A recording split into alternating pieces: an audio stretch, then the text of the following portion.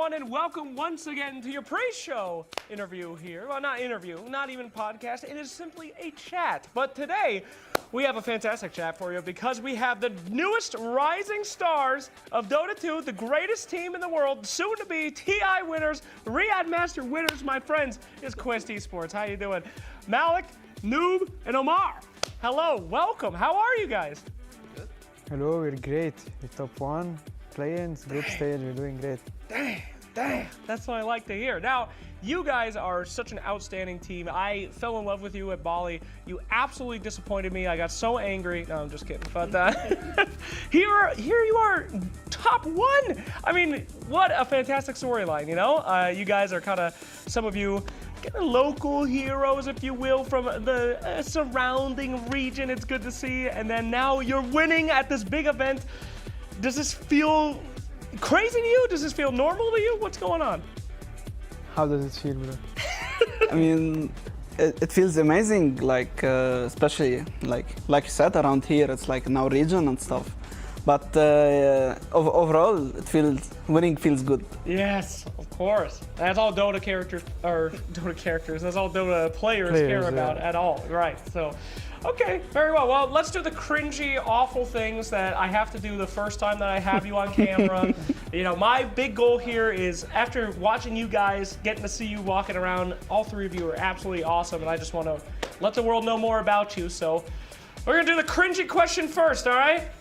Malk, where'd you get your name? Now, did you make your name from respect from Malk back in the day? No, I didn't even know that. You didn't even know who he is? Yeah. I just, my real name is Abdi Malik. And from childhood, they always call me Malik. It's shorter. Oh, okay. And it's like, you know, get used to it and just Malik. Oh, I don't have any imagine or nicknames. I just simply my name. That's very good. The last guy who held that title in Dota, not so great. Held the record for, I think, 0-18 in a Valomancer game, and it was the only person that ever won like that. So, Now try beating that. Yeah. You've already done better, so congratulations. But, oh, fantastic. So while I'm here with you, how'd you get into Dota? What started you off? I don't know. I just had first my PC, like, I don't know, when I was 13. And there, in the PC, there were like Counter-Strike, Dota, and etc, you know, Need for Speed and stuff. I just played with bots, and that's all. Bots? Yeah, well, hello? You're still playing with a bot right now. Like, we had no internet, like, if I wanted to play with other people, I go to internet cafe. In Kazakhstan, it's a lot of internet cafes. And I just, like, you know, I don't have money. I'm just waiting, just watching how everyone plays. And if someone's like, they like go, like they don't want to play, 30 minutes left, I just sit and play always. Are you serious? Like in their accounts, yeah. Hey, that's cool as hell. Like, I was 16, but I didn't even have, you know, account. Not Steam, I used to play Dota 1 till 2017. Dota 2 I started 2017, that's probably. Crazy. I just didn't have any account. I just play, if someone like left their accounts, I just go inside, you know, play in their accounts. I just didn't care, I just played, you know, for fun. That's incredible, man. What a cool story. But so now you have a PC and it works? Yes. Oh, great. Good to know, good to know. So yeah, how'd you meet these goons? How'd you end up getting on this team? I don't know, I was chilling in Barcelona with my girlfriend. I didn't play Dota like 3 weeks or months. I was like, wanted to go to the weekends, you know, concert, go crazy. First time in my life I went to Europe, but this guy's like, 2000 just write it, help us. I was like, go. We stole him, we needed this help. Yeah. Came for the rescue. Or we go 4 versus 5. Yeah. We needed him. Anyway, Team Kiris, I'm like, no. Chilling. I'm just here, photographer Wow. games. So you guys, like, how'd you guys get to know each other? How'd you start in Dota? Tell me the whole tale from beginning to end. Started like when I was very young, like 8 or something. My older brother came home, he has a new game, puts it on PC, it's Dota, like Warcraft 3. And we started from there playing at home versus bots, just together and stuff like that. Then to local tournaments in Lebanon. And I grew from there with Team Lebanon and just got in Dota. Okay, all right. It's kind of a similar story. I had 2 brothers who played the game before me. I started at very young age with Dota 1. And then internet cafes and blah, blah, blah, same story, kind of just kept going. How young are we talking? You know, older brothers. Oh, okay. I would say I was like 7 or 8 as well. Yeah, I used to play, like, we used to go to scout, like, and instead of being a scout, I used to go play on PC. Well, of course. We had PCs on the scout for some reason. Of course. Instead of making friends, all of us played Dota. That's how. Who cares, that's friends? That's That's right. That's funny that you said that you were playing against bots. Do you think that new players should always play against bots? No. No, what do you mean no? Probably I not. just had no yeah. choice. Like, Yeah. You couldn't play I versus wanted to them. play. I mean, but you gotta learn. When I started, I played against bots for 2 months, flat. 2 months of bots. And then I was like, I am ready for real Oh humans. no, it's too boring. What do you mean? What the fuck are you doing for 2 months? Oh my god, no. You need to make some people mad in your team. Yeah, Else listen. It's okay. it doesn't work. Probably he like practicing Omnic or Techis, you know. Okay, take it Techies, easy. you're playing Yes, Techies. I was actually practicing Omni with bots, but it taught a lot, you know? I mean, I think that like impossible bots are sometimes better than like Herald players, for real. At least they rotate. and Then stuff. I don't know. they're Hello? better than them. Again, brother? I'm not a bot. Leave this man alone. He is not a bot. All right, noob, I gotta do the cringy question about your name. What's up? You are not a noob. You're very, very good. What's the deal? Thank you. Literal noob. Yeah. I'm not sure. I just started Dota 2 and I'm like, what to name myself? Okay, I just put noob and it kind of stuck. I mean, He I'm made a noob. trademark out of it. Ah, Yeah, yes, I the put trademark. TM. Yeah. No one's ever called themselves that before. Yeah, very unique trademark. Are you gonna change it if you win this event? Are you gonna be Probably like, you know, not. No, you keeping that forever. Win TI, you're still new. Still noob, yeah. All right, all right, all right. My man is all in on the trademark. Yeah, yeah. No messing around. No, he was saying like if he wins TI, like in the other teams, like you know, you need to be like a noob, you know. Yeah. Damn. You need to be like noob. It's ironic. So you're gonna you know? change the term. Oh my Yeah. You know, god. that's It's gonna pretty hype. change. Exactly. Is this guy like a noob or a noob? Noob, Like yeah. yeah. Okay, all right. I like that. I see like what you're that. doing. Nice. Absolutely. All right. What's your story? What's your name? Hmm? It's too creative. Yeah. Kinda. Yeah. Please It's explain. hard to explain because I was kind of born with it, you know? Did your parents give you the name? We helped him. We helped him with his name. Yeah. What the hell, man? That's not cool. Listen, our parents give us our names that we're stuck with. but Yeah, then you need we to are able change it. Create our own. I mean, I created my own name. I kind of put capital letter at the end. Whoa! okay. Very creative. was creative in that. Wow. Good job. Good job. All right, guys. So you're all kind of, I wouldn't say new to the scene, but you know, now it's like the rising star moment where you know people are starting to recognize you and be like, "Wow, that guy's really good," and all that stuff. Is it kind of weird being here? And did you guys used to watch these other pro players play, and now it's like you're beating them? You know, anybody like that you're like, "Wow, I can't believe I just shit on that guy." Kind of used to it by now. We're playing Yeah. like 1-2 years already. Uh-huh, And you kind of meet everyone in pubs, so you already know where you stand. Oh, okay. You just need a good team and you get there. Well, this is it. So what makes this team so good? Where's the cohesion at? We're all very skilled players. We communicate well, and I would say no one is toxic. So we're all chilling, playing for the win. And it's working. There you go. Nobody's toxic anymore. It's Good. That's great news. we have a really good mentality about the game, and we all share same goals. We all want to win. We all want to bad, and yeah, it comes from there, kind of. Okay. Good to hear. Fantastic. Well, was there any series in this event where you were just like, yes, I'm glad. I'm so happy that I destroyed that team, you know?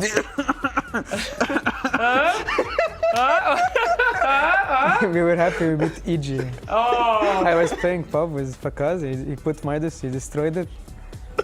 destroyed He his doesn't want to Midas? play the game, you know. Oh, okay. And then we beat them. I put Midas and I destroyed it. Oh, It fantastic. was OP. Gotta feel good. Fantastic. All right, cool.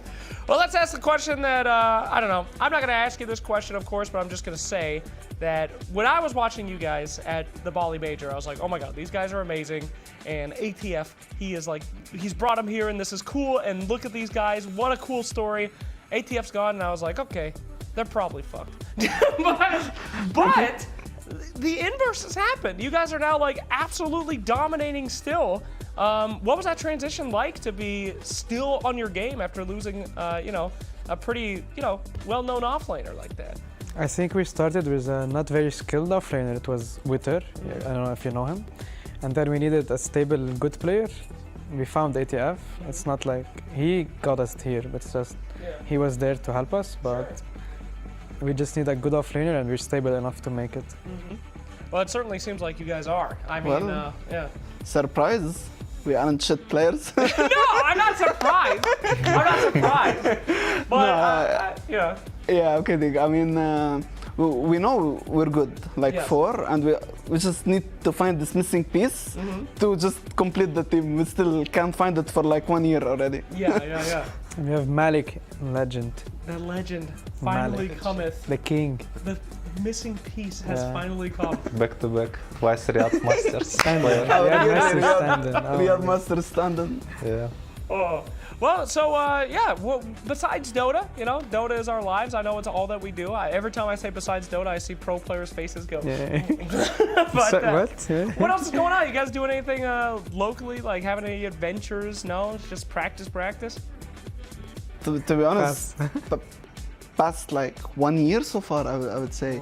It's like 1 year, I don't remember doing anything, to be honest. Really? It's been so, what's the word? It's like so tight, our schedule, I don't know. Like we literally finish one thing and we straight up to the second. Literally no time to chill, no time for anything else.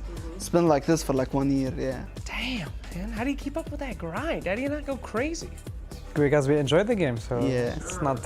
Our not that mentality bad. is good about it, so we were fine with it. But yeah, at some point we'll have to relax, do something, then go back. When is that point? When's relax time? After when, What? No relaxed time, bro. okay. No relax relax time? time. No, Are no, we no. doing one of those? There's some records to Yeah. beat. Oh my goodness gracious. That's, I see that my man here is like, They crazy. I love to chill. I Came love from to chill. vacation to play. No bro, you're not relaxing. Look at you. I'm chilling every day. he's relaxed right now. This is relax time for our boy here. Look at him. So what do you do to like wind down and at least Dota? Because I know you guys are always playing Dota, but come on, you play some pubs, maybe you play a really shit hero that is not good at all, but it's like my relaxation game. What's your go-to? You play any crazy pub? No, I go outside and do activities. What? You go outside? What's it like? Yes. What's I out love, there? like, I Sun. don't know. There's sun. I was, I don't know. In young age, I was like so active, so I don't like to stay 1 month and play. I What want was to that? do something, go play football. Go play football? Or bike, or swimming, like, What? or gym. Yeah, I love to do this. How do you do these things? And still play Dota? I don't know. I'm not playing Dota like 24/7. Oh, I'm just like, like a work, 10 hours is enough. Okay. Other like 4 or 5 hours and chill. What was the last thing you did when you went outside? Yesterday I went sauna. You went to the sauna yesterday. Jacuzzi, I was yeah, with them chilling. this time. Yeah. You guys into that sauna stuff? He wasn't. They there. didn't invite me. They don't like me. He's the I'm an bot. outcast in this We don't team. invite bots. Oh no! What does that do? I never been to like a sauna. What's it do? Like what's it supposed to do? I don't know.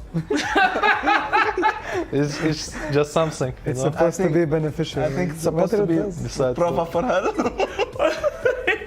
You just sweat, right? It's Yeah, like, you sweat. it's supposed to remove It's very hot. toxins. Yeah, I guess it removes toxins. Sure. That's Hey. about. I don't know. Kind of feel like it's a scam. I don't think it worked for Tony. No. He's still toxic to this day. Yes, of course. So, what do you guys do in pubs to like unwind? Since you said you don't ever go outside and you just play Dota constantly, what do you guys do to relax? I don't play pubs that much recently. I'm Oh. just chilling a bit. Like, Really? I've played like 10 games maybe for 2 weeks, 3 weeks. Okay. fine. All officials, huh? Other than officials, I mean like 10 games and just officials. It's chilling a bit, but I mean, when we're around the team, we kind of just spending time together, I would say. Oh, Yeah. It's okay. like, What do you guys do? just hanging around. hanging around. Just hanging around. hang around. Sounds like one of my Tinder conversations in a row. What do you like to do for fun? Hang around. No, it's Great. just like joking each other, Yeah, like, trolling. put songs and, Blaming. No animes, no outings together. No. Not us. You can talk to the others. Yeah. I'd rather not. I'm not a big Not anonymous. I'm the weak guy here. Look at him. Oh, what do we got there? What is that? It's Itachi. Itai? Oh, is that a Naruto? Yes. Fantastic. Favorite anime? Yeah, one of the favorite. Okay. Other recommendations? I don't know. Good. You're still cool in my book. If throw you just in- started naming animes, I would never speak to you again. So. Name good animes or what? Yeah. Oh God. Name some good. Go ones. ahead. Berserk is good. Well, yeah. Vinland Saga is good. Netflix. Death Note is good. Oh, okay. Okay. Did you watch Death Note? I know the lore of all of them, but I'm not gonna watch them. So no. Not gonna waste his time. Hater Whips? You're Hater Whips? No, I don't hate weebs. You know, I just, yeah, I don't know. My sister watched a lot of anime growing up. It was very annoying and didn't enjoy. I used to take the, TV away. I did like Oh. Pokemon when I was growing up. Good times. I don't Pokemon's even know good. what Pokemon's Pokemon good. is. So Pokemon good. How old are you, bro? I don't know. I just don't You watch. don't know how old you are. 24. Huh? 24. 24. Okay, so I mean, Pokemon was definitely around when. But I did never watch it. Okay, well, that's So- on you. Shame. I don't know what they're doing in Pokemon right now. They have like desk drawers for Pokemon. I tapped out after the original one, so I must say. All right, what else are you guys into besides Dota? What are you? He's Any asking hobbies? a rough question. It's just a general question. I'm into absolutely nothing but Dota. I'd be happy to say that. That's all I nice. do. I would say from time to time I like to watch some football matches. Oh, It's like, a yeah. soccer man. I try to keep up. Like, I don't really have much time for it these days. But yeah. from time to time I like to watch some good football match. Okay, I enjoy it. gonna take a real leap about something I have no idea about. What do you think about Messi in Florida? Is that accurate? I think Miami. Yeah, Um, that is in Florida. Okay. Yeah, mission My bad. accomplished. My bad. What you think, soccer man? I'm a CR7 fan. Okay, I'm all in for the GOAT. okay. I have no idea what we're talking about. Cristiano, Fantastic. bro. Cristiano Oh my Ronaldo, God. bro. Done, locked. How can I not know him? Great. All right. Do you do anything besides Dota? Anything? I like sports, but I'm too lazy the past few years. Okay, I okay. used to play basketball a bit when I was Oh. younger, Cool, cool. but like for 1 year maybe, and I stopped. I enjoy board games in general. Board games. Now we're talking. All right. Top 2 board games. Go.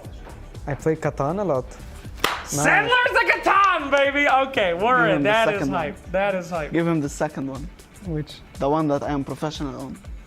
Avalon. oh my god. I'm the best. He's the worst Avalon. It's like, you know Avalon? No, I've never heard of It's Avalon. like Mafia kinda, Oh, fun. What? but with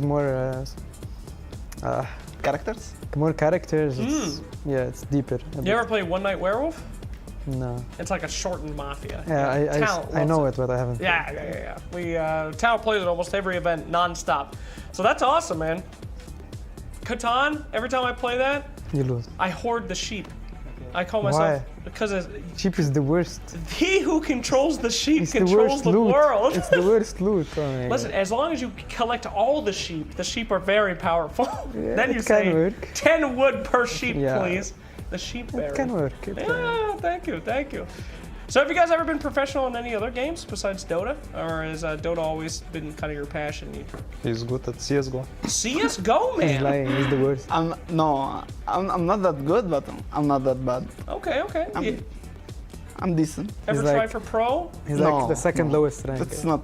No, what? What's your rank? I don't have rank on. No, on matchmaking. Professional player. There's no Shameful. rank.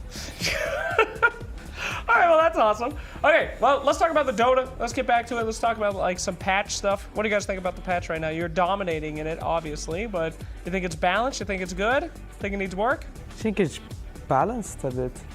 I think it's better than the previous patches. Oh, yeah. A lot of broken heroes. Bro, Dusa, Morph. Now it's more balanced a bit. Sure. The Agreed. Dusa. Agreed. More balance. Agree. Yeah? Like the patch? No changes. Nothing makes you angry. Just needs I don't play. So nothing triggers He has me. no idea what's happening in Dota. Well, Just chilling. he found the solution. There you go. Fantastic. Well, Nothing pisses you off in your games? a lot of stuff pisses me off. Such as? The lot spool. Every time it happens to me, this bug when you click it and it doesn't work, Oh. and the enemy auto clicks you Oh, right. for some reason. So bad. That actually makes me I hate really it a mad. lot. One time I spent like 5 or 6 seconds clicking. So bad. I wish it can be fixed. Yes. Do you think, do pros ever go for the block of cheese? Is that ever? There's That's a where lot you, of lotuses. Yeah, when you collect like a ton of... I sometimes try to do it Mm. in scrims or something, but they end the game. I'm like, let me get it. But Please. we can't get I it. remember like 1 week after the patch, We were needed playing, like, we were yeah. playing one game. No, I got it actually. I was Snapfire. I was You Snapfire. got it? Yes, I remember. You didn't tell me, bro. No, I mean, I'm sure you will not In remember. scrims?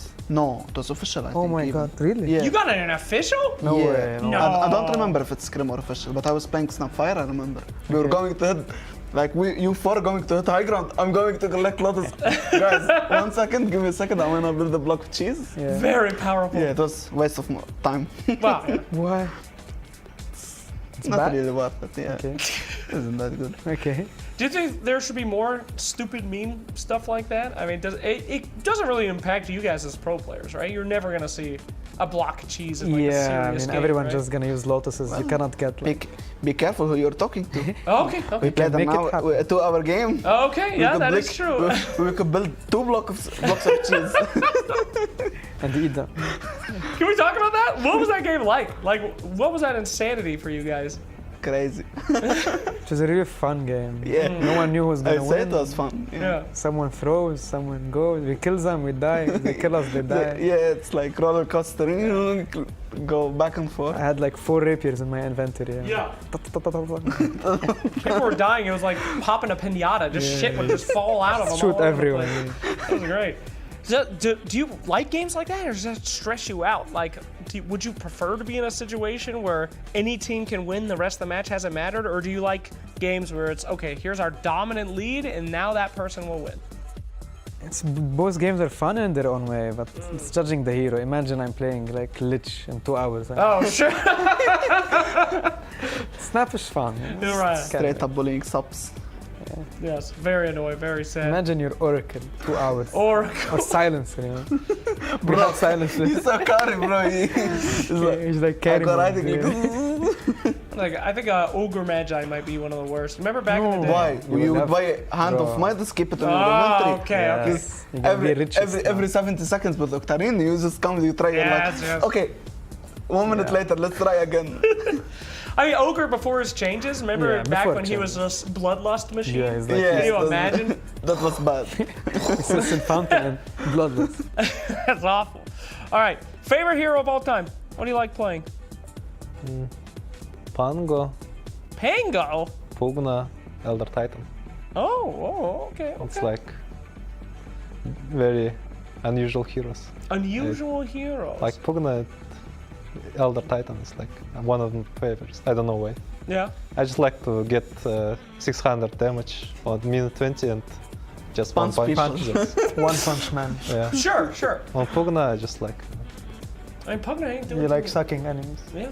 no, I just want decrypt Dagon. Ah, Burst yeah, one the old shot. Dagon. But now it's bad, so I don't play. Yeah. Yep. Yep, I can totally see that. There's some players out there that are only motivated by a really stupid combo of like, and I think that's great. That's like my people. I love stuff like that, you know? Decrypting.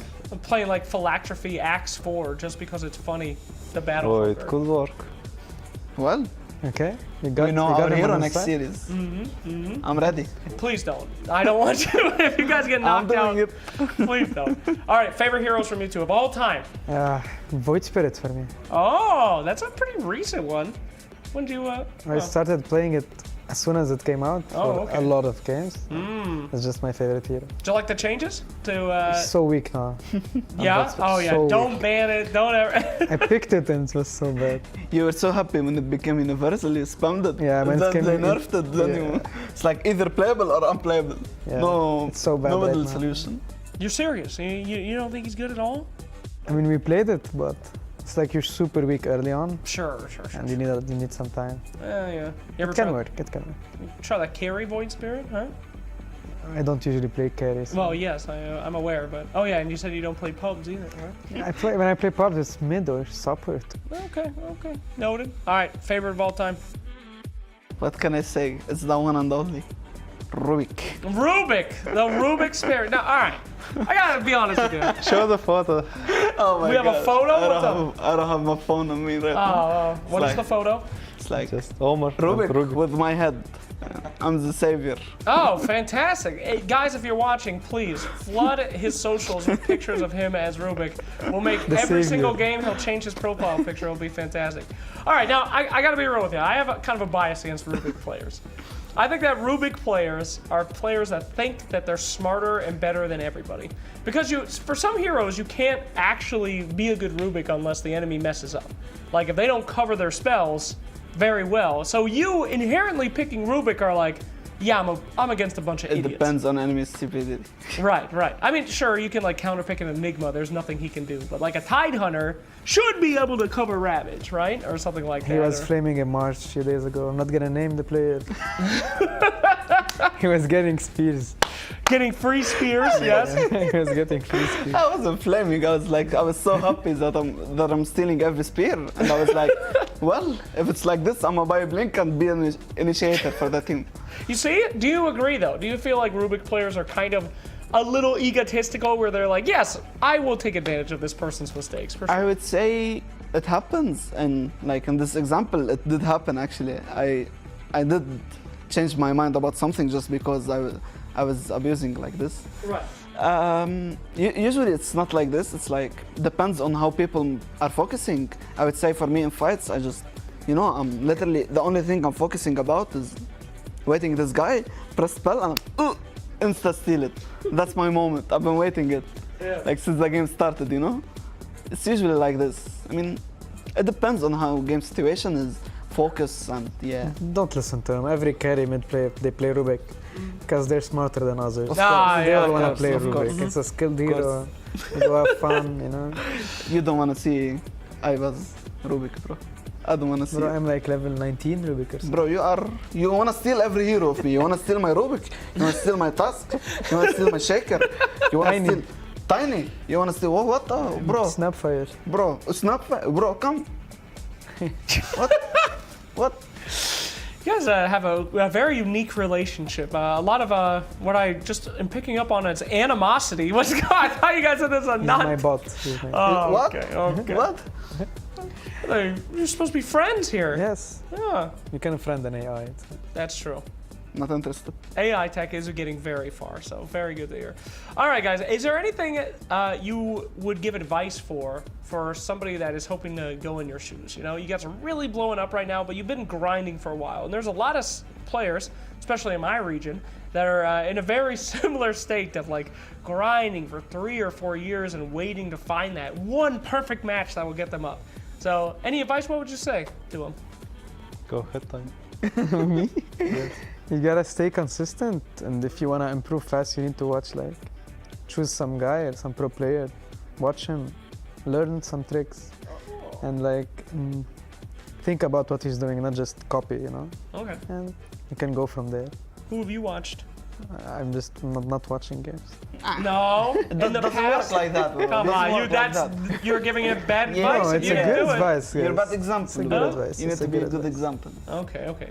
I mean, I don't like watching. It's boring. I need to play. what the hell kind of advice is that? Then he just lied Just to them. play. No, it's a good advice. Oh, okay. Just Okay. don't do it. So you've never watched anybody and studied their play styles? Not really. No. Oh, okay. Just play for fun. You just sat here and lied. Yesterday I saw you watching. Who?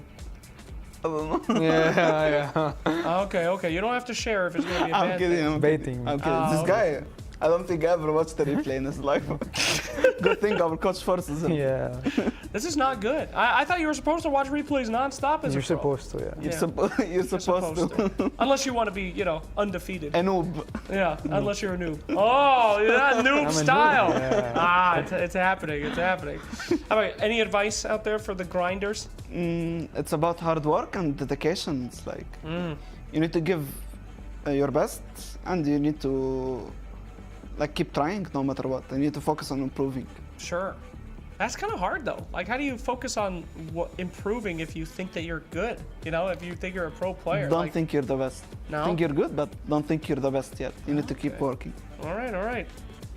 And then for you, answer your phone is the number one way to, Just watch a lot of pro players. I did it. Like, I never had experience, but I watched a lot of replays of offlaners. And what advice? Just believe in yourself and Don't be toxic. yeah, it's like in pubs you need to grind some MMR, you know, and in pubs you can mute guys, you know. You can mute guys. Just mute and play your game, you know. Just focus on your game always. Sure. Just grind. That's I don't know what else. I don't know smart words. No, you don't need smart words to play Dota. Trust Yeah. me. So, did you watch anyone in particular to learn stuff? I watch everyone. Okay. Pretty much anyone that played a role. Stalker. Yeah, everyone has own like some style and Sure. TC stuff. Sure. I'm just taking what's good for me. So Well, there you have it. All right, cool. Well, if you guys weren't doing Dota, if you weren't professionals, what'd you do? You got any background, any education or anything? He keeps looking at me. I can't stop. You can Yeah, go. go ahead. I would say, Physiotherapy. oh my god, huh? I remember from our last podcast. I would say if I didn't become a Dota player, I would probably get education and look for physiotherapy probably. Oh, physical therapy. That's cool. Yeah. People are always breaking. All right, that's a pretty good way to do it. And you can learn about that now. Give yourself physical therapy with, the demanding, all that stuff. That's a good. Yeah, there you go. This is how I play. This guy? Yeah. He has the weird. He What plays the- like this, I don't know. I don't how I know. play. You don't want to see him play his pods. It's I like- actually love it. I remember when Sumail first started playing. He was like at the international, playing all of his Yeah, games like. sometimes I play like I Some mean, that. kind of little this is gremlin. kinda Sometimes. acceptable, like human brain can accept it to a point, but this guy like this, I don't But yeah, know. what is this position? How is that even I possible? don't What are you know. talking about? He's like comfortable. He puts his chair back He's just and he lays comfortable. his legs to the table. It's like he's having a seizure. This is not good. I don't know. What would you be doing if you weren't I'm not playing sure Dota? really. I would probably study something and Oh. go a bit into sports, like get Oh, fit okay. and chill. I don't know. I mean, you got the Chad body. You look like you got the energy for sports. You Yeah, said you used to play, right? yeah. Yeah. What did you play? I just like sports in general, like anything.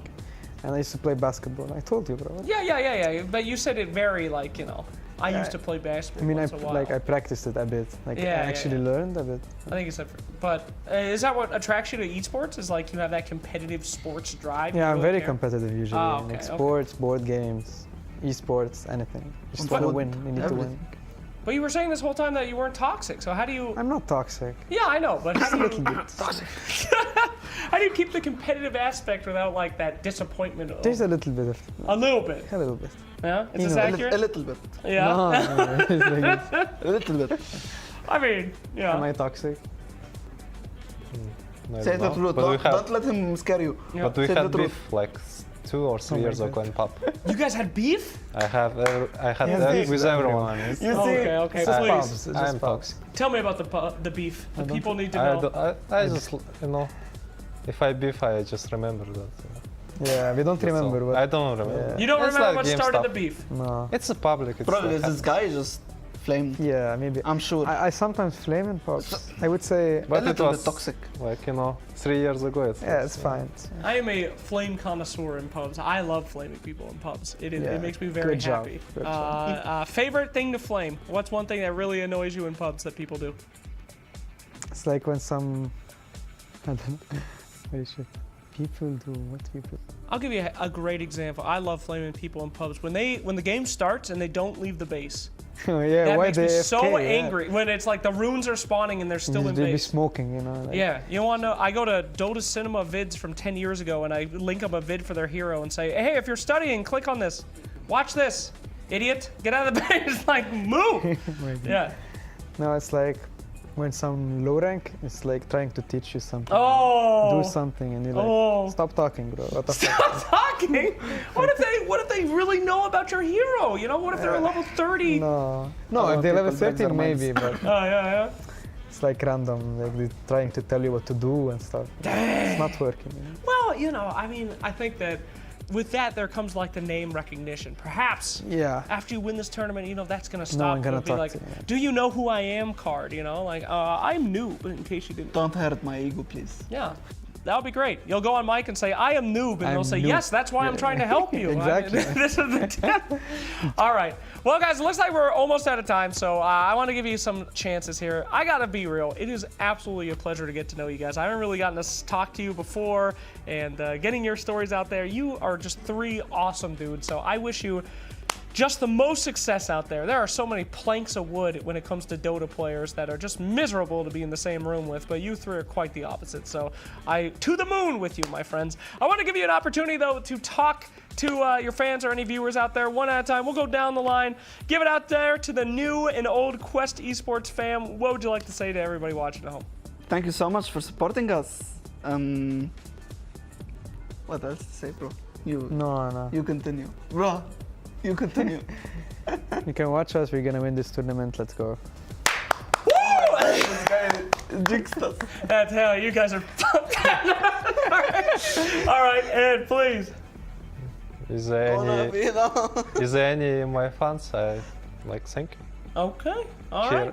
Here, I tried my best. You're welcome, bro. You're winning. You don't have to say that. Gee, that's like an Insania interview. I tried my best. I'm sorry to my fans. No, I'm not sorry. I'm trying my best. Okay. Well, you guys are doing your best. In the point of power. You know? Ah, I see. All right. Well, congratulations on all your wins. May your wins continue, and may we see you in the grand finals, because it would be one hell of a storyline. A lot of us are rooting for you. So thanks for watching, everybody. Enjoy the day of Dota. Don't go anywhere, because we'll be starting soon.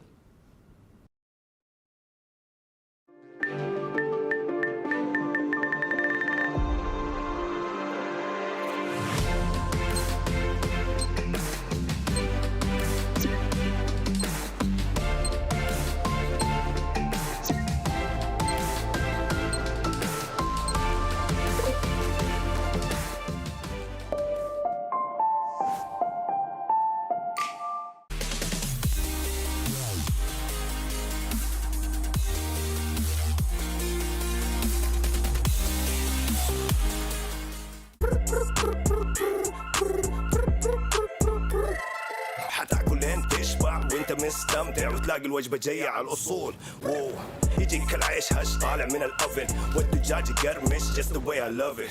وتسوي كذا وتسوي كذا وتسوي كذا مع الحشمه وانت بغراب خفيفه جيب تويستر. انا تجيب لي وجبه الزنجر بس كله يجيب اكسترا تشيز على الكرانشي تشيكن في السنتر. حطلب باكيت حطلب زنجر حطلب مايتي حطلب تويستر. جيب له باكيت جيب له زنجر جيب له الاصلي جيب له تويستر. delicious yeah.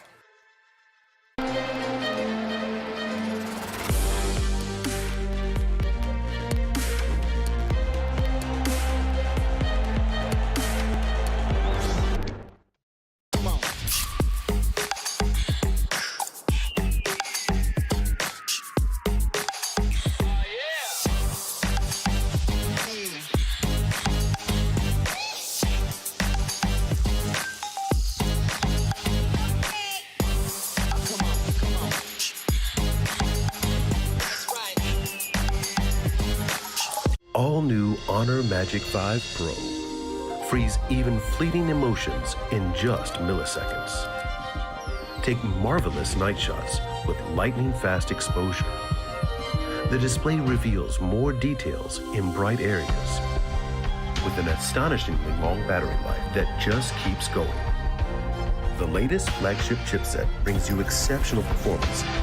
Unleash the power of magic. Honor Magic 5 Pro. There is a place where you can elevate what's hidden inside, where you can reframe yourself.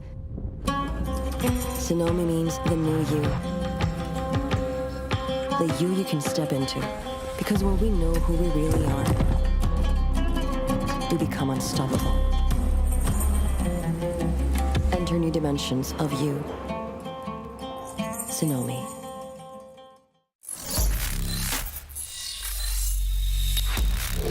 Open your eyes. When you look into my eyes, tell me what do you see? Tonight, I'm gonna show you the wonders of the mall. Hey, I got nothing to lose. I got nothing to lose. I need warriors. So is this what you want, man? You wanna war? Show me what's up, then. Now we ready to bust in. Take everything, leave 'em with nothing.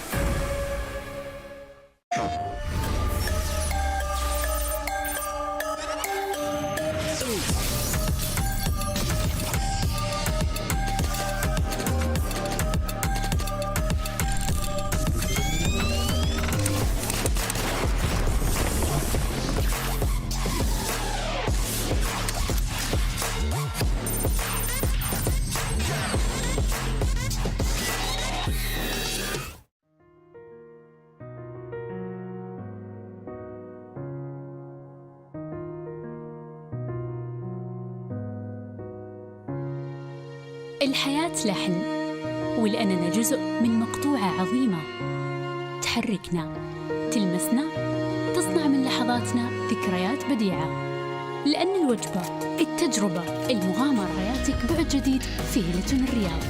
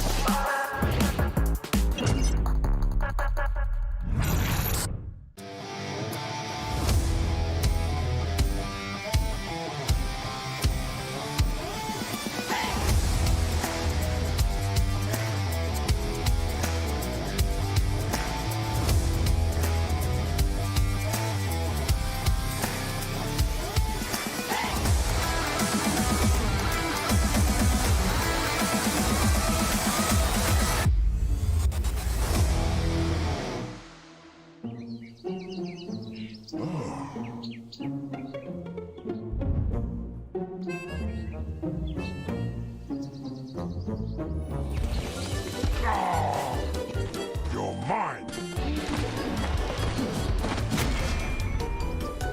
What?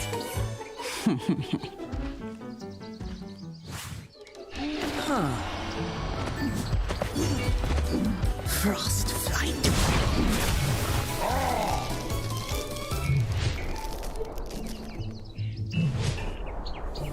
No!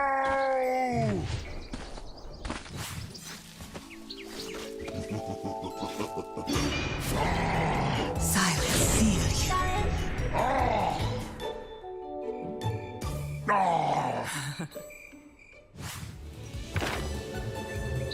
Bashing!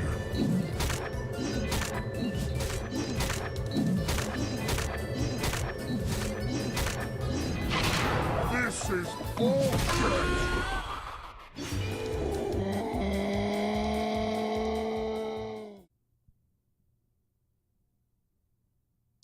We're continuing playoffs here at Riyadh Masters 2023. Yesterday was a long night, 4 best of 3s, but it was all upper bracket. Now it's lower bracket. Now it's elimination on the line. Quest, Gaimin, and Aster looked good yesterday. Not good enough. They got dropped down to lowers, and now they're fighting for their tournament lives. So let's get started with day number 2 of playoffs. It means a lot to me to compete here. It's going to be a very exciting experience for me. I'm waiting for amazing games here.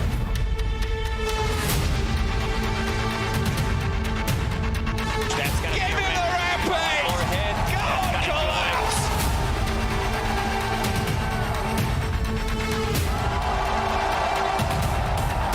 Welcome to the Riyadh Masters.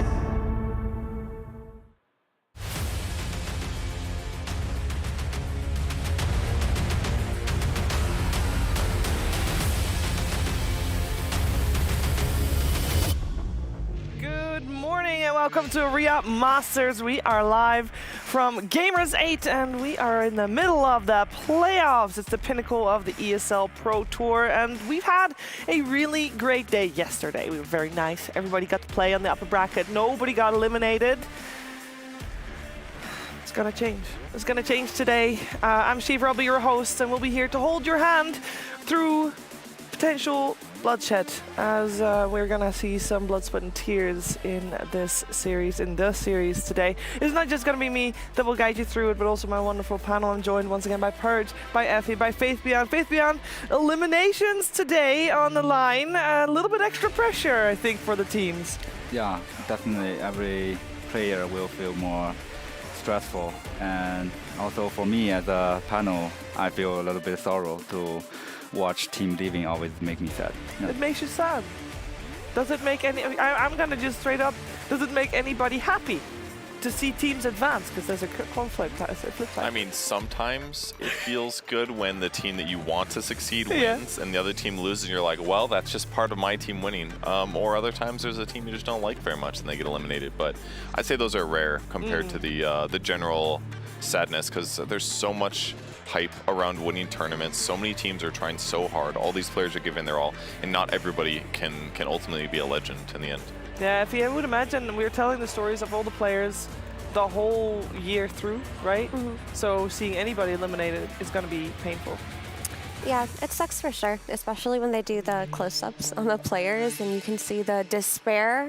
But that's just the nature of competition. Not everybody can win. In fact, only one team can win in the end. So that's what you sign up for when you are a competitive Dota watcher. Yeah, that's what you sign up for when you are a fan of a team as well. You support them through the good times, through the bad times, and it's just the whole road. And it's gonna be bumpy today, extra bumpy, as we only have elimination series. You're watching the Savvy Games Group pre-show, and we'll talk you through everything that is happening here at Riyadh Masters. Better yet, we're talking you through everything that's happening even outside of Riyadh Masters, because at Gamers 8, there is a competition that's running for 8 weeks straight. Let's find out more about the Club Awards.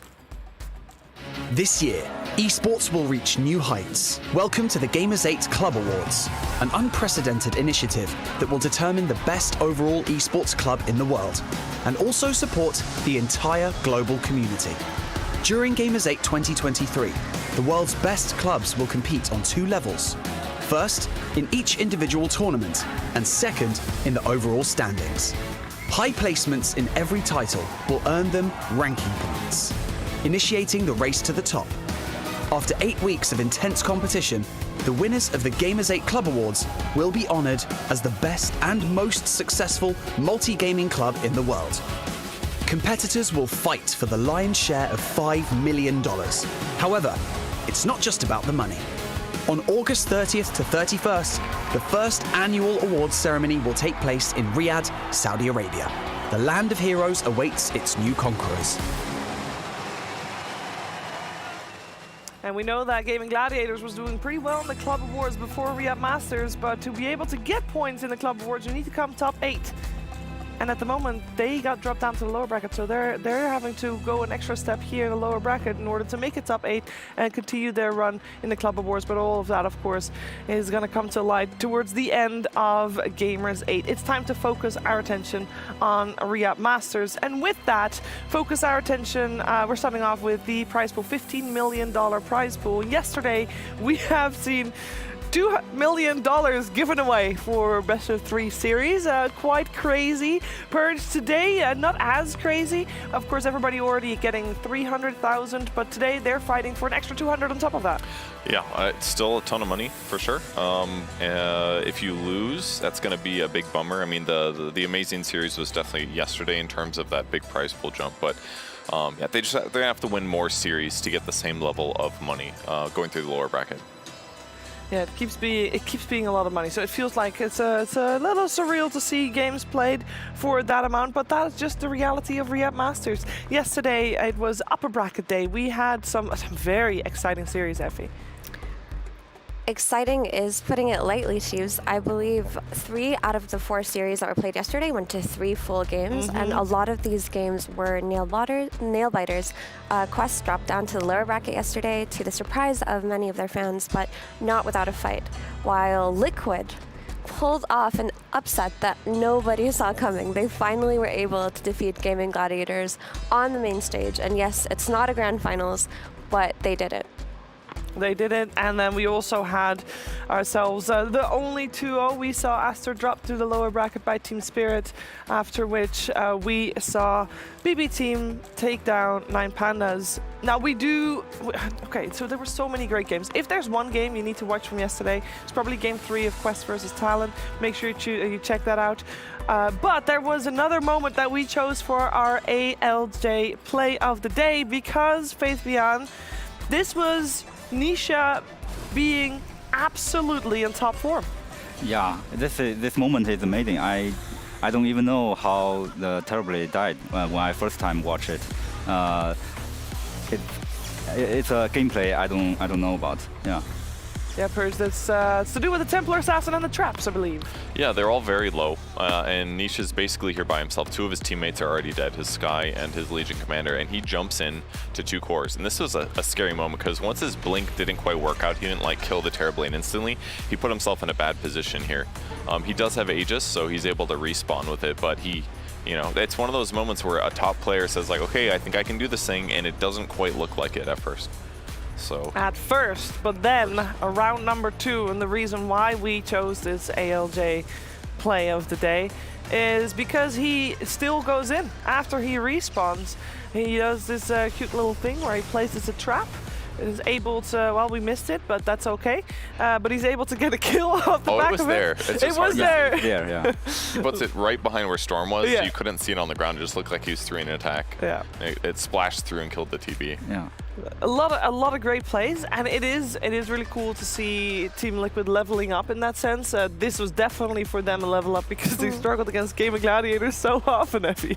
Yeah, like we mentioned, it's not exactly a best of 5, so they still have that hurdle to cross, but who knows, Gaimin Gladiators are going to have to make a lower bracket run through all the way through and kind of rematch them. But Liquid are in top form right now. Nisha was horrifying yesterday. Quinn had always gotten the best of him every time that they met in these grand finals, but yesterday he beat him on lane 3 times in a row, and it wasn't just beating him, it was absolutely crushing him in all 3 games. Yeah, and the Team Liquid was aware of his performance and his level up, because we saw after the draft of the 3rd game, we said, well, you know what, the only way that Team Liquid was going to get a good showing in this game is if Nisha really pops off. And he did exactly that. Faith Beyond. Team Liquid, I think, is the biggest story of yesterday, would you say? Yeah, like we mentioned yesterday, in Game 3, Nisha win the lane, and he buy the Blink Dagger first, lead the team fight at mid game, and also keep net worth lead, carry the late game. And also for Game 3, the draft is another amazing part. The Rubik and Monkey King opening is very surprise for everyone. Yeah, they had Monkey King every single game in that series, and I'm sure that we're going to have a lot of teams looking to that hero and trying to figure out what it is that Team Liquid was aiming for it with that hero. I'm assuming we're going to see quite a bit more of it, but not today. Not today, because Team Liquid earned themselves and an upper bracket top 6 slot here at Riyadh Masters, but also a day off because today is eliminations, the lower bracket. 3 of these series will be played out today. We're saving Team Secret 9 Pandas for tomorrow, so make sure you are aware of that. But Purge, lower bracket looking pretty spicy. It is, yeah. It just really sets in how important it is to win that first upper bracket match, because like you said, day off, prize money, and you don't have to get eliminated potentially. They just have such a long road. I mean, to go from here to grand finals, you got to win 1, 2, 3, 4, 5 series upper bracket. They're like, oh, we just have to win 2 and we're in the grand finals, you know. It's amazing. So very scary, especially for Quest Esports, I think, because they were so close to beating Talon. They lost them, and now they could get eliminated by a really solid team. Yeah. They could. We're of course having Quest versus PSG.LGD as our first match. We can take a look at the schedule, but Quest.LGD game number 1. Afterwards, we are gonna move towards Gaimin Gladiators versus Tundra in the lower bracket. Now that will be a sight to behold. We have not seen Gaimin Gladiators in the lower bracket on LAN ever, so not in this iteration anyway, so it's going to be exciting to see what they do when their backs are against the ropes. And then we are going to end the day, Faith Beyond, Aster versus Evil Geniuses. It is our LG match to watch. Why that one? I think EG is definitely a very strong team, and I think before in group stage they don't like showing them full potential there. I think in lower bracket they have yesterday they have a full day to prepare, and they can show us some wonderful strategy. So I think that will be a amazing matchup.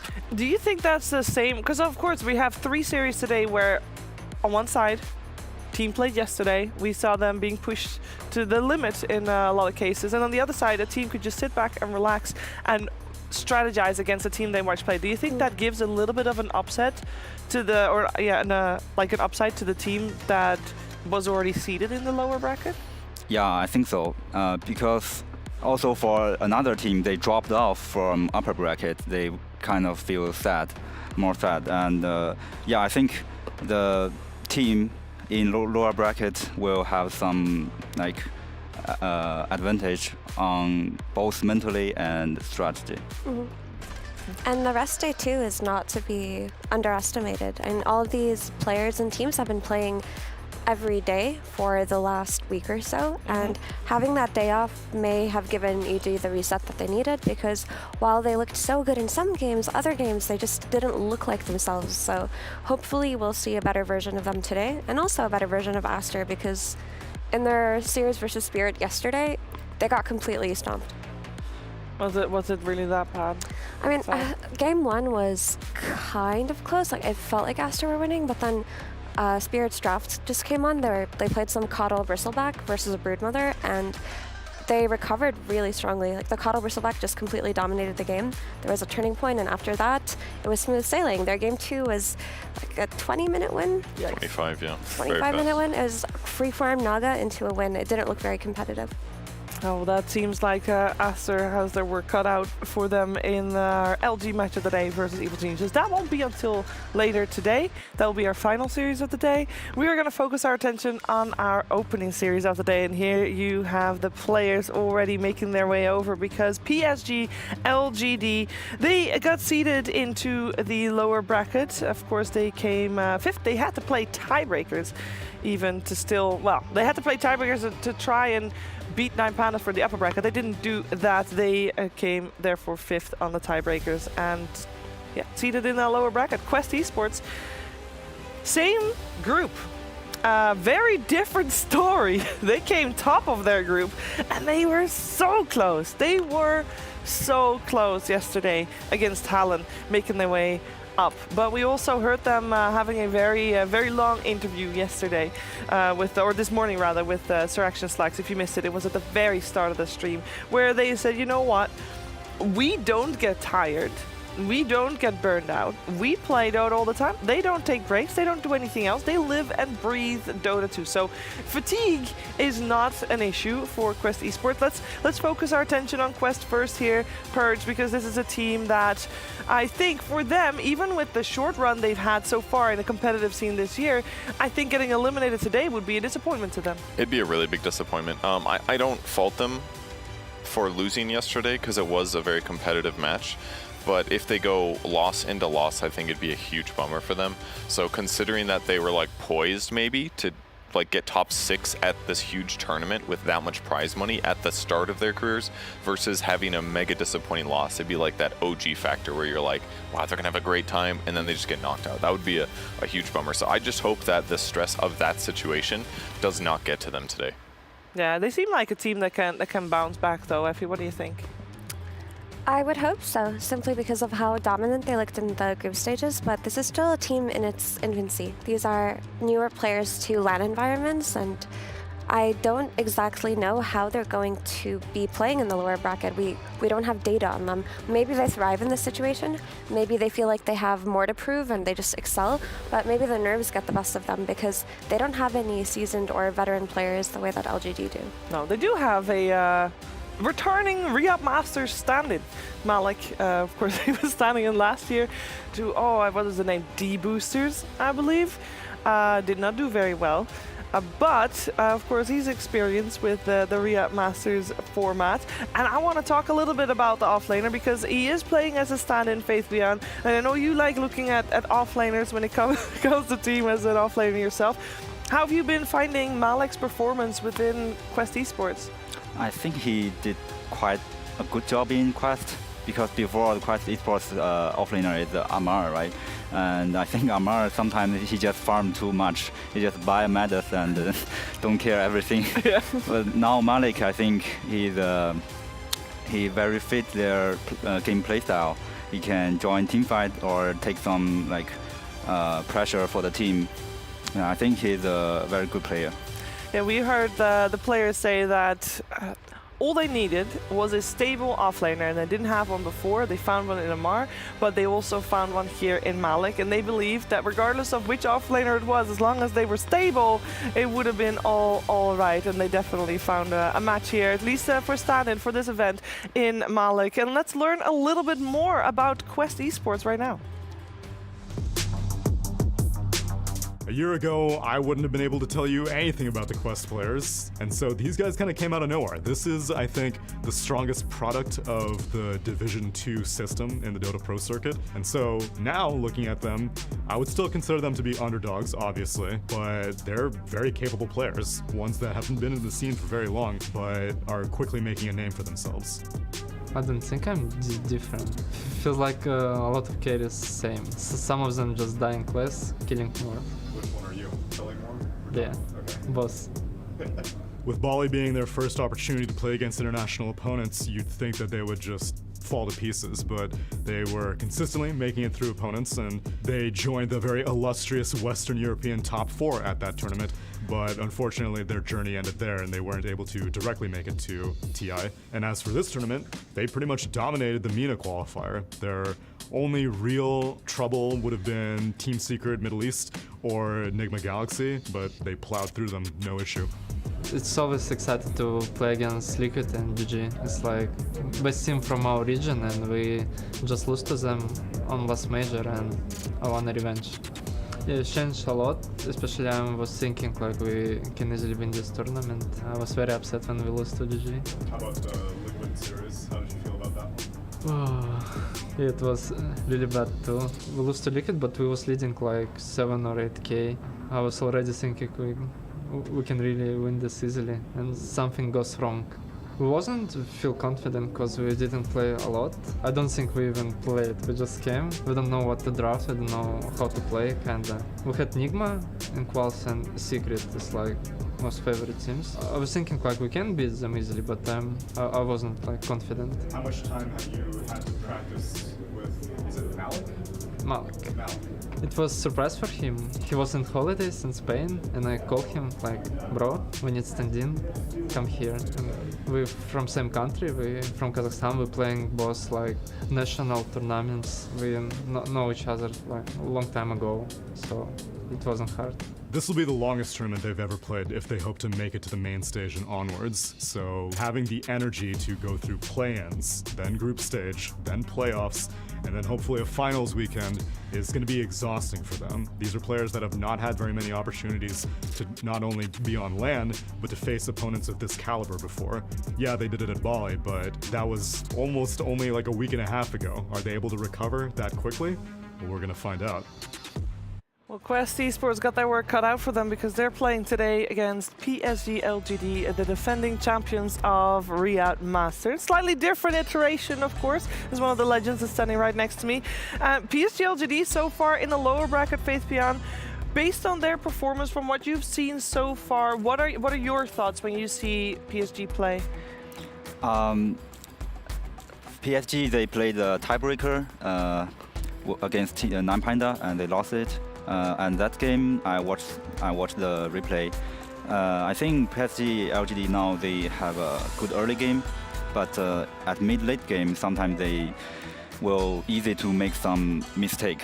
Like in game against Nine Panda, they actually have a 10k lead at 23 minutes, but they make some mistakes, and Nine Panda come back from team fight, and they lost that game. It's quite pity. They should win that, but so I kind of worry about PSG.LGD mid-late game right now. what would be the cause for something like that to happen? Is that in-game communication, which is where they could be? Because obviously we're not inside the game, we don't know exactly, but where could the problem lie with that? I think it's about in two points. One is every player's game understanding about how to win the game, and another is about communication, like how to tell your teammate that I want to win this game. I want to win game in this way. Yeah, so we need them to be on the same page, Effie, for the mid-game especially. But just in general, that's what we're looking for, to be able to have teams that become legends here, right? Being on the same page is crucial. Yeah, we see a lot of iterations of teams with really talented players that don't succeed. And when that kind of thing happens, you can chalk it up to different players having different ideas and the ideas colliding with each other or not meshing well, or maybe causing a little bit of rift in teamfight communication, which is why even though some teams look like they're winning games based off of lanes, they lose afterwards because they'll take one wrong fight or one player won't be ready. I hope that's not the case with LGD today. I hope they've learned a way to kind of more smoothly transition into that late game, but it's really different team to team, and that's why teams like Gaimin Gladiators just look so strong, is because I feel like every player on that team is on the same page. Yeah, also, we cannot forget that the team, in particular Neo, hasn't been with the team for that long yet, so they're still maybe learning more about how their team works, the intricacies of things like that. So we got the timer on the screen, and that means we are very, very ready to start this day, to start the elimination day here at Riyadh Masters Playoffs. So let's head over to the stage with Tsunami and Fancy and get this show on the road.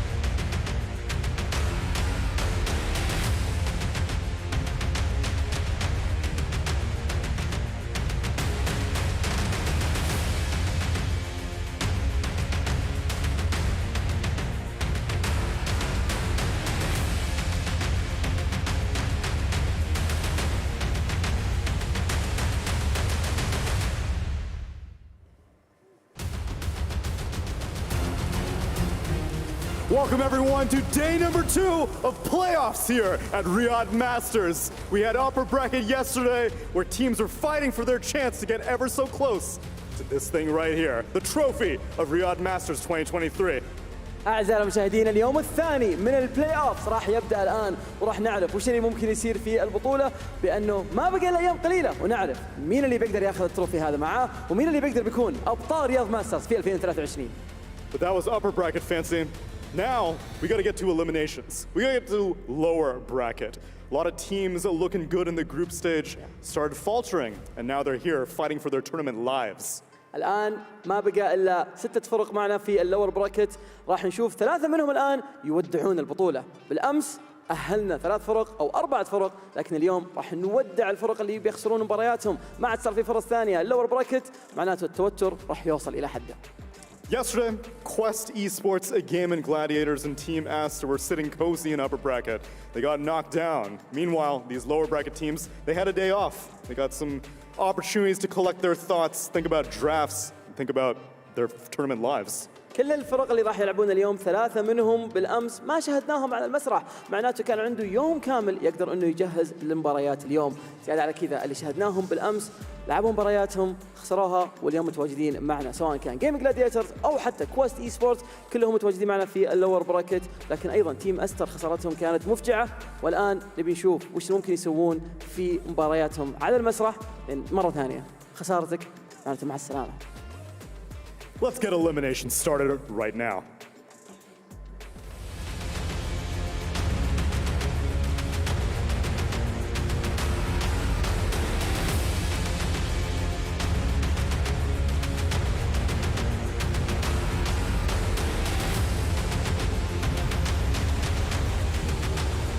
Quest Esports!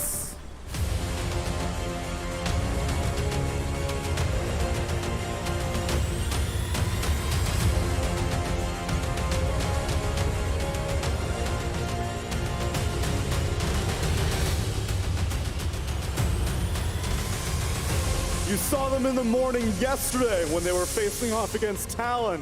3-game series. And it was tough to come up with a favorite even after the series came out. Quest unfortunately fell, Talon progressed, and now they're here fighting for their lives. أبطال الشرق الأوسط مرة ثانية نرحب فيهم في المسرح. عمر ونوب لاعبين اللبنانيين اللي حرفيا غيروا نظرة العالم كله للشرق الأوسط متواجدين اليوم في المسرح. حتى مع التغييرات اللي صارت فيهم عند الروستر الأداء حقهم إلى الآن في القمة وهم من أكثر المرشحين للفوز في البطولة، لكن خسارتهم الآن معناته هذه فرصتهم الأخيرة ومعناته راح نودعهم البطولة، بس عندهم فرصة ونشوف مين بيكون فرصة ضد مين. خلينا نشوف مين خصمهم.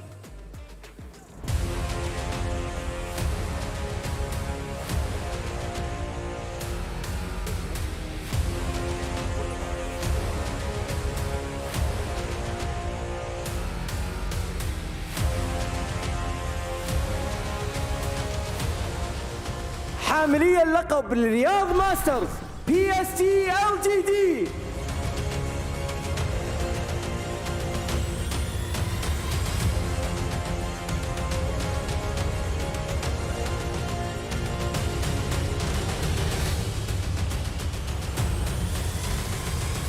السنة الماضية تواجدوا معنا في الرياض، السنة الماضية عرفنا وش كانت نهاية قصة رياض ماسترز، كله بسبب هذا الفريق استطاعوا انهم يحصلوا على اللقب واستطاعوا انهم يثبتوا انفسهم مرة ثانية. متواجدوا معنا في هذه السنة ايضا وصلوا الى البلاي اوفز، فريق اللي الكل جاي يهزمه وياخذ اللقب منه، حتى مع تغييرات الروستر حقتهم الى الان يعتبرون من افضل الفرق في العالم. PSG.LGD are the current reigning champions of the Riyadh Masters as they won last year. The thing is, right now, they're going up against Quest, which, remind me what happened when these two teams faced off at the Bali Major, Fancy? Last time they faced off, Quest wasn't able to do like what they wanted to do, but at the end they were able to knock them out. So now we're gonna see how it's gonna go, especially that PSG.LGD with the roster changes, they're still looking really strong. The equations have changed somewhat, but Quest seems to have the upper hand as they did eliminate them out of Bali. But this is a different day, a different tournament. Gentlemen, let's get this thing started. Let's get this Dota underway for day number 2 of playoffs. زي ما احنا عارفين آخر مرة تواجهوا فيها قبل أسابيع قليلة جدا في البالي ميجر انتهى فيهم المطاف كويست انهم ياخذون الفوز، لكن الآن PSG.LGD بيكون عندهم فرصة. خلينا نشوف ايش ممكن يسوون على طول على الاستديو. Thank you very much, Fancy. Thank you very much, Tsunami. We have got Quest and PSG.LGD on the stage, ready for an elimination best of 3. And I didn't mean for that to rhyme, but what I did mean to say is that this is actually the second time that these two teams meet here on this very stage. There's not a lot of teams that got the honor of playing on stage during the group stages, but both these teams faced head-to-head right there in Riyadh Masters, and they tied their series. It was a 1-1, and as we heard from Fancy and Tsunami, when it really counted, in the lower bracket of the Bali Major, that is when Quest eliminated PSG.LGD. So when it really counts this time around, let's see if PSG has learned from their mistakes and can return the favor here to Quest Esports. Going into this series, I remember our panel that we had when we were watching these two teams go head-to-head, Purge, and we talked at that panel a lot about the potential of Phoenix coming out with these teams. Yeah, Phoenix was a really good hero in the previous series that Quest played before their upper bracket match. Kaori played amazing on the hero. It normally looks like a kind of weak laner, but he just played it so confidently. He was always ready to go. He didn't hesitate at all. He used his ultimates at the perfect time, the Sunrays. And I wouldn't be surprised to see PSG.LGD pick it either. So it's not necessarily their most desired hero, but if they get past the first or second preference, you'll definitely see it. There are also IOs that you have to watch out for, because the last time Quest and LGD played, they played 2 IOs on the side of Quest, and that enabled their Storm Spirit pick in both games also. So I feel like LGD should have a very specific preparation for this IO and maybe respect it even more than the Phoenix. Yeah, speaking of specific preparations, we have no supports band, unless you count Enigma as support, but no support band in the opening. It's fairly unusual. This does mean with Timber, Enigma, and Naga Siren and Darkseer band, that means we got Snapfire, Undying, Rubik, Io. Still in the pool as well. Quest Esports, no stranger to first pick in Rubik, as they will do right here. They're on the Radiant side with first pick. PSG.LGD on the Dire side with second pick. Faith Beyond. The opening and the ban so far, what do you think of it? They must have some prepare for Rubik, but I can't know what is it. Let's see. I mean, the last time that these same bands came out, LGD went for the Coddle plus Pango opener, which I feel like Quest definitely had to have learned from, because if they followed up with their Primal Beast that Quest always desire in that first phase, I would be surprised if they don't take it here. Another option is LGD just taking this Primal Beast for themselves and have something different prepared. Yeah, I remember the new Pango. They actually ran Pango on the offlane. They're one of the few teams that does that. And I remember Perju actually did a whole bit on it because you were so impressed with how he was doing. Yeah, it worked really well. Normally Pango offlane doesn't go well. It's just kind of like mediocre. You tend to get zoned, your HP's low, you have to buy a Vanguard just to lane sustain. But with the lower cooldown and the fact that it was an IO pairing, he's able to get a lot of shield crash damage reduction and lower cooldowns to just get way more last hits. So he was abundantly farmed from the offlane. He actually had 6 before the carry did that game. So it could be an option, but without the Coddle, I'd be surprised. And to be fair, he was playing against Muerta too, who isn't the strongest laner, so it felt like one of the better situations for the Pango offlane to come out. Well, okay. Mars? They picked this combo before against EG. I think it's a pretty safe opening because you can secure your safe lane, and also you have team fight on Mars. I think it could also make them potentially pick their carry here on the first round if they don't go for the Primal Beast, which is a way to deal with it. I feel a little bit strange that PSG.LGD has wasted so much time on this opening. Like, they should know, like, if you give Rubik, and they will pick Rubik, right? Yeah, I don't think they should be surprised about it. They go for the Primal Beast anyway, and I think LGD may have waited some time because they expected Undying to be banned out, so they didn't realize that their Undying was still in the pool, so they had to discuss a slightly different opener than the one they had prepared, because I believe that Quest did ban Undying out last time they played. Makes sense. But going for the Primal Beast anyway is no surprise. It's a very strong flex between Noob and Malik, and it's been very easy for them to build their drafter on this hero. But I feel like LGD know this Primal Beast is coming, so I wonder if their choice to carry it will be through something like a Monkey King on the safe lane that we saw from Liquid yesterday, or maybe just some like Shadow Demon. We'll have to wait and see. Is it surprising that in the opening picks we see no Snapfire ban, no Snapfire picked? I can only imagine that someone will ban it out in this phase. It does look like a tempting hero for Quest, especially because the Undying comes out. And when you have this Mars open for LGD, you can also pair with it a Phoenix, which is a hero that Purge was talking about earlier. And LGD ban out the Phoenix for themselves, so never mind on that point. It would have been pretty effective in that game, in this match for sure. Even though they don't have the Mars pairing with it, like even with Primal Beast follow-up, it would have been excellent. He charges in, they Sunray both heroes. A lot of attack speed reduction won't hurt either. So,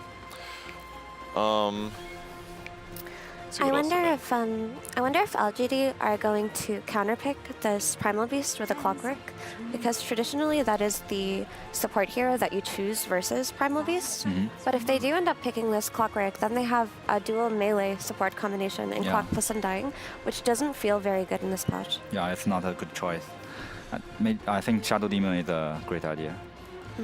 Last time we saw Quest with the Primal Beast against PSG.LGD, they ran it on the offlane on Malik, but with the bans coming out on Storm and Ember, could we assume that it will be Noob playing the Primal Beast, or are we learning a different lesson from these Spirit bans? I think it's partially, I don't necessarily think Noob has to play it, but those are just really good heroes, I think, laning.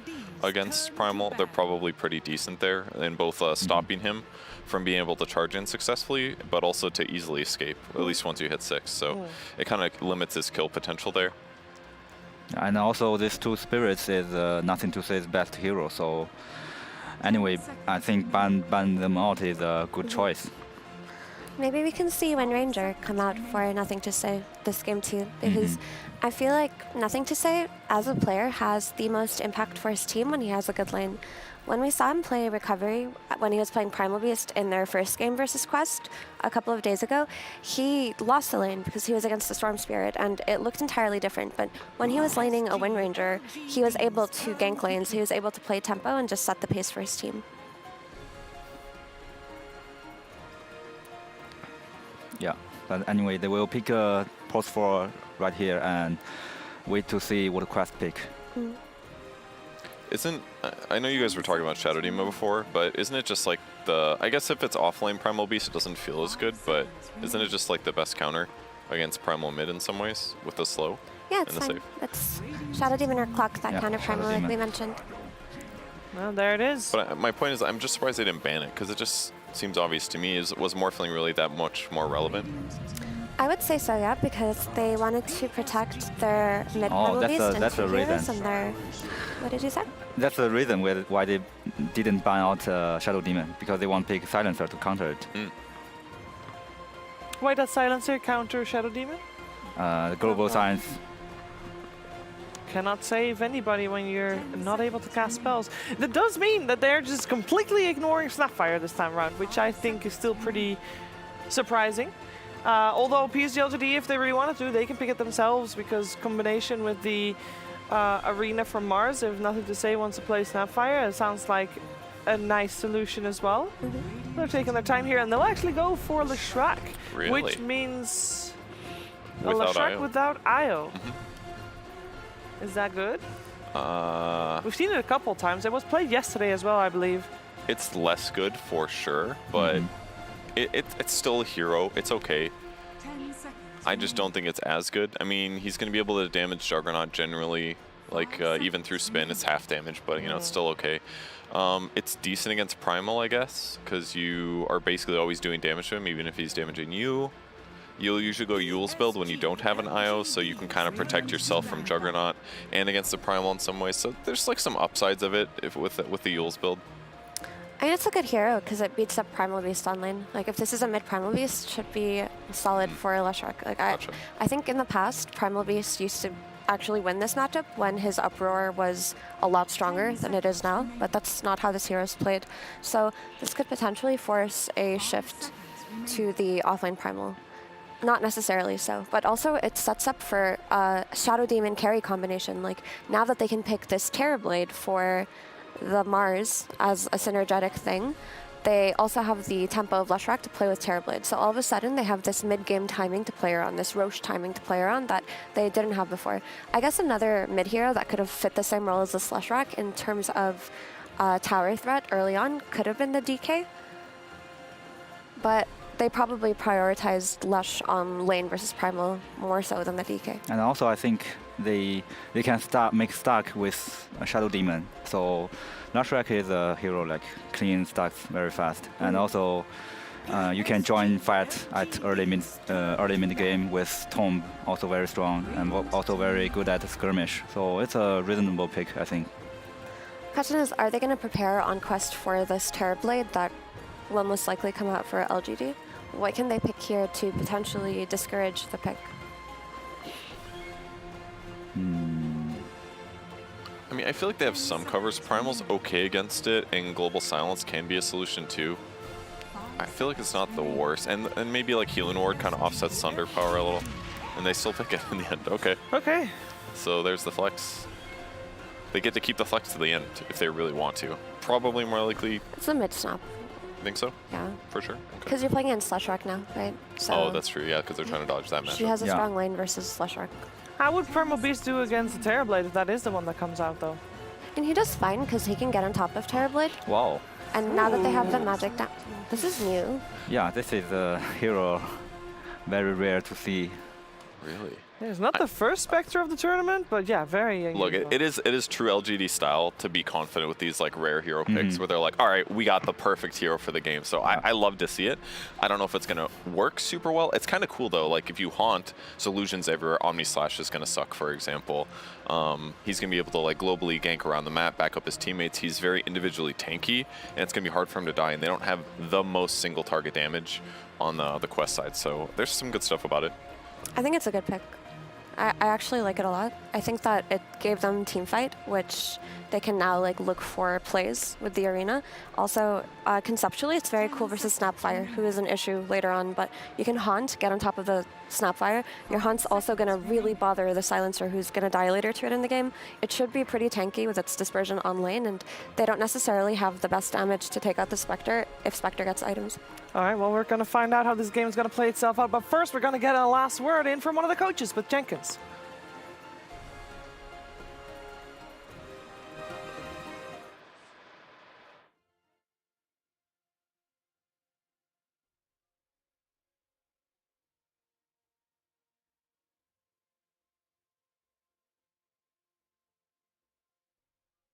Like very comfort heroes for us, and also like we just play our comfortable heroes. We pretty confident in our draft, and we will try to not make Spectre like super fat, so it's okay. Okay, thank you. We only have time for one question, so I think it's Avery and Cap casting. Back to you. Enjoy the cast, enjoy the game, everybody. Okay, well, I did not hear what was said, but that's okay, because Faith Beyond can probably summarize what he thinks about the drafts. I think for LGD, they kind of defensive draft at early game.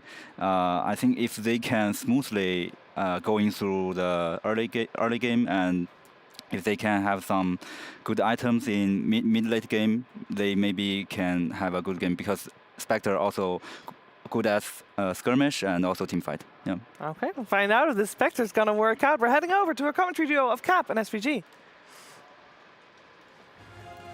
A rare Spectre pickup in a much-needed win here for PSG.LGD. There have been two other Spectres picked up in this tournament. They were both picked up in the play-in stage, and they were both picked up by teams who have already been eliminated. OG and Execration both tried their hand at the Spectre. It did not work. It has not received a win here at this tournament. You could take that two different ways. Okay, maybe the Spectre was in the hands of the wrong teams. Maybe those teams just weren't good enough to make use of the Spectre.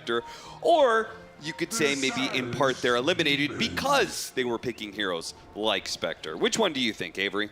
They're just bad. So Spectre's a fine hero. Yeah, I actually think the hero we should see more of it. I think. Why? Like we should have at least 4 losses instead of 2. I think. Oh, okay. You know so it should be 0 and 4. Yeah. Oh, okay. So I think it's definitely been underplayed a bit. This hero still has some viability. I mean, it's a last pick hero for sure. I don't think you're taking it in any other slot. And I think some of the issue is these carries have been taken earlier in the drafts. So it hurts some of these last pick carries like Spectre, where normally, oh, it's a perfect Spectre game, I'll last pick it. By the time you get there, there's a lot of these carries are just gone, right? Especially the contested ones like Naga, Faceless Void, even the Juggernaut we've been seeing come up more in reality. And a lot of these heroes are good for Spectre. Like you have these late game power carries, Terrorblade, Juggernaut, they do okay. Even the Naga Siren is a good matchup in a lot of sense. Lifestealer we've seen a bit more of. So it's rare that you get to last pick in a draft and it looks like a good Spectre game in terms of the carry matchup, and generally you want to see the backline supports that you can just jump on and kill. That's what makes a good Spectre game. You have 2 squishy range backline supports that you automatically get vision of and can threaten on your own. That sounds good to me. Then you only have to worry about the lane matchup. You only have to worry about the tempo, losing objectives too fast, the carry matchup. Maybe you have an Orbi on the other team who can build up pipes, Greaves, auras that you have struggle fighting into. Then you have to think about the itemization and, you know, what your farm pattern is going to look like so you get there at a reasonable pace versus enemy carry. But if all of that aligns and you get that hero last, damn, does it feel good. Okay, well, we'll see if every single one of those things that you just talked about aligned. I'll be honest, I didn't hear any of it. I was just watching Noob trying to get last hits against nothing to say. That's okay. I'll give you the simple version. Okay. If lane go well, if get talents, jump silencer, that's I still do too my much job. information. Okay, well, it's a complicated hero. It is a complicated hero. Maybe a reason why we don't see it too often. Meanwhile, Quest is going to be rocking the Primal Beast, a hero that they actually used in their group stage match against PSG.LGD, which, by the way, did go 1-1. Their previous series The one before that, Quest managed to win in Bali, but then the series before that, PSG.LGD managed to 2-0 Quest. So we're actually dead even on games between these two teams, though 2 of those series, the first 2 were with Amar. It's the latest one that they played the Primal Beast in. Malik was rocking that one there. And he's going to be rocking here again, see if he can have the same level of success or not. I think if LGD get through the first 10 minutes versus Quest, they have a favorable matchup, because I think Quest plays a little too slow to punish LGD's greediness in terms of they like to play for the mid and late game team fighting. The big 5-on-5 clash is where LGD thrive. It's not in the early laning mechanics. It's not in some tempo game. And I think Quest is the weaker of the top 4 European teams in terms of punishing that greediness or the slow tempo. So in theory, I think LGD, they should be happy playing against Quest compared to the Liquid or the Gaimin matchups here, as long as they can get through the lane. The issue with this game in the draft is I don't know if you actually win the late game with the Spectre here. I think Juggernaut can just out-man-fight this hero. You have a break in the Primal Beast, which is going to be super nice versus the Dispersion and the Mars here. In fact, this is that Primal Mars matchup that we've seen LGD play a lot, and if you give Primal a start, he might just run away with it and trample all over you. Yeah, looking for some stick charges to work with, and the Tombstone's going to die here. Let's see if Omar gets out. He's got a healing self. He lives. And it's looking like he's going to be okay. The Spectre even taking a couple of tower shots from the tower. So that's it's going to be rough for PSG.LGD. Giving up that first blood, and Shiro taking unnecessary damage like that. This is also a really late pick Snapfire for Noob. Probably his best hero, the one that Quest are most comfortable with. And a hero they feel confident winning the early game and the late game. So there's a lot of things that, even if you get to that point with the Spectre lineup here and the 5-on-5s in the mid and late game, it's not just an automatic teamfight win. You have to go through a lot. You have to go through the healing ward, the breaks, the Juggernaut man fighting you. It's not straightforward. And of course, you have this Leshrac that you kind of want to boost up as well if you're LGD. So not everything can just go into Shiro's pocket here. Yeah, playing Leshrac without IO, that's a bold choice right there. It's pretty bold, and they got the counter pick mid as well, so it's not like Leshrac is in a dominating lane matchup, as Noob is going to have a perfectly fine time here. Yeah, I kind of like what Quest have going for him. We'll see if Shiro can make the Spectre work, eliminate some of the back line. Even if he's behind, if he can take the Silencer and Rubik out of the fight, it'll open up a lot more for all of his other cores to just go in there and take the man fight. I think that's what LG are kind of looking for. Yeah, it would make this pickup right here, the Shadow Demon, a lot more effective because it did get counterpicked by the Silencer. We heard Faith Beyond talk about how that was a good choice. Silencer's definitely annoying for the supports here on LG, as well as nothing to say, unless NTS wants to go for the fast Yules, which could be an option in this game. I don't think it's a bad Yules Leshrac game. I think that build's also better when you don't have people to play behind you in terms of sustain in a weird way. Like the IOLesh, I would expect you to just rush the Bloodstone. Here you can kind of go in with the Yules, maybe buy some time. You can set up for your squad. You don't have a lot of setups done on LGD. You'll find the connection early. I also think the Yules can be good versus the Primal. You have some Yules utility versus the Omni Slash as well. It could be an interesting build-up for NTS. We'll see what he decides to go for. I 100% agree. Go to base. I think without IO and maybe not necessarily always reliable setup stuns, Yules looks pretty good to me, and nothing to say, is off to a great start. He has actually shut Noob out of the lane. He had to do a walk back to base, and this was not one of those like push out the wave, he's only gonna miss a few CS. Noob had to walk away from a neutral lane and has probably missed out on a healthy amount of CS as a result. So you could see him falling a bit by the wayside in that CS counter that he was keeping toe-to-toe with nothing to say before that. Just good heads-up individual play here on the LGD mid laner, and it's going to make up for that safe lane, because Shiro is not having fun versus this Primal Beast. Definitely falling behind a little bit. I think you expect Spectre to have a rough laning phase. It's not the worst case for this hero. You're usually always going to be out a little bit from behind. The other upside is sometimes this hero can get away with buying less regen, just because she's pretty tanky on lane, has some decent stats. You can kind of just trade. Even if you die, you come back. Dagger for some more CS. So I think this was within the expected outcome for this pick. It might just feel bad that your last pick is having the worst early game here on the side of LG. Yeah, Not I mean, something we see very common in the current meta. You say you're expected to be behind. Are you expected to be this far behind, though? Might be He's a got little half the far. CS of TA2000, who isn't even that far up in the CS chart. It's acceptable to me. I'll put it that way. It's you not have very low great. expectations for Spectre. Well, the thing is, I'm looking at the net worth, right? Because I think for Spectre, the net worth is more indicative because this is a hero. In general, you're not going to buy the early regen items and that type of stuff. And in that sense, he's not incredibly far behind. Okay. It's just, I don't know how long he can stay on this lane. Primal's so damn strong. He's got a Lotus, got to eat it. And even then, he's only barely going to be able to limp away. Shiro, where does he go from here? He's got no regen. Also, one of the struggles of Spectre is your jungle speed is pretty damn slow. So generally, that's why you want to be able to stand on the lane, at least get to your first item. The Blade Mail is the farming item on this hero, as well as the fighting item. So as long as you get to that at a reasonable pace, then you can start to get active. Oh, look at this as well play. as farming some stacks. Nothing to say. He Very makes a nice. rotation. We saw this a couple times during like Dream League and stuff. With the mid making the rotation to the Wisdom Rune, if it works out, it's brilliant. You get a kill on a support, you take the Wisdom Rune away from the enemy team. But on the other side of things, they do manage to get the kill on the Spectre. So they may be living the high life everywhere else. The supports just got double Wisdom Runes. The mid laner just got a kill. Shiro is suffering. Kisses going out on NTS with a blood grenade from Omar. That's just an easy rotation. So much for the Leshrax momentum here. They just turn it straight back around against him. And looking for that 8-minute power rune in 20 seconds.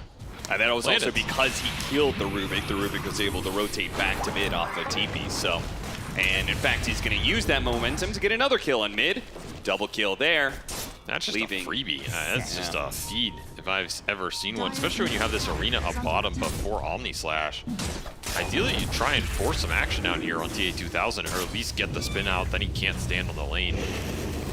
Why's gonna poke? You just don't have your supports down here. It's a pretty slow support duo from LGD again. Yeah. Like, they really are just ramping up the team fight and the scale. It does hurt your early game. And it means your cores are going to suffer a bit until you have the levels, especially the ults between the Shadow Demon and the Undying here. It's going to be a slow game. See how much Quest can pick up the pace here and maybe get some windows open during that time. Now, another interesting note about this series matchup is the last time these two teams did face a bit against each other.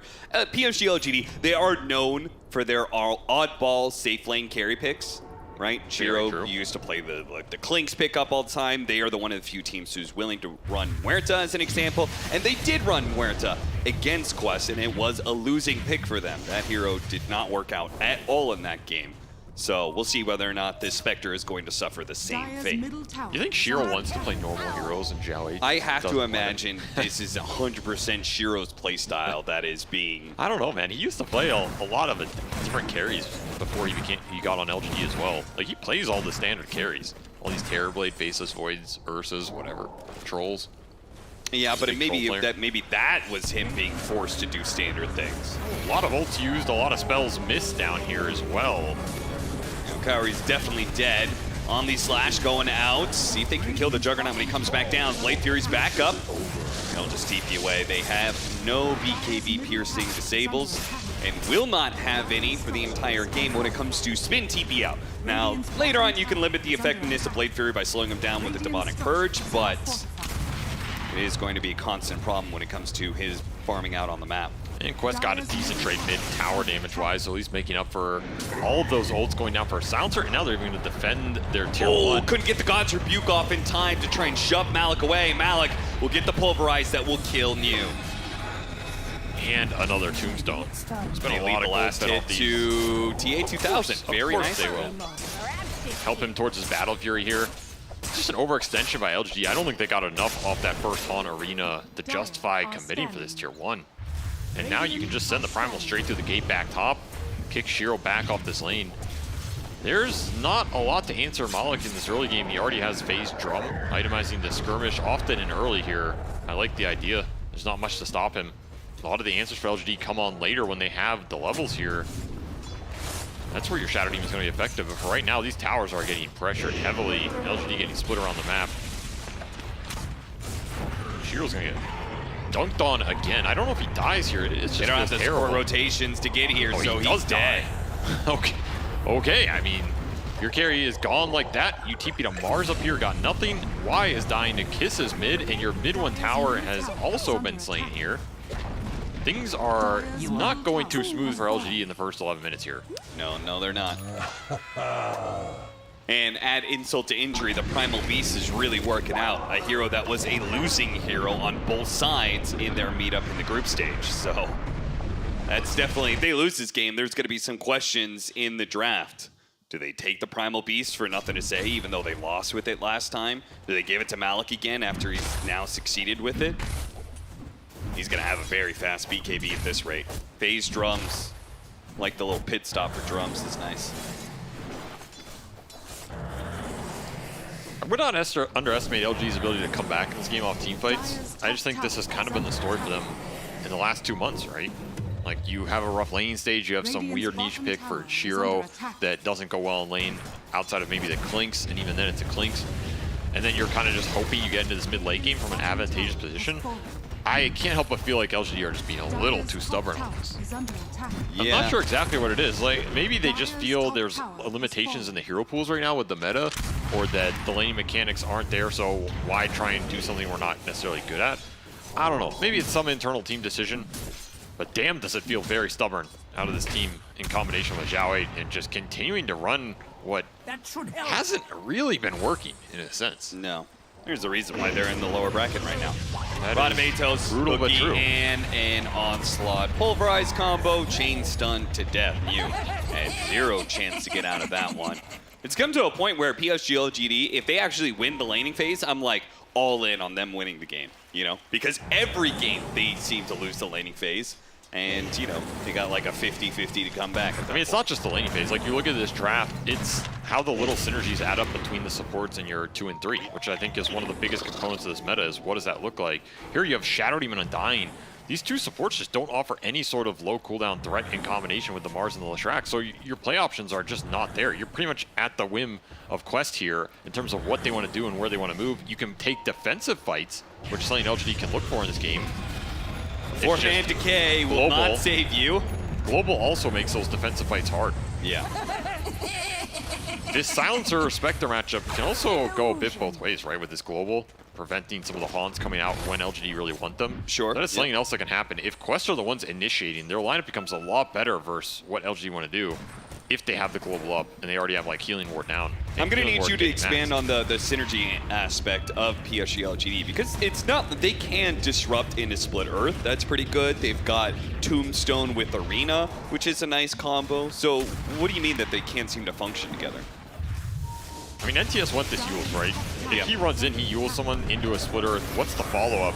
Here they're going to commit everything on the noob, and he's trying to TP. This will not work. It'll buy some time, however. Yeah, fortunately, the Yule Scepter is disabled that they didn't need. Global Silence for a nice Demonic Purge.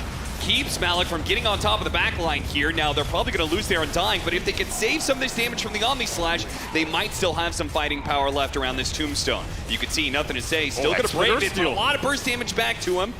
Oh, the spear back, TA2000 dodged it with the Blade Fury. Now the Tombstone's dealt with. Quest will run down an additional hero, perhaps. Kauri. Oh, no, what? TA2000 has so many stacks on him, man. Oh, what a disaster. That fight was kind of okay for Quest if they kill New, but instead they don't get him, and the Juggernaut dies. Huge pickup here for LG. That is not a kill they were meant to get, but hey, that Shadow Poison goes through spell immunity now. He had 8 stacks on him at the end of that fight. Killed him for 1,000 damage. You are just gone. This is the benefit of Atos Snapfire. You are damn tanky. It stalls out this go, makes LGD commit very hard. If that charge goes through, you might just get wiped there. Very heads-up purge by Planet. Planet really salvaged a lot of this engagement. As well as this creep wave. Did he even realize he had this many stacks on him? Or no, I don't think he was even thinking about it here. 6 stacks? Like, what the hell? This is number 7, and it just pops. Whew, that feels damn good with the max poison here for Planet as he the purge, the kisses. That'll finish him off. He's got the Yule Scepter, but he's going to come back down into more kisses. They don't run out. Now, killing Malik is a big pickup. This guy's had a pretty good game, but they're struggling to finish him off. They finally do, but Noob is in a good position to chase down the extra heroes now. New. Probably going to be caught here as the Split Earth stolen by the Rubik. He spears the Snapfire in front of him, blinks away. New gets out a second time on just a sliver of HP. LGD making some plays happen in these fights. Not easy fights, though, especially the way they're taking them. At least they're finding some core interactions, and that was before the BKB came out on the Primal. So now that fight is going to get a lot harder that Malik has the spell immunity. However, it's buying time for Shiro to catch up. Like, he is recovering at a decent pace. Blade Mail Spectre, it will farm out pretty fast. You also have the Spark of Courage on this hero, so a lot of innate early tankiness here. Pretty nice that this hero can benefit from the new neutral items. That is one aspect I like. And Spectre's a lot about getting your talents up. If you go for this Ags build later, then you want these dagger talents, but if you don't, then you generally just want the stats and the damage. They're not the greatest talents in the game, but Spectre is one of the hardest scaling heroes, so these talents do matter, especially the 21.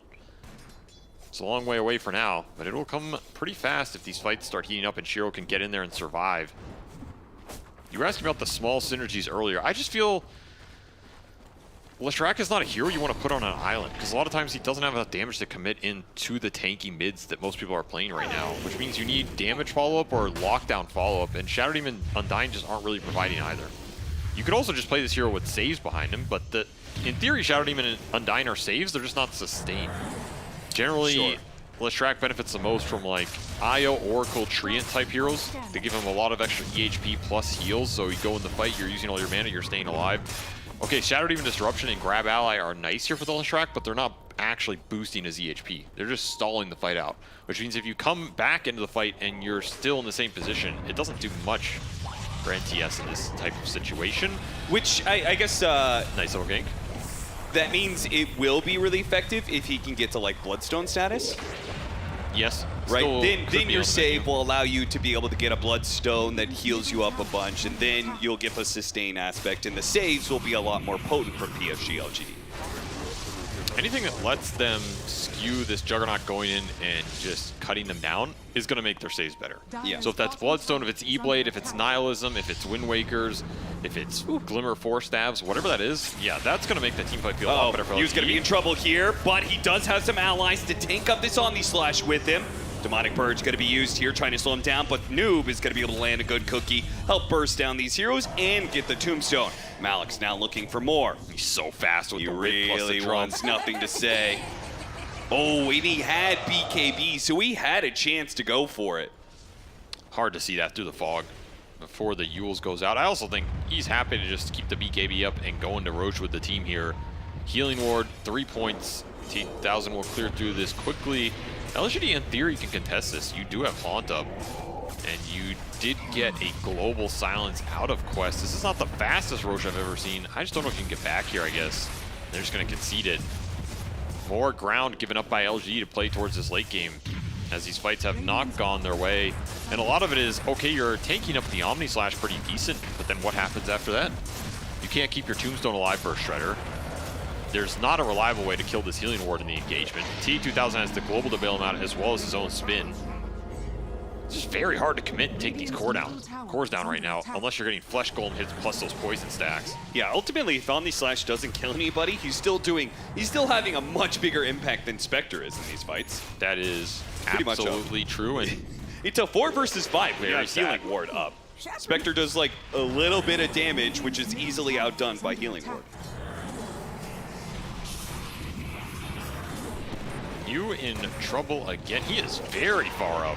Yeah, what is he doing up here? Did he just assume that Quest was gonna just all in for a tier 2 top, or what? Maybe. Not respecting the map capabilities right now and how much Quest are happy to take any kills over these small objectives. I don't think they really care about getting a tier 2 as much as they care about taking heroes off the map. And that'll be the second BKB up onto Noob here. Spell immunity on all 3 cores online. And they're stealing some ancient stacks on top of it right now. Bots up. This is just way too efficient from Quest. LGD need to get a fight going, or at least some sort of bait on a core.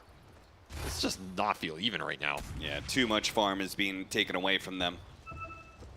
Took over that triangle, took the farm out of there. Quest is aggressively farming top in this jungle area. And what's Spectre getting? Just a little paltry amount of farm at a time. It's working towards the Manta.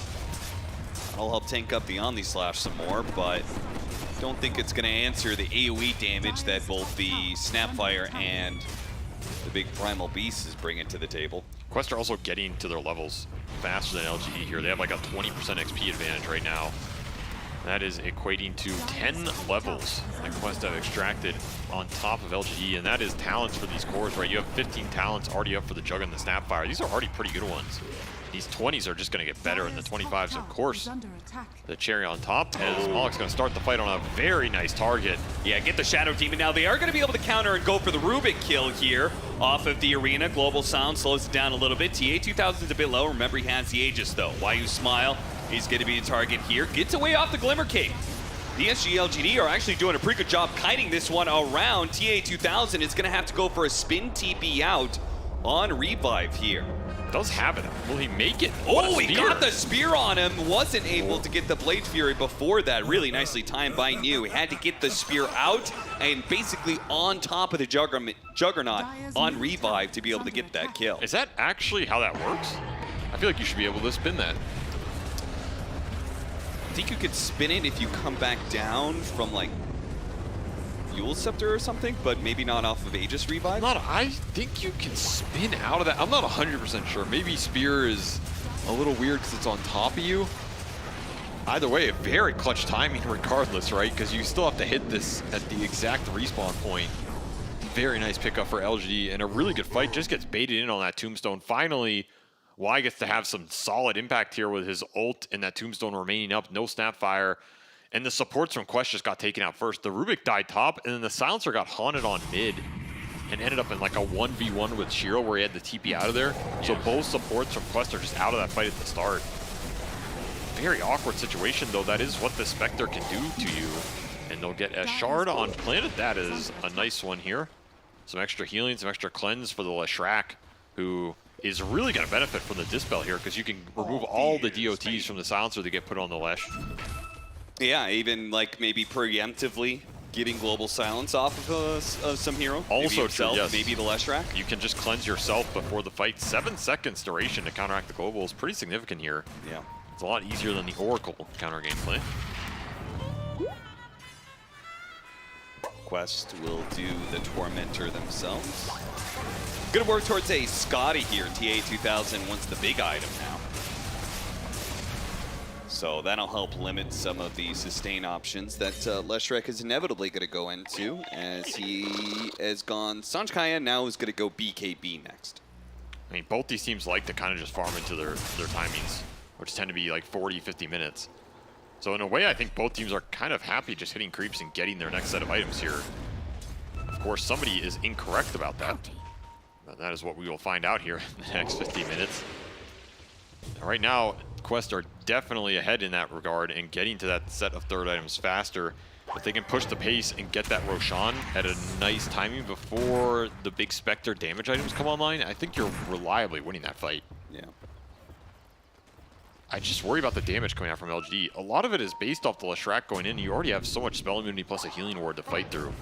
It's tough. You have to take these fights long, which means I feel a lot of it comes down to Planet. Like, you need clutch disruptions to counteract the Omni Slash, maybe get some Jug Illusions, remove some of the primal damage with the Demonic Purge if you can get it out there. Any other poison stacks you can get up are going to be nice to pop this damage after spells have been thrown out in the initial volley.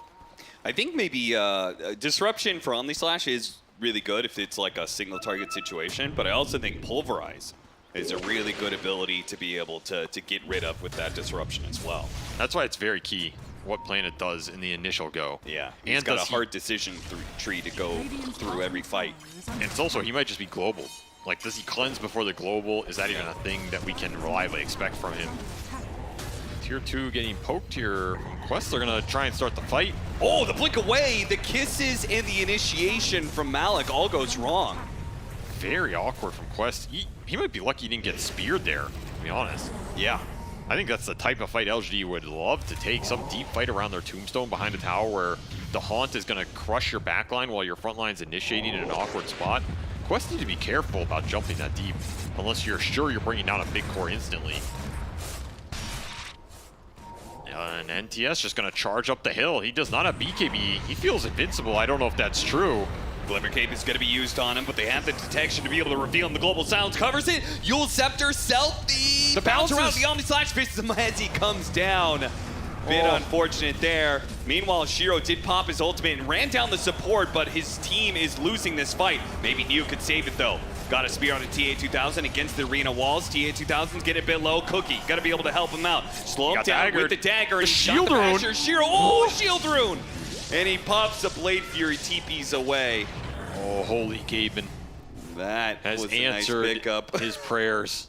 He's also kind of lucky. I mean, he went for the spin TP. I'm not sure if he realizes, but Shiro did just complete a basher. So Shiro was a non-factor for many of their early fights, as Spectre usually is. But now we're getting to a point where Spectre is, you know, actually doing something.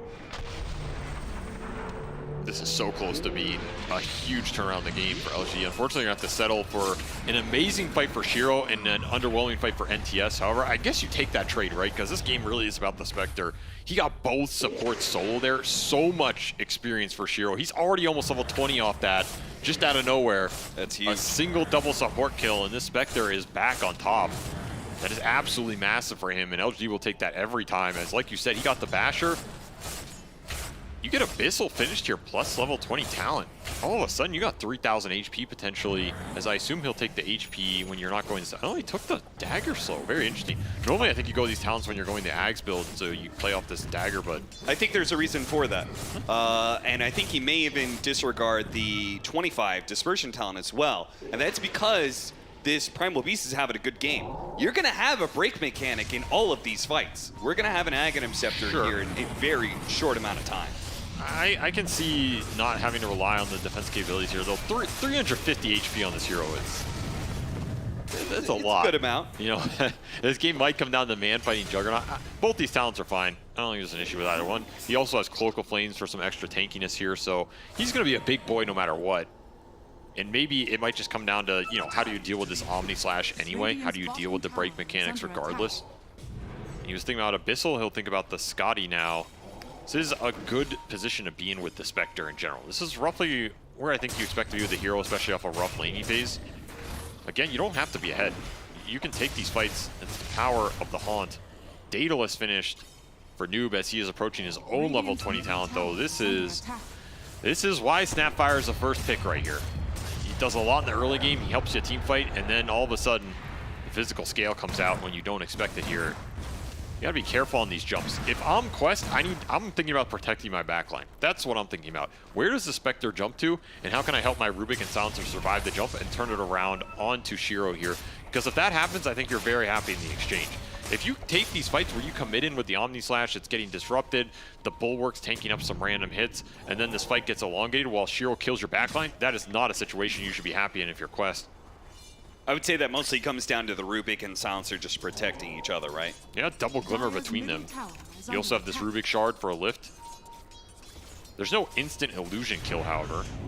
You do have a global, so you can instant global the Haunt. Jump in straight arena, but only catching Malik inside of that arena, who easily uses BKB. Now they're going to use the Purge on him, slow him down. Why you Smile gets a really good tombstone out on the side, and Quest is pretty split. Yeah, they got Shiro's going to try and run down Noob, who hops down into the river area.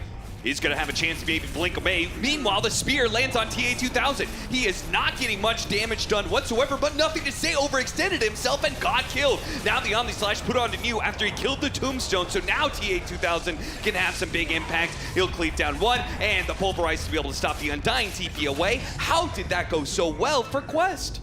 Shiro just got kited out on the backside by Noob and Omar. Putting on the move, stunning this Spectre up, Glimmer Capes. Proving super detrimental to the initial Haunt as Shiro just didn't see anything. Both supports instant Glimmer. Kaori holds the global here, so he gets value out of it later. And then NTS, he's haste runed in. He just dies to Shredder under the tower. Like, he's just chasing way too far with no armor. Yikes. Spike gets... I thought that initial split was good for LGD. It ended up being terrible. Yeah.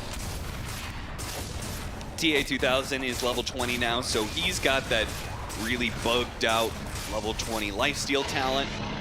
It's a damn good one, especially in the Spectre matchup where it just comes down to man fighting each other in the late game.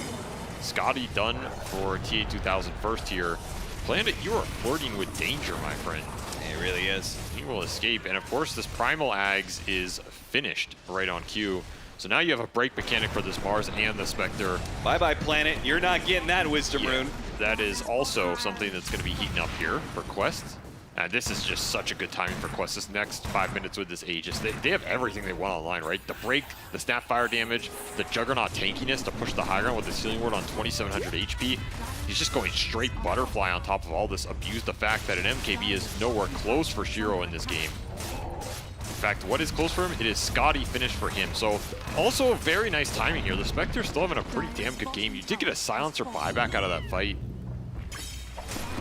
This is a very game-deciding high ground push here for Quest. If you don't get it with this Aegis, this game is going to get prolonged, and then you're heading into late-game Spectre territory. I'm sure TA2000 is confident in his carry matchup is the team. He'll start Jump onto the Undying. See, Malik can't quite burst him. He's going to get speared back. This is dangerous. The Kisses will manage to blow up too, though, with the help beyond the slash. The Mars and the Undying both die. Malik, just with his sheer aggression, manages to set up a pretty good fight for them. There's just no damage going into him there. I thought that was going to be worse than Primal. He got speared before the BKB. Didn't even have to drop the healing ward. That's just ridiculous here. TA2000 has absolutely no fear in this game. Playing super far up. That was a value Omni Slash with the cleave. It really was. Versus Spell. This is, I mean, you can go late game Spectre, but if you're this far ahead in net worth and you've got two physical damage dealers that are scaling really nicely, and everybody else is scaling decently in magic damage, boy, he dies fast. Nothing to say. No save there from Planet. Man, Omar has destroyed NTS with these stolen Split Earths. He even has the shard to back it up here, so that's going to help him go high ground. And he's done more than the Lesh this game, it feels like. As Quest will take a second lane. No answer from LGD. This is while Haunt is up. He's just killing your Tombstone here. Blade Fury, they're hoping for some bashes here. New set up disruption, bails him out of the scatter blast. The physical damage is danger, but Mew does manage to blink away. Now the pulverize going to be used onto the Spectre, bringing him low, and there goes that Aghanim. He used Haunt too. He's just gone. No, but that's just GG. GG. I don't know. This has to be back to the drawing board for LGD, right? They're playing slower than Quest. I don't even know if their scale is better. They have very little early game play options, and they're not winning the lanes. I mean, what are you doing in this game? And they're also giving comfort heroes, right? They gave the Sapphire away, yes, which you said his first pick for a reason. It wasn't in this draft, but it's like, how many times are you going to give Noob Snapfire, man? If there's one hero you have to think about when you were playing Quest, it's a Snapfire. I think it does way too much for them. It bounces out all of TA2000's heroes. It gives them a flex hero. I'm sure they can play it off lane. Then you get this Primal Beast first. You're flexing both of them. It should be illegal that Noob gets his hero last in the draft, and he's in a lane where the matchup's pretty free. I mean, that's the problem with Snapfire. Like, what do you play for it? But Lesh is not doing much this year. We even saw NTS play that lane really well. Yeah, he did. It's just the matchup is not good for Leshrac. You get this Yules, but you can't gap close the Snap. Even when you do, Snap just throws all this damage into you. We saw in the later fights when NTS is chasing him down by the tier 1 top. You run in, you get shredded under the tower, you're gone. What are you doing here, right? Maybe if it's Lesh with Bloodstone, I could see this lineup come together a bit more. Sure. Yeah. Again, it just feels like so many of these heroes need so much in this game, and you have a Spectre. Yeah, a combination of picking Leshrac without IO, picking a Spectre, a lot of ideas to reevaluate when it comes to draft, and we'll let our panel handle all of that. Thank you very much, Cap and SVG. There's a lot to break down, but I want to start something with something that, as I was walking back to the panel, I walked past the Arabic Talent green room, and I did not need to speak that language in order to understand what they were saying, because it was just 2 words of repeat. Ban Snapfire, Effie. Is that simple? They did say that very loudly and passionately. Yeah, I mean, this Snapfire is just too good in this meta, and Noob is too good at it. Quest just plays such a solid game around it that I'm surprised it made it through to the last phase. On LGD's end, honestly, I like the Spectre. I thought the idea was so cool, especially as the game progressed. We saw that the Spectre definitely contributed a lot to these mid-game team fights, but she wasn't set up for success in that her team could take her there seamlessly, right? The lanes weren't that strong. The Leshrac at some point just got completely bodied by the Snapfire and Juggernaut, and LGD couldn't outfight them because they weren't in a winning position at any point of the game. And they were really bad at diving too, so like the casters pointed out, they couldn't really get on top of Noob. And then in that last push, it was like kind of a pathetic looking defense. He's just standing there auto-attacking. He took like 6 poison stacks, took the damage, he's like, that's fine. And he puts his healing ward down and it just lives for like 30 seconds. Like he just stayed alive completely. So they were just too far ahead at that point that the Spectre's damage reflection didn't mean anything when they were that far behind. Yeah, I mean, 23, you can pick Snapfire at 23 pick is kind of weird. And also for LGD, I think they are too defensive at the early game, but it's because of the draft. I think they can come back from team fight, but obviously they fall behind too much on net worth. So this game is a hard game for them. A hard game, it got out of control, and they never really were able to get a grip back. It was kind of unfortunate. We know, and we've seen Quest being one of the teams that plays some of the faster-paced Dota, Effie, and this was no difference. It didn't feel like PSG.LGD prepared for that speed. Yeah, and Quest kind of got everything that they wanted, right? They got their Rubik, they got their Primal Beast, they got their Snapfire, and it was a seamless game from them. What I really like about LGD as a team is that they're always willing to experiment with their drafts, and when a pick comes out that looks kind of surprising to most people, I like to think that there's this idea behind it that could potentially work, but maybe these kinds of ideas shouldn't come out during the lower bracket, right? Maybe you should just try to match the tempo of the team you're playing against. You know, pick some Enchantresses, some Beastmasters, things that can play into Quest. Yeah, but we'll see, of course, for the second game if they'll make that adjustment. We also have selected a play to analyze a little bit extra. It's the STC play analysis, and there were quite a few skirmishes, I'm going to call them, Purge, to choose from. But we went for this one as it kind of illustrated, I don't know, I almost want to say, the weakness of PSG.LGD in this game.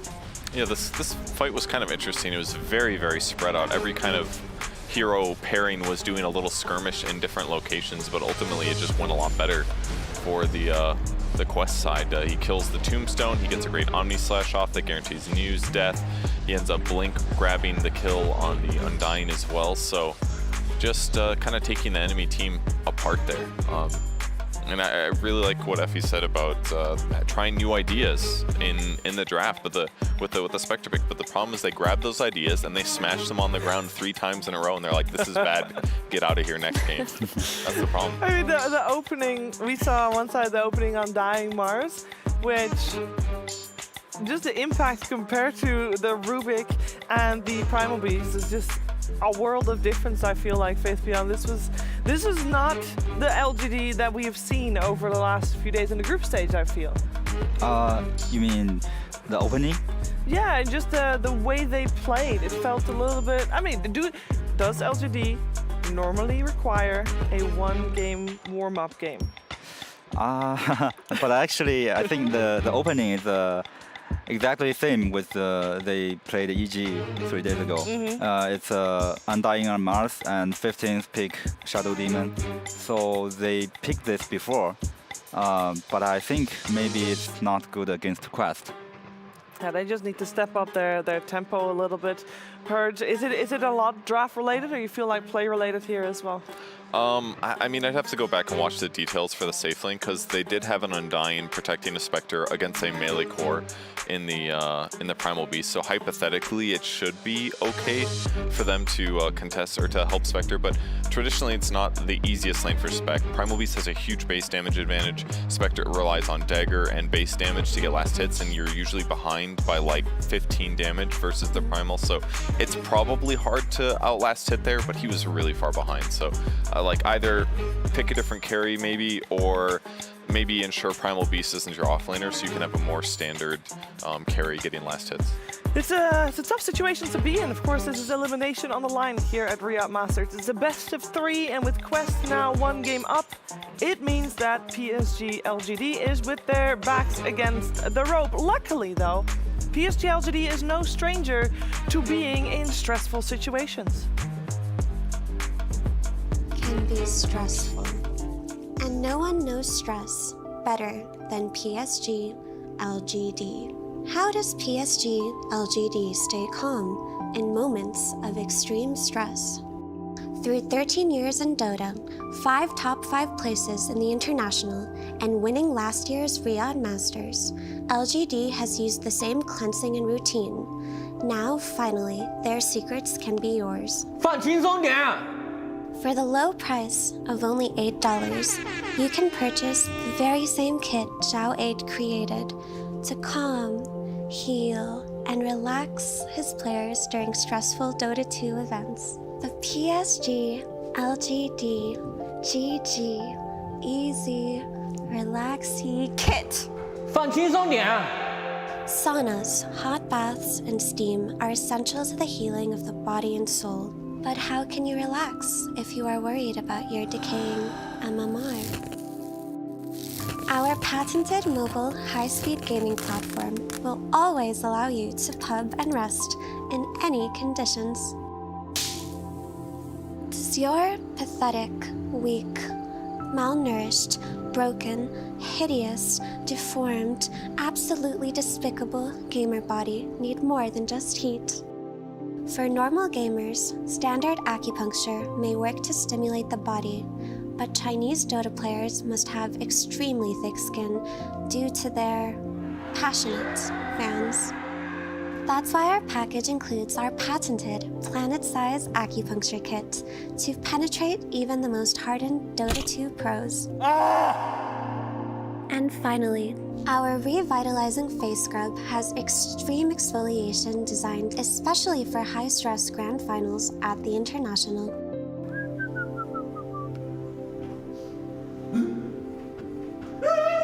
你先跟我回来吃西帮点。啊，小运动，小运动。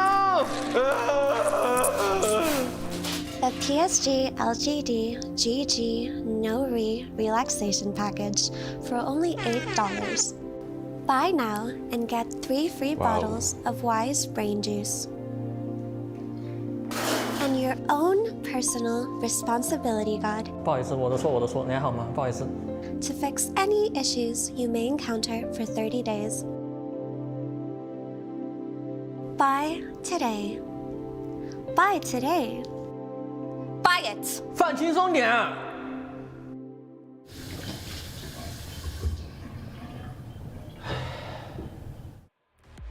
I hope that relaxation kit is successful for this game. That was a great little bit of insight in PSG.LGD's ritual. Do you have any traumas that you want to talk about? You're in a safe space. What? No. Are you sure nobody hammered a nail into your back? No. Did he ever scream "Be relaxed" at you? No. No. There was a little bit of a break before that one, but no, we of course are preparing for game number 2. And it is serious business. There is a lot on the line for this, but I mean, it's not wrong. PSG.LGD has been in a lot of tough situations, so coming back after a loss they just experienced should be easy, should be something that they are prepared for and prepared with dealing with, so they can fully focus on the game ahead. And we're going to fully focus on the game ahead.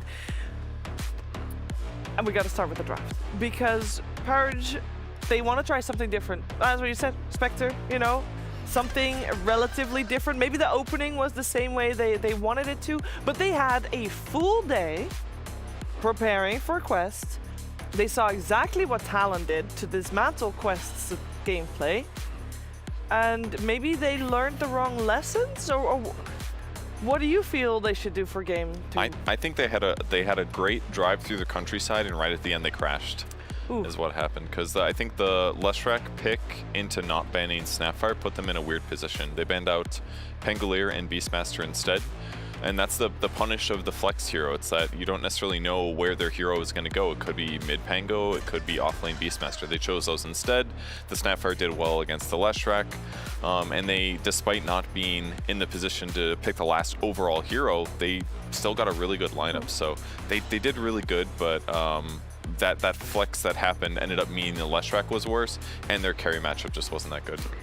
Looking back at Game 1 draft, I think so. LGD Quest started Rubik, so LGD took Undying plus Mars, but what they should have done is taken Snap plus Mars, and I think if they can make an adjustment like that and still give away the Primal Beast, it'll look a lot cooler. Because if they had Snap plus Mars, then their Spectre in the end could have really worked, because on paper, the hero does a lot in terms of team fight. Like, LGD are a team that prioritizes having heroes that can take these team fights around Roche, and Spectre does a lot for them in terms of how they want to play around Roshan in particular, but when you give away Snap, who is a hero that's naturally good against your mid laner and naturally good against killing the Spectre when she ganks around and stuff, it makes it harder. So I hope that they can adjust correctly. That's kind of an interesting point, because a lot of times what happens is when she said prioritize Snap earlier, I'm like, okay, well, they prioritize the mid. That means their carry's going to be banned out. Well, if you're going to pick a weird-ass hero like Spectre, yeah, you might as well pick the most meta heroes in the early stage. It's true, we're going to find out if they are going to get their hands on some of those meta heroes. I can only imagine that we might have a little bit of a change of scenario as well in terms of who goes on which side, and maybe more importantly, who gets first pick. It is gonna be PSG.LGD that is first pick this time around, and they are also on the Radiant side. So we've got a completely swap of sides and picks, and regardless of Quest not having first pick, they still respect ban the Rubik. They also removed the Shadow Demon, which is potentially a little bit unusual. Timber still removed by the side of Quest, and we'll see if they still end up banning out the Enigma like they did previous, or if they want to go somewhere else, if there's something else that they should be worried about. For example, either Undying or Snapfire. Fifth Beyond, where do you feel like this one's going? I think Effie just made a very good point about Snapfire, and I think LGD should pick it, because yesterday when Quest against Tylon picked 3 times for Snapfire. So I think it's a really good hero against them. Yeah, it's good. It's a good pick. Thank God, because now you're not even worried about the Undying, because looking back at Game 1, they took the Undying as their pick right after the Rubik, but had they just taken that Snapfire with the Mars and given away the Undying, it would have been better for them, because they would have had their solution to Tombstone anyway. So now Quest are in a position where they can pick Undying for themselves, but they already have a hero to deal with it on LGD. Primal Beast also still in the pool. Yeah, and also going through the yesterday's Quest versus Tylon, I think in both game 1 and 3, Quest feel like when they under pressure at early game, they will make some mistakes on side lanes. So I think LGD should go like more aggressive on early game. This is so good, this Void right after the Snapfire. Talon did this yesterday, actually, where they got 23 Savages Void. I think at this early point of the game, too, an overall 8th pick. But Faceless Void is a hero that, back when Primal Beast was super broken and being played in every pub, Faceless Void was the only hero that could hold its own against it on lane. So this addresses the flex to the offlane that Quest could do on this Primal Beast very well. You also have incredible synergy with the Chronosphere into Mortimer's Kisses. Yeah, that's true. I do like the Mirana that Quest went for. Omar played it fantastic last time they ran it. It was also with Primal Beast. They also had a Shadow Demon to set things up, and they went for a Mars that draft. So I would expect to see them have more setup potential. But Mirana against Snapfire is pretty cool, I think. Gives you definitely some good gank and roam potential against mid to potentially kill her in lanes where she sometimes just kind of runs away with it. Mirana's ulti's kind of cool against Snapfire ulti as well, just giving movement speed extra to your teammates, possibly dodge those a little bit better. So kind of some cool formulations of a draft so far for Quest. I just like that they have varied openings. It's not something we see super often for these teams that just break into the tournament scene. Sometimes teams join the scene at a higher level and they're like, okay, this is a strat that works for us, and they stick to it too much and it leads them getting countered. So fun to see Quest be flexible.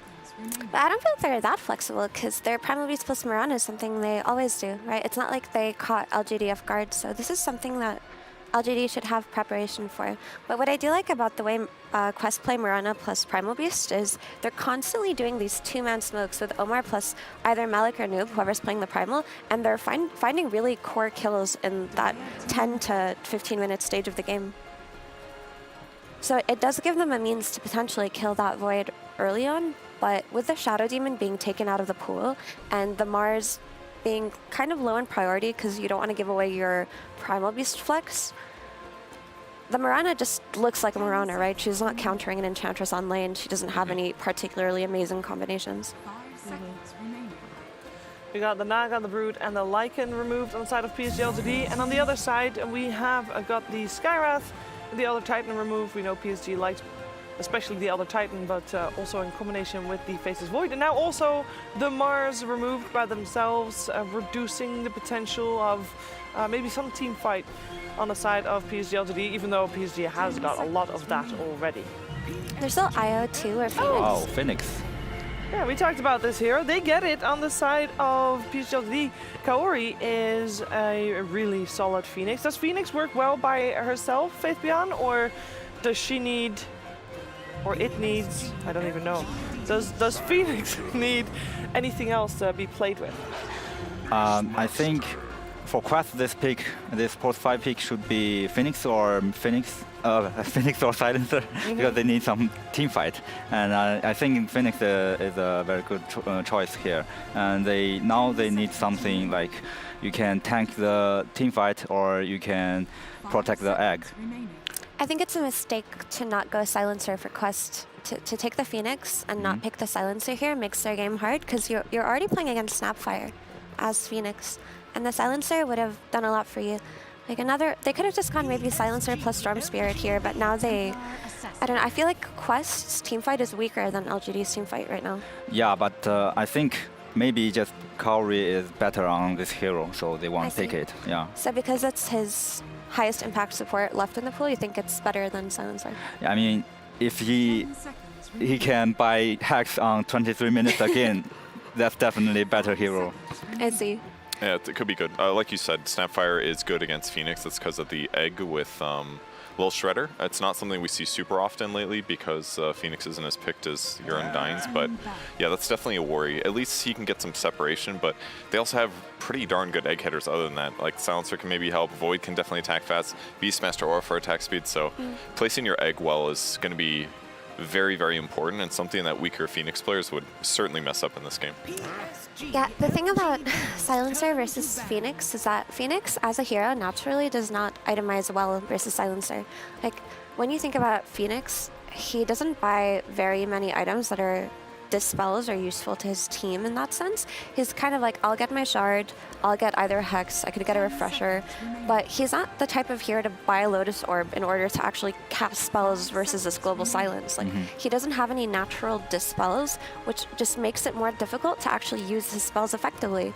And now you're going to have the vision from Hawk on the side of LGD, and you can jump this Phoenix early on. You can make sure that he doesn't have impact. And even in lane, you can last word in, which stops dive from giving you an escape too. So it's definitely a little spooky to play the hero here when it got counterpicked so fast. But TA against Void is pretty solid though. It's a ton of physical damage and a lot of minus armor that he struggles against. We've seen some TAs struggle against Snapfire in the mid lane too. It can go both ways though. But for now, Quest's lineup is a little bit different than some of their previous ones. Yeah, they can decide on the very last second where they want to put everything, as there's a lot of flex still possible. They've banned out the Batrider. It looks like we are looking for a hero for probably Planet, unless they still want to change their Snapfire to the position 4, which I doubt. They can also still pick the Clockwork on Planet versus the Primal Beast. What do you think about that, Faithbian? Yeah, Clockwork is a very good option here. Yeah. What other options do you think that they can go for? Maybe something can square your lane. Maybe Disruptor or some strong lane hero, because Beastmaster is definitely a key point for their draft. Hard to pick a support when you don't know exactly what you will be up against. Another hero that's still in the pool, even though there is Morana there, but Enchantress is still there if they want to run a Beastmaster Edge lane, which is generally a pretty strong one to secure a Beastmaster's game with. And they have a lot of time to talk about this, by the way. I think, Faithbian, you mentioned in the previous game that they took a long time at the start of the draft. This time they've got like 1.5 minutes left in this for this final pick. Yeah, they prepare for Snapfire, so they are very smooth in this draft. I'm looking at Quest's draft, and I mentioned a lot of LGD strengths, but Quest draft does have strengths. We did talk about the Pulverize into Arrow combo that Quest do a lot of their two-man smokes around. We talked about Carry's strength as a Phoenix player. He's probably the best Phoenix player in this tournament. So maybe just off of the back of his skill, even against this silencer and against the Snapfire, he can still find impact, and this TA should be able to flash for him. Whoa. That is the first Weaver of the tournament, if I'm correct, which I am. That's what it says, yeah. Oh, yeah. Okay. So is that Weaver support? Yeah, I think it's support because it's a very strong lane. I think they just want secure the Beastmaster lane and play fast. Very interesting. Another good egg hitter, obviously, because he's going to get double attack with Geminate. Bugs are decent. I'm surprised to see it. I don't really know what's specifically amazing about the hero in this I pick. think it's so cool. Why? Tell me why. I think it's so cool because this support is something we never see, but when I look at Weaver in this game, he doesn't have that many problems. They don't really have stuns to catch him. Like, if they do want to catch him, they're going to have to waste Pulverize on a support, which is something you don't want to do in the first place. So outside of him being really sneaky in these team fights, he gives such an early Roshan with his Beastmaster. Because of the armor reduction on the Swarm, they can play for a very, very early rush timing. So now they have armor reduction from Weaver and armor reduction from Snapfire. And that's just a very cool conceptual combination that we haven't seen in a long time because Weaver has sucked for such a long time. Yeah. But as far as Weaver games go, this is a really good one. He can also buy Aghanim Scepter later on in the game and have impact, regardless of what's going on. Yeah, I mean, I think for the last pick, both teams, they have very clear strategy. Like LGD, they just need a lane hero. They have team fight, they have skirmish, they have everything push. They just need a lane, secure the lane. And for Quest, they picked. I think this Tide Hunter also very good because it gave them chance to come back in team fight. So I think now both teams get the hero they want, and I think it's a pretty even match. Yeah, matchup. and now they have a way to jump on the silencer, right? So that Phoenix can have impact. If Tide can get a blink and go ravage the backline, get the silencer, then Phoenix can follow up with an egg. And it's going to look different because Tidehunter can protect the Phoenix from Snapfire.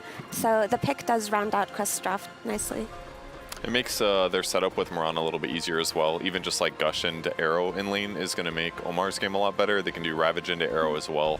And it still leaves Nubon a great hero for him with the Primal Beast. But like Mira pointed out, they do have weak disables. So killing some of the PSG.LGD heroes might be tough. And if Weaver just kind of always stays alive and keeps getting net worth, his impact might be really, really big in the late game. Is there a pivotal point in this game that you look towards for a deciding moment? I think both teams' drafts have decent potential at most phases of the game, but I really like Mira's point about taking Roche quickly for LGD. That's definitely a big advantage.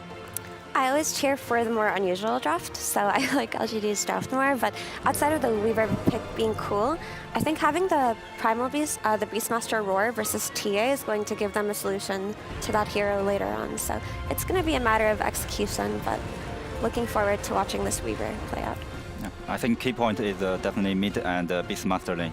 Yeah. Mid and the Beastmaster lane. Yeah. Seeing how they do, and of course getting to see who has the better control over either one of the Roche pits, as that's going to be important as well per my panel. We're going to find out, will Quest be able to knock out PSG.LGD out of Riyadh Masters, or will we see a third game? Let's find out with Cap and SVG. Some interesting choices in the draft once again as we head into Game 2 of PSG.LGD versus Quest. PSG.LGD opt for a support Weaver and a support duo with no stuns. Quest pick up the Phoenix into the Snapfire here. Avery, what do you make of it? I don't know how much faith I have in this Weaver versus Mirana because that shard got changed. So for a lot of Dota, Mirana was one of the best answers to Weaver because you just give everybody global invisibility and it removes the bug. Yeah. And then they gave Weaver a shard that lets the bug latch onto heroes and see them through invis. And then they removed that shard to give him a mark off Sakuchi, which no one knows exists because no one plays this hero. Yeah, I didn't even know that shard changed. Yeah, so it kind of hurts this matchup again. That's the part I'm worried about here, is like how much impact is Mirana going to have on the team fights for the support Weaver to be able to actually get the bug latch onto heroes and let it stick there for increased duration. We'll see. I also am curious what items Planet decides to go. Like, does he go for the fast earn, try and snowball? Is it a Solar Crest Weaver? Is it some Ags later off of I don't know, drum or some fighting item. There's a lot of weird items you can buy on this hero. You can also just buy a bunch of stats and try and tank up. The hero does use blood grenades pretty well. I think that's an aspect that is pretty cool. Like your level 2 is insanely strong with blood grenade into either the bug or the geminate, going all in on a core. Even on the lane, you can often get these cheeky kills. So if the Weaver explodes and he can snowball this game, there's not a lot of lockdown for him, and he might just pop off. At the same time, if it's a slow game for LG, which has kind of been their pace, then it might just fall down to, you know, Faceless Void Snapfire to carry, which I think is a lot more reliable than what they had last term in terms of Lish, Shrek, Spectre. So overall, their draft is a lot more well-rounded and just a lot better suited for the meta. I think they definitely found their footing in this game too. And they have a very solid chance to even out this series because I like what they're bringing to the table. And they're already nothing to say. You could see he's trying to win this mid matchup nice and early. He was doing a pretty good job last game of his Leshrac, but ultimately it didn't pan out inside the game. But this is a matchup that I feel like you could win even harder if you're nothing to say. Snapfire versus Primal Beast, we've seen it a couple of times, though sometimes it does come down to rotations and who manages to get that, which there are some interesting synergies. I think Weaver's probably one of the heroes that could use the cookie a little bit better than most supports. That is absolutely true. You also have the minus armor synergy between the Shredder and the Swarm in the late game. Like, if you get a big Swarm on these heroes, and then you pop this Shredder Chrono in, they're just gone. There's no save for it, really. You have a Sunray, that's it. Sunray is going to be nice this game with the beefy frontliners and the Tide and the Primal. At a certain point, it will fall off to just the raw physical scale that LG are going to bring to the table. So if I'm Quest, I kind of want to speed this game up maybe a bit more than last time and not just rest on my laurels. You want to get some early Roshans in this game for the TA on the TA 2000, playing his signature hero up here. And you especially want to abuse that team fight around the pit. So you make LG fight you maybe when they don't have all their ults up, maybe when these points in the game are awkward for them, and just put that early Tide Hunter strength to use. Because at a certain point, Tide does just kind of die in Chrono, and that matchup feels awful. Yeah. But for a lot of the game, you can be tanky enough that you can just stand up there, especially if you get a fast aura on Malik. He should have a pretty good lane phase, I think. I don't think Faceless Void Silencer should ever kick the Tide completely out of this. Should have a good time. And of course, Omar on this Mirana, we saw him go ham yesterday. That could just be an X Factor. He lands some clutch arrows here. Can make all the difference. TA 2000 put a lot under pressure, but they did get the easy camp pull out. Like your note of doing Roshan, because it does feel like PSG.LGD are well set to contest that Roshan as well. They've got a Beastmaster for the extra vision. Weaver is also a vision hero. They've got big team fight to play around the Roshan, and they can do Roshan themselves with the stacking minus armor that they have. The air lineup is extremely well suited to take that an objective as well, especially with this Helm of the Dominator, which I assume is coming out for new this game. He has it queued up. This is a pretty good Helm of the Overlord game. Nothing to really eat the creep, nothing to deal with it in the fights. It's kind of a lot of just chunky damage from Quest. Look at Planet just straight up ignoring Kaori because he really wants to kill in the TA 2000. That would be a beautiful first blood to get, and they've got it. New. Slice him down with the axes. Lane dominance from the Weaver. This is basically what the pick was designed to do, abuse the Phoenix in this matchup. It's a really tough matchup for Phoenix because once you commit the Spirits, you Sakuchi away, and then all of a sudden you have so much free time on the lane, as well as helping kill the egg later on. Planet making it work. I think the other pick they could have gone here was Skywrath Mage that they were considering because you had so much setup for the ult. Sure. Weaver's definitely equally strong on lane and can snowball the map very hard. This is a hero that if you're not used to playing versus it and you start feeding him kills with these blood grenades and maybe a fast early item, this Weaver is a really strong ganker, and already they are putting more pressure on. Oh, wow, look at this rotation. Why you smile. He comes to the safe lane to see if they can kill TA 2000, and if they did, he'd have to do the walk of shame back out to lane. But even if they don't get the kill, they're going to kill Kaori. We got the salve cancel? He gets the south cancel, and he's going to be able to get away. And TA 2000 is very likely still to die here. He's going to fight for his life, try and get a kill out of this one. The Primal Beast will show up. Doesn't even have his onslaught up just yet.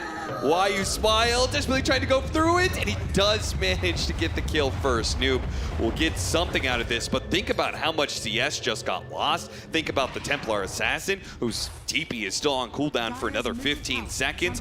What a big blow that PSG.LGD managed to put into this laning phase. And the TAs are objective takers, so the more the TA 2000 falls behind here, it's just going to slow everything down from Quest. That's also a difficult TP for Noob to make. It really hurts his game. He's going to have to walk back towards mid. NTS has free waves here, free tower damage. The freest game he's perhaps had all tournament. He's going to see a TA go to his lane and go, what? Okay, so a level 5 Snapfire versus a level 3 TA. Yeah, not a fair matchup. However, I guess this is faster than TA2000 going back top in a lane where he maybe isn't confident to stand there. Man, this Phoenix TA really got opened up by this Weaver pick. Just not strong enough on the lane. And finally, LGD making something happen in the laning phase, right? Something we've been asking for from this team. Yes. They devoted a pick to it. It has worked out, and all of a sudden, this game is just looking a lot better for them. Yeah, didn't I say in game 1 that I felt like, you know, I was all in whenever PSG.LGD actually win the laning phase? Are you it already happens all in? so rarely. I kind of am, yeah. Though, surprisingly, how are they not up more in net worth?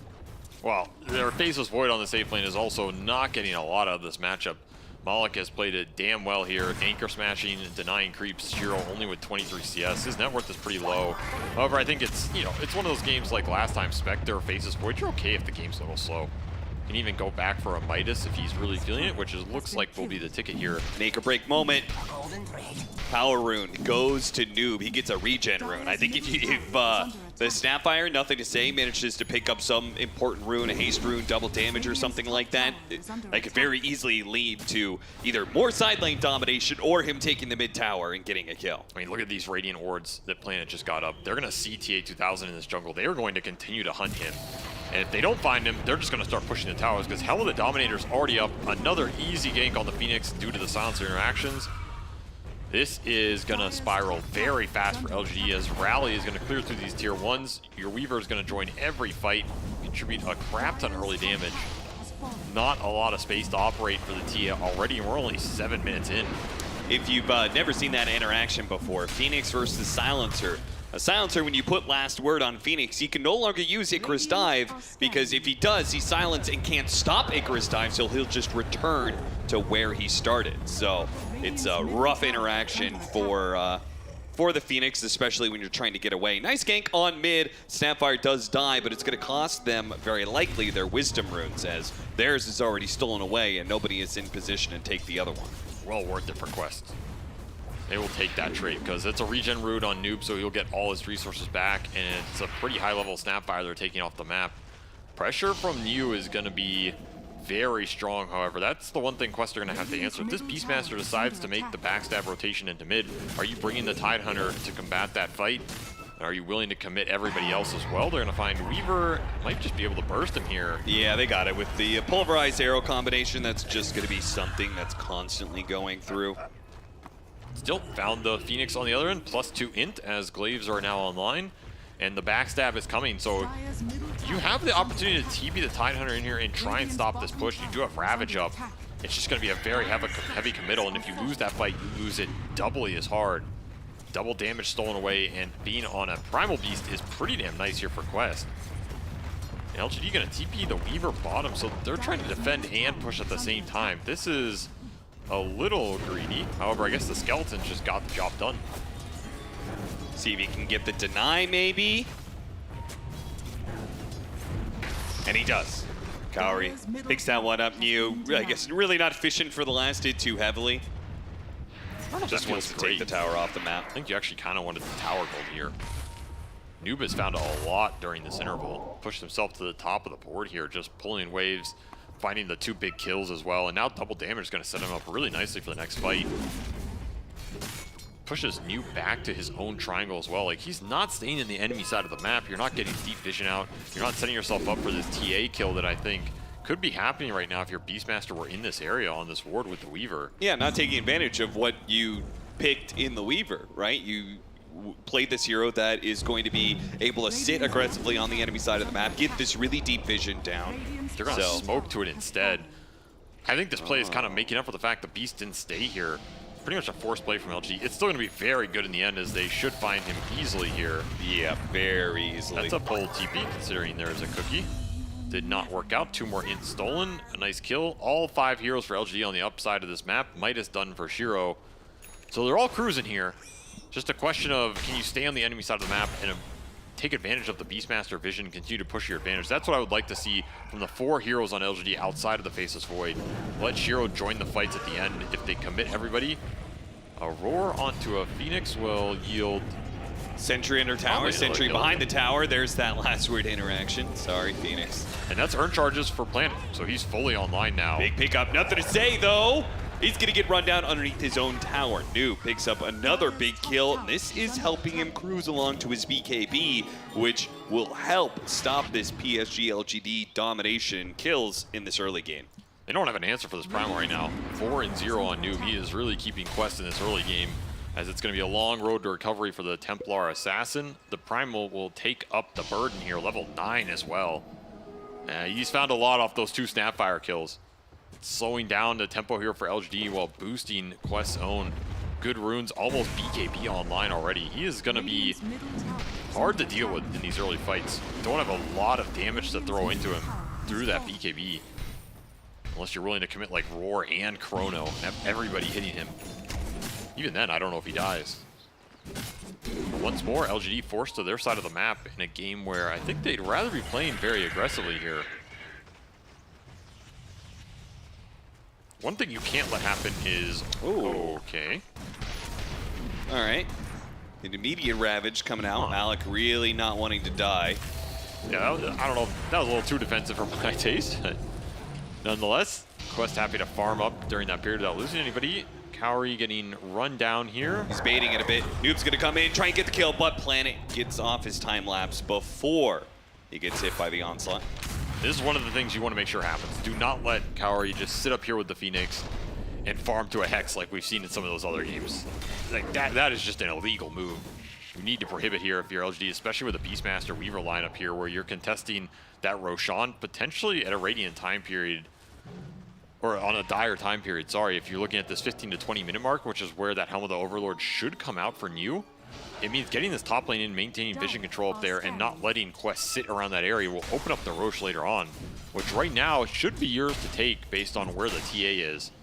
That objective is just out of the question for Quest as far in terms of, you don't have the Deso up yet, you don't have anything. Okay, that was a hammer. That was a hammer of many hammers we have seen. Still looking for the BKB on Noob. It will be completed off the courier, so this could prompt a smoke from Quest or a Mirana ulti. It's time. Choose Mirana ult. It's time to hit that Chronosphere Kisses combo, but Quest are going to be set up first here with the Moonlight Shadow. It's Dust going to break.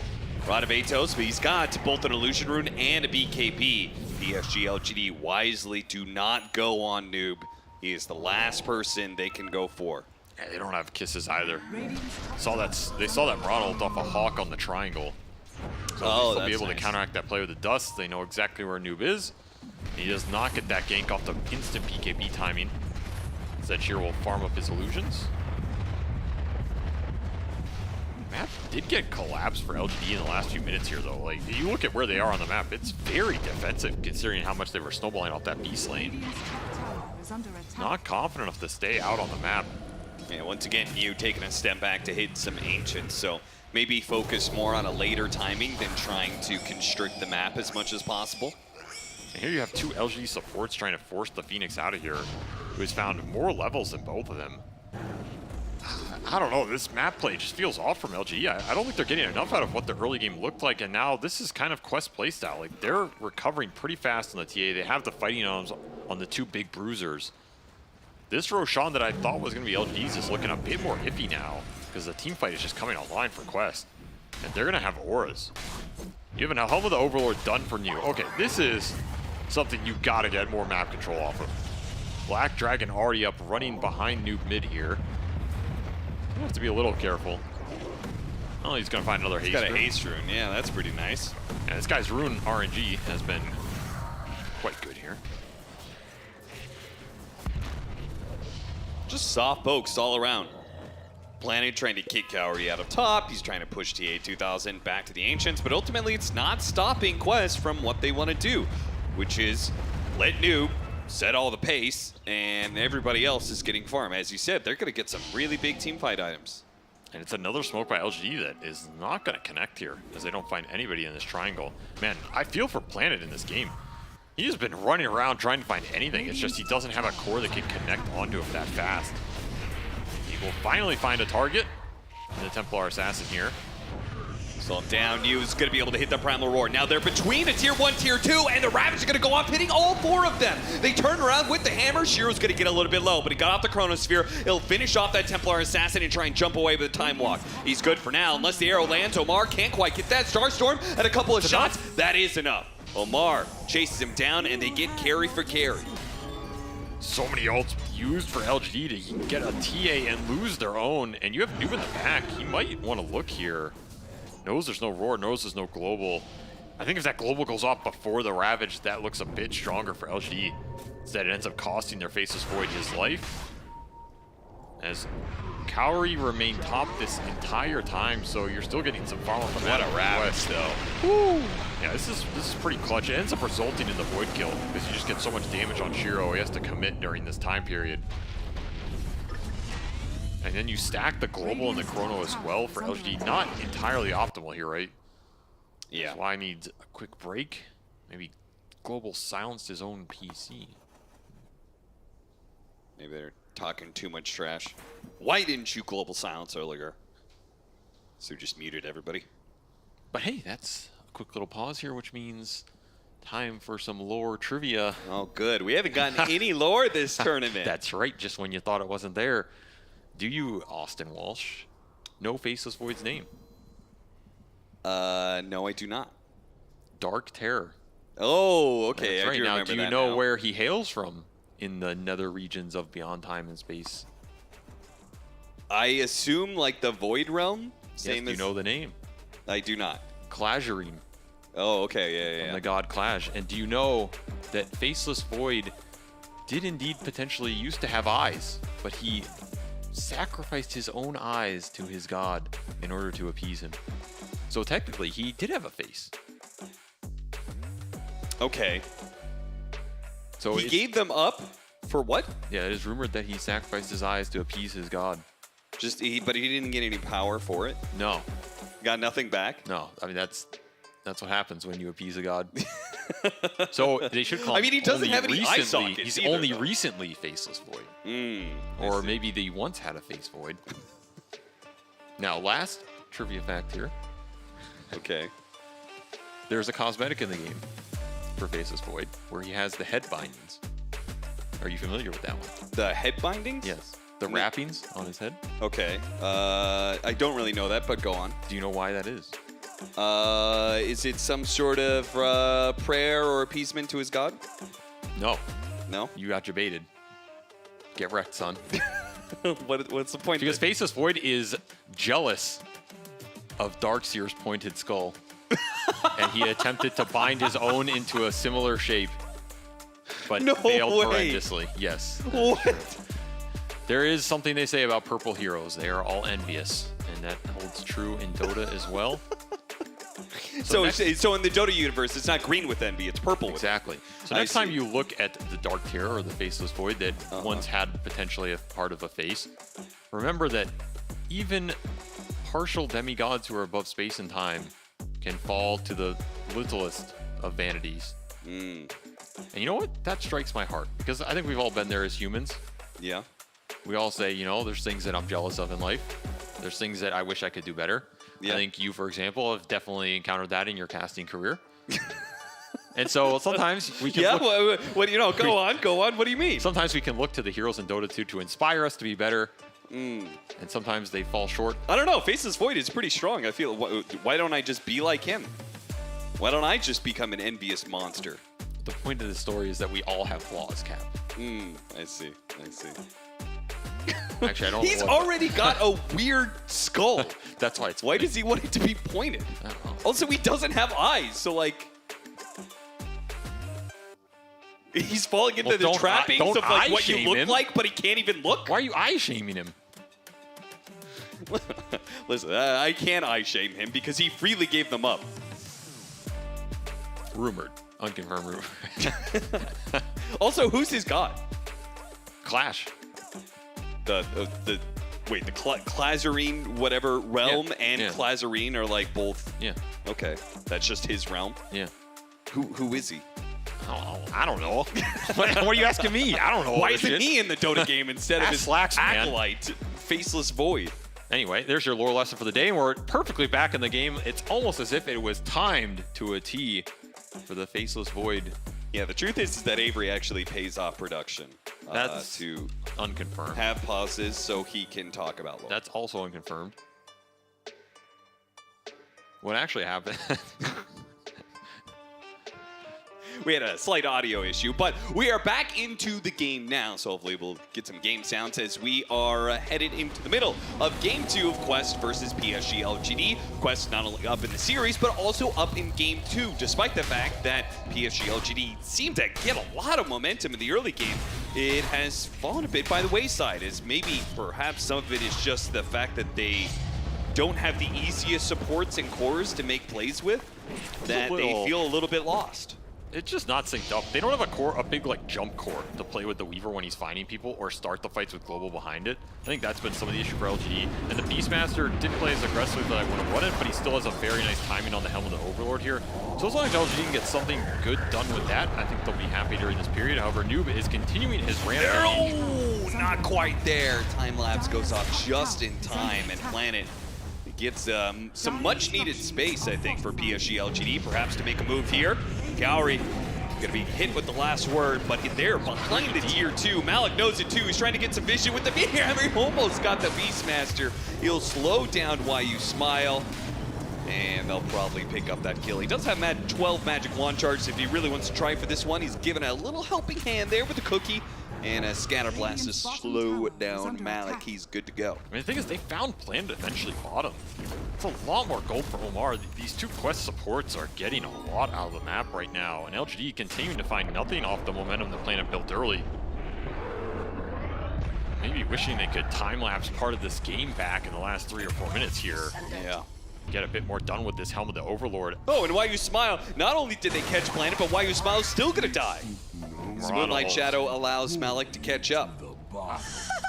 It's almost getting to the point where I just said go into Roche, right? Like, just do something together as a team and get it done with the objective-taking capability you have here. Yeah, do something productive with your life. You're losing too much on the map. If you lose the Faceless Void, oh, LGD, you are giving up a lot during this period. A hell of a lot.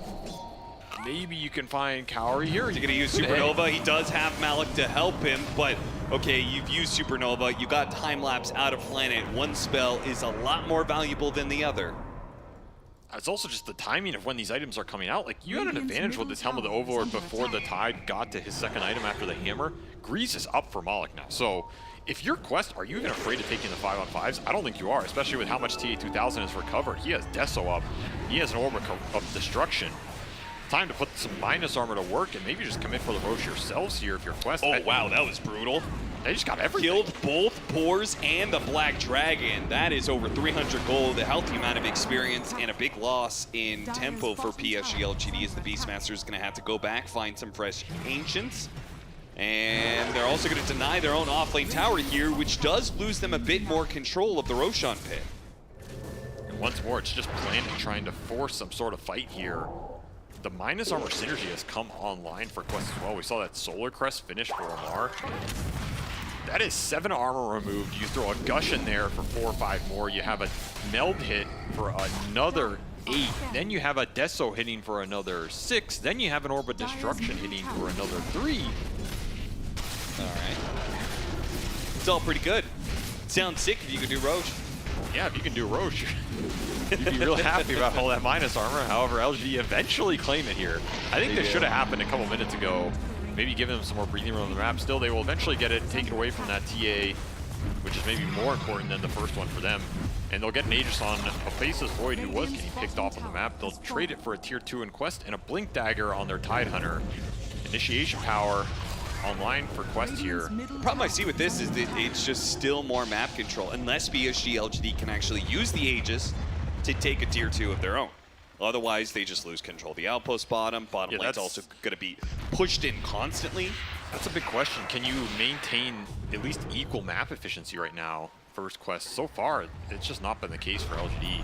They're just getting out-farmed by all 3 cores, including the 2 supports as well. Once again, this is a game where Cowrie has just sat top with Phoenix and nobody's done anything to him, and he's just farming a Hex.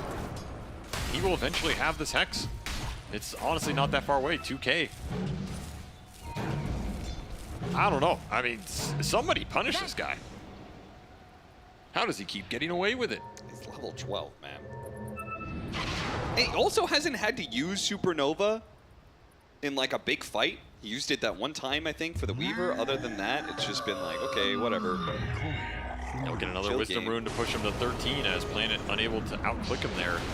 Yeah, that's the other thing. If you were forcing the fights as LG, then maybe Kaori feels pressure to go to the fight, or you get like a 5-on-4 without the Phoenix Egg, right? Yeah. That's another way you can take advantage of the fact he wants to sit top. But if nothing's happening, okay, well then he's not getting ganked and he doesn't have to go to a fight. He's just free farming a Hex here. And if he's forced to use them early on in fights, then Lil Shredder can 100-0 him. Exactly. But if you are stalling this game out, you are getting the higher and higher levels on Supernova. He's already up to 8 attacks to destroy that Supernova. Now Snapfire can no longer one-shot it. He's going to require the Weaver to be able to, who can get the extra hit in or two with the Geminate's attacks. But it's like, you know, this is becoming more and more difficult. They have to put more resources into this Phoenix, who maybe never really should have been an issue.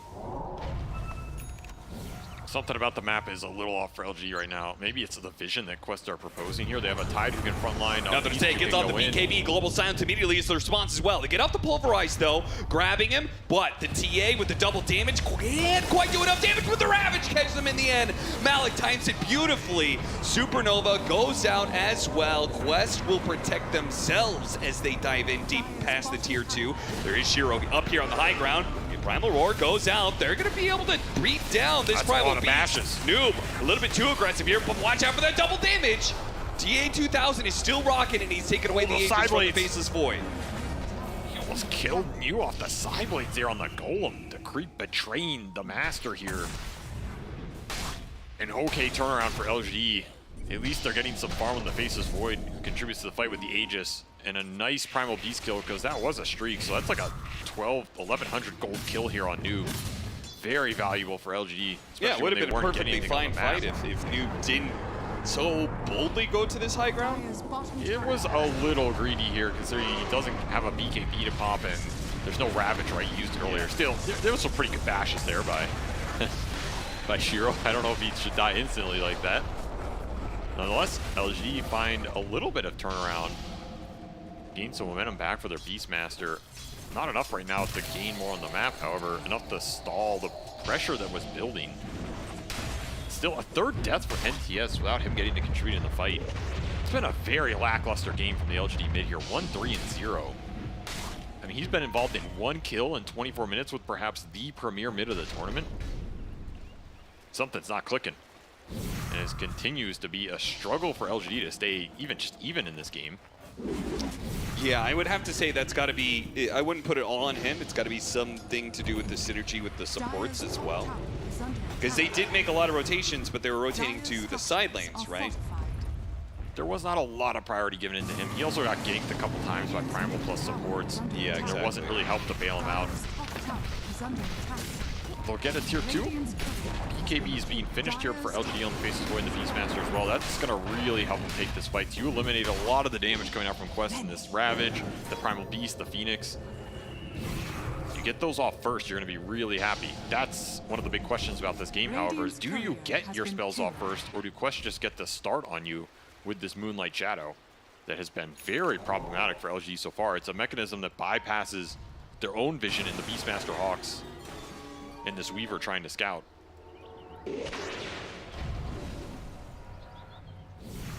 An aggressive enemy triangle. Haste Rune on Noob as well as his Rune escapades continue. And they're going to get another Golem creep off mid. It's like the third or fourth Helmet of Overlord creep getting fed away here. Yeah. How much gold has been killed off the summons? Not the beetle. Thank you, production. Why is a beetle thing even a... You know how long they've been waiting to use beetles kill gold? Nobody plays Weaver. Malik uses another defensive Ravage, though this time he is definitely going to be paying the Butcher's bill as the Chronosphere is going to ensure the kill. He looked to lock down TA2000 as well, but TA was fast enough to blink away. He does not get caught. Quest want to try and get something out of that. Hex completed for Kaori here. So they have some big lockdown coming out of the Phoenix off a dive. That's going to be really annoying for the Weaver here.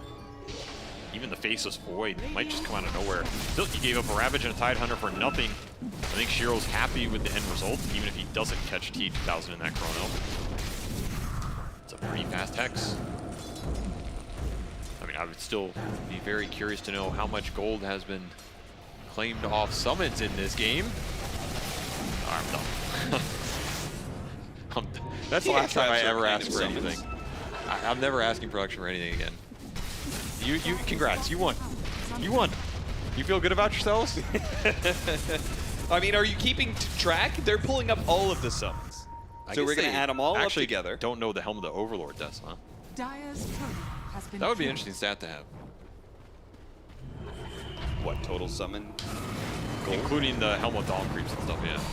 Planet doesn't have time left, so he's dead. Gets burnt up in the fire and flames of the Phoenix. Why you smile? Primal Roar trying to get it off. Finally goes down. Why you smile? Could still die, but Noob very likely doesn't want to blow any resources to be diving perilously close to a tier 2 tower. So, calling quits there. One thing I have noticed about this Primal Beast pickup for Quest. It's another Helm of the Overlord. Oh my god, that's like 4 of them. That's that'd be 1,000 gold if it's 4. Not like this, man. That's at least the 4th, maybe the 5th. I feel like Quest have gotten more out of this Helm of the Overlord than LGD have. Yeah, considering they picked it up and didn't do anything with it initially, yeah, I would hazard a guess that this Helm of the Overlord has perhaps been more of a detriment than a boon. Total of 800 gold was acquired by Quest, killing poor little innocent animals such as the ancient black dragon. 800? How's that possible? Aren't they each worth 250? Hamadam is 150.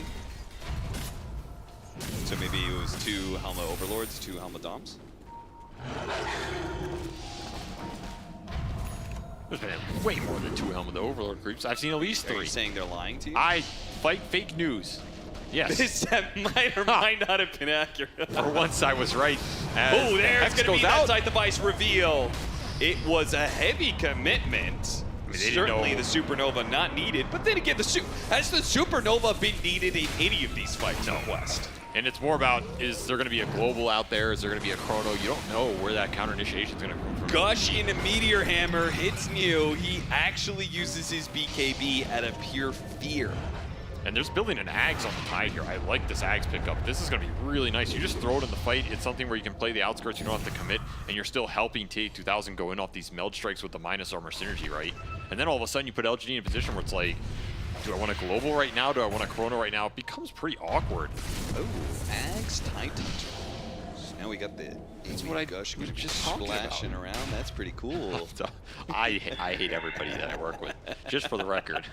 Everybody except production. Production are all amazing. Production, you pull up the Home of the Overlord gold stat being given away. I'd love to be able to see that. Oh, Ravage! 7,000 net worth lead for Quest, and they go for the kill on to Shiro. Heavy commitment once again. Ravage, Pulverize, but a Global Silence and a BKB helps Shiro get out. He did have to use Chronos here defensively, though. That did not feel good for Shiro at all. Also, looking at this Primal Beast with a heart completed. Man, he has upped the strength here in the last few minutes. 3,600 HP. You can throw a Solar Crest on top of him as well. Maybe someone's Anchor Smash. We talk about, oh, the TA trap. Is Pulverize going to come back up in time? It is not. Got the dust, though. Dust post-time lapse. Still keeping the vision. They got the scythe on him, and now the Pulverize is up. Now we'll grab him, pound him into the ground. This Hex has already paid off for Kaori, and this is just LGD giving that Phoenix too much space. Time and time again, he has been able to get here, and if you allow it to happen, you are gonna get punished very hard. Meteor Hammer striking bottom as well. You gotta remember, there's no chrono up right now, so Quest are kind of just running the map. LGD are continuing to find farm. The lead has not grown. Oh no, he's gonna time lock into a TA trap, into a scythe. TA2000 is gonna blow apart Shiro. Those are not your ancients to take, my friend. Kaori is laughing all the way to the bank here. PSG.LGD are making just 0 moves and getting picked apart around the map. Are they confident that they're gonna win late game? Not at this rate, man. I don't know. feels like they've been off today. What? I'm not even sure what they're kind of playing for here. Is it just the ultra late with Snap Void? And just kind of what it seems like. It seems like they're just defaulting to these two heroes scale, so we'll win. But frankly, with the way this is going, Quest may have too much of a lead to surmount as Noob. Dives in a bit, but he's got heart and he's got BKB, so he can put himself in the frontline situations like this. It'll still lead to building damage from TA2000. With the clip out, you have to wait for Faceless Void to fight this if you're LGD. You don't have any damage without that Mjolnir. Still looking for the Faceless Void level 20 talent as well. That is a free lane of racks off a single Hex death on Dark Terror here. That's all it takes. Mew has been pushed into a rat roll. Man, he had such a good start in this game, and it just didn't translate into anything. I feel like they wish they had the Mirana in this game to be able to play behind the beast, look for the kills, play on the map with the invis. Yeah. Instead, Omar has really thwarted a lot of the moves that they wanted to make. A little bit more kill threat too, Primal Roar, Arrow combo. Now it's just gonna have to come down to the core synergy. AC picked up for New. That's a pretty big item here. Wrapping around here with the... They find the Phoenix first. Smoke here. They got scanned. What a heads up scan. It's gonna push Cowrie farther to the right as he dodges this. The Hawk might still be able to spot him though. Oh, the dive away. That is such a clutch scan. You might just lose your Phoenix there and you lose Roche. Instead, he gets back to the team, and now LGD are in a position where you have another smoke to re-up here. We've seen this so many times. The smoke for smoke, they give up their high ground, getting away from the Hawk vision, wrapping around behind PSG.LGD. Are LGD ready for this? They have a really good Hawk. Look at why you Smiles position. This is pretty crazy. One smoke is gonna break. It's gonna be Noob. Malik, he's gonna jump forward, instantly ravaged, and he got him clumped up. Beautiful stuff. Quest in one bold move from Malik instantly wins the fight. They'll get 3 off of that one. They'll get Roshan off of that one, and that might just be the game closer move right there. It's going to be another base push with Aegis Cheese for sure here out from Quest as Malik sees the opening, seizes it, and puts LGD in a quick grave. Shiro is just outside that tree line. A simple little mistake costs LGD big time as they present an opening, not playing in the trees around their Hawks when they know this smoke flank is coming. It just feels, I don't want to say lazy, but not disciplined for sure. Need to be a little bit more disciplined in your positioning. Yes, it's so important in these Roshan. These little things matter a lot, and you gave a really big opening, instantly seized. Some quick math. A lot of HP, a lot of armor. Minus armor, though, so his effective HP with minus armor. Oh, wow. That's pretty interesting. 60% reduction is HP pool. Yeah, we saw it in the last fight. He popped BKB, he went for the TP out, couldn't make it in that window of time. TA2000 plus the extra minus armor from his other supporting heroes. It's a lot of math to say he died very fast. Yeah. And a refresher for the Phoenix? Did I see that right? My God. This is what happens, man. How does Cowrie get away with this, man? I wish I could play Phoenix like this. Yeah, chill out, do too, nothing man. but farm for like 30 minutes. I show top and away for 3 seconds. There's 8 heroes through a gate with a relocate on my ass and sends me to the nether realm. This guy just got to chill the whole game. And he is huge now, man. He's almost on NTS's net worth. We will finish a silver edge here, so the damage is starting to pick up. He's just missing the level 20 talent. The XP is a big problem for LGD as they are 13 levels behind, and it shows. None of their cores have the level 20 talent, whereas 2 for Quest already have it online. They may never get the chance to. They might not. Malik Hex strikes to lead again, out. side, and there goes Dark Terror. No respect. Mew for trying the to make it out, initiation. but even he gets grabbed by the pulverize during his BKB. Why you smile? Forstaff trying to get him out, but he falls as well. Everybody is Another dying, Hex. trying to retreat, and they do not have buybacks. No level 20s, no buybacks, and no more Riyadh Masters for PSG.LGD. They get 2-0. Quest will claim victory here on the big stage.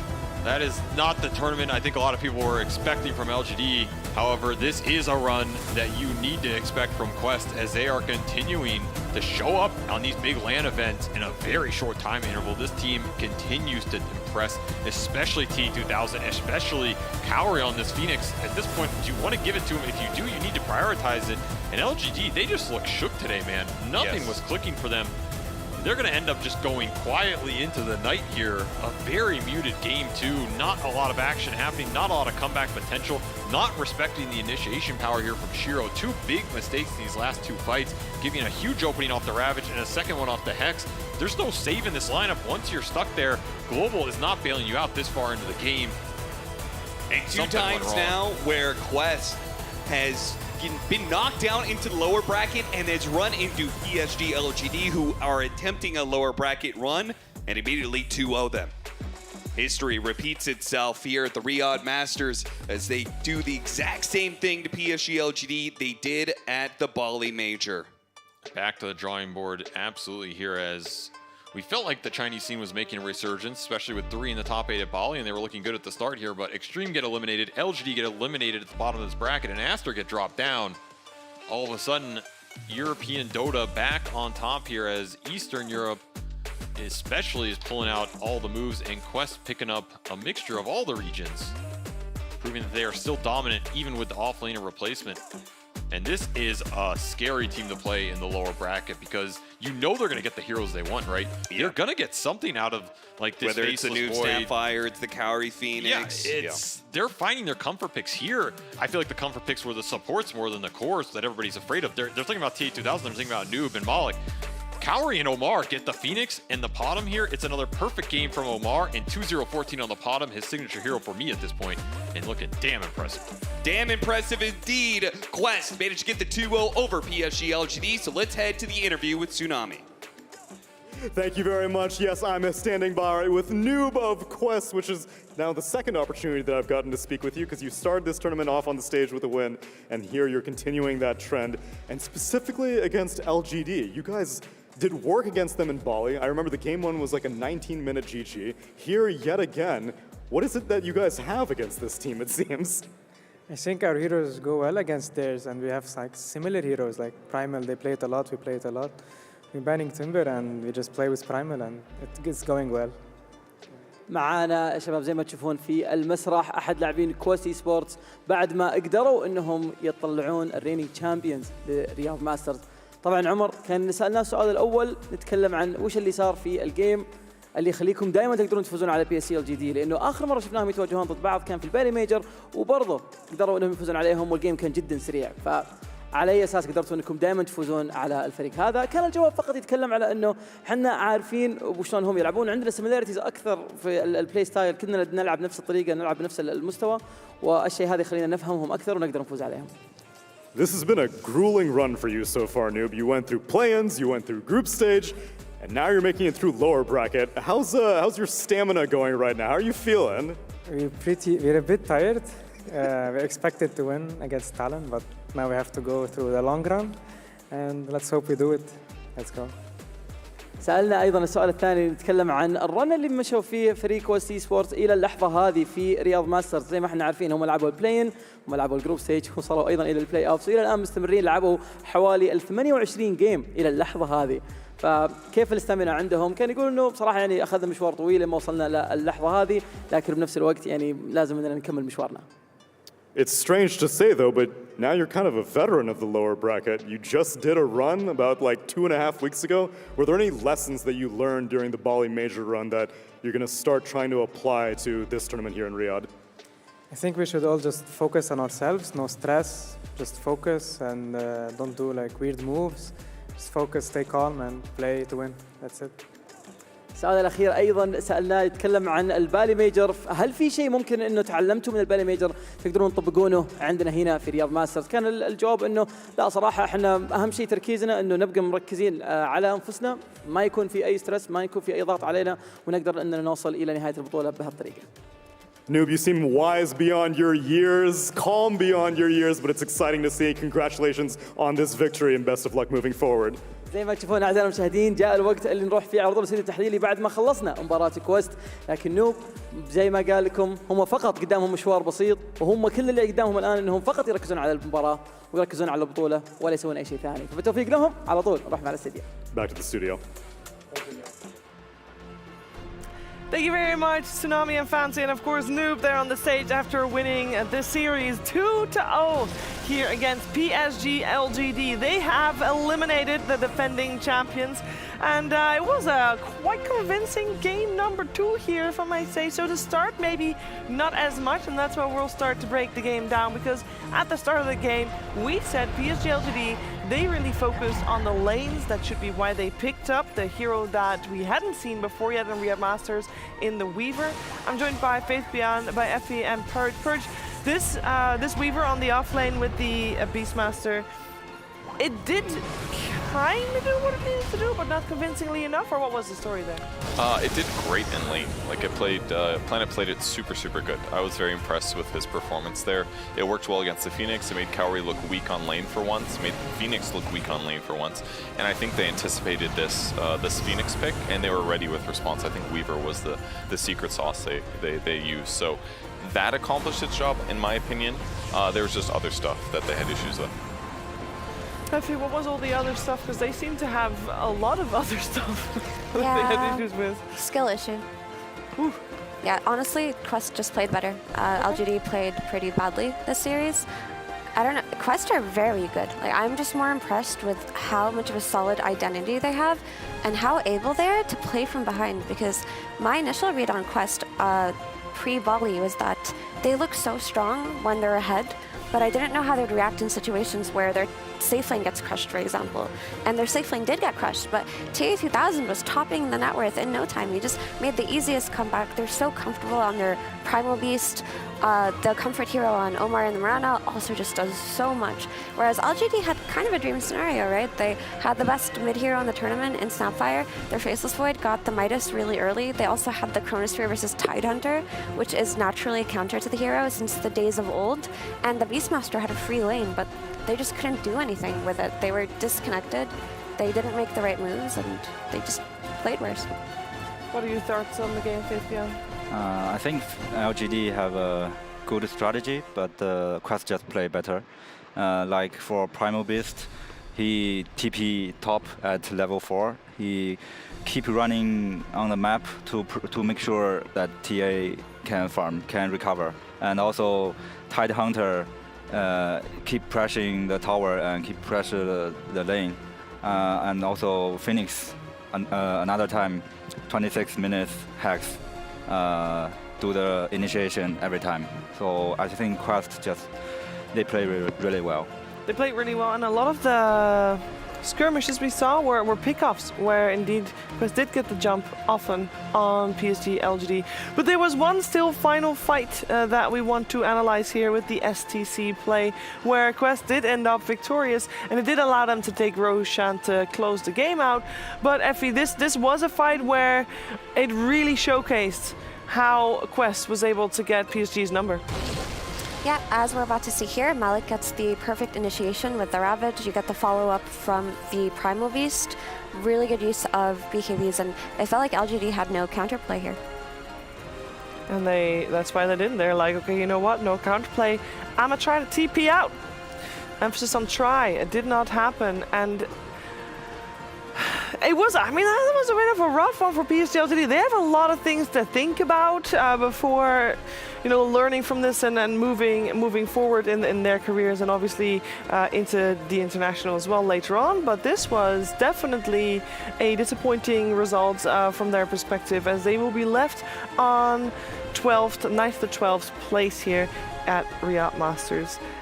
We have to give credit to Quest, though, and with that, give credit to our Gidia MVP. It is Noob. I don't think it comes as a big surprise. He did play a fantastic Primal Beast game, and in game 1, Purge, a fantastic Snapfire game as well. Yeah, he played really, really good. I think game 2 was maybe more impressive because things were going so bad for Quest in the early game, and he really pulled it together. So that's what I always look at in post-game stats, or at least early game stuff. It's like, okay, one lane lost really bad. Is somebody else making enough for it? Is someone else making up for TA2000's net worth being low? And he absolutely did it this game on the Primal Beast. And the really cool thing about Quest as a team is that they focus heavily on stacking for Noob in the early game. Like often the ancient stacks are made for the offlaner or for the carry to come back into the game, but even if Noob is put at a disadvantageous matchup, especially when his Primal Beast gets countered, there's always a few stacks waiting for him in the jungle, and he finds himself recovering in net worth regardless of whatever the matchup is mid. Yeah, we see here highlights of his plays. I do realize that he gets heroes that are highly coveted with the Snapfire and the Primal Beast, but indeed being able to step it up when your other lanes are maybe a little bit in disarray, it definitely requires some next level. And of course this was well, they did get the kill. It was a little bit of a dive, and they did kind of mess up a little bit after that, but that's why we don't show that on the highlights. That's why we have that. It's only highlights, only top-tier plays, and Quest definitely having a lot of those. Of course, this was the second time that they faced PSG.LGD on that stage, previously on the group stages where they tied, but this time we saw Quest had PSG's number every single time, just like they did the previous time they met in the lower bracket. Bali Major, Quest definitely seems to be quite the force to reckon with, and I would imagine other teams, Faith Beyond, you look at this series, you look at this performance of Quest, how much can you really learn from a team that is playing this well? I think for what can we learn from Quest is actually pretty much similar with when we watch Gaimin. Is like you always make sure you are play to win. Like even things going bad, but you have to communicate to how can we play to win and just execute it together. Yeah. Yeah, they did together. And a well-deserved MVP of the entire series. Now there is a bit of a break for Quest Esports. They have, of course, some relaxation time. But I also still wanted to have some more information. We don't see new heroes pop off this deep into a tournament very frequently. And I do love learning about, well, new Weaver, I don't know if you can call it new, but new for Riyadh Masters. It was the first Riyadh Masters appearance. And even though it did not work out in the game purge, it did work out in the lane. It did. I thought it was a cool pick. I think it was a response to the Phoenix. They could beat it in lane, basically.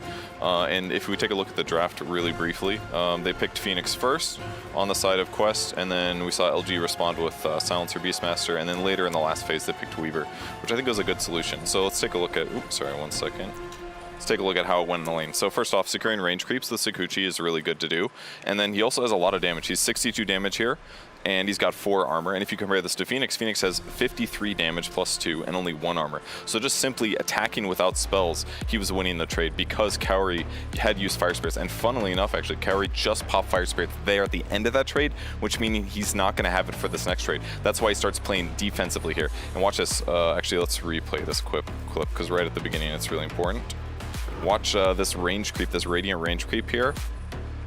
He ends up going for that last hit, and as a result, he loses the vast majority of his HP as he retreats to the tower, which means that when the creep wave pushes in, he's now starting at a lower HP. So that means he can't contest these creeps as well. And unfortunately, Kaori also started to pull right before that. So those two things together means that he's being dove by like tons and tons of creeps. They finish off the creep wave on the back lane there, and now they just get to dive TA2000. He has proper fraction for that blast. They clear up the rest of the creep wave, and then they basically go for a dive here. And so he not only has to try to get last hits, but they get to pressure him at the same time. They pop Glyph for this, they chase down TA2000, and that was the first blood here, killing him under the tower. So that was the beginning of his problems. Then it continues when he TPs back to lane. Same thing's happening. Planet and New is clearing the creep waves. They dive, they rotate Silencer over as well, committing at least 2 blood grenades to kill TA2000, but it's so good against him. It breaks his refraction. He ends up living barely. They kill the Phoenix, and then they continue diving this afterwards when Planet goes looking for TA2000. So far, this is all off the back of that pull that happened at the same time that TA2000 went for the Melt Strike. They kill YU Smile here, but it's not as important. And it also came off the back of the Fire Spirits being used incorrectly and the Weaver having a great matchup. And then he just puts a wards down so that he gets a Force TA2000 out of the jungle. He gets another Observer Ward and he runs to the north of the jungle to put it on another cliff. He just wants to know where TA2000 is, because this is what you do. You keep him behind. And his net worth is so far behind. He's got 1,800 net worth compared to Voids, who's also a little bit behind, only 2,400. But they just did a really, really good job with the Weaver, in my opinion. And he also grabs the Wisdom Rune at 7 minutes, TP's bottom, runs all the way there. So I thought Planet played great. His first 10 minutes was excellent. The Weaver did what it was supposed to. It's just that the Void had a rough game, and TA was able to catch up. It seems like they really had a good plan to deal with TA2000. They just kind of forgot about the rest, or underestimated the potential for Noob and for Malik to create space for TA to come back towards the end of that game. Also pretty cool that Malik, you know, he's just on holiday in Spain, he's like, gets a call, hey, you want to play Riyadh Masters? Like, sure, bring it on. And he crushes it here on the main stage. We do have to give credit where credit's due. PSG.LGD coming here top 12. It's still a good performance, maybe not in their books, but being top 12 in the world as a Dota 2 player, still something to be proud of. Although it is more bitter than sweet, we want to give some limelight to that as well. And for that, we head to Jack, who is standing by with Y for a exit interview. With Captain Y of PSG.LGD, of course, the champions of Riyadh Masters last year, but unable to repeat the feat, unfortunately, this year. What went wrong for you guys in this match against Quest Esports? 当然，这里是老干爹的队长 Y 队，你们去年是里亚德大师赛冠军，今年未能重复。那想问一下，就是这场又对战 Quest Esports 出现了什么样的一些问题或失误，引起你们失利？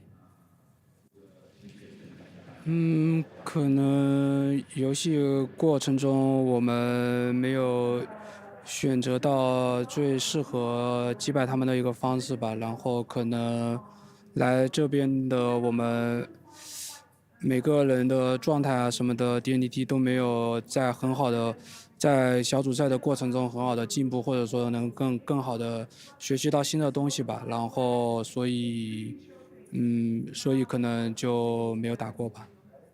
We didn't find the best solutions to defeat them within the game, and then also in the process of coming over here after Bali during the group stage, I don't think we found our best form or learned or improved as much as we needed to be able to find a way to get past this and win. Next up, of course, coming is the International in a few months.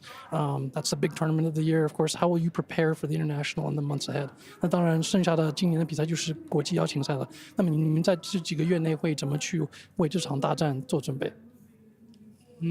先回去把，怎么说呢？肯定首先每个人要找到自己的方式，先把自己的个人的状态更加的投入到为下一个 TI 的准备吧。然后再到之后就开始为期的集训，然后学习不同打法，然后再提高自己吧，应该就这样。Everyone first has to go home and find a way to access their best form and to continue to learn and improve. And then a little bit after that, we're going to be boot camping together and again trying to learn and improve and figure things out as a team to prepare the best we can for that competition. 好，那么就 thank you Y and good luck. 谢谢。Thank you. Thank you. Thank you very much, Jack, and why you smile. PSG.LGD will fall here, but learning and improving seems to be the key to success in the future. We'll, of course, see a lot more of them. But not very soon, because we'll see more success from Quest, potentially, pretty soon. They're moving forward here in the lower bracket of Riyadh Masters. They don't know yet who their opponent will be, but overall, I mean, dropping to the lower bracket, we talked about it at the very start of the day, Faith Beyond. We saw Quest yesterday drop to the lower bracket, and we talked about how the teams that drop from the upper bracket to the lower bracket, you know, there's going to be a little bit of sadness coming into it. They haven't had as much time to prepare as the other team. But for Quest winning here, winning in the first round of lower bracket, that surely has a big impact on their momentum. Yeah, it surely proves that Quest is a team that they can solve problem very quickly, and they have a strong mentality at the same time. Yeah, strong mentality can be key to winning big competitions, Effie. Yeah, I was curious to see how Quest would perform being so new, and I thought that potentially their nerves would show, especially in this lower bracket on this stage, but they felt like they were playing from home. All of them were comfortable. This team is actually going to be so scary in a few months as they play even more together and get even better. And if there's going to be an upset in this tournament, it might actually be the Quest lower bracket run into Grand Finals. I could see that happening. Yeah, I feel bad for all the teams that have to play against them. I mean, well, they play the winner of Gaimin Tundra, so like it's not exactly an easy road for them. It's a very tough tournament. Everyone's so good here. But yeah, I'm happy to see them do so well after dropping down. I also was a little bit worried that they would underperform, that their kind confidence would falter a little bit, but they still seem exactly the same way. So I think they're going to send a lot of teams home here. Yeah, Quest is one of the new kids on the block here in terms of teams. They haven't had a very long competitive career with this roster and only started in international competitions just about a month ago at the Bali Major. So it's great to see them evolve, and it's great to learn more about them. Now, our next matchup is going to be Gaimin Gladiators versus Tundra, but there will be a bit of a break. So in case you missed earlier this morning, we actually had a long sit-down interview with Siraction Slacks, with Malik, with Omar, with Noob, and it is a joy to listen to these guys talk about everything, and not everything is Dota related for them in that one. So enjoy that. We'll be back afterwards with Gaimin Gladiators versus Tundra. See you soon.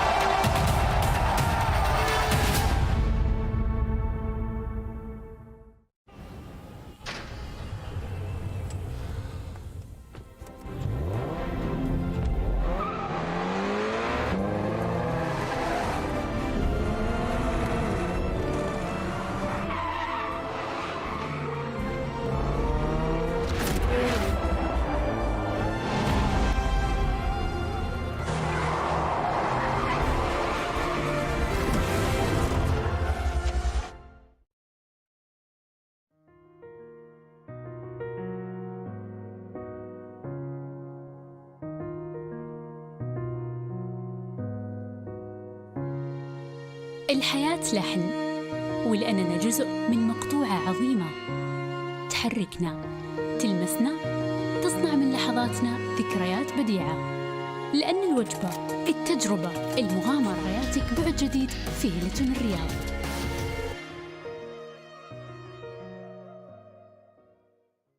All new Honor Magic 5 Pro.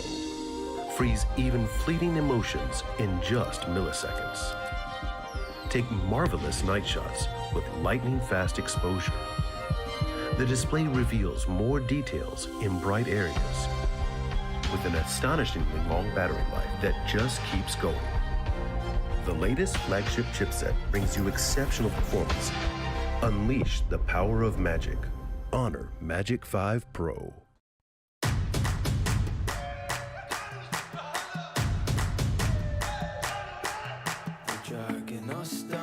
Face on the ground, still we so proud. Just look at the crowd, making some noise, making some sound. We ain't got a choice, they're hearing us now.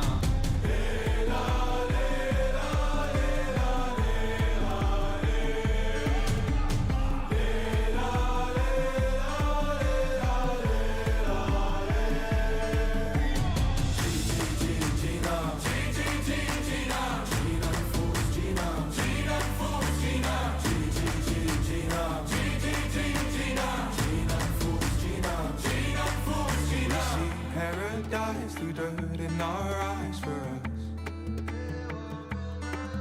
Oh, actually, I'll try, actually, I'll fight for us.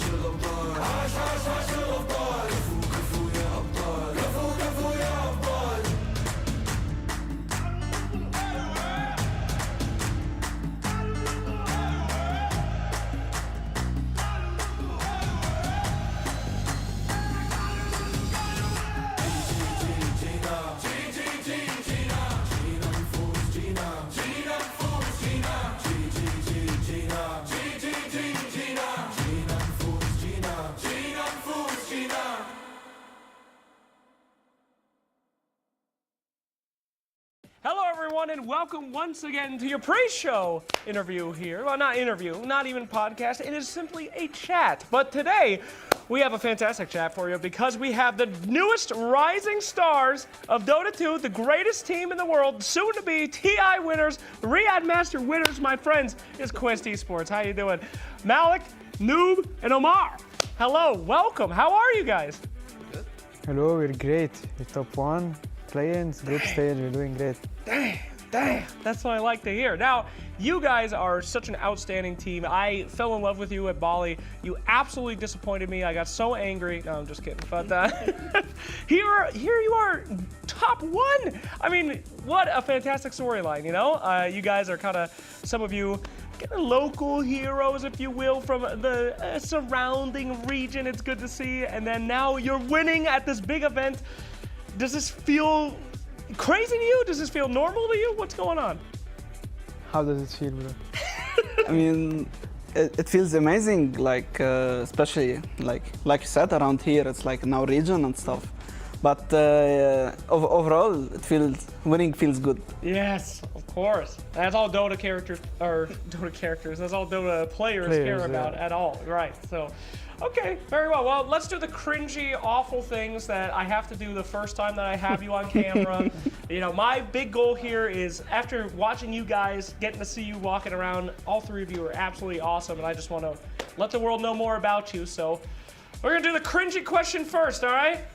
Malk, where'd you get your name? Now, did you make your name from respect from Malk back in the day? No, I didn't even know that. You didn't even know who he is? Yeah. I just, my real name is Abdi Malik. And from childhood, they always call me Malik. It's shorter. Oh, okay. And it's like, you know, get used to it and just Malik. Oh, I don't have any imagine or nicknames. I just simply my name. That's very good. The last guy who held that title in Dota, not so great. Held the record for, I think, 0-18 in a Venomancer game, and it was the only person that ever won like that. So, now try beating that. Yeah. You've already done better, so congratulations. But, oh, fantastic. So while I'm here with you, how'd you get into Dota? What started you off? I don't know. I just had first my PC, like, I don't know, when I was 13.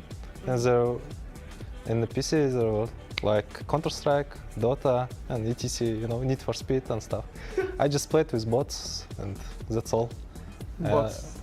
Yeah, hello? You're still playing with a bot right now. Like, we had no internet, like, if I wanted to play with other people, I go to internet cafe. In Kazakhstan, it's a lot of internet cafes.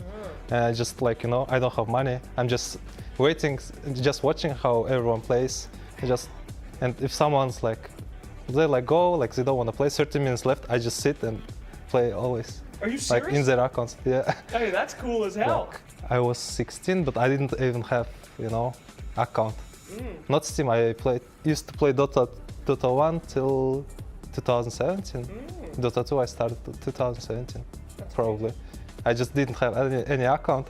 I just play, if someone like left their accounts, I just go inside, you know, play in their accounts. I just didn't care, I just played, you know, for fun. That's incredible, man. What a cool story. But so now you have a PC and it works? Yes. Oh, great. Good to know, good to know. So yeah, how'd you meet these goons? How'd you end up getting on this team? I don't know, I was chilling in Barcelona with my girlfriend. I didn't play Dota like 3 weeks or months. I was like, wanted to go to the weekends, you know, concert, go crazy. First time in my life I went to Europe, but this guy's like, 2000 just write it, help us. I was like, go. We stole him, we needed his help. Yeah. Came for the rescue. Or we go 4 versus 5. Yeah. We needed him. Anyway, Team Kiris, I like, no. Chilling. I'm just here, photographer in games. So you guys, like, how'd you guys get to know each other? How'd you start in Dota? Tell me the whole tale from beginning to end. Started like when I was very young, like 8 or something. My older brother came home, he has a new game, puts it on PC, it's Dota, like Warcraft 3. And we started from there playing at home, versus bots, just together and stuff like that. Then to local tournaments in Lebanon. And I grew from there with Team Lebanon and just got in Dota. Okay, all right. It's kind of a similar story. I had 2 brothers who played the game before me. I started at very young age with Dota 1. And then internet cafes and blah, blah, blah, same story, kind of just kept going. How young are we talking? You know, older brothers. I would say I was like 7 or 8 as well. Yeah, I used to play, like, we used to go to scout, like, and instead of being a scout, I used to go play on PC. Well, of course. We had PCs on the scout for some reason. Of course. Instead of making friends, all of us played Dota. That's how. Who cares, that's friends? That's right. That's funny that you said that you were playing against bots. Do you think that new players should always play against bots? No. No, what do you mean no? Probably I not, just had no yeah. choice. Like, You couldn't play I wanted to play. I mean, but you gotta learn. When I started, I played against bots for 2 months, flat. 2 months of bots. And then I was like, I am ready for real humans. No, it's too boring. What do you mean? What the fuck are you doing for 2 months? Oh my god, no.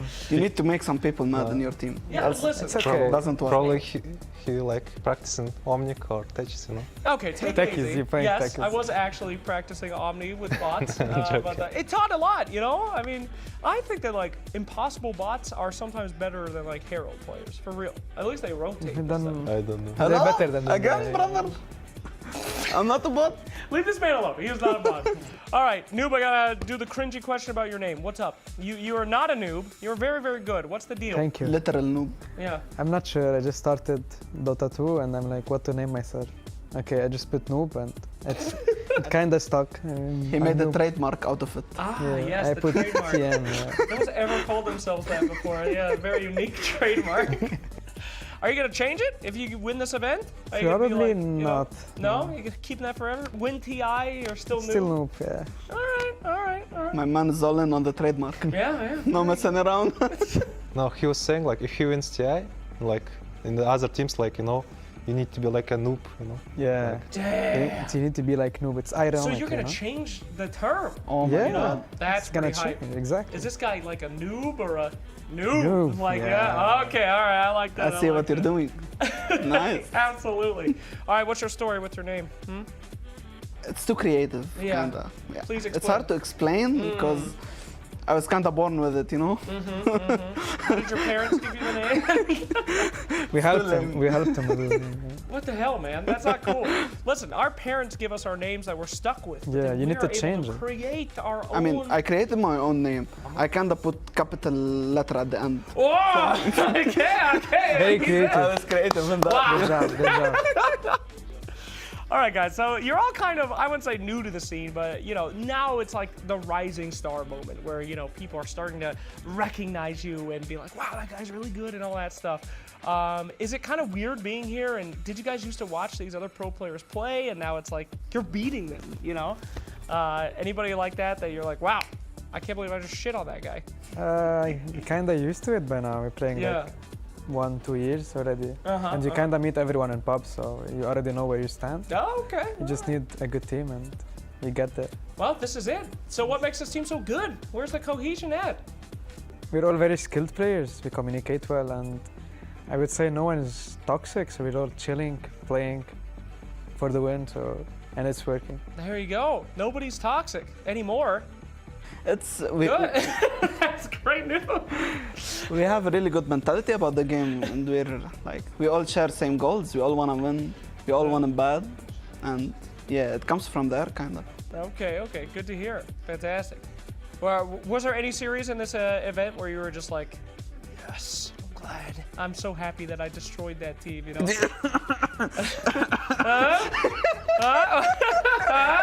We were happy we beat EG. Oh. I was playing pub with Pakaz. He put Midas, he destroyed it. Destroyed He his doesn't want to Midas? play the game, you know? Oh, okay. And then we beat them. I put Midas and I destroyed it. Oh, It fantastic. was OP. Gotta feel good. Fantastic. All right, cool. Well, let's ask the question that, I don't know. I'm not going to ask you this question, of course, but I'm just going to say that when I was watching you guys at the Bali Major, I was like, oh my God, these guys are amazing. And ATF, he's brought them here and this is cool. And look at these guys. What a cool story. ATF's gone, and I was like, okay, they're probably fucked. but the inverse has happened. You guys are now like absolutely dominating still. What was that transition like to be still on your game after losing, a pretty, well-known offlaner like that? I think we started with a not very skilled offlaner. It was Witter. I don't know if you know him. And then we needed a stable, good player. We found ATF. It's not like he got us here, but it's just he was there to help us. But we just need a good offlaner, and we're stable enough to make it. Well, it certainly seems like you guys are. I mean, yeah. Surprise. We aren't shit players. No, I'm not surprised. I'm not surprised. But, yeah. Yeah, okay, I mean, we know we're good, like 4, and we just need to find this missing piece to just complete the team. We still can't find it for like 1 year already. Yeah. And we have Malik, legend. The legend finally cometh. The king. The missing piece has finally come. Back to back, twice Riyadh Masters. Riyadh Masters standing. Yeah. Oh.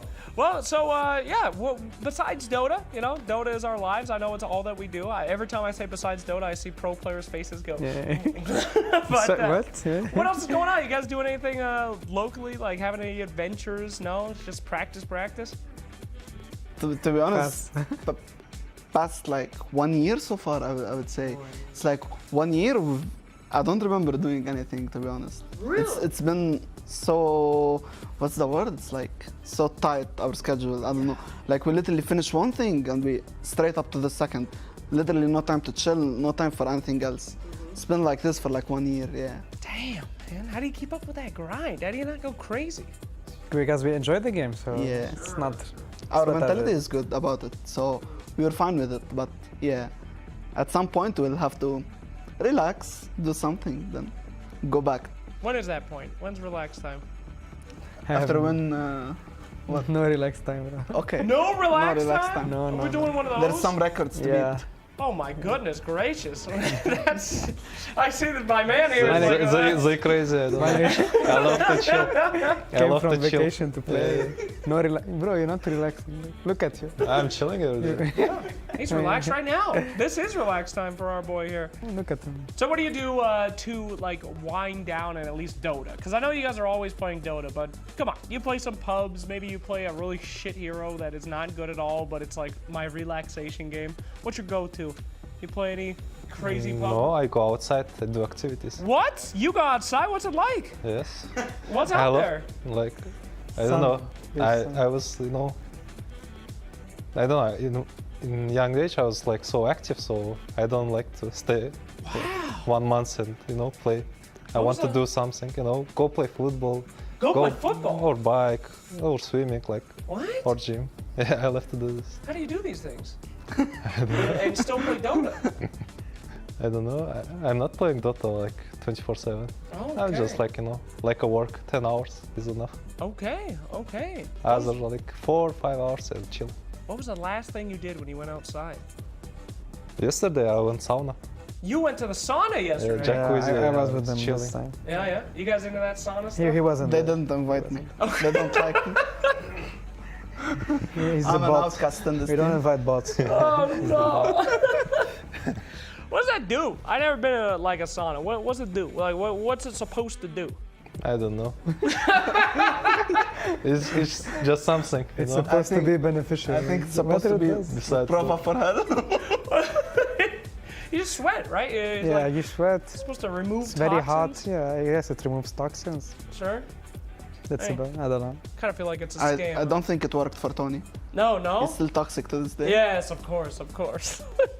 So, what do you guys do in pubs to like unwind? Since you said you don't ever go outside, and you just play Dota constantly. What do you guys do to relax?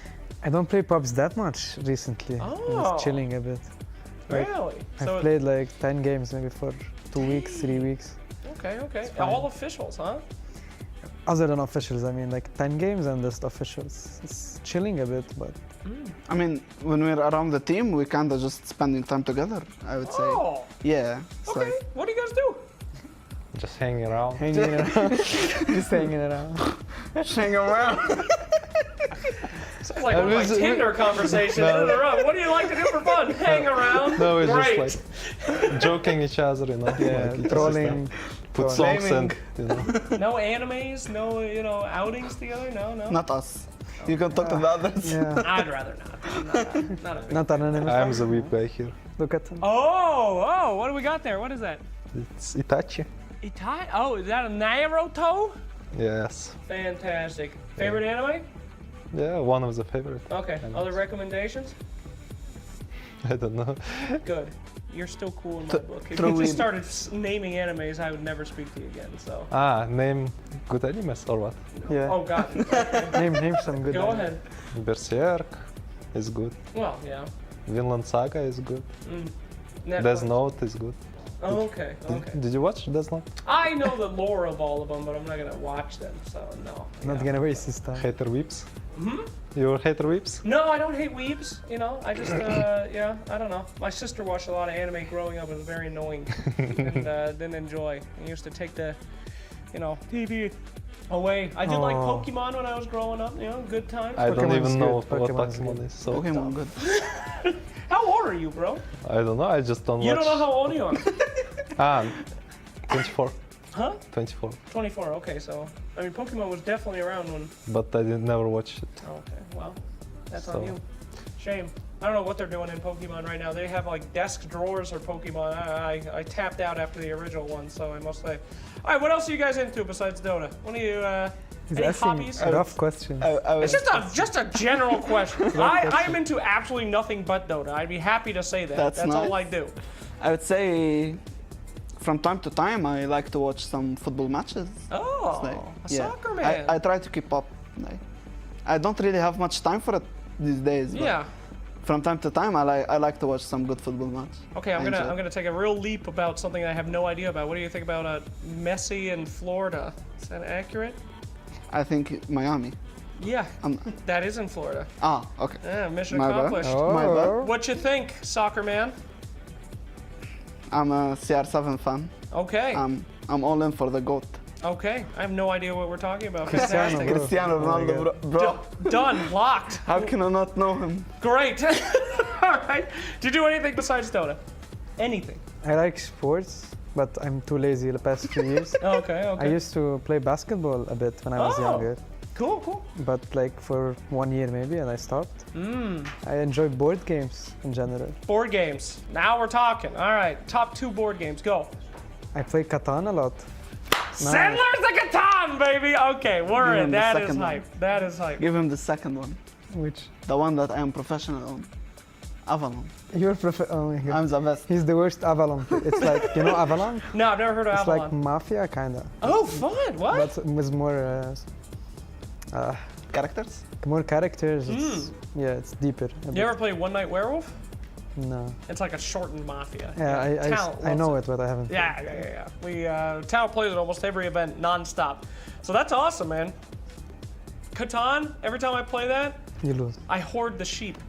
I call Why? myself because Sheep is the worst. he who controls the sheep It's the controls worst the loot. world. It's the worst loot. Oh my Listen, God. as long as you collect all the sheep are very powerful. Yeah, Then you it can say work. 10 wood per sheep, Yeah. please. The sheep berry. It can work. Yeah, thank you. So have you guys ever been professional in any other games besides Dota? Or has Dota always been kind of your passion? He's good at CSGO. CSGO, man! He's lying. He's the worst. I'm not that good, but I'm not that bad. Okay. I'm decent. Ever He's try like- for pro? He's No, like the second no. lowest rank. It's not. No, what? What's your rank? I don't have rank on. No, on matchmaking. Professional player. Yeah, there's no rank. All right, well, that's awesome. Okay, well, let's talk about the Dota. Let's get back to it. Let's talk about like some patch stuff. What do you guys think about the patch right now? You're dominating in it, obviously, but you think it's balanced? You think it's good? Think it needs work? I think it's balanced a bit. I think it's better than the previous patches. Oh, yeah. A lot of broken heroes. Bro, Duza, Morph. Now it's more balanced a bit. Sure. The Dusa. Agreed. Yeah. More balance. Agree. Yeah? Like the patch? No changes. Nothing makes you angry. Just needs. I don't play. So nothing triggers He me. has no idea what's happening in Dota. Well, Just chilling. he found the solution. There you go. Fantastic. Well, Nothing pisses you off in your games? a lot of stuff pisses me off. Such as? The lots pool. Every time it happens to me, this bug when you click it and it doesn't work. Oh. And the enemy auto-clicks you right. for some reason. So bad. That actually makes me I hate really it a mad. lot.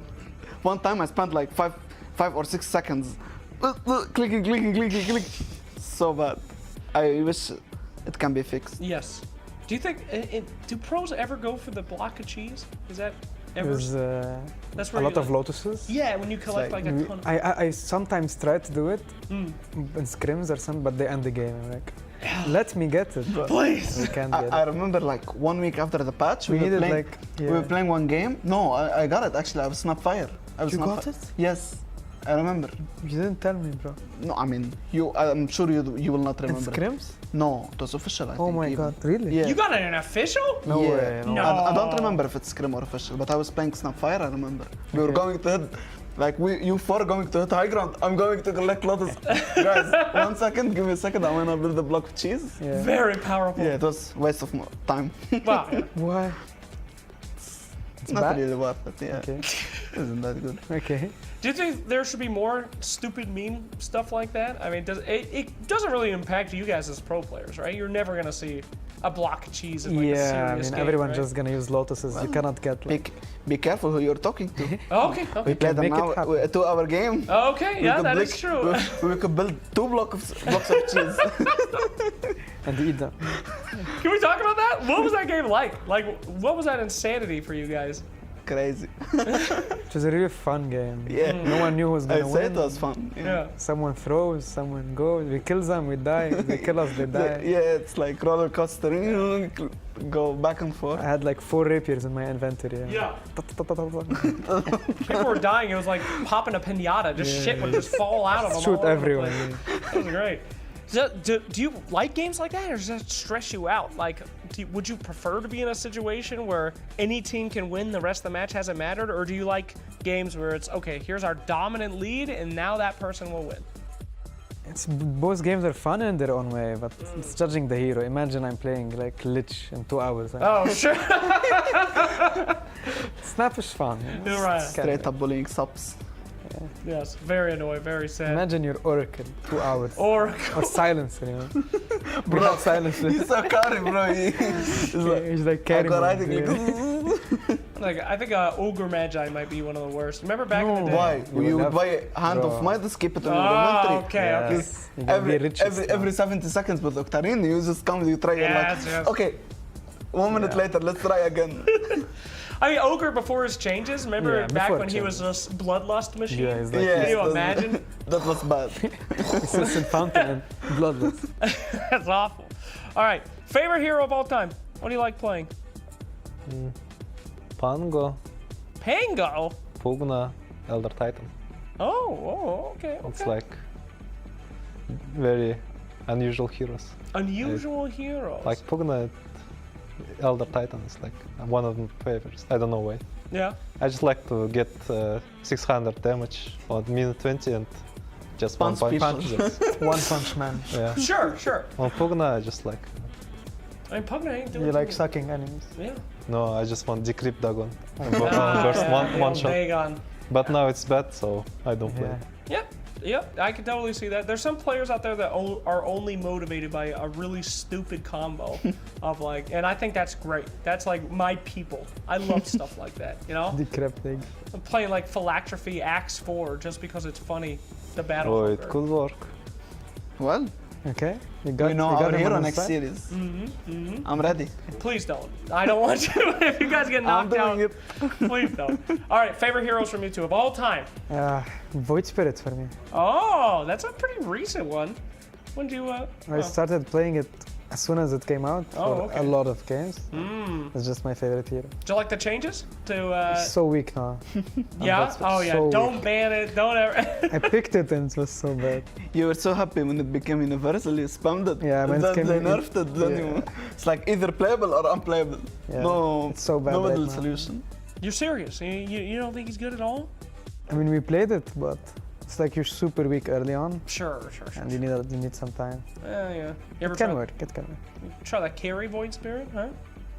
I don't usually play carries. Well, yes, I'm aware, but oh yeah, and you said you don't play pubs either, right? When I play pubs, it's mid or support. Okay, noted. All right, favorite of all time. What can I say? It's the one and only. Rubik. The Rubik Spirit. Now, all right. I gotta be honest with you. Show the photo. Oh my We have a photo? I don't have my phone on me right now. What is the photo? It's like just Omar Rubik with my head. I'm the savior. Oh, fantastic. Hey, guys, if you're watching, please flood his socials with pictures of him as Rubik. We'll make every single game, he'll change his profile picture. It'll be fantastic. All right, now, I got to be real with you. I have kind of a bias against Rubik players. I think that Rubik players are players that think that they're smarter and better than everybody. Because for some heroes, you can't actually be a good Rubik unless the enemy messes up. Like, if they don't cover their spells very well. So you inherently picking Rubik are like, yeah, I'm against a bunch of idiots. It depends on enemy stupidity. Right. I mean, sure, you can like counterpick an Enigma. There's nothing he can do. But like a Tide Hunter should be able to cover Ravage, right? Or something like that. He was flaming in March a few days ago. I'm not gonna name the player.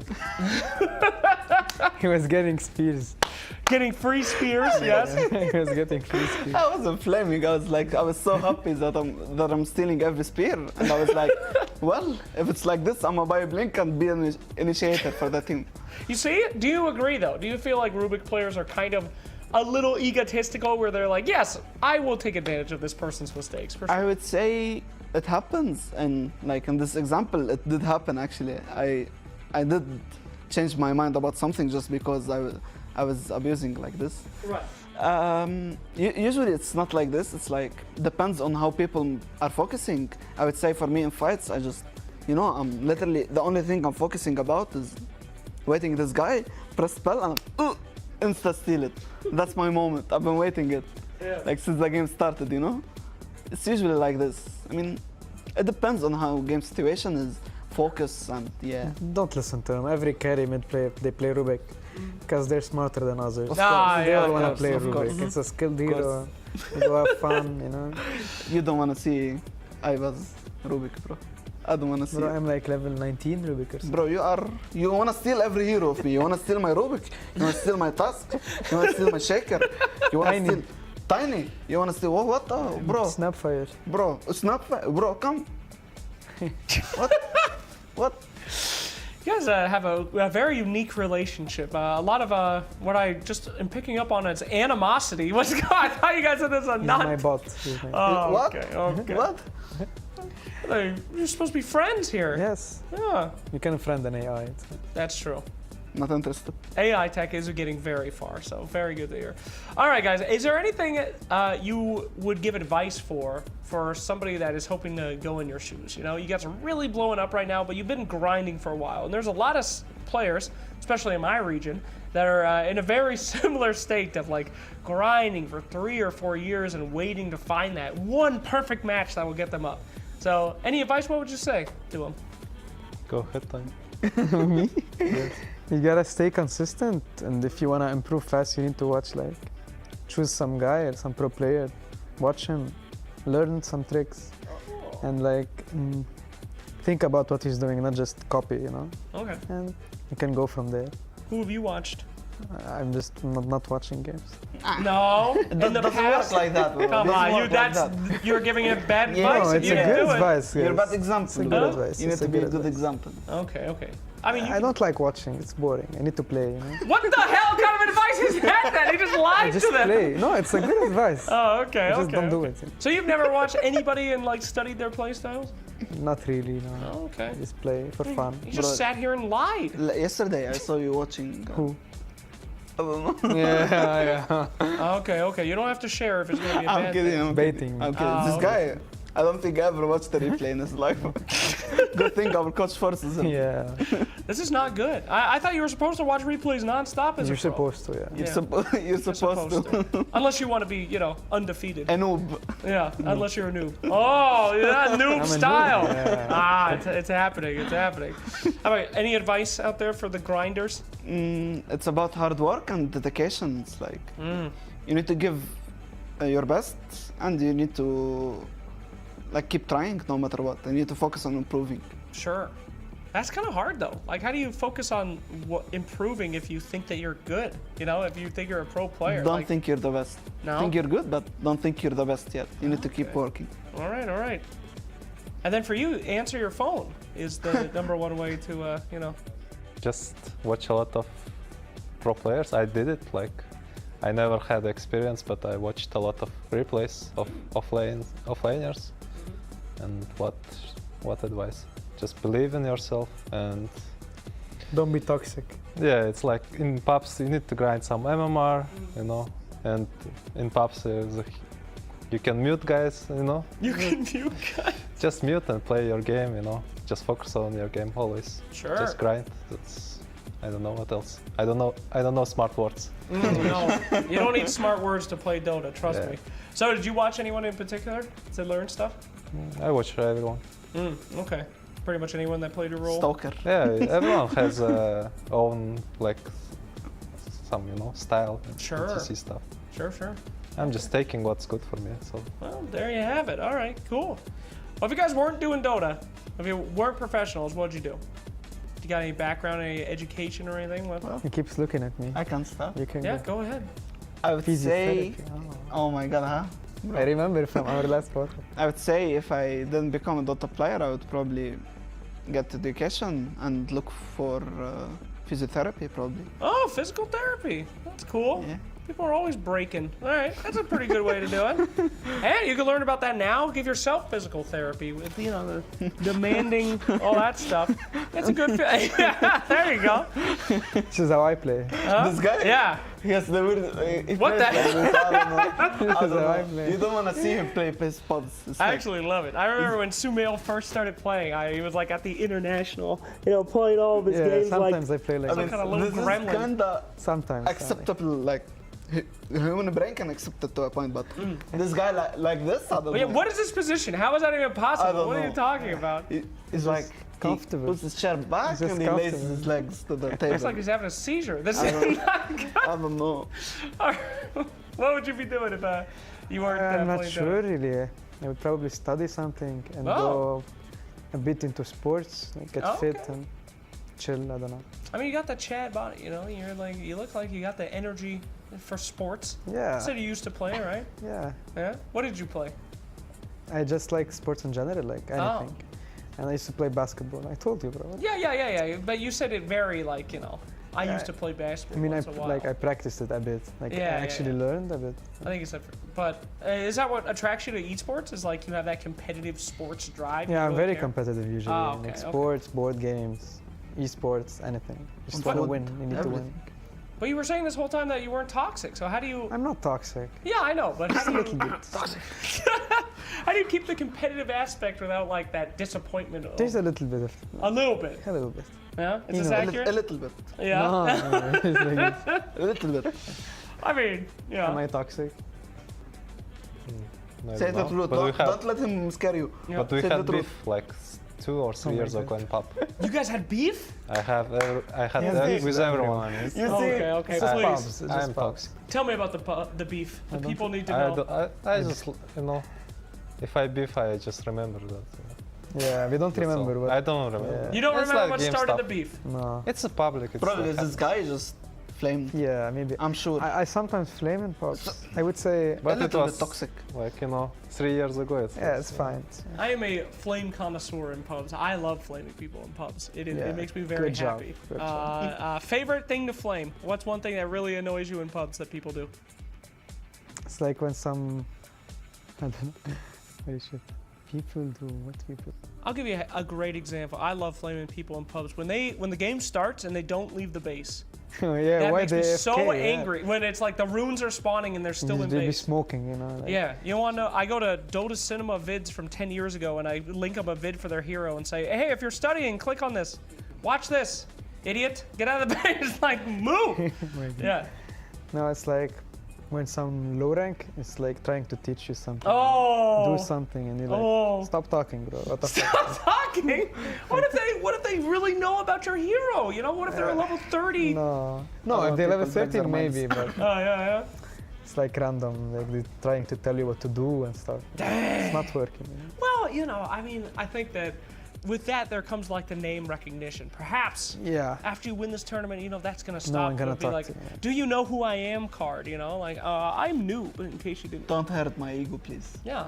That'll be great. You'll go on mic and say, I am noob, and they'll say, yes, that's why I'm trying to help you. Exactly. This is the tip. All right. Well, guys, it looks like we're almost out of time, so I want to give you some chances here. I got to be real. It is absolutely a pleasure to get to know you guys. I haven't really gotten to talk to you before, and getting your stories out there. You are just 3 awesome dudes, so I wish you just the most success out there. There are so many planks of wood when it comes to Dota players that are just miserable to be in the same room with, but you 3 are quite the opposite. So to the moon with you, my friends. I want to give you an opportunity, though, to talk to your fans or any viewers out there one at a time. We'll go down the line. Give it out there to the new and old Quest Esports fam. What would you like to say to everybody watching at home? Thank you so much for supporting us. What else to say, bro? No. You continue. Bro, you continue. You can watch us. We're gonna win this tournament. Let's go. This guy jinxed us. That's hell. You guys are.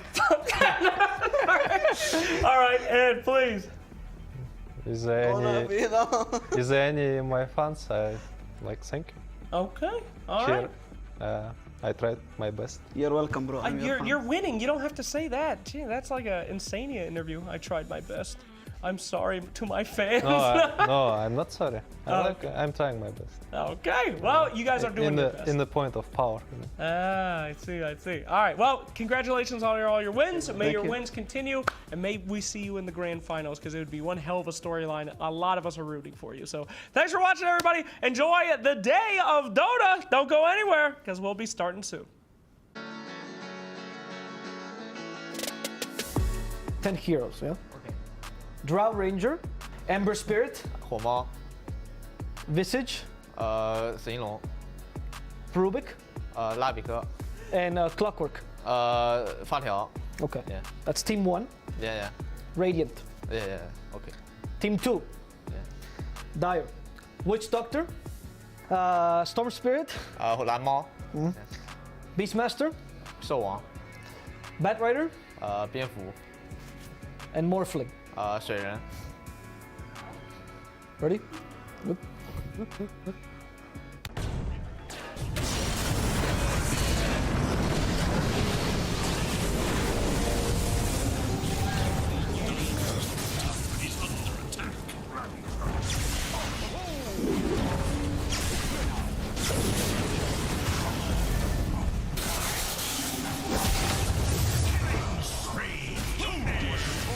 Coming!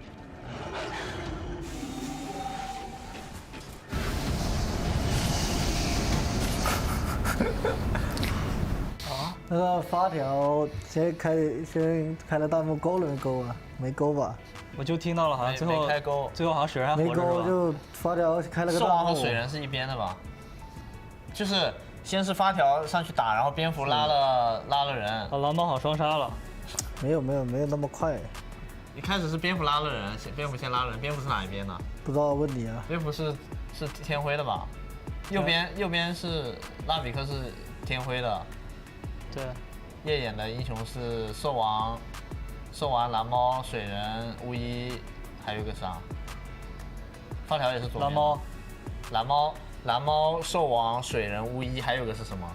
我记得这是。维萨吉啊，有维萨吉吗？维萨吉是左边的，小黑维萨吉。哎，我突然有点忘记了，兽王吗？小黑是维萨吉是。兽王、蓝猫。右边的4个我都记得，兽王、蓝猫、巫医、水人这4个，还有一个是什么？蝙蝠，左边的吗？Is Bat Rider in Dire? Yeah, sorry, I'll tell you. Yes. Yeah, 蝙蝠也是夜眼的，所以就是左边的发条先看见人，然后夜眼的蝙蝠拉了左边的人，然后这个时候那个。左边那个是什么？小黑是不是被秒了？我听小黑还没有放技能，感觉小黑应该是直接被先手秒了。然后最后水人回下来了，水人是不对啊，这个比赛是我们打的，好像我们打的吗？我玩的死玲珑，你玩的小黑，然后夜眼的水人、兽王是英雄对得上蓝猫，就那把我死玲珑一直被拉，然后我是小黑，是不是就是那把？阵容都一样的。我活着还？你肯定活着呀，我一直活着。就是那把，就是肯定是我肯定是发条先你先看到人，然后我被拉了。我开弹幕。死玲珑被拉了。是的。然后是不是那波团？就你那波团，下路那波。在在那个夏洛奥团的波团，就是我让你别吃辣，然后你吃辣了。哦。然后最后我跑了。最后反正是我记得是跑了，就是最后水人复制了，然后我听到那个水人复制的音效，然后怪不得那波是，然后蓝猫飞了2下，然后跑了，然后火猫无影放了无影拳，蓝猫飞了2下，然后最后然后跑了好像。对。那波是被先手，然后我们跑了。我觉得应该是夜眼先手秒的人，然后天辉有一些人跑了，然后夜眼在追吧，最后可能反正夜眼赢了团，感觉是这样总结的吧 ？It's our game in 我们打 QE 吧，还是打谁？不是9潘的，打9潘的。9潘的。We against 9 Pandas the first game. Yeah. Because of the draft, you know, we play Joe Ranger and Visage, and they are bad rider. Yeah, and I always die in the game, so I remember it. Good. 应该是夏洛奥团的波团。Okay, let's do clip number 2 then. All right, here's the draft for clip number 2. Radiant, Medusa, Yeah. Techies, Yeah. Spirit Breaker, 炸弹人，白牛，美杜莎炸弹人白牛， Beastmaster, 兽王， Invoker, 卡尔 Carl. Yeah. Cool. And for Dire, it's Mars, Undying, Pudge, 马尔斯兽王图，不，马尔斯狮王屠夫 Faceless Void, 虚空， and Rubik. 拉比克 ，Yeah. Okay. Here's the clip.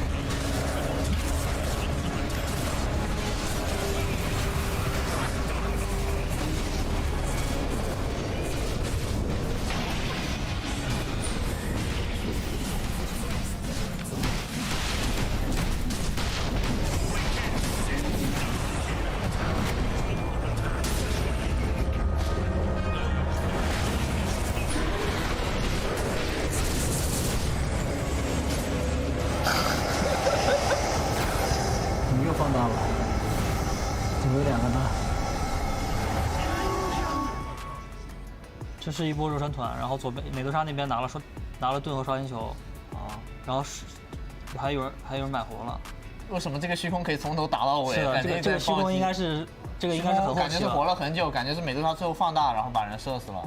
这个应该是很后期的团战。那个盾应该是美杜莎的，因为美杜莎刷新球，因为美杜莎盾起来的时候，马尔斯毛中人了，应该是毛了带盾。美杜莎是不是放2个大招啊？对啊，刷新加盾。应该是美杜莎盾起来的时候被马尔斯毛了吧？因为我听见那个毛的声音，就盾起来的时候。所以我感觉应该是左边赢团了。对啊，因为美杜莎最后大还在响，他按了第2个大，应该把虚空杀了嘛。是的。左边有卡尔、美杜莎、白牛、兽王、炸弹人。炸弹人，右边是拉比克狮王那边。为什么虚空打了一整波团没放过大？我没听见。一开始就放大了。一开始把大直接交了。然后跟美杜莎应该是换大了。然后那兽王一开始吼的应该是虚空吧？我听兽王一开始应该是盾团，然后刚拿到盾，然后刚好赶过来，应该是这个画面。刚好赶过来，然后想一开始有盾死掉的声音，有可能没有是打到中间，然后盾才掉，然后盾掉了起身，然后那个盾就没听到盾，那感觉不一定是盾，没听到应该就是带盾美杜莎放2个大招啊，放2个肯定有刷新。美杜莎会有出刷新球吗？或者刷新碎片上一波的，但是没有听到。应该是带着盾，然后盾消了，把刷新球拿出来，然后开大把对面射死了。总结，靠你了。We think Dire win the team fight. Okay. And maybe Dusa take the Aegis and the Void just fight for the whole team fight, and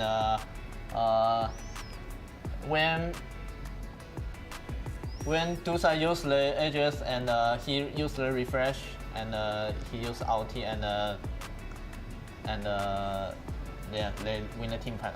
No. Radiant wins the team fight, I think. Yeah. Okay. How many Chronos? Two ulti, 2 void ulti. No. 2 Dusa ulti. 2 Dusa ulti. 2 Okay. Dusa ulti. How many Mars ulti? 马尔斯放了2个大。 2 Mars ulti. Okay. Yeah. They got it. Good job. Okay. Yeah. Congratulations, Aster. They know their own team fight. They know that's a random pub. C-pub. Random C-pub. They can guess anything based on sounds. That's what a professional Dota team can do. The best ears and the best minds.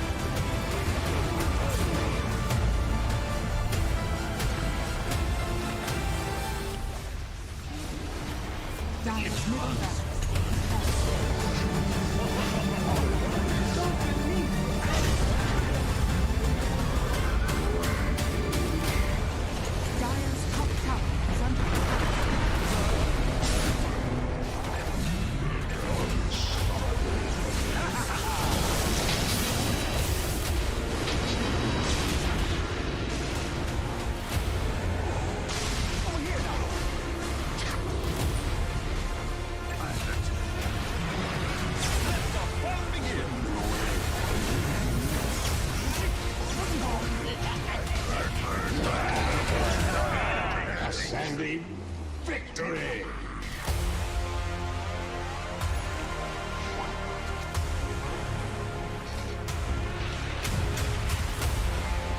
Dire's bottom barracks has fallen. Dire's bottom barracks has fallen.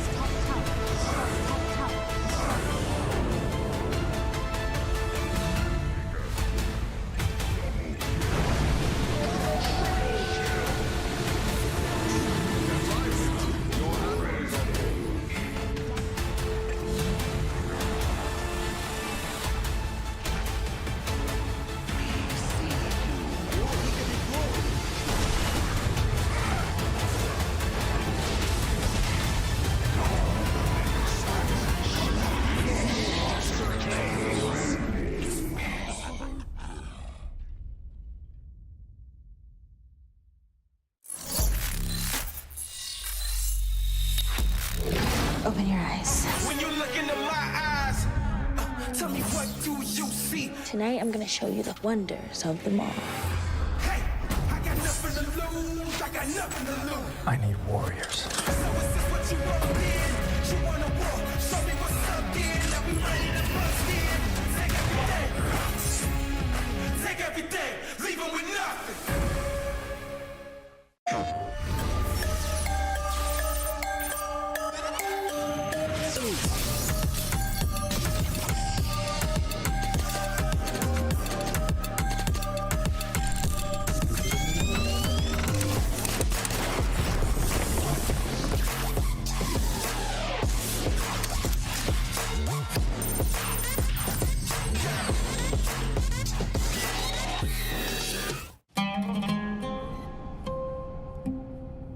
There is a place where you can elevate what's hidden inside, where you can reframe yourself. Sonomi means the new you. The you can step into. Because when we know who we really are, we become unstoppable. Enter new dimensions of you. Sonomi.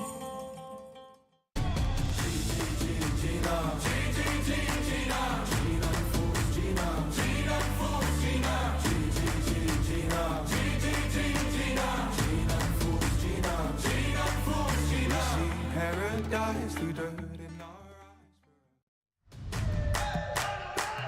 They're dragging us down, face on the ground, but still we so proud. Just look at the crowd, making some noise, making some sound. We got a choice, they're hearing us now.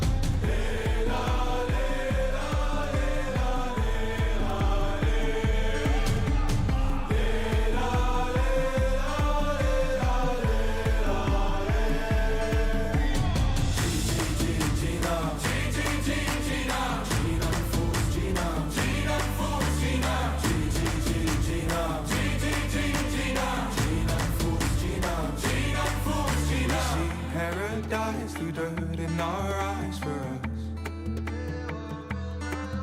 Oh, actually, I'll try, actually, I'll fight for us.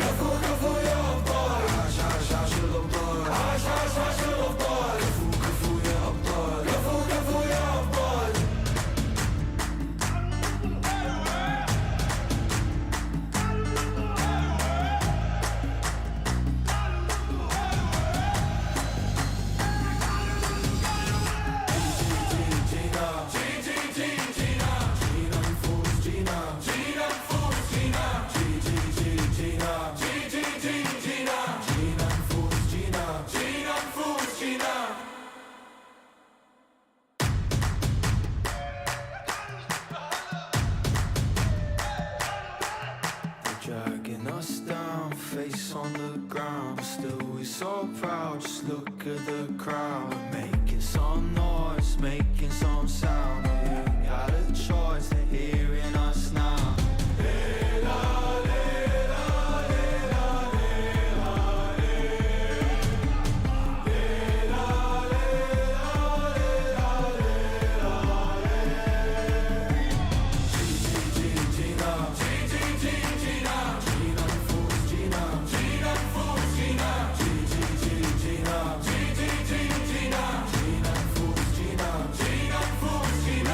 Paradise through dirt in our eyes for us.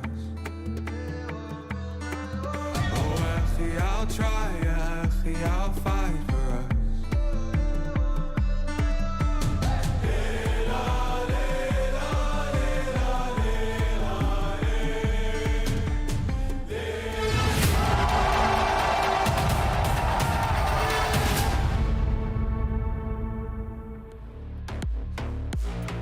Welcome back. You're watching Riyadh Masters, where we are in our playoffs.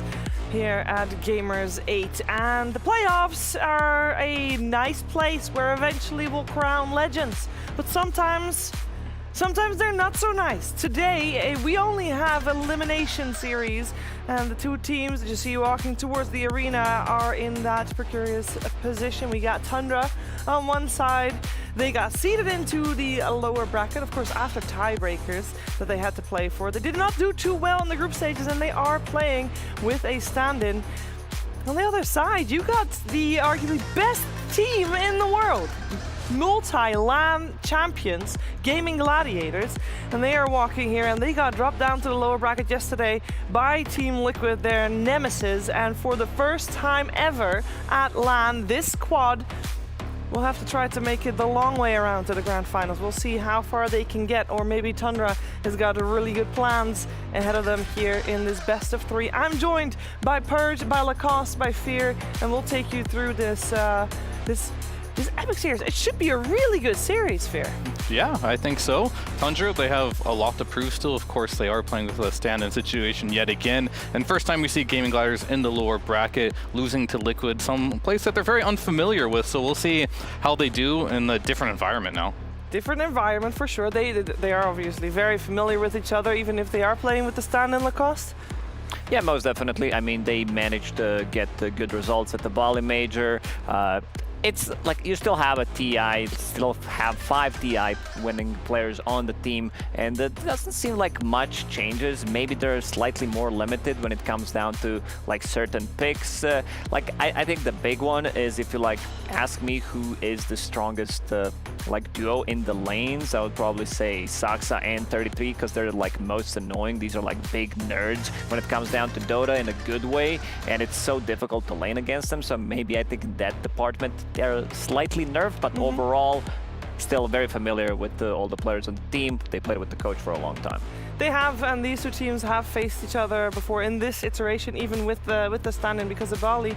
They did play in the upper bracket finals, and AUI was already standing in there. That was a pretty quick ordeal in favor of Gaming Gladiators. It was a 2-0, and Tundra, of course, did not make it back to that upper bracket. They did not make it to the grand finals there, so they're looking for some revenge here, potentially. Let's focus our attention on Gaming Gladiators first, Purge, because yesterday's series, first of all, they were intense. Were you expecting to see them down here? I would have bet against it. I think it was more likely that Gladiators won that series based on the history, based on their group stage performance, but it was a really, really close series. Team Liquid kind of blew open game 3, and Gladiators got back in it in some ways they maybe shouldn't have, so maybe it wasn't extremely close, but it went all the way, and it's a surprise to see them in the lower bracket to start the tournament off after that first loss. Yeah, Fear, I believe you learned something specific out of Gaming Gladiators from the upper bracket series that they've had. That is also something I would imagine that Tundra would have looked at. So what did you find? Yeah, I mean, there's a couple of things. First of all, Nisha just had like one of his games of his life. He went ham, and it's really hard to beat Nisha when he's on fire. But a big thing to look at for me was Ace, and how he had a really bad game on the Timbersaw. And the Broodmother game, he kind of popped off in game number 1. But something a lot of people wouldn't have noticed is it was actually the rotations from Celery. Around that like 5 and 20 minute mark, 5 minute, 20-second mark, he goes through the gate, he kills the Monkey King, pulls the lane backwards, allows Ace to have a complete free farm game, completely changes the tide of the game. And if you fast forward to game number 3 there, he doesn't get that opportunity. Instead, Ace has a hard laning stage against that Monkey King game again, but he's on Timbersaw this time. But all of a sudden, Insania, he uses the gate and ganks Duraccio, so it's like a reverse type of play, and now Ace can't get back into the game. So Celery is really known for using that gate very well and making sure Ace comes back in matchups where he has a disadvantage around that 5-6 minute mark. Wasn't able to make it happen that game number 3 there, and I really think the TA Monkey King strategy that was used by Liquid just caught Gaimin off guard. Yeah, and gaming off guard, not a good thing, especially not when Ace is on the back foot, because he's normally the driving force behind Gaming Gladiator's success. So let's dive in a little bit deeper into Ace's life. What makes Ace stand out from other players? He plays like every game flawlessly. He is incredibly diverse in his hero pool. You want the aura builder? Yeah, you can get that. You want some Meepo to come out? Broodmother, you can get that too. This guy is so good and so consistent, which is exactly what you need for an offlane player. I don't think there's any players I got inspired. I mean, the biggest one I would say is my own brother, my big brother Link. And when I played on the team with my brother, first time, I played offlane and he was playing carry. This was probably the beginning of ever playing like with pro players. Ace has found success in the past as well, specifically on Team Secret as a carry player. On Secret, I think it was this tournament where the score was like 2-2 and it was the final game. And we just pulled out the amiibo. I really like this game because it just won the tournament in like a really clutch situation, so it felt really good. Ace really embraced the offlane role, and you can tell his experience on the position 1 transfers into his experience on the position 3 very nicely, and he is a standout player for the squad. The biggest reason that Ace has found success with Gaming Gladiators is just his high skill and the ability to work out problems. Like you're only going to get better. Will get taken out. He does have buyback himself, and he's going to use it immediately. Ace pushes in with the AoE Doom. He's on top of the two of them. Mickey's being full focused here down by Quinn and Durantio. They're able to bring him down low. They've got him. Mickey to fall. Mickey buys back. Ace continues to chase on forward. Durantio beating into Insania. One of the strengths of our team is that we don't really get angry at each other. Like we don't fight like that. We just always like have good values and keep a good atmosphere, no matter the pressure. It's important for me actually that if I have some guy that I'm gonna lane with, and also just the team in general, you need to like have a understanding of each other. And also outside the game, I also played with the guy called Raz, and we also lived together, like we were roommates. But also like for example with Tova now, we're also very close. If you are close with each other and you like being together, you also talk about the lane easy, and like any issue you can just bring it up. So that I think is like very important for me. Ace has found success because he, as a player, never stopped believing in his capabilities and that of his team and that of his teammates. You can't just look like a one game of his and be like, wow, yeah, he's a flashy player. You have to watch him over a long period of time. When you think about like the range of like 10 games, you're like, wow, this guy is so good. And he kept dedicating a lot of time into being a better player. I like the fact when a hero has a high ceiling or potential, it makes it very fun, I think, because every game you feel like, okay, I can do this way better, I can do this way better. It's like, there's like no ceiling. He just does it very well. Like, I don't like having expectation actually in any tournament, but I'm feeling good, and we're just gonna take game by game, and I think it's gonna be good. There's a lot of people that would have thought that after Ace departed from Team Secret, that would have been the last we saw on the international stage, Lacoste, but the opposite is true. Yes, I mean, in between didn't find like much success, but he was always a top-tier offlaner, and I think he understood that he needs to fix some of his own things. A very hard-working guy overall, and it shows with the results. He's been the most stable offlaner of this year, maybe even in the previous. He's playing the best Dota of his life, even though he had a good time in Team Secret as well. It's just like, if you want to learn how to play offlane, just watch a couple of his replays. Yeah, he doesn't need to have anybody to look at. He said in the interview that he didn't really, mimic his style in particular to anybody else, but other people sure do want to mimic his style in return, because it is top tier. And of course, key part of Gaming Gladiators, Purge, but he's not the only one. So if you were to highlight someone else on Gaming Gladiators, who would you want to highlight? I think Quinn is really worth talking about, because he's been a part of the big revitalization of Gaming Gladiators, where they were a solid team in the previous iterations, but adding him is really up their mid game. It was a huge improvement over Boom, for example. So Quinn has just finally gotten the chance to kind of show off how good he is. He's been such a high-ranked player on all the NA teams and on the NA servers, but finally getting success, I think, is something that's been cool and makes part of GG winning so much really fun. Yeah, we talked just now about how maybe Tundra's weak linked at the moment is the offlane, because Saxa is missing. But if we're talking about the offlane of Gaming Gladiators, with the support duo in mind, Tofu together with Asphere, that is a key component. Yeah, I really liked how he talked about how like the friendship, and you have to be able to speak to each other, right, openly. Sometimes there is an offlaner and support combination where like they just only talk to each other in game, and there's not that outside relationship. And it really shows with the synergy that they do have in game that they definitely are friends. They're friends. That means also dealing with stressful situations, potentially like being in the lower bracket here at Riyadh Masters might be an easy one to solve. Curious what the vibes are like there for the team, and extra curious to see if Jenkins got a hold of them. Ladies and gentlemen, I'm here at the illustrious Player Lounge here at the venue at Gamers 8. The atmosphere is very tense. I have desperately tried to get interviews. Nobody wants to do it. CY said, Jenkins, I'm sorry. This is Tundra we're up against. We got to strategize. I tried to get Curtis, who's the Tundra manager. He had to bring Snaking a coffee. He needs his coffee before he plays. These teams obviously have a lot of respect for each other. So they are going into this one guns a-blazing. And the atmosphere is very tense. Quinn is walking around with his headset on as usual, playing the oldies and kind of pacing, getting into the vibes. And he might need it. He might need it in this game. It's going to be a tough one. Tundra versus Gaimin Gladiators is always a good series. So looking forward to it. Back to you. Thank you very much, Jenkins. So yeah, so we do not get the hold of any of the players. You can imagine that tensions are high indeed. This lower bracket, there's a lot at play here. Both of these teams did think they would go much deeper than top 12 here at Riyadh Masters, but this is the reality of things. Tundra coming in from the lower bracket, seeded into the lower bracket. They went 4-10 in the group stages, which is obviously not where they wanted to be. Gaimin Gladiators, they're not used to this at all, so they need all the time they can get to mentally prepare for this.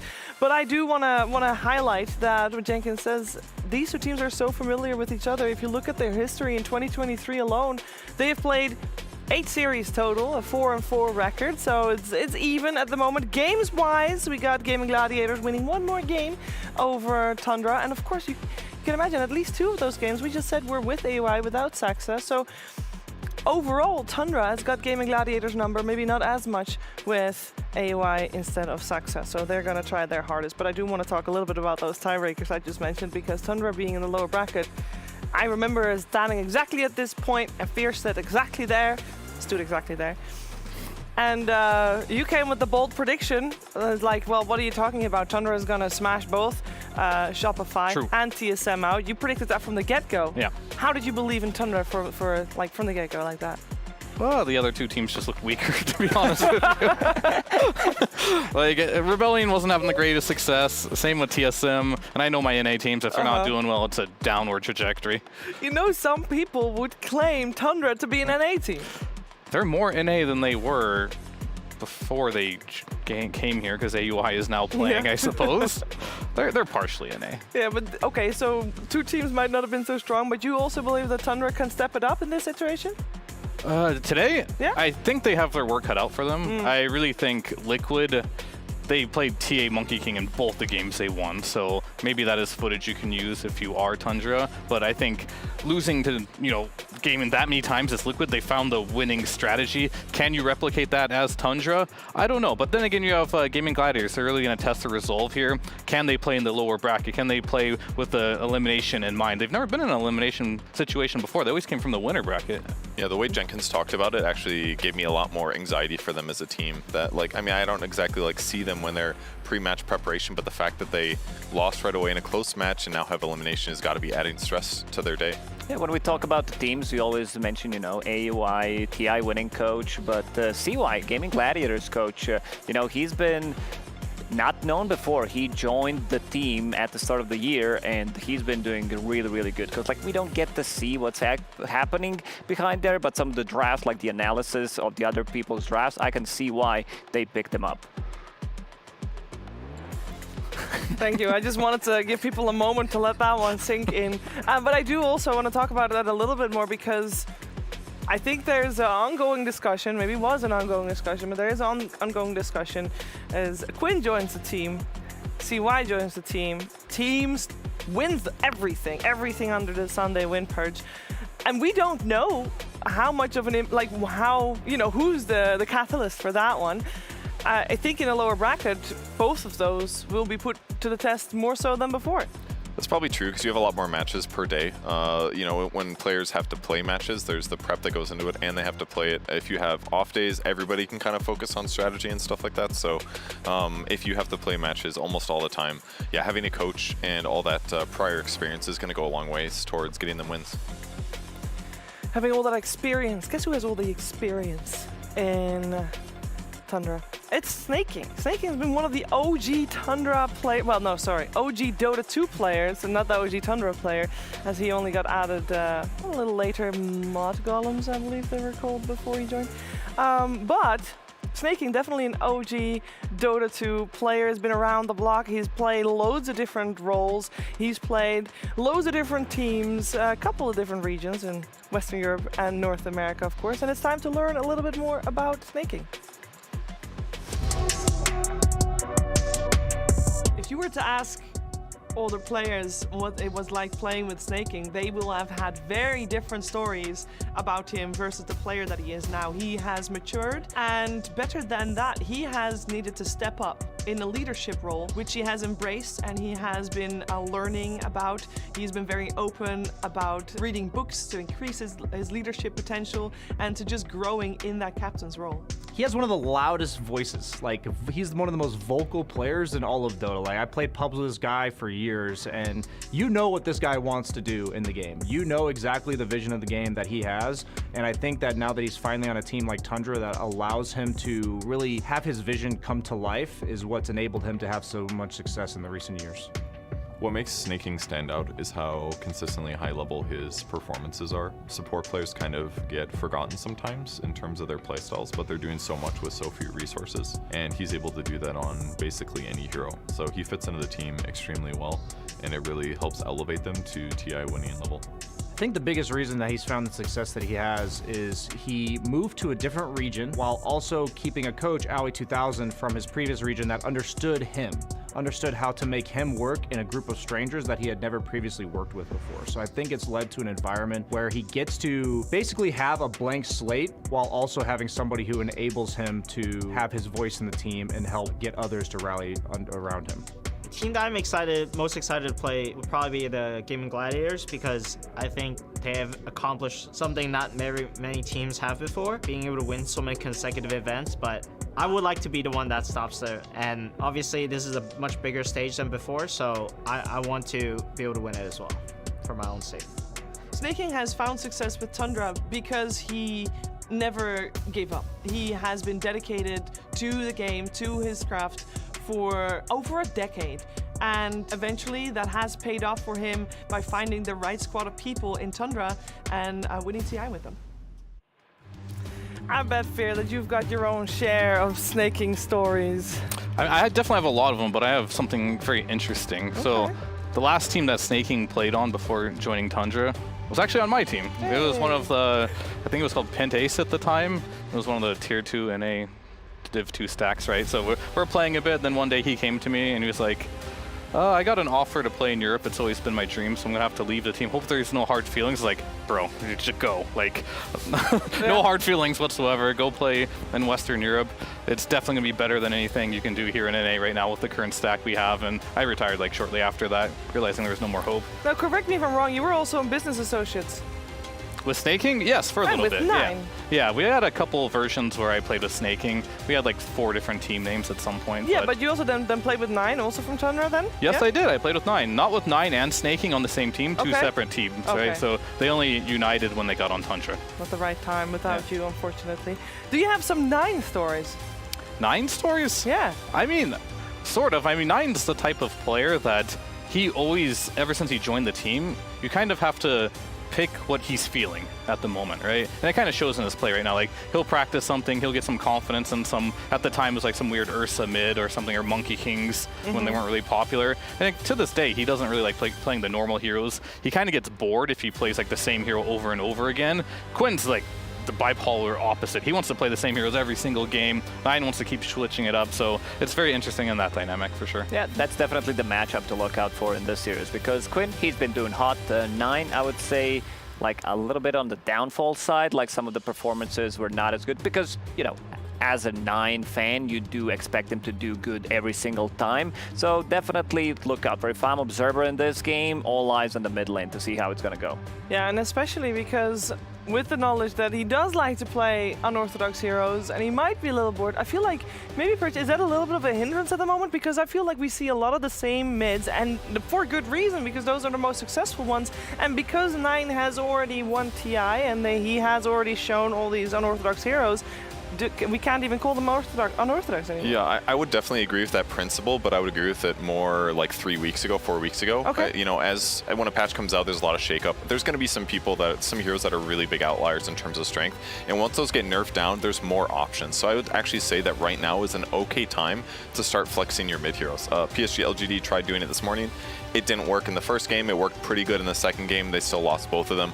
I could see picking out a swing pick in the last phase that hasn't been banned against you. It could be a really big upper advantage. If on the other side, Gaimin Gladiators is forced to pick like Quinn's 5th best hero as a last pick. I want to mention an interview we had yesterday with Mira, because he talked about Collapse, his hero pool being expanded. Like that was the biggest part of why team is successful this year, because they managed to, first phase some of these Imba heroes that we like to call them. So maybe Nine, needs to start playing some of these heroes as well that are like super strong. Maybe he doesn't like to play them, but get a couple of games in, and these players, they're really good at adapting fast. They don't need 50 games like most of us do, so they're gonna couple of scrims and one official match, and they'll be good to go. He doesn't play the Snapfire at all. That's a big one, right? Yeah. Right now, but he does love playing the Pango, and that's one of his most played heroes. 80% win rate, 5 games, so that's good. He's not really sticking to like having the weird hero pool. He is one of the more stable players, funny enough to say, right now at this tournament for Tundra. Now, with the game being close by, I do need to inform you that we are having a few technical issues, and we are hopefully getting the teams on stage very, very soon, but not quite yet. We're gonna have to wait a little bit. So we are gonna go to a short break, but when we're back, we should be getting our series between Gaimin Gladiators and Tundra Esports underway, so stay tuned.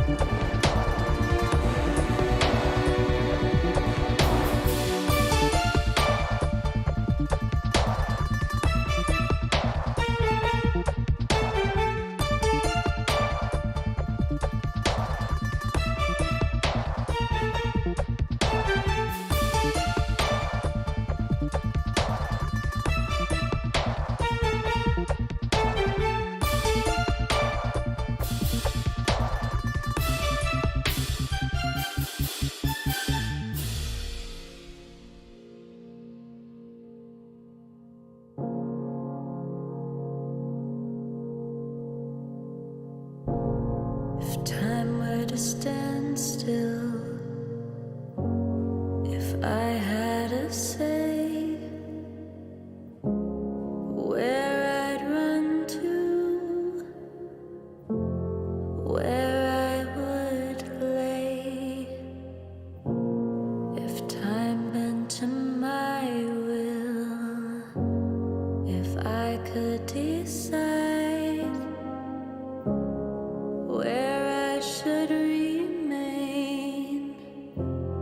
where I would hide. Sure as the sun, come rain or shine, I know where I belong.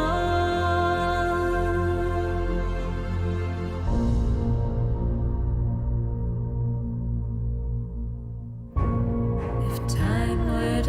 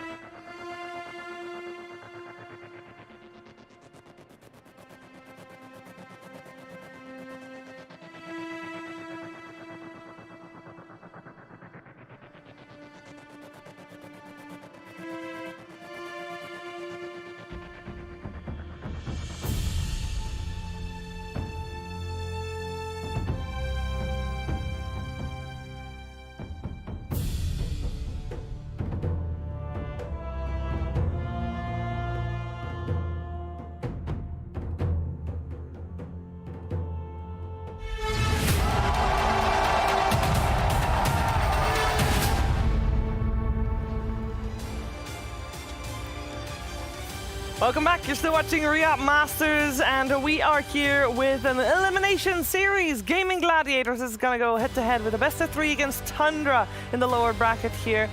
And a loser gets left behind on 9th to 12th, while the winner moves on to top 8 of this tournament. And also, there's an extra $200,000 on the line for this best-of-3. We are seeing Tundra playing with a stand-in, and they have had a very rough group stage, so they're definitely the underdog when it goes into this best-of-3. So I'm going to ask Fear, what is the one thing that if Tundra does this correctly, well, how do they win? Shut down Quinn, I think. I think that's going to be the big one. Shut down Quinn. The mid lane is where we're gonna look towards, but before we look towards any lane or any Dota whatsoever, it's of course very important to get the teams on stage, so we're heading over there to Tsunami and Fancy. Let's get more playoffs underway here at Riyadh Masters. It's time for a Western European classic underway. نكمل مشوارنا في البلاي اوفز في هذه المباراة اللي تعتبر من أقوى المباريات في كل أوروبا، لكن كل الفريقين من شرق أوروبا راح نشهدهم الآن بينهم هيستوري جدا عريق. These teams face off time and time again, and actually, over the course of this year, it's a 50-50 split in terms of the numbers of series. Thing is that the games that Gaimin tend to win are usually on LAN. دائما نشوف المباراة هذه ولا هي غريبة على أي بطولة اللان أو حتى الأونلاين في دريم ليج أو غيره، لكن في آخر مرة تواجه هذا الفريقين ضد بعض كان في البالي ميجر، وجيمين جلاديترز استطاعوا أنهم يتغلبوا على توندرا ويطلعونهم من البطولة على طول، فخلونا نشوف إذا الشيء هذا بيتكرر ولا لا. In this tournament, well, it's a LAN, which means that we may have a favorite, or no? I mean, usually it goes Gaimin Gladiators' way, but we've never seen Gaimin Gladiator play this match when they were in the lower bracket.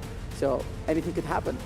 That's true. This is unprecedented. Any time that Gaimin have been on a main stage event, they've just plowed right through in the upper bracket. Here, when you're just one series away from elimination, it's unfamiliar territory.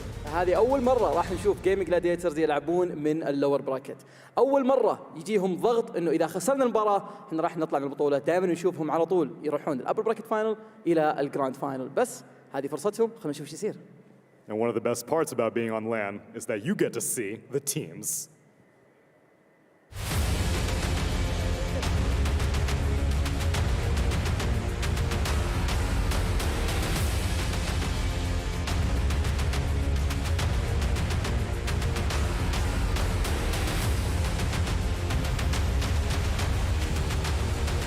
Gaimin Gladiators!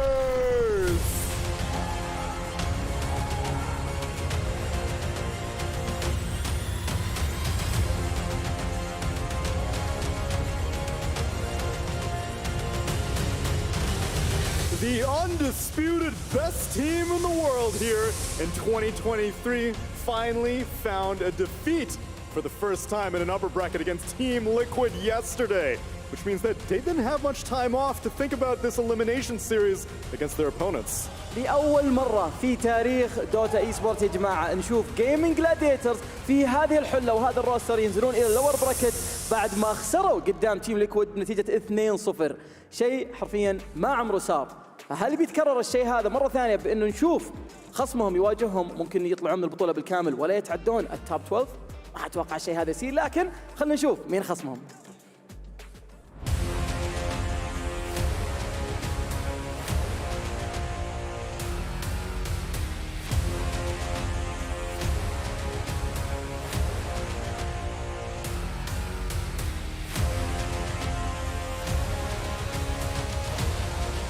أبطال تي اي تندرا اي سبورتس.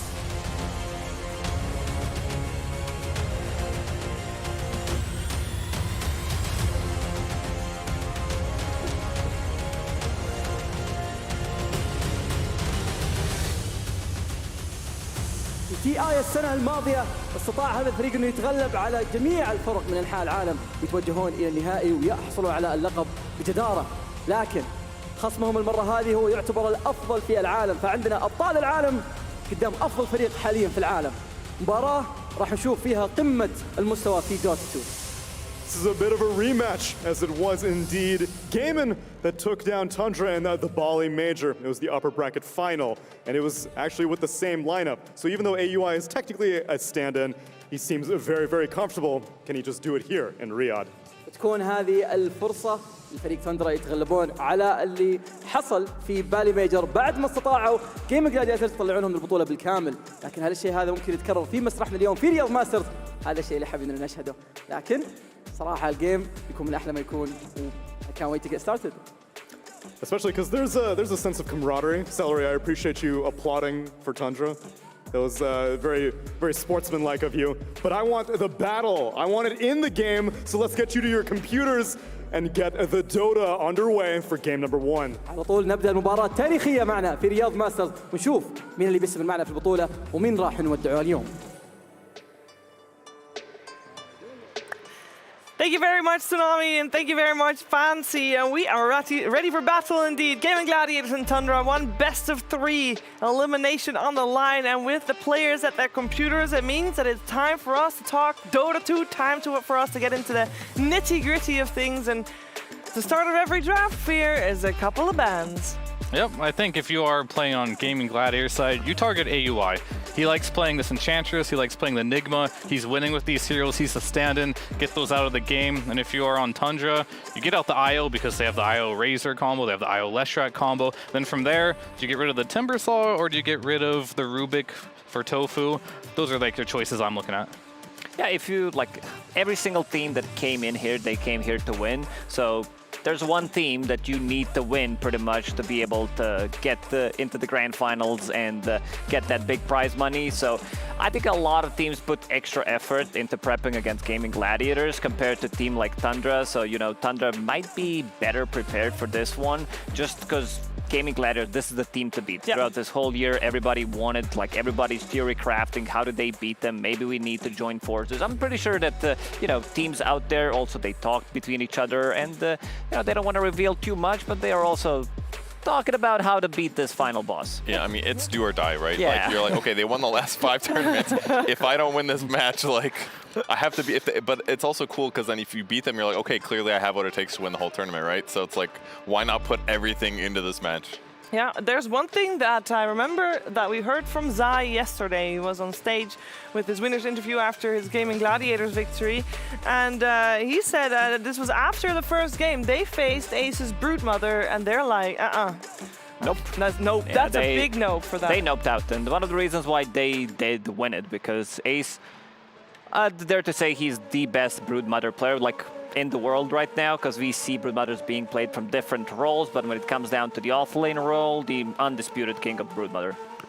Maybe something that also needs to be worked in those first phase bans. We, of course, have got Tundra on the Dire side. They get first pick, so that might also maybe loosen up the bans for Tundra a little bit, giving Gladiators Radiant side and second pick. Yeah, it definitely begs the question, are they going to ban the Timber, which Quinn has a 100% win rate on, but Gaimin did lose when Ace did play it, or do they want to ban the Brood, something that Ace does really well on? Isn't a 100% win rate on this tournament. They also flex it to Dyrachio, so they're scared of that flex potential. But I really want to see Gaimin just target AUI, get rid of the Enigma, get rid of that Enchantress, and that'll be the big bans. Get him out of his comfort zone. Yeah, it's a little mean, you know, to target the stand-in, but they're playing to win here. Yeah, you're really salty because he left that team, huh? Yeah, I mean, I was really sad after he left us. I think silence. The Brood is probably the most important, I feel like, for that first phase. Tundra played in their last match against Shopify Rebellion. They don't pick it every game. They also played against Team Secret their last match of the group stage, but other than that, their variety is pretty all-encompassing. I mean, you don't go 4-10 in your group stage without, like, trying new things, so they may have to really figure out what they want to solidify here. That could give them an upper hand against Gaimin Gladiators. Yeah, it's time, because yesterday Tundra wasn't playing. They had all day to strategize against their opponent, which they knew was going to be either Team Liquid or Gaimin Gladiators, two teams that they're very familiar with. Also, we have to keep in mind that Tundra during the group stages, after Saxa left, they would basically Well, they still are one man short, but being a coach and being able to coach a team through group stages where there's so many matches happening at the same time is really important to have an extra set of eyes, and they lacked that during the group stage. But yesterday, they still were able to make full use of all the time they had to prepare for this matchup. So I can only imagine that they theory crafted this time and time again as the Snapfire gets removed. Snapfire gets banned. It's a bit of a surprise one, considering that Tundra so far played it 2 times. They played it once on a support role and one from the mid lane. And this is the second most picked hero of the tournament. Does have slightly above 50% win rate, but from the mid lane, the hero looks really, really good. And then Tundra, as Fear mentioned, they will just go with the stable, I would say, Enchantress. Both of these teams very familiar with the hero. Gaming Gladiators, this is how they made name for themselves. Even before Quinn joined, this was Celery's most played hero overall. So pretty sure they know how to play around it and what to expect to come out from Enchantress early on. I imagine they're probably like Rubik Timber here or something like that. Maybe a Mirana we like seeing against Enchantress every once in a while. What about Primal maybe? Potentially. But it's just, Timber's so good for Gaimin. Normally, it's like, if you've watched Dota throughout the year, you see Quinn playing this Timber Sol. He's had so many monstrous performances on this hero. Yeah, that's a good point. And it's definitely more their flavor. Primal, some teams prefer it, but yeah, the Timber has been banned in first phase in a lot of games. They go a different route, they go the Mirana instead. Yeah, great counter towards Enchantress, as we just mentioned. So not too surprising, I would imagine, that we're going to see that. No, but when I was checking stats, I'm a little surprised with the win rate that Mirana has at this tournament. 80% win rate on the hero. Which is, how many games? 15, I believe. It's a bit of a surprising one, because I don't particularly find this hero like really strong. Maybe a couple of patches before the hero felt really, really good. But yeah, not sure what's about Mirana, because I couldn't figure it out. Quest has been picking it a lot. That could just be it. That it's like one of the winning teams. You get this like pet hero, and then all of a sudden everyone's like, oh my god, it's a huge winner. I should play too. But they might not play quite the same. But it does make a lot of sense here for countering the Chenko. Yeah. I mean, Tofu has a 100% win rate on the hero 3 games. Oh, add that up too. That's a lot of wins. Tofu and Omar, they together create the 15 games of Mirana with the high win rate. Lacoste mentioned that Enchant was Tundra's second most picked hero. There's their first. It's Pangolier. So they're going with their staples here in their opening. Yeah, that's always a little surprised as well that they didn't target the Ench, because I think Ench, Enigma, and Pango are the only heroes right now that Tundra play that have like a good sample size and a winning win rate. All right, I got a meta question for you then with that in mind. If you're gaming Gladiators, wouldn't it be beneficial to you to let Tundra play the game that they normally play to try and beat that? Because if they beat them in this game, the second game should surely be easy. Or is that, because it's a best of 3, right? You know, you have like that one game. It's a lower bracket game though too, so you have to keep that in mind. So if you lose that game too, that you're in a kind of like a, not game 2, but this game, you'd be in a bad situation here. But I think they let the Pango through because generally speaking, Timber does well versus Pango in the mid lane. At least all the matches I've seen Quinn play that, it seems to not be very difficult for him. So very, very interesting. Just the way I look at this is Tundra's just going with their staples, and Gaimin is, sure, they're still playing their staple heroes, but they're countering a bit more, so. Both of these teams don't have like very big hero pools at this tournament, very low ones. So this is like Entity, BB Team, Tundra, and Gaming at the bottom. So you know what to expect from these teams. This is how Gaming Gladiators have played throughout this whole year, pretty much. If it's not broken, don't try to fix it. And so far it's been working out for them. It's like, you know, maybe they have a couple of these picks that they can throw in here and there. You know, Aces, Meepo from time to time. But other than that, it's been pretty stable. Yeah, and on the Tundra side, anticipating the Pango pick, it's Nine's most picked and most successful hero. It's 5 matches, 80% win rate. His next is Razor. He's played it 3 times. He's lost every single game. And then from there, it's like 7 or 8 heroes that have been picked 1 time and have varied results. So I think Tundra just says like, all right, this is our best possible mid. I think Gaming Gladiators ban the snap because they're like, this is an obvious substitution here. Yeah. We just want to ban his like second best option, pick the counters against Pango, guarantee that our game against Nine is going to be good. Yeah. On the reverse end, Nine has been doing well on Pango, but a player that has not really been stepping up to play is, for me, 33. Like, he's been playing a lot of Doom, 5 games, 20% win rate, 4 games Darkseer, 25% win rate, and those are his most played heroes right now. Outside of that, he's got some Timbersaw, which is taken away with 50%, and all the other heroes he's played have been, sure, like the Visage, Enigma, he's winning on these. Begs you the question, why doesn't he just go back to these 2 heroes? I'd like to see that in this particular game, although Timber and Ron are kind of good against him, but it's 33 we're talking about. He's been trying the Darkseers, he's been trying the Dooms, they got respect banned anyway, but he's not really winning very much on the heroes that he's spamming. So you want to see stuff like Lycan or something like that? Yeah, maybe his Visage, something like this. Okay. Well, we got a Rubik first coming out for Gaimin Gladiators. We already mentioned the Rubik earlier, because it would be good against Enchantress. Why did we mention Rubik?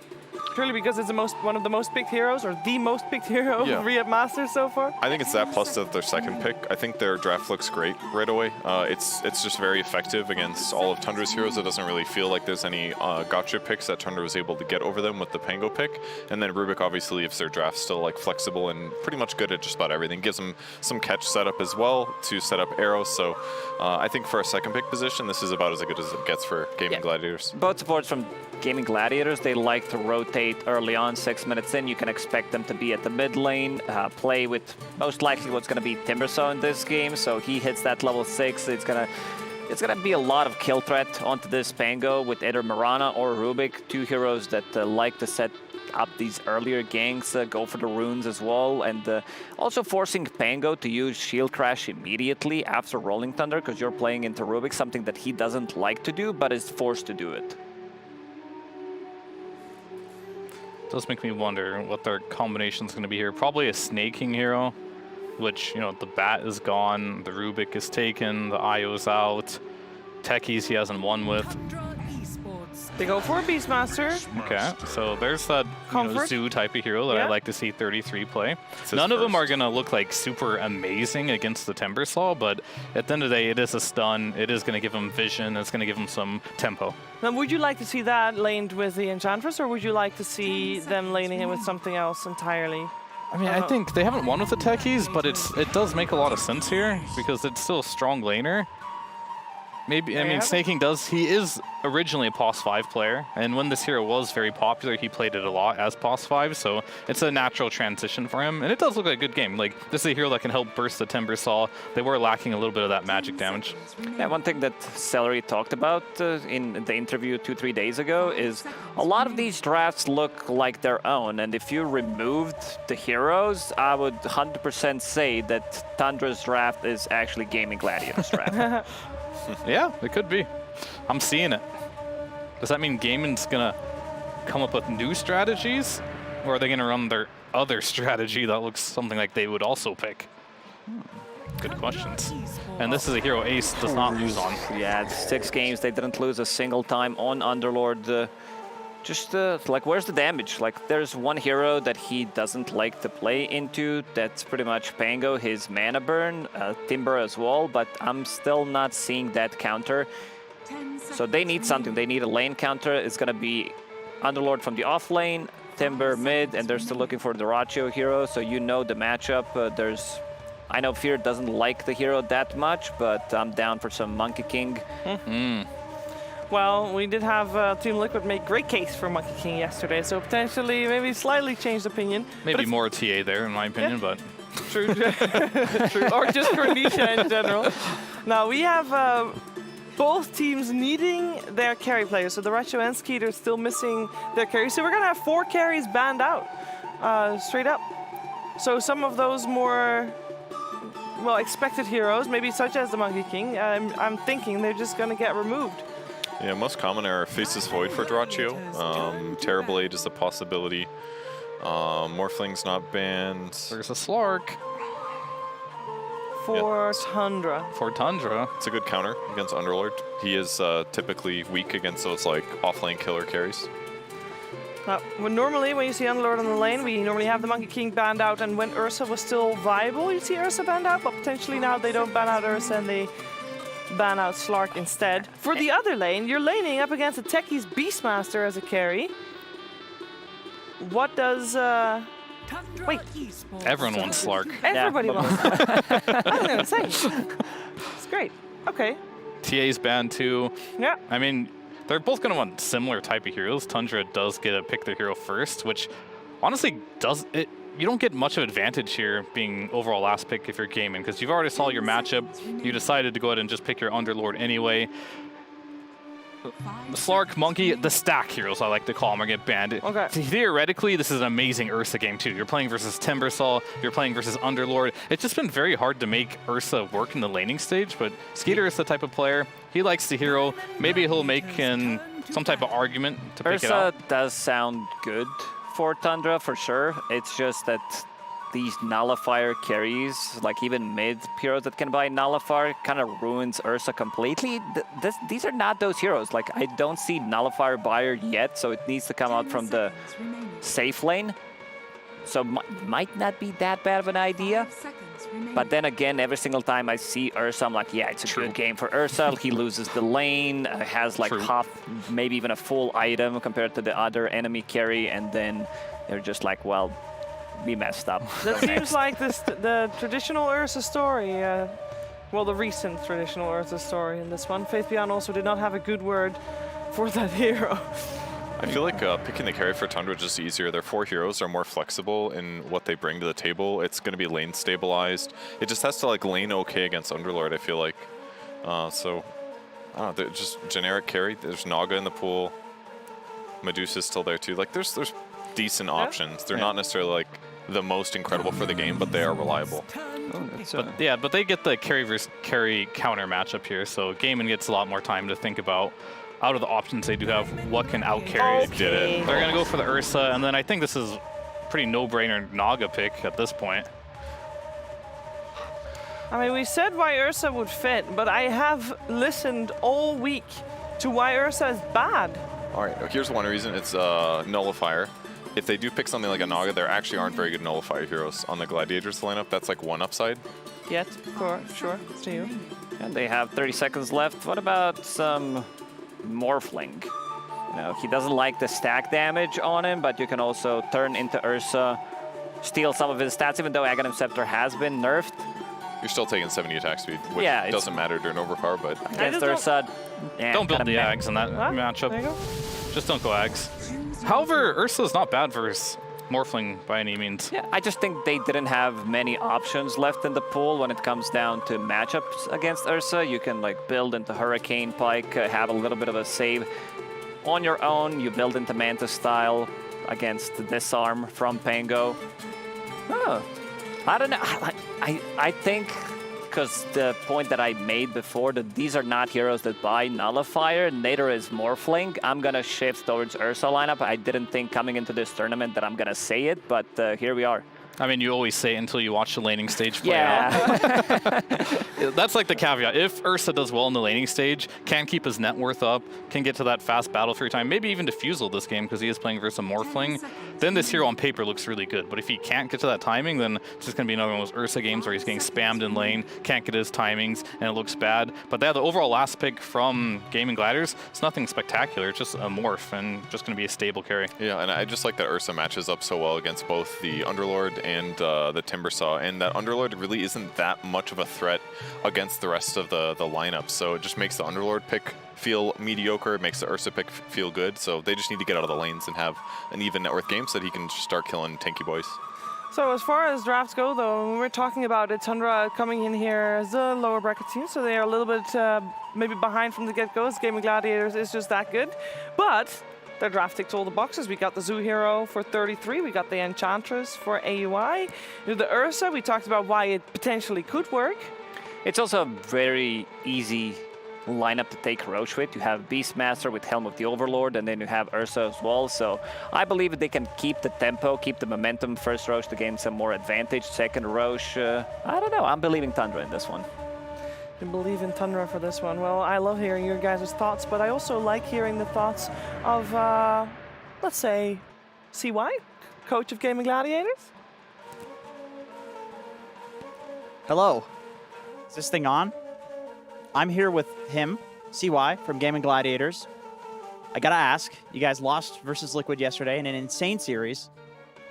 What did you change? What was the talk like? What did they do to beat you guys? I don't know. I think they played better, like also in lanes especially. Usually we are very good in lanes, I think. you know, sometimes you can have a bit of a worse day. But I feel like our draft was actually fine, like for the most part. It's like you can probably change some things and stuff, and we also talked about everything, like talking through. But like they just beat us yesterday. Shit happens. Yeah, they played very well. In this game, who do you need to pop off on your team to win this one? Who's the power spike? Oh, it's hard to say. I feel like we have 3 very strong cores. Like all of them, like Underlord does a lot of work, even though he doesn't like carry per se, but like he does a lot of work. I think Morphling can carry this game. I think Quinn can also go ham if everything works out well in the early game. So yeah, I'm looking forward to see how it plays out. I have trust in my boys, of course. All right, well, we will see how it plays out. Thank you for joining me, my friend. I appreciate it as always. And this is going to be Avery and Capitalist casting this one. So back to you guys. Yeah, we would like that, but there's a little bit of an issue with the sound. So we'll fix it, and then we'll go to Capitalist and Avery. Don't you worry, we'll get there. Now that the draft is done, though, it gives us also a little bit more time to talk about the game plans. And I mostly first want to talk about CY, and then mostly about body language, because I feel like Purge, he seems so relaxed. He's like, shit happens. Lost yesterday, here we are, lower brackets, fine.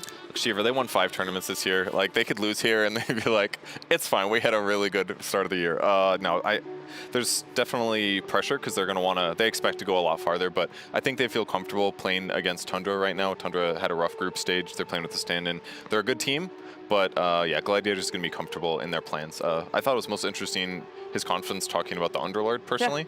Yeah. We'll see how it works out. Obviously, you can gank on the map and things like that, but yeah, he seemed to like his draft. Yep, but that's also why we saw it picked up before the overall last pick, because they thought that Tundra was probably going to ban it, because we're not often in a situation, Fear, where we have the last 2 picks be both of the position ones, both of the carries. Yeah, and normally when I see Underlord, I'm not too excited to see it, because I think the hero is not super good right now. But when Ace plays it, he really just fits the mold of what Gaming Gladiators need from him when he plays this hero. And they win as well. And I like how CY took my coaching advice too. It's like, it wasn't the draft, it was the play, you know? Yeah, the draft was fine. They just didn't play very well.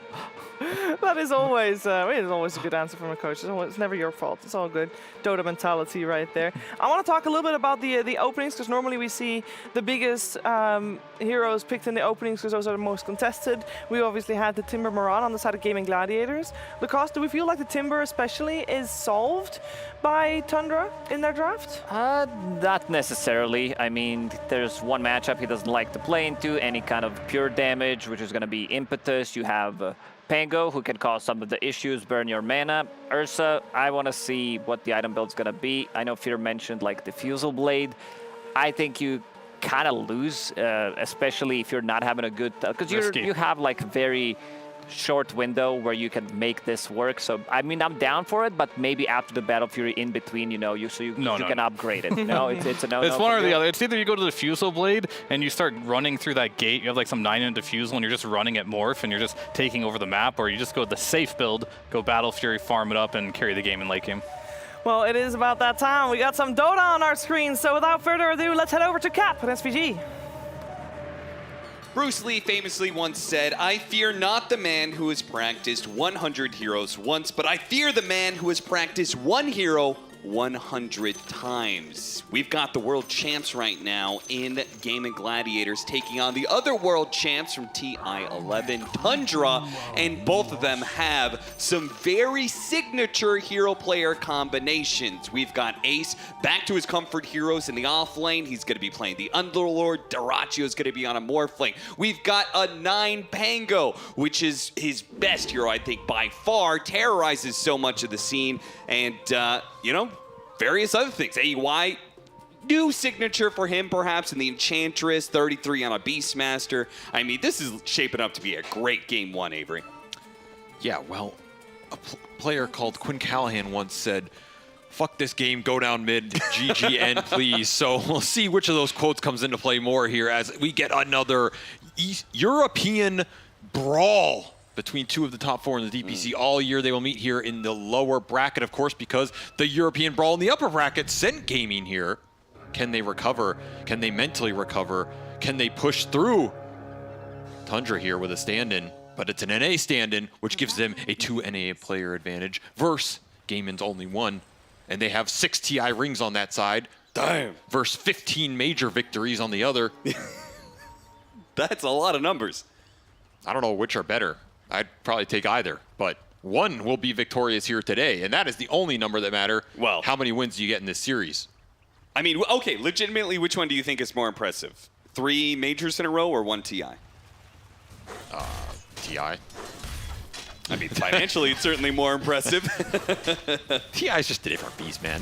I mean, it is a different beast, but there has to be something said for the longevity of which Gaimin Gladiators has dominated the scene. The 3 majors is more impressive, but every Dota player is going to take the TI. Sure. You know, that's how it works. So they're still looking for it. We'll see if Gaimin can make the lower bracket run and meet their foes in the grand finals again for the 8th time in a row that I'm sure everybody is really praying for here.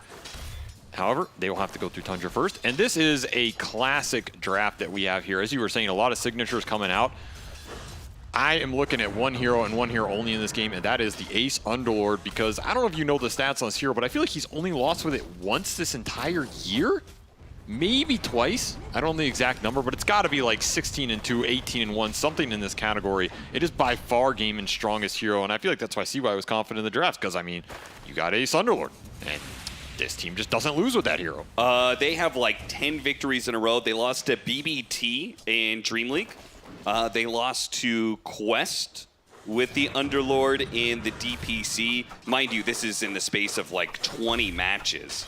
Sure. The first season of Dream League, they lost to OG.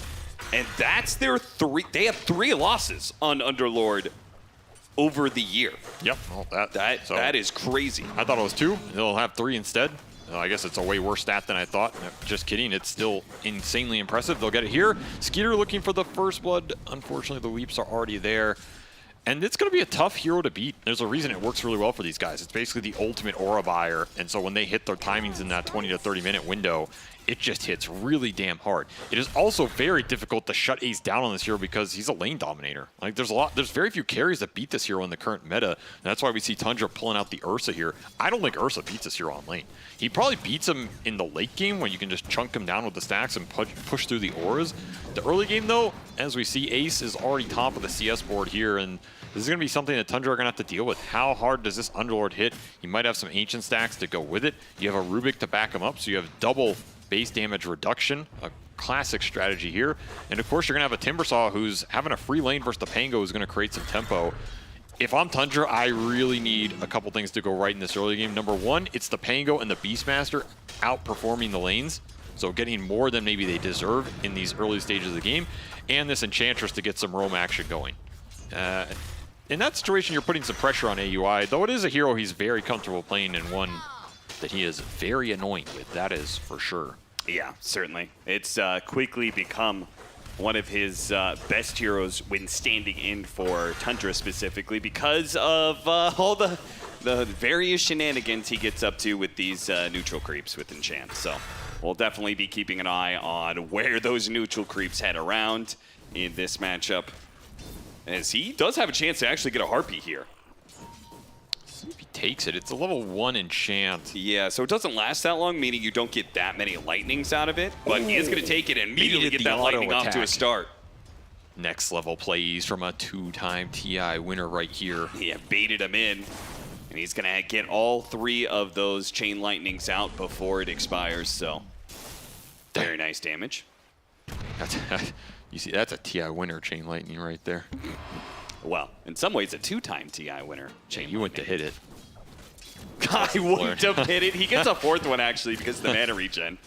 That's how good this guy is. I mean, I will say AUI has been performing really well at this tournament. I think a lot more comfortable and confident compared to Bali. Yeah. Maybe a bit more ready to stand or whatever. I mean, he also was specifically actually playing Dota beforehand. Which helps. Yeah. So maybe that's something Tundra have going for them here is this early game 0-0 at the 4.5 minute mark. Fairly quiet. All cores are finding farm. And do you feel like that going favors through the gate one here. team or the other in this laning? I feel like it favors whoever makes the first move and starts to build momentum. And I'm looking at these 2 safe lanes because I feel like both teams want to kind of gank the carry in a way, though it's far easier to gank this Ursa than the Morph lane. And maybe if you're Tundra, as long as you can prevent your Ursa going down in the first 10 minutes here, you're going to be happy. These rotations through the portal have been pretty successful, but it does seem like Tundra will well aware of it this time. With Snaking playing super aggressive on the techies, had a lot of information going, so he gave the heads up to Skeeter. Skeeter backed off for a bit. He missed a few CS as a result, but eventually Skeeter's got to move forward, and he is going to be caught now. Arrow point blank lands, but the heals are just enough. Lotus will get him out of dodge, and of course Nature's Attendant's going to do a little bit of work here with the regen up. But you got to keep in mind, Dyrachyo has been left bottom, so Gaimin, they really want the kills out of this move. They don't want to just sap XP away from the Underlord here while nothing else is happening on the map, and they're giving free reign to 33, who's getting slightly more out of Dyrachyo, who is jungling up the ramp on the gate. An interesting idea that seems kind of Radiant advantaged here. Yeah, that's a good point. Where's the balance? Well, there's supposed to be different advantages to Radiant and Dire. Not like that, man. You're gonna poke Tofu for the rune, 50-50. And it will not go Quinn's way. Oh boy. Yeah, that's an arcane rune for a Pango. That is particularly scary. He's gonna be mad about that one. See if Gaimin can deal with the bad rune luck here. As Tundra collapsed with all three in that arcane rune Rolling Thunder. This is very efficient. They're just going to clean him up. Nice Easy blast off kill. and a big first blood. So you said the advantage goes to whoever starts building that momentum, and for now that nice is tank. going to be Tundra. Tanks up the Siege Wagon, so they're going to get a lot of damage on this tier 1. That is a huge play by Snaking. This is just a dead tower almost, because your Timbersaw, he's level 6, so he's down for a decent chunk of time here. And Jan is going to be able to get a different creep to tank up the tower. Yeah. Yeah, this is trouble for Gaimin. That's a big arrow block. Tofu might be looking for it again with the Timber coming back in. Now, if Snaking tanks this one, he might die for it. Does tank it. That's going to lead into the Chakram. Bit of damage. Tier 1 tower is going to be denied. Quinn managed to pick that one up, but they do not get a kill out of this situation.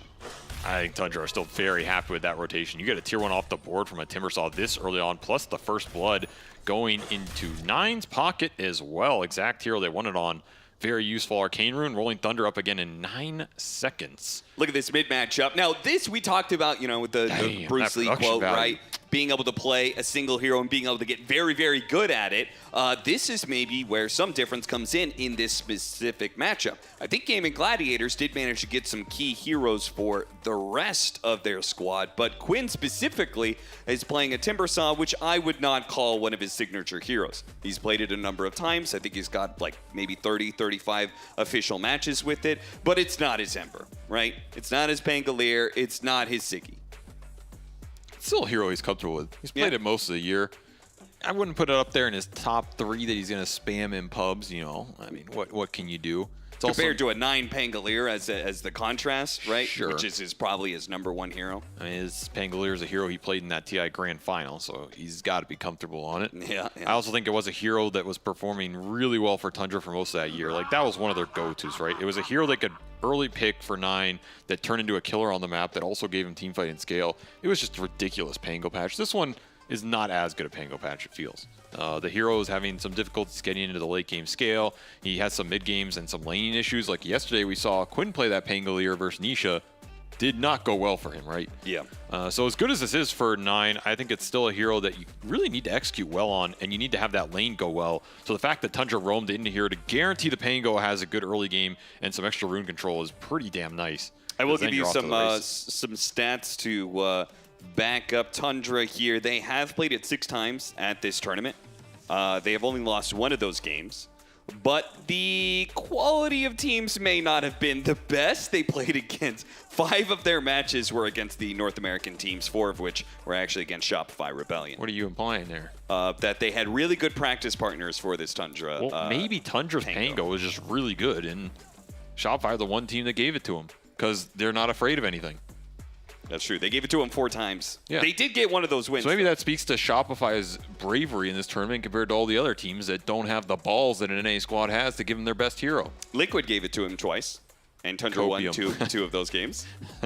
Yeah, well, I mean, maybe that just speaks to the execution level of a top European team, you know, more than the lack of for an NA team. Yeah, you know, stats are stats, Cap. It's about the story that you generate out of them that is what really matters, you know? Okay, so what story did you want to generate out of that? NA is gonna be reborn from the ashes like a phoenix because they have been training against the best and the strongest at their peak. Yep. This TI is back on home turf. You know what that means?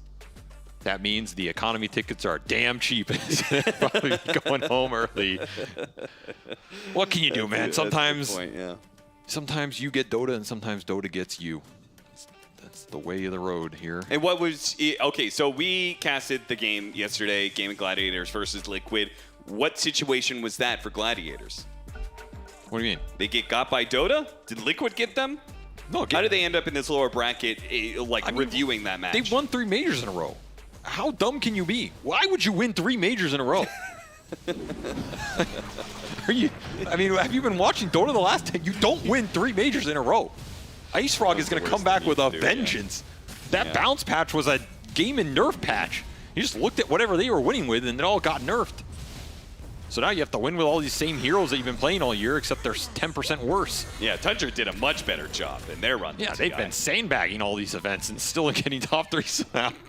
It's working out great for him. I mean, what are you going to nerf from Tundra? It got nerfed last year. There's no Wraith Pack anymore. Wraith Pack. If anything, Wraith Pack might get buffed. They're going to win another TI. This team's terrifying. Another role is going to come through off that arcane cooldown. Yeah, remember, we did have a bit of a pause, but it was an arcane rune rolling thunder, so it came back very quickly. And a 3rd death now for Gaimin Gladiators as a whole, but 2 specifically for Quinn. A rough start for the mid laner of Gaimin Gladiators. Timbersaw is not finding that early Vanguard in the lane push that he's looking for, and 2 big kills for 9 is going to push him into the fast diffusal, as well as levels for this Tundra support duo. Level 5.5 basically for both of them here. That is super nice when you're running this Techies Enchantress, because Techies has not had the greatest tournament here. I think some of it is based off his early game got nerfed a bit on the lane. So you kind of want to just make up for it by getting a faster 6-on-0 and open up the kill threat. And then you're starting to snowball the game through just his raw damage output off of the back of some of these cores. Helm of the Dominator already done for 33 as well. And this is looking like one of the better early games we've seen from Tundra against one of the better early game teams in the world here. Gaimin's still looking for their first kill, their first tower, their first anything. I mean, they do have the net worth on the cores. Look how far ahead 33 is. Like his current net worth is fine, but the potential net worth and farm he's going to get out of himself stacking Ancients over and over again. So he's going to get very big once he clears all of this one. Jump here onto AEY 2000. Not enough damage though. Something's not connecting about these 3 heroes top for Gaimin. They just don't have the damage or the continual lockdown to find the kills, and I feel like they're just sucking XP away from Ace, where normally they'd give him a lot of room and go play through Quinn. Yep. This is not really their MO, and it feels a bit awkward. Are they even getting Ancient stacks up? Not too many. They have 1 Ancient stack waiting. This is also something that Ace has relied on to just pull ahead of everybody here. I would say it's awkward to play through a Timbersaw, right? As opposed to many other mid laners that provide their own disable. I mean, I think if he was getting runes and he was the one pushing the tower, it'd be fine. Instead, he's getting rolled on a 3rd time. 3rd death for Quinn Callahan. Where's the help? Well, it was going to be a portal, but Ace canceled that one. AY 2000 will use it to get back to lane. He's like, all right, sweet. Even Gaimin's own spells are working for Tundra here, and now they're going to outnumber Ace top. They're going to push against out Skeeter. This is a pretty bold move. Dyrachyo actually TP'ing in to fight this one. Turning into the Ursa. That's a pretty interesting idea here. He's going to keep up with Skeeter and get this kill. A great rotation from Dyrachyo. Once again, the Gaimin Gladiators carry. Sometimes his aggression pays off in spades for Gaimin Gladiators. They get a very important turnaround. That's a large momentum swing. There was a lot going really well for Tundra. Now your Ursa dies on his way to try and get this Battle Fury. And he falls in a situation where that was not a kill Gaimin deserved to get. Dyrachyo with the correct read will make the play, turn into the worst carry and use his spells against him here. And then head straight back bottom to defend this tower. 33 unable to capitalize on that space as, you know, he was clearing through these Ancients instead of pushing that tier 1. Maybe not expecting that to be a situation that would occur. Some classic AUI 2000 things. He pulls the creeps off of the tower, so the siege wagon gets targeted by the tower, and they don't take too much damage. That is a very old school AUI move. Yeah. And meanwhile, they're clearing through the stacks, man. Skeeter pulls the wave off of mid onto a neutral camp. This is peak efficiency right here. Double damage and some extra Hadouken to help clear through it. pretty damn fast for this early in the game. This is going to be a massive Pangolier. He's already got Diffusal and Orb of Corrosion and Arcane Boots. What the hell? Yeah, I mean, seriously, if anybody's going to make Pango work, it's going to be Tundra. He is ridiculously farmed. It's not a question of are you going to win the fight. It's where is 9 going to go and what do you do versus this right now? Because there is not a good answer on game inside. You don't have Rubik level 6 yet. Your cores don't have any BKB piercing lockdown. So his rolls are free. The mana burn There's the move, is strong. But a swashbuckle misses. Ace had already retreated away. I feel like you need to go through the beast right now. Like, start pushing the tempo with the fact that you have this helm. This tier 1 tower being bottom still up is... It's a little too long for my taste, given how much room Duraccio gave you down here because he TP top. I guess it will eventually go down. It gets denied? Ah, that's, I mean... 33. Come on, 33. Maybe my expectations are too high. That didn't feel like a deny that was necessary here. One Gaimin will gladly take as they are recovering on their cores, especially Quinn.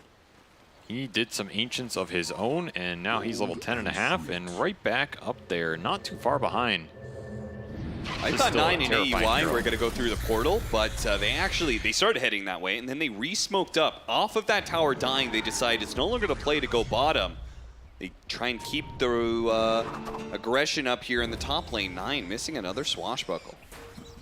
This is not the Diffusal reveal they really wanted out of this Pangolier. It's going to be even worse if he gets hit by an arrow here. Oh, it's perfect! Ace lines it up with the pit, and Tofu just fully trusts in their teamwork to land.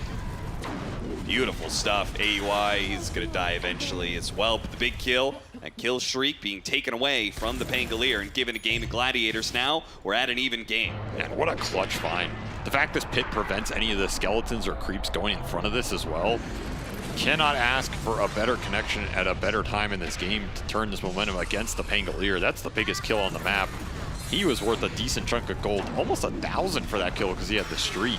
Getting Enchantress on top of it. I mean, Quinn is just back in the #1 position like that. 3 deaths in the early game. They don't mean squat if you can't take the space away. Yeah. Gaimin right back where they want it to be at the 15-minute mark. You're gonna have to play for this Helmet of Overlord now if you're Tundra and kind of get a Roshan out of that, it feels like. Especially for this Ursa, because Skeeter is... I mean, this is part of the game where he's having trouble keeping up. I guess he's just going to do it himself early on. So they're not going to wait for the Helmet of the Overlord. They just clear through it with the extra Vlads. Pretty nice read here. Does he not want it? Okay. Oh he's going to leave it for 9. It to 9. Wow. Wow, what a team player. I mean, I guess this makes sense, right? I don't know if Skeeter wants to be running in and joining these fights anytime soon. They're pretty damn difficult for him. And this will make sure that 9 can at least get a guaranteed fight out of the 2 lives. Another Moonlight Shadow move, or excuse me, a smoke move. Now the Moonlight Shadow is going to be used to help the smoke land. They're going to get in melee range of 33. 33 gets off the Bramble Roar, but very likely he will fall to Quinn here as another Chakram. The roar. And it's the Whirling Death that cuts him down in the trees. Nice little gank by Gaimin. Will produce a nice ult for Celery here. Other lanes getting shoved in by Tundra. They're finding some farm on their supports. I'm surprised that 33 stuck around. That proximity mine went off. Just didn't respect it. The warning signal was given. Battle Fury done for Skeeter. And now he will start to catch up onto this Morphling. Not the worst position for Tundra to be in, though. I think they could have been farther ahead given how much they abused Quinn on that middle matchup. Yeah. That just never really yielded anything for them. Gaimin made some good comeback moves, and they're pretty much ready to fight. They have their mech on the Underlord. Ace is looking for an Atos here, maybe just more setup to guarantee these arrow connections. There's no real save on Tundra, so it does sound pretty decent.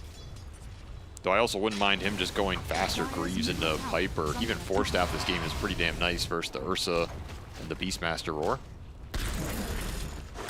Quinn will slay the Kobold. Get him. No mercy. They're going to try and kill him, but he does have a haste root.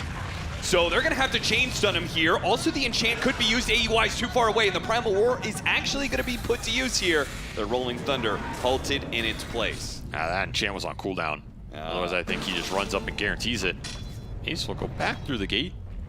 Ace Druin doesn't yield too much for Quinn. He just rushes back bottom. They really do not want to give any space to 33 down here. They have prioritized kicking him out of this jungle very heavily. Oh, and he's not going to find it. But what is Quinn's problem with these creeps, man? Chill. Actually, I guess that's thematic. Boars. What? Timbersaw hates trees. He doesn't hate all woodland creatures. He's crazy. He's just insane. I see. More stacking. What are we up to stacks-wise? Because Gaimin Gladiators have certainly not done nearly as much. 15 in total for Tundra.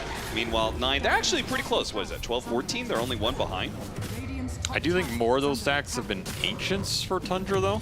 Yes. As that was a lot done by 33. And those stacks were slightly more efficient because he did them with like the boars and stuff, whereas Gaimin had to commit heroes.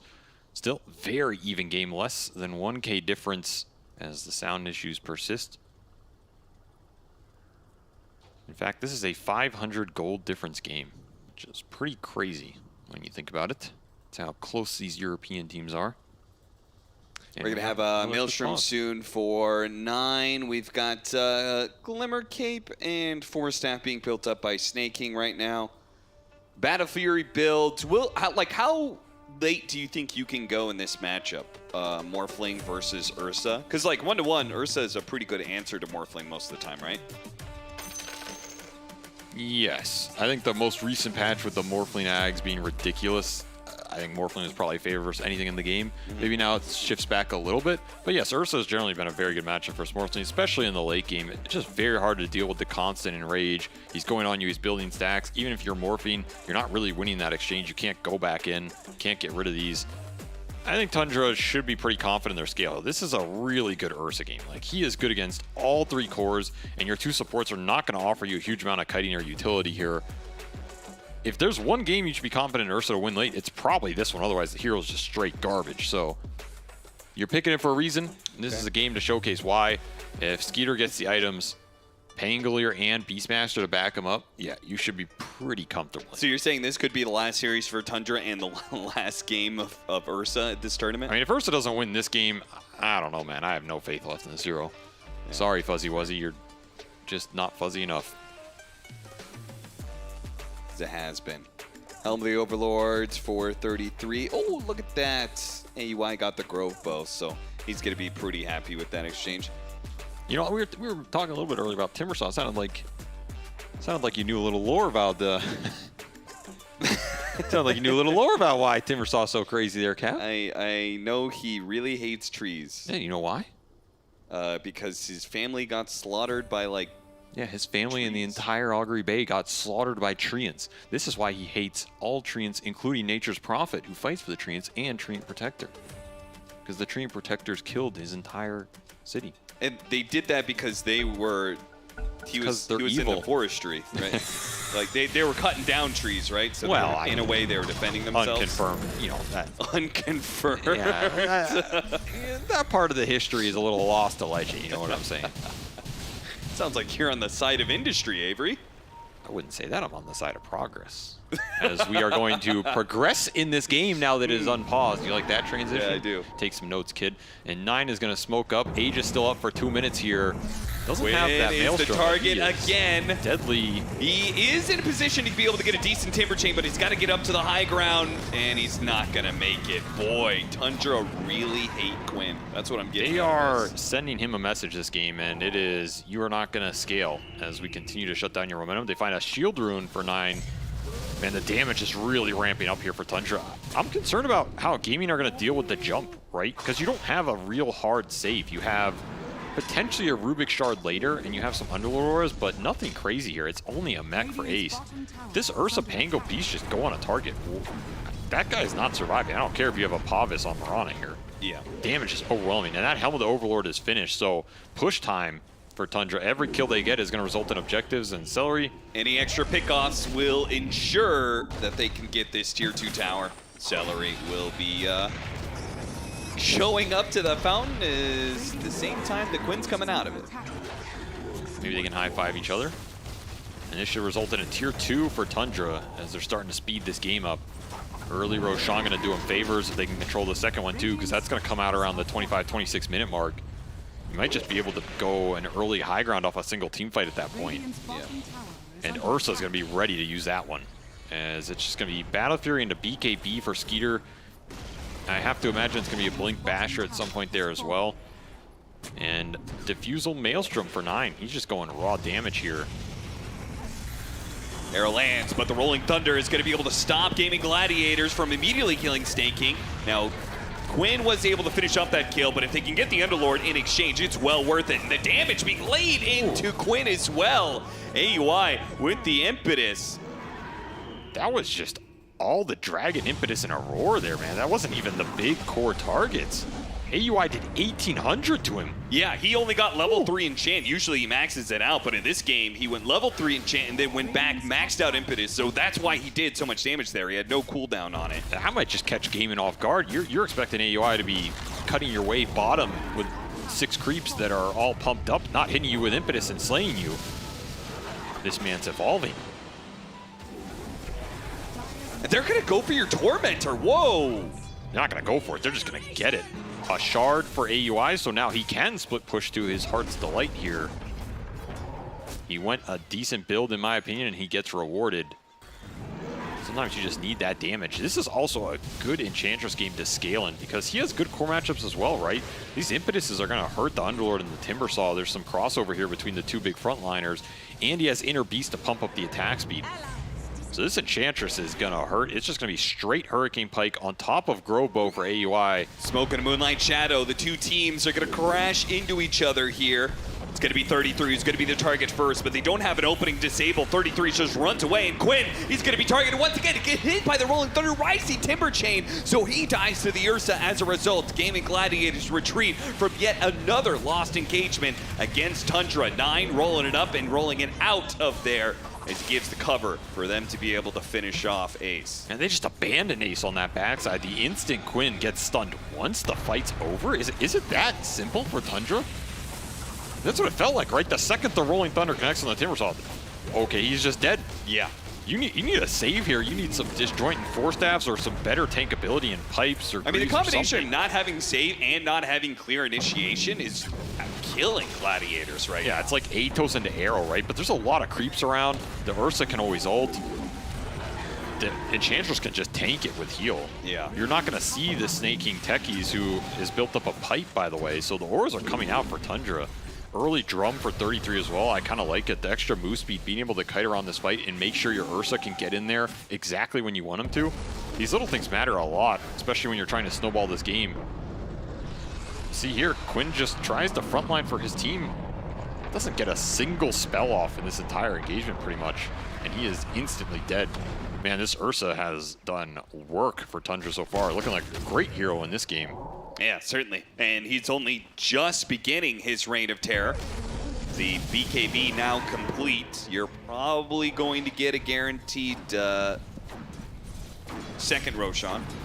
And then we're not even getting to the territory where he gets Blink Dagger and, you know, Abyssal Blade and just instantly takes a hero out at the very start of the engagement. Yeah, that's when the Ursa's scary. When he has the Blink Basher, your Pango's probably also going to have an Ags. Pango's a very good hero versus Morphling in these types of games where he's just getting massive amounts of mana burn and disarms throughout the fight. Then you're maybe getting roared if you go in. The Ursa's bashing you up, building the Fury stacks.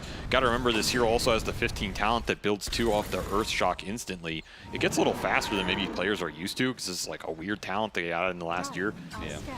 It's a very, very tricky hero to play against in some of these fights when you don't have clear initiation, because that's normally the way you deal with him. You go in with a Hex or something. Here, he's just running at you. What is the Immediate answer? enrage to be able to get rid of the Rod of Atos, because once they have a kill, I think Gaimin Gladiators don't really have a chance. It's a 4 versus 5 with a lineup that just cannot seem to fight back right now. They have double Force Staff, so in theory, they should be able to bail these cores out when the jump comes. Tofu, he was sitting on the low ground there, didn't expect that Tundra had vision of him. No, somehow he managed to live, and Skeeter pretty far forward here now. He doesn't have the enrage, but he does have the BKB, so there's really not too much to fear for him. I mean, Tundra definitely feel like they're getting the better at gaming right now, and they're continuing to push the pace. No reason to give any space here when you're playing for that next Roshan, and it's an early spawn already up here at the 23.5 minute mark. If I'm Tundra, I want to start scouting this out and just let my Ursa go in the pit and clean it up solo. don't even have to give up much map control when you have Beastmaster who can guarantee you the vision advantage, and you have really nice wards on the lanes right now. One on that bottom gate for the Roche, but one on this top that's going to see where Dyrachyo goes if he's farming up here. And that's another free tier 2. Tundra just controlling the map off a classic zoo-oriented lineup here. With some Siggies, as you mentioned. It's looking damn good right now. And Gaimin on the back foot. They will finish a Greaves for Ace. First really big aura of the game. And that blink for Quinn maybe will help him pick the initiations better. I feel like you just have to land an arrow. Like, what else are you doing in this fight if you can't set up an arrow that lands on a big core and go in and try and burst it? Yeah. It'll be a smoke from Gaimin that is headed into no man's land up here. Oh yeah, they're going up to, I think maybe they're going to nighttime Roshan, but Roshan might die before that hits. I think it will. This is very quick. He's just about to walk out of the pit. Let's see if Skeeter can finish him off. Oh, they use the Primal Roar to keep him in place. They do not want to let him limp away to Gaimin Gladiators' side. And where look at the mines on the hill. Yeah. If they go up to this high ground, if they try and catch, they go for the telekinesis arrow, but they're going to be jumping in all those mines. Quinn, you got to get out of there. A dangerous proposition. They try and challenge Tundra on that high ground with Tundra also having Aegis and Cheese. I mean, they got the ult out of the Ursa and they just cleared through 9 instantly. A super sick arrow by Tofu. I don't know if 9 could have dodged it at all. He did not manage to, and I think Tundra are lucky to get out of there with everybody else and their Aegis intact. Yeah, honestly, I agree with that. Part of that was the fact they also didn't have 33. He didn't join them in that incursion post Roshan. I mean, he didn't have Roar, right? He had to Roar the Roche. Yeah, so he just ran to mid. He's like, I'm going to push out this lane. So they were playing 4 versus 5. Then they lost their Pango 3 versus 5. If we look at another shard here, these shards are adding up. That's a very good nice one, too. Jeez. Yeah, this Ursa shard is... How is he low enough net worth to get that? They just have all the other shards, I think. Wow. Actually, they don't. Wait. I mean, they have the Pango and the Ench one, so yeah, it was a 1 and 3. They just rolled well. Sometimes the answer to a lot of things in life. Luck. Oh, it was between Snaking and Skeeter. Because Skeeter was actually behind the Beastmaster in net worth until he got that shard. Oh, I see. Well, he's going to put it to nice use. force step up to the high ground. That'll save Celery's life barely. Throw up a ward there to try and get vision of him, but he's already gone. This is your second Aegis around that 26-minute mark. That's going to be a high ground push, though. What can you do to stop it? You have BKB on 33, Cheese and double damage on 9. If they find a single pick off, they are going to push your base. Yeah. I don't think they're going to do it without that pick, but you give it to them, it's going to happen very fast. Which means a lot of this little time comes down to how Ace 33 just knows. Yeah, he's going to find Ace here. That's trouble. He can pop the BKB to keep up with Ace, but if he loses detection of him, if you manage to get up the TP off and then get out of sight again, it's possible. There's nowhere to juke. Oh, yeah. The problem is going to be in this situation, Ace. If he TPs, he's going to reveal himself, and then the Moonlight Shadow Fade time comes back into play. He probably gets roared during that period of time. Quinn, he's also going to get caught. Oh, no. Blast off, chains it, the roll it up, chains that stun after the blast off even further. Whew. Tundra cooking right now. God, they're just finding everything on the map. They're getting all their big core items up. And again, you give up these pickoffs, you were looking at a fast high ground that might just end the game out of nowhere if you're not ready with all your heroes. The vision is just doing wonders for Tundra in this game. Between the Enchantress Keeps and the Beastmaster Hawk seeing everything, plus some really good deep wards.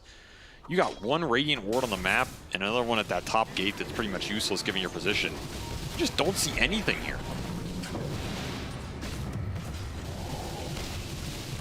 Tundra just swarming all over the place. Gaimin Gladiators have to run at the first sign of any incursion. Trying to finish up some of these crucial items. The Butterfly for the Morphling. Not sure if that's going to make enough of a difference, though, because we've got Aghanim's done for 9, and he's working towards a Blink already. I mean, the evasion versus the Ursa is just not great either. And Basher up, he just doesn't care. He's just going to keep swiping you. And even then, there's so many right-clickers on Tundra right now. Like, the Pango doesn't care too much. The Enchantress, okay, if you dodge some impetuses, it feels great. It's just AUI is becoming such a fourth core in this game. That's the real factor that just pushes it over the edge for me. Like, even if you start killing these cores, AUI is going to kill you back, man. He's so big. And you don't have a clear answer for the Enchantress. He's going Orchid. just to mess with the Timber and the Morphling when they go in after these BKBs are gone. That pure damage destroys Quinn. Oh yeah, this is a good Enchantress game right here. This was first pick. Tundra getting everything they want out of this lineup right now. And man, such a deserved first pick too, because Gaimin Gladiators, they haven't been able to get their hands on the Enchantress themselves in a while. No, they took the Rubik over it. Yeah. So you go into game 2 here, you're going to consider some of the impact these heroes are having for you and what was easy, what was hard, and Skeeter That is immediately not just enough. builds some stacks. Does get the BKB out of him. Pretty free jump. Didn't cost you an ult or anything. That's true. And plus, you with that level 10 talent, it sticks onto the stacks that you're talking about, stick onto the hero for so long. Darachu just basically can't show himself for like 40 seconds. Yeah, these stacks still have half duration. Yeah. Like, they're crazy. This is the one thing about this hero. His Fury swipes are way better than they used to be. Yeah. You It's a lose good some example value, of like but- why Ursa is good against Dusa. Because you can jump in him, bam, bam, bam, bam, bam, then reset, and then just go back on him again in 10, 15 seconds. I mean, I almost feel like they're trying to make this hero like a Slark or something. Yeah, Where you yeah, go and seems build like some it. stacks and lead the fight. Only your pounce that you don't have is like 300 units. Yeah, and Imagine you don't get a charge Ursa of it. Yeah. had Slark's pounce range. Oh my with God, 2 that'd be charges terrifying. and an ult that saves him.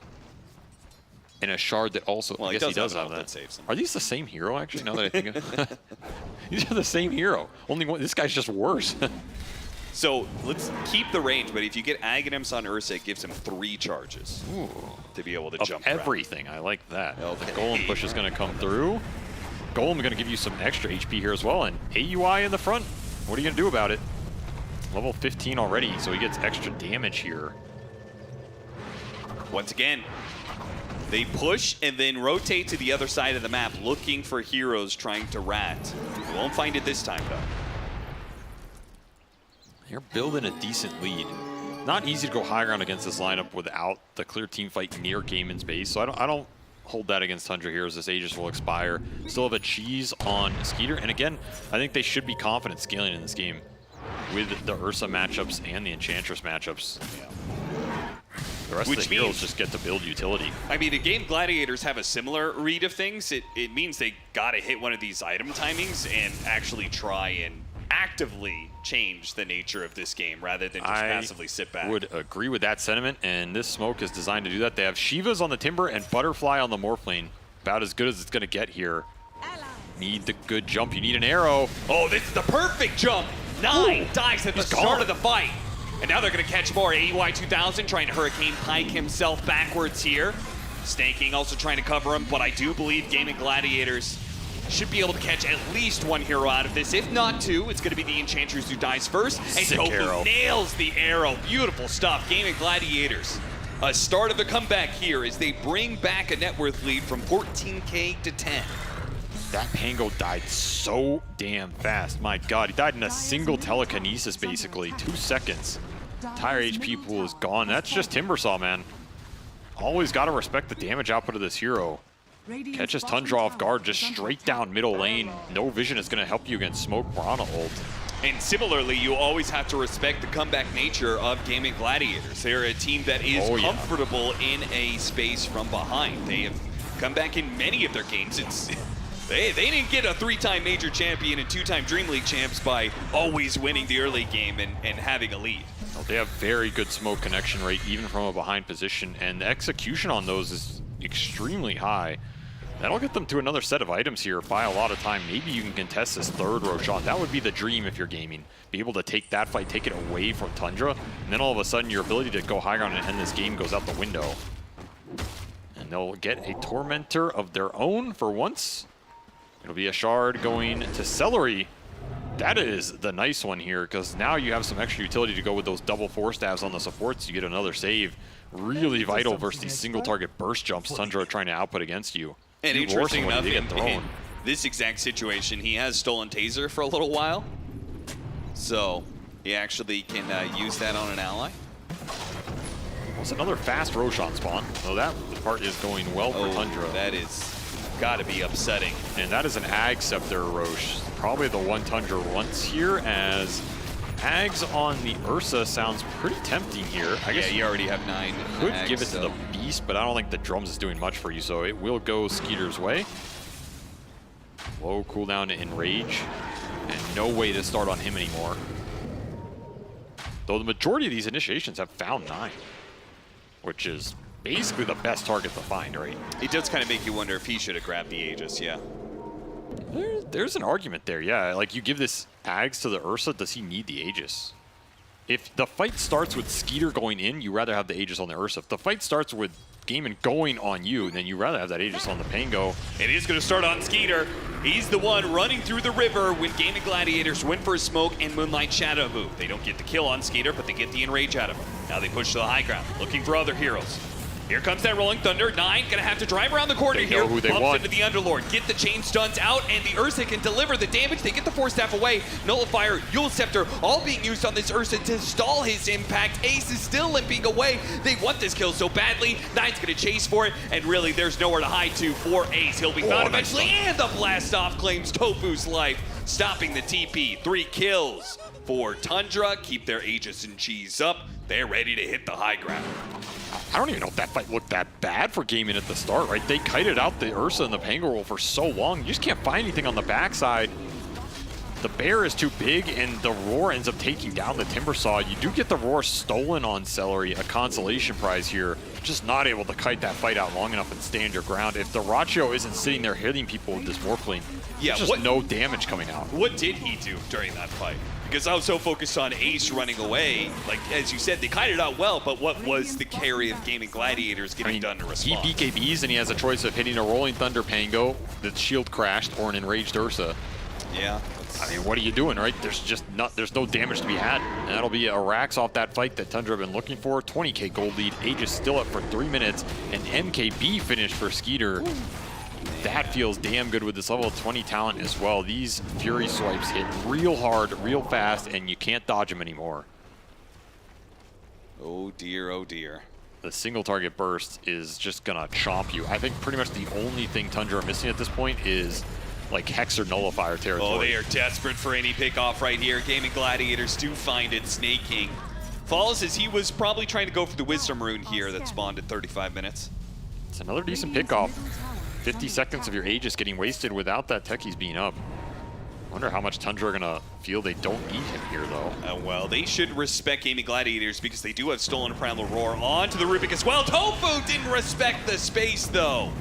He gets too close, trying to defend this mid tower, and immediately Tundra, who are lying in wait, pounce on him. Man, they just threw every ult on him.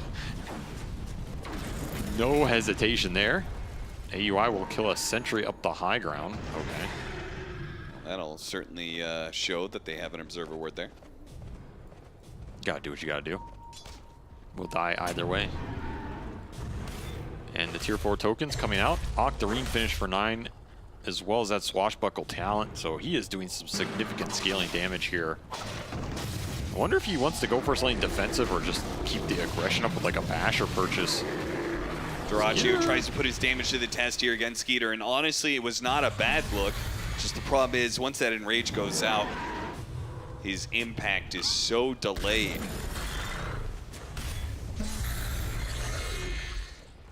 Gold and sweet. Man of Tundra cleared through a lot of these Tormentors, right? This is going to be their 4th Tormentor, I think. As AUI solos it. Third, right?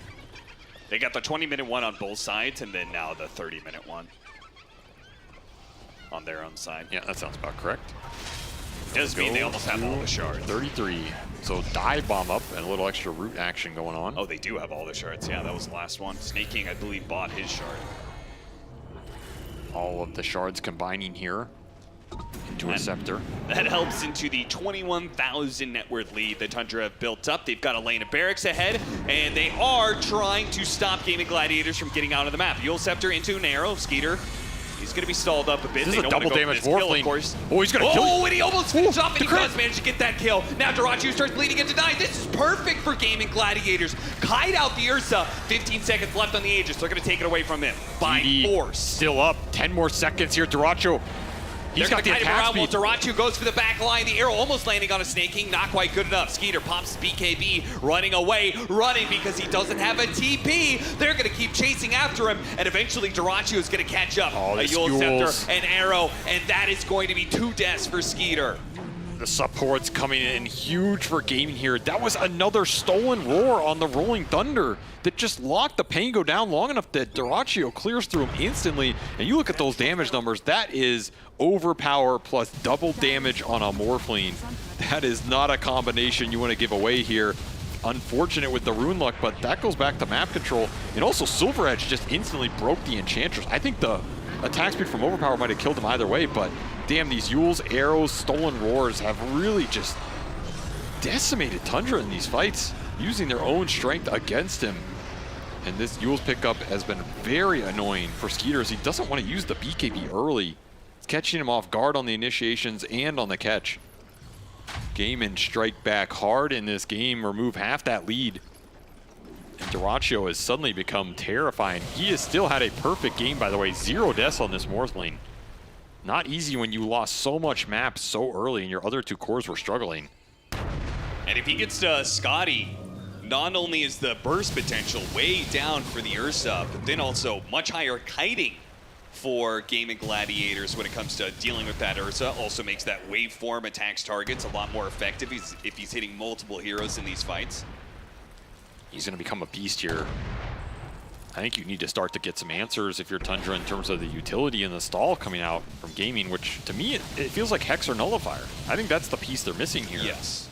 They need the extra lockdown on the single target that they're trying to burst instead of all these 4 staffs and random utility clogging it up. The Hex is being sought after by 33. That's his next item here with that Blink. Just been delayed, right? Because he went back for the Blink and the Boots of Travel. Maybe feeling like this game was more in their control than it was. It ended up delaying this Hex that, I mean, it might have caught Diracio off guard in one of those fights. Yeah. And you're still not getting anywhere close to a Nullifier in this game, as the Pango and the Ursa are just itemizing for damage. Supports are going to be annoying here. They're going to start to kite you out. This is the problem with Ursa in some of these late games. How much can you stick on a target? It is an interesting dichotomy of strategy here, right? Like Ace is built to Nullifier to help Diracio. Seems like all of Gaimin Gladiators is building for Diracio. Well, and in this these item fights. just dumpsters Ursa. Oh yeah, 100%. You just lose overpower for the entire fight. Which, personally, I don't think that should be the case. If Valve are listening, I would agree recommend with that that, change yeah. the next patch. I think it would help this year out. Unfortunately, Skeeter has to play in this patch, and yeah, there just goes your attack speed. So the Morphling, he could turn into you, get your overpower. You don't get an overpower of your own. That makes the initial jump even more important for Tundra here, that they make the initial burst from the Ursa count before that disarm or, you know, removal of his attack speed comes through. Vision counts for everything here in the late game, and Tundra definitely have an advantage in that. They have a boar, they have a hawk. They're going to see the Morphling adaptive strike it, which means Tundra know where Gaimin are. I know Moonlight Shadow is coming their way. Arrow blind up the hill, doesn't hit anything. Reveals 2 heroes. Long wrap is going to pop up mine. Man, it's so hard to get an angle on the Beastmaster and the techies right now. Yeah, just too many warning signs going off. Take a dip into the pit. Now, Roshan isn't actually going to be up, and this is going to be really interesting because if this stalls enough, Roshan is going to spawn and end up going to the other side of the map. Wants to force it. This is very aggressive. Dive bomb going to be used onto the Underlord. He's going to try and burst him during this enraged timer. The disarmament can't see him. Oh no, they didn't have the detection. Now the Beastmaster almost getting popped. Diracio does get bashed up once. Use that Ogre Seal Totem to try and get away, but he managed to finish him. Diracio gets that one hit to finish off the Beastmaster. 1-for-1 exchange so far. AUI starts leading into Quinn. Beastmaster Quinn buyback. finishes off the Snake King. He jumps in off the Ursa. Oh, and the that's bash. Quinn going down. That he is does a not clutch have the bash. buyback. They're going to break 33 in off the buyback. Bots to the creeps. Can Gaimin respond? Can they find anything? Diracio's still looking. He's going to find Snake King in the back. He gets disarmed by the taser. Oh, the taser, always a problem. The Manta comes in a little bit late, but even then, Snake King had the HP anyway. Now, the part about this that really sucks for Tundra, Roshan's going to be so delayed that Quinn will be back up despite a 90-second death timer. They see Diracio. So they need more. They need to be able to catch Diracio, really. This is such a hard catch. Yeah, it is a very mobile hero, and they don't know exactly where he went to either. Tundra need to think about the detection on these fights, especially Skeeter. When he jumps this deep, there's no way you're getting dust out from these supports, and he doesn't want to carry a gem. That's So why I felt who that helps him jump there? was- I mean, I think it's got to be Toph. Like, I don't know who is gonna be carrying the gem on the side of Tundra. I mean, it was 33, which I think is okay because he has BKB Blink. Yeah. They lost that gem though, right? Oh no, AUI ended up picking it up. So they can put it on the Enchantress, have him frontline. They can put it back on the Beastmaster, play for the jump. Somebody has to go in with it though, because this Moonlight Shadow is wrecking Skeeter on the initiation. And that almost cost you that fight. Like, if that Beastmaster goes down a little sooner, maybe if Gaimin can re-clump and protect their Timbersaw from the second jump on this Ursa. Underlord survived. Yeah. And that's a problem. That means he gets that Purge back onto the Ursa, removes a lot of this overpower from the fight, and then just comes back in towards the end. Almost a disaster there. For the Delayed Ursa on the Roshan, jump. but it'll spawn just before he heads over to nighttime, and given the fact they have an Ursa, they're going to do it so quickly. Another Aghanim Scepter. So who takes this one? You want the Sproink? I think 33. We'll give it to the Beast. I don't know how much this Drums does because he's getting bursted incredibly fast. Like, no, I also feel like this item is generally a farming and tempo item. I actually don't think it's that impactful in the Ultra Late. Sure. I guess the stats and HP are nice for him though, and I mean Sproink is sometimes very unreliable in the fight. You'd rather be Hurricane Piking than Sproinking. Gaimin Gladiators did set up for a fight at this top part of the map. Oh, that Just mine. oh, the mine! Gives Snaking a heads up, but he doesn't get off the taser in time. Now they're going to start jumping forward. Duraccio looking for more kills with a level 26 Quinn. How did he get these levels? He's got the double Chakram now. Yeah, you also have that level 25 talent on the Morphling that we saw earlier, so these two heroes going in a significant amount of burst. It's got upgraded from before. Gaimin still finding openings in this game. The lead continues to drop. You just got an Ag Scepter off Roche, and this lead's down to 6K. Yeah, if it wasn't for all those, the 2 free Aghanim Scepters they've gotten and the Tormentors that they've gotten, this would actually be a game in favor of Gaimin Gladiators here. Once more, where's your detection on this core jump? They are going Just to be able to get throw off away the the side, Pango. into the rod, into the arrow. These jumps are not working out for Tundra. Not working out at all, as they just can't sync up the vision with the go. That one was just ballsy in a 2-on-5. Hex will be done for 33. He took the Aegis, by the way. Yeah. They're giving it to this Beastmaster. They really want 33 to start picking up some damage in terms of the slack from the other 2 cores. To give him the Ags, give him the Aegis here. He's going to have to go in and make some magic happen, as these fights are not looking so convincing anymore. One lane of barracks up. Once upon a time had the 20,000 net worth lead or something. But now, pretty much a dead even a game, because that one lane of barracks doesn't mean enough. And look at that, Gaimin Gladiators had a 0% win probability, really? No, it's bugged. Oh yeah, it is. That's an actual bug. The entire game was apparently never possible for Gaimin Gladiators to win. It's because the AI doesn't really know how to treat a Western European team versus another Western European team, because they both should win. So it just that's fizzles good out point. and it doesn't know what to do.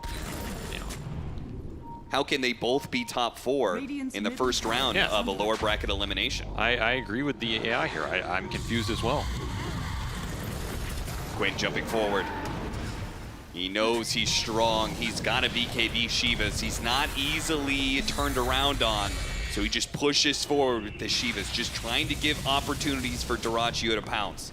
Tundra just waiting for their Pangolier to be up, but it feels bad giving up this much room when you have the Aegis and Cheese and double Ag Scepter from Roche. It's like, it's so much net worth from this objective, and you're barely ahead in this game. Yeah, they've got another Tormentor they can take, but it won't even give them a shard. Just some extra gold. And boy, oh boy, as Duraccio enjoyed these runes, another double damage bottled for the Orphan. God.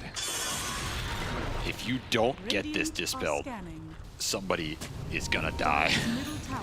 They've got Taser and Enchant that can both dispel it. It's a very big deal if you get this dispelled in the next fight. It's also a big deal if Dyrachyo gets to start with this double damage like he did in that previous River engagement. Especially on the Enchantress, if you find take out AUI, it's a lot of damage removed. Yeah, has there been one time where Skeeter's been able to jump Dyrachyo first? No. And they still have not found Morphling once this game. 0 deaths for Dyrachyo. He has been a menace. An incredible performance just when Gaimin Gladiators need him to step up the most. He stepped up in the Liquid series, and that game one, a large reason why they were able to make the comeback, but it wasn't enough for the series. Now, in an elimination series, they asked Dyrachyo to step up again. I mean, he popped the DD, it's running out, you gotta go. Oh, there goes the Enchantress, butting up the side onto the Morphling, but he got tossed up to the high ground. He's okay for now, turns into the Ursa, he's ready to jump back in with a waveform. He's just biding his time, letting the damage go into the Lord. He spots the opportunity, blows up Snaking. Now he drops BKB, leads into 33. That's 3 heroes down, but that is the Aegis hero. Turns back into the Ursa, starts laying into the Pango, finishes him off as he waveforms away. Crazy performance here from Dyrachyo so far, but he's not dead yet. He's gonna fight up against Skeeter, but he can't win that fight. He's alive! Waveform through. He managed to get a bash. Somebody right back kill at him, this and Skeeter's gonna Morphling. die. Now he's morphing into strength. Is Dyrachyo gonna stay alive through it all? He waveforms after 33. He's not done yet. He wants more. Once again, turning into the Ursa to pump up his attack speed while he lets his team deal with 9 as 33. best possible. He wants the God, but he will be tried to denied. take them on, but Dyrachyo will not say die. He will stay alive through this fight. He will hold this game for Gaimin Gladiators. Double And he buyback. Yielded nothing as this Morphling is impenetrable right now. I just want to point out, adrenaline pumping, Dyrachyo almost ran into a mine. There was been times where Dyrachyo has lost his life on Morphling to Techie's Don't mine. you dare curse this man right now. He saw a power rune in the river and he went for it, but he had the awareness to back away. The amount of plays in this fight that are just ridiculous from Gaimin, right? The telekinesis back up to the high ground. They kite out every single jump from Skeeter. All this Ursa wants to do is hit a hero, man. And every time he goes in, there's something that prevents it. The waveform and cleans up another support. And then when you think you're able to jump onto this Morphling with 33 manning up, you get pitted. You gotta wait for that. You go back in, and then guess what? There's another waveform up. He's back out while he kills your Pango on the way. And the only Straight back chance in he with had Quinn. is when Dyrachyo actually tried to fight him. Yeah, and he almost wins this man fight, and you're 1 hit short, and all of a sudden, Dyrachyo is still going in, by the way. Finishes off the Ursa with an adaptive while he's morphing the max here. The balls on this man, they are way too big for Tundra to handle right now, as there is not a Morphling answer in sight, and that is the sigh of, guys, what the hell do we do to this machine right now?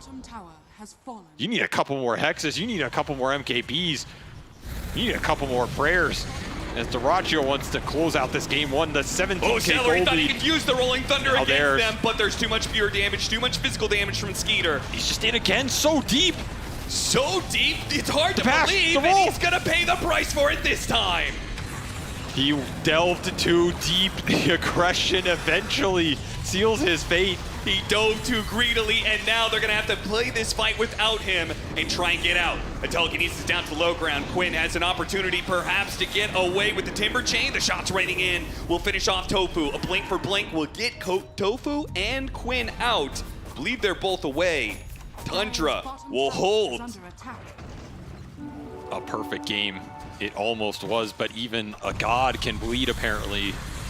Nice pickup, Quinn, seeing an opportunity. Can they get the stun? Is not going to make it out, though. The TP just shy of making it, and now he's going to pay the price as well.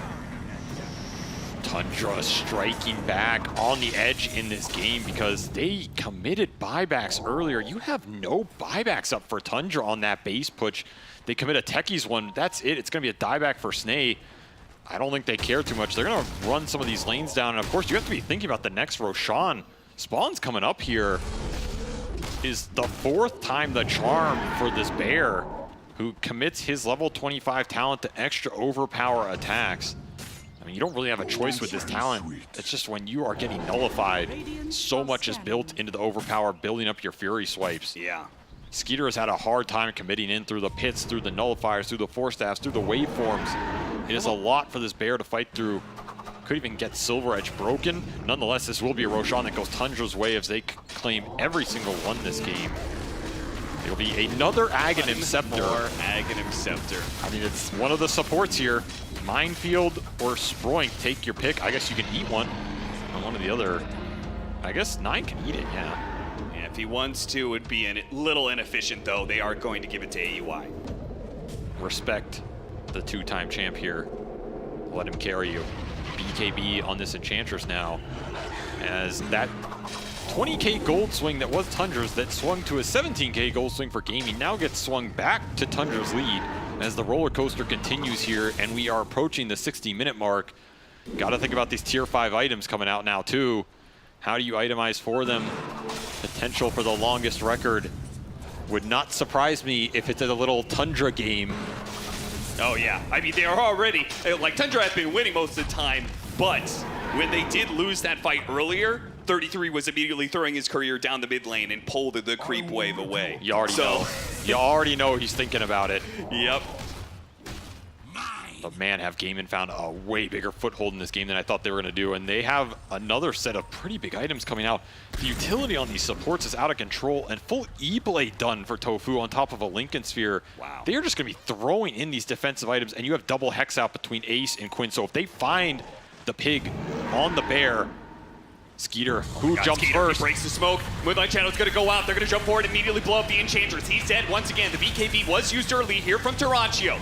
Turns into the Ursa once again, starts laying the damage into 9, but shield crash, 80% damage production, but that's not going to be protected for long. Yule Scepter hits him, dispels that one, hits him with the nullifier. He is trying to get away with the swat. Terraccio, he jumped in, but the response from Skater, but an E-Blade bails him out. Terraccio can now go back in. What do they wait for him? On top of 3 heroes, finish off one, a second one dies. Now he's going to finish off 33 as well. The Beastmaster dead with an arrow back in. Skater, no, that didn't actually get him. Land. He comes back in, pops his BKB, and he's Skeeter looking for heroes to hit. kited. He can't actually get anything. He finally starts swinging onto the Underlord, but the taser causes him some issues. He doesn't have enraged for another 5 seconds, and he will die as well. Tundra will have to play against 5 with limited buybacks here. There is going to be no Pango, no Enchantress. Skeeter is going to have to come back. He has ult, he has no BKB right now. You have one jump in this roar and this Hex. Are Gaimin going to respect this? No, they're going to gate to heal and come back. Triple arrow also already out. My God, that E-Blade came in so clutch. I think Terraccio saw this game flash before his eyes there as Tofu bails him out. And the waveforms are just destroying them in this fight, man. The low cooldown on this spell, when he goes in, he gets these crits, he gets these hits. It decimates Tundra on the clump, getting stuck in these pits as well. Yeah, the pit that has the level 25 talent, so an extra 0.65 seconds in there. Something went wrong for Quinn in the base as his bot's TP's on cooldown. He didn't make it back through the gate, so Gaimin are going to be missing the Timbersaw here for 30 seconds. That's an opening for Tundra, a big one. Yeah, but now it's a 4 versus 4. He just evened the odds a little bit. I don't know what happened, but it was not what Quinn had in mind. I don't know if Tundra know this, though. Yeah, that's true. And he's going to be making his way through the map. They don't want to fight after all because they still have a lane of barracks at this bottom lane. 30 seconds left for the Pangolier. Can you stall right now? You have that bottom wave pushing 20 seconds. You can potentially give up Megas to win the fight. The thing is, Gaimin still have buybacks on pretty much everybody, and you don't hear for Tundra. This is a hard lane to give up. You don't have Glyph. Quinn is going to scout. Immediately aside the vice, put onto the Ursa. Force Staff gets him away. Impetus could be them giving up the buildings for it. No. Jumps in, Skeeter. He's nullified. Nullified. He has to use the enrage, slowed down by the Chakrams. It is so hard for him to get away. Yule Scepter, now the arrow coming in, blocked by the board. He sees an opportunity to jump back in, but so does Terraccio. He goes through and decimates the back line, almost getting 2, but 33 limps away. Pain goes back. Put back onto the Enchantress. They need these chainsawing him. Pure damage coming in. Terraccio gets another waveform away, and Quinn finishes off yet another hero. It's going to be no techies now for the defense. An AUI buyback is what they get. They do not get the Megas. Gaimin do not want to leave here without the big prize. They're going to gate heal again. This is just so brutal. The efficiency out of this fountain is pushing Tundra to the limit as they have absolutely no lives left to purchase in this game. It is a 4-on-5, and Gaimin are going to run it in through for the Megas here. No Glyph as well. You got to jump, and you got to jump now. Skeeter. He's got a Lincoln's on him. Take How can your you pick. stop this guy? The answer is they can't. They give it up. But maybe they get too close. A die back now. Once again, Quinn finds the opening. Terraccio's in pretty deep. He'd be able to kite around Skeeter. Oh, Radovato's nullifier. The Primal Roar goes down. Skeeter can't live, though. Nine stuck off the map. Too much Yule Scepter arrows. It's too much. 9, where is he? It doesn't matter. Game 1 is over. 9 rolled straight into the abyss, man. He ended up off the map and stuck. What a way to end the game for him when it started so well. And yeah, those tips going straight into Dyrachyo, because there is absolutely no way Gaimin are winning this game without that insane Morphling performance. And on a hero, on a player, combination-wise, that has probably received the most criticism this year in the Dyrachyo Morphling. Goddamn did he put on a show when his team needed it the most. It seems like the more Gaimin fall behind, the more he steps up here as this tournament progresses. 12, 1, and 14 from the Morphling. He dealt 61,000 damage and tanked 75. Just doing everything in these fights as Tundra cannot lock him down except the one time past their tier 4s. Man, you got to feel for this Ursa in the late game. It's just not fair, man. It is just not fair. An incredible performance by the young man coming from Gaimin Gladiators.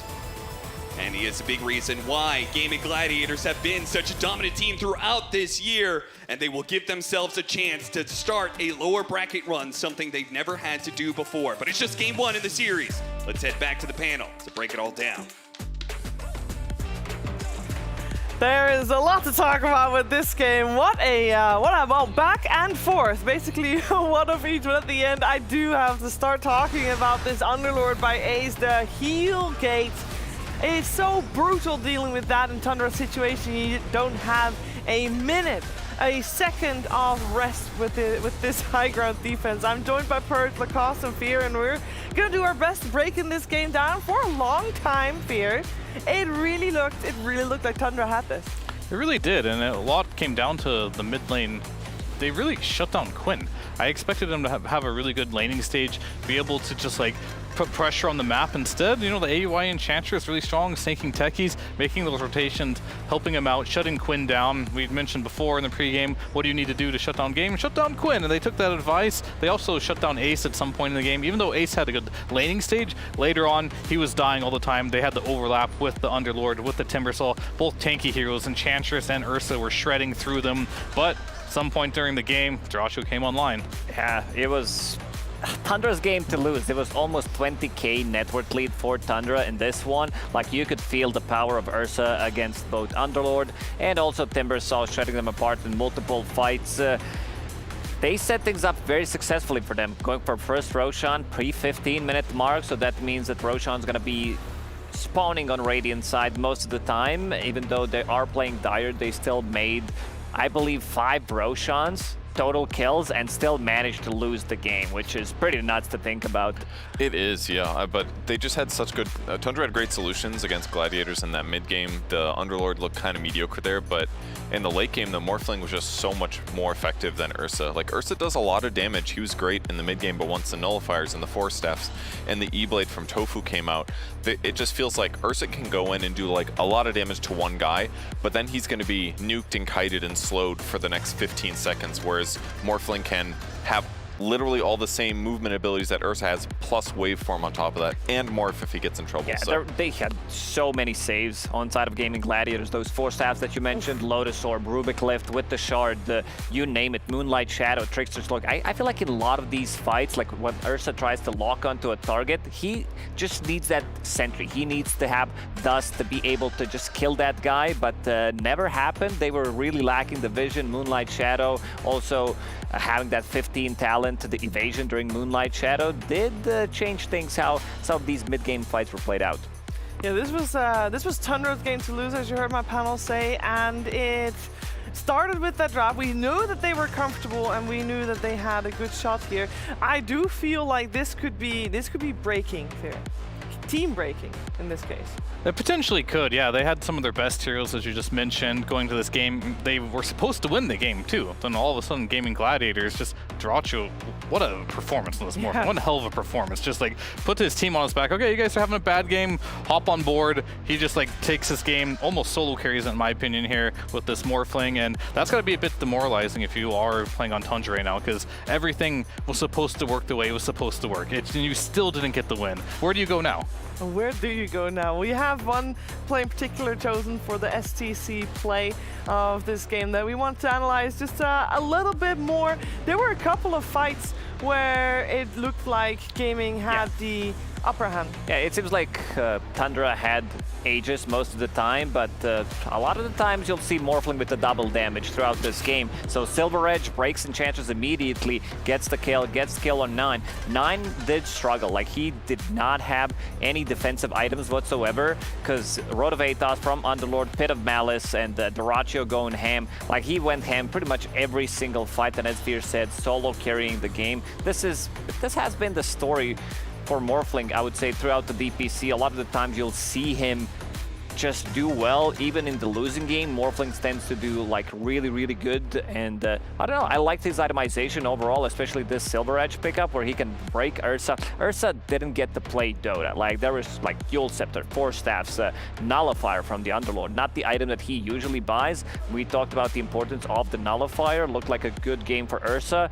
In the end, Ace gets it, which is not the hero that gets it the most, but very effective in this one. Incredibly effective. I love the comment that Fear made a comment in the green room about Dyrachyo and how he is a combination between yourself and Eternal Envy when it comes to the carry role. Yeah, I mean, I guess I said, like, he has, like, my itemization. Like, it's very stable, but then he sometimes has Envy's decision-making, the chaos, right? And sometimes you don't know what you're going to get with this guy. He's either going to buy back die immediately, I've seen this a lot of times, or he's just going to put the whole team on the back and have, like, the biggest performance of his lifetime. And this is one of those games where his team needed him to step up, and he delivered. Yeah, he only went a little bit to deep, I think, once. Yeah. A tiny bit of extra stress. That's fine for Dyrachyo. Yesterday's games against Team Liquid, first game when he played Slark, he's the most aggressive player, carry player in the world by far. Like, no one matches him. A lot of the times you'll have a question mark on top of your head, like, what the hell is he doing? There was this one buyback that it looked like, why is he doing that? And then you see them, oh, we're going to take a set of barracks, we're going to take another fight and just win game off of his buyback. Yeah, the majority of the game was in Tundra's favor, of course, in this first game of the best of 3. And we also wanted to still highlight a little bit on how that happened, because it doesn't really happen that often against Gaimin Gladiators. We have got a couple of highlights that are very similar in vein.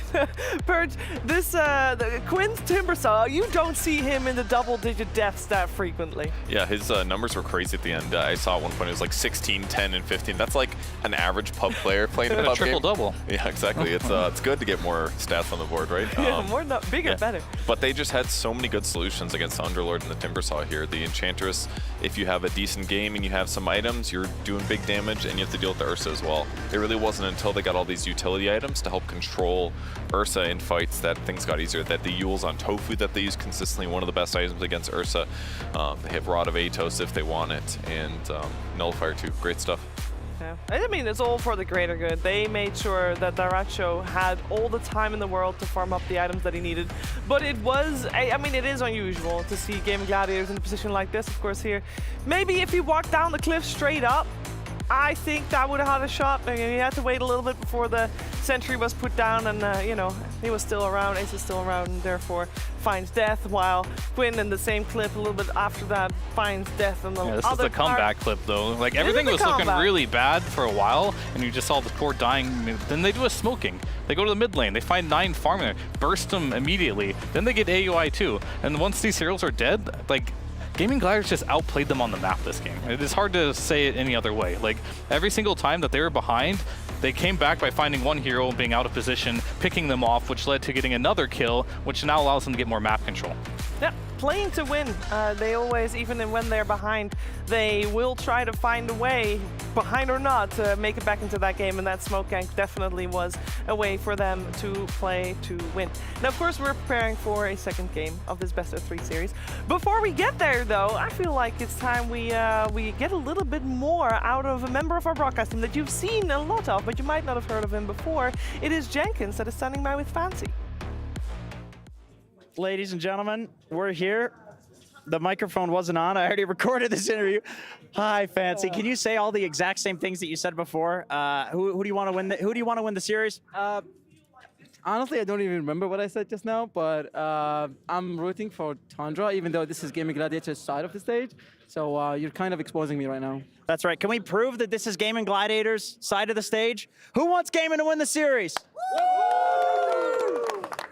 Yeah, we're sitting in enemy territory, or well, you are. Hype match. Is it going to go to a game 3? Want me to be honest, or just try to hype up the game? Because honesty is a virtue. Oh yeah, it's definitely going to go to game 3, and we're going to see like a really close match. Clearly not a virtue that Fancy cares about. No, I'm just kidding. I hope it goes to game 3. That was a hype game 1. Hope we get a 60-minute game in the next one, whether or not whoever loses. I want to see some 60-minute neutral items. And I also want to see Snare or Shiver on the panel. I don't remember who it is. Probably one of them. Back to the panel. Lovely. Thank you very much. Yeah. Well, we got very close to 60 minutes. It wasn't a 60-minute game. Well, we got very close with this first game. It was a game that, of course, went the way of Gaming Gladiators. And we need to talk about adjustments going into game number 2, because this is a very difficult situation for Tundra to be in, because, yes, they're behind, but they also just got beat with their arguably best strat, Lacoste.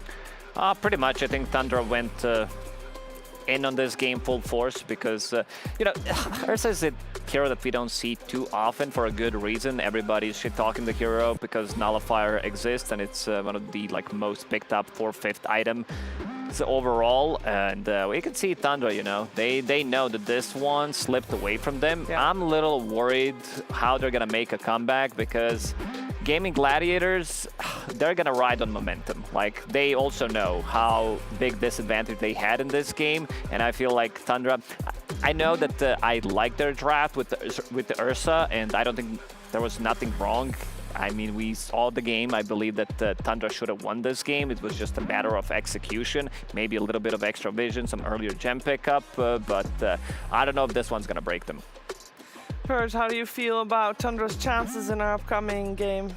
I think they have a good shot for sure. I thought the Ursa draft was going to win, watching the halfway through, but hopefully they get another good draft. It's all about the draft. It's all about the draft again.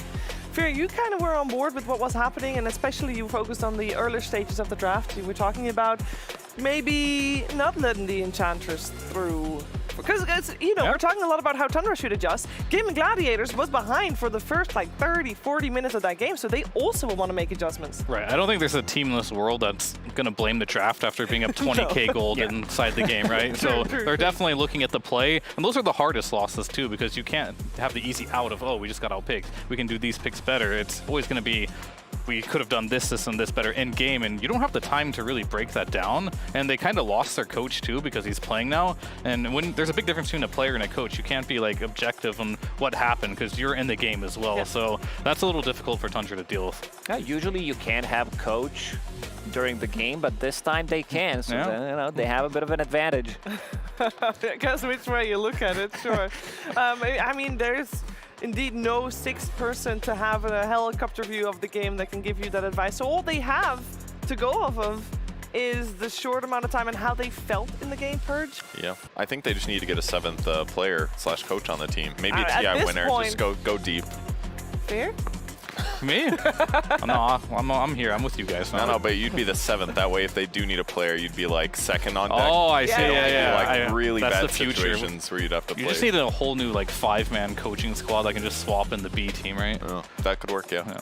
I mean, at some point, maybe we'll get to the point where there's a, you know, there's a 6-man roster, and then depending, you know what, we want to play Pango mid, best Pango mid. We're gonna put 9 in mid lane, and when it's not Pango mid, and you want someone else, well, we're gonna either get TA mid. Okay, let's get Nisha in the mid lane. You can swap in and out. That'd have be that cool. one guy who expertise in Venomancer jungle, and then you bring him in for a very important series. For the one game.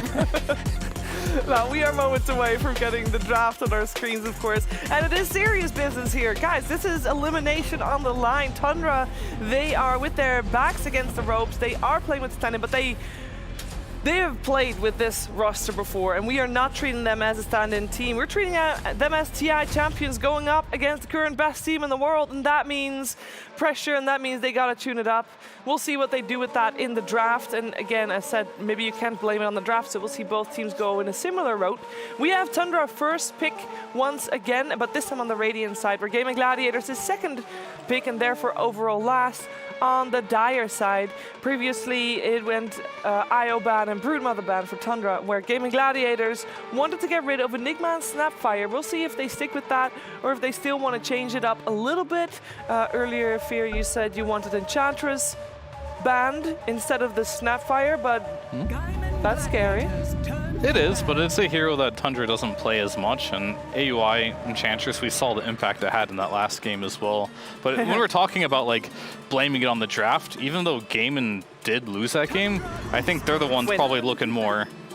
Oh yeah, they won that game, sorry. They're probably blaming that win being so hard on the draft, right? That's what they're probably doing right now. And Tundra, they'd like to just run it back and make a few less mistakes. So last time Tundra banned Brood in this position, obviously different pick orders, but and then Gaimin banned Snapfire. So we'll see if that changes. I mean, 33, he's big, like on these zoo heroes, but I feel like you need to ban Brood since you're playing against Gaimin Gladiators. Ace, it's also a flex pick, so better to get rid of it. And I feel like the situation that Tundra are in right now, you don't necessarily need to change anything, because I still believe that they won the draft. They should have won game number 1. So in terms of switch-ups, I don't think they should make any. Yeah, the onus with that one is on Gaimin Gladiators, whether or not they're going to ban out the Snapfire again, or indeed get rid of that Enchantress. Should have done that from the beginning, I think. Yeah, that looks scary. So this way, they crippled AUI, and I say that knowing very well that this is a very versatile player overall, and this is a coach that still grinds the game a lot, so I don't think he's that crippled. But these are his 2 most successful heroes recently, and he does love these micro heroes, so we'll see what he gets his hands on. Still in the pool though, Snapfire. Yeah, the other 4 heroes he played, he's only played 1 game each, so this is going to be a little bit new ground for him. And I think when you are a stand-in, when you are a coach, it will cripple him quite a lot, I think, because all these scrims that were happening up into this tournament, he probably wasn't playing that many pubs. He's probably watching more replays, watching the scrims as well, that he didn't get a lot of time, especially on a new patch, to spam heroes. And he always has the specialties. Surely he's going to get something he's somewhat comfortable on, but the stats do suggest Enigma plus this Enchantress are his comfort right now. Yeah. I like what Tundra did. They open up with Rubik, which is the most contested hero, so not really a surprise there. But knowing that Timbersaw is going to come out, one of the better heroes, Snapfire also potentially was a pick. So whether you steal anything from Timber, use it against him. Same goes for Snapfire. I've seen so many times Rubik's just like carrying from position 4 when they play against Snapfire, where you have the Scatterblast, Fate Bolt, you delete heroes in a team fight. But since they want to keep the flex option opened, they did not want to go for Snap now. Instead, they pick up Lion. Lion has had, in terms of win-losses at this tournament, he's not doing too great, but I think Lion has looked really good, and at least in the most of the games that I've seen. Yeah, I agree with that. And I think Tofu played fantastic in the previous match. This protects him well against maybe the 3rd most picked hero of the tournament, Storm Spirit, or some Ember Spirit, or something else. Just go back to the Pango. This is definitely interesting. I mean, they did shut down Quinn, but I think this is a matchup that requires a lot of attention if you are Tundra to play against this Timber mid. And you don't have the Enchantress this time around. And you have a Rubik, which at level 6 is good versus the Timber, but I feel like until then his spells are not something that can shut down a Timber. So already I feel like Gaimin Gladiators' adjustments, just in the banning phase, even picking this line a little early on, have been good for their early game. And Snapfire's just, nobody wants it right now, just uncontested. Yeah, we'll probably see the same bans coming out for Tundra protecting the Pango. But the heroes that you say, like Rubik is maybe not too great in shutting down the Timber early. Which supports are in the pool that could do that? Because the only one that comes to mind that is Enchantress-esque is, of course, the Chen. I think Clockwork is the one that can work. Timber doesn't like to play into it because you always have something to stop the Timber chain with. But you also need, I would say, another hero. But then again, you also, if you're playing like 5 Clockwork, you need to have ranged carry hero.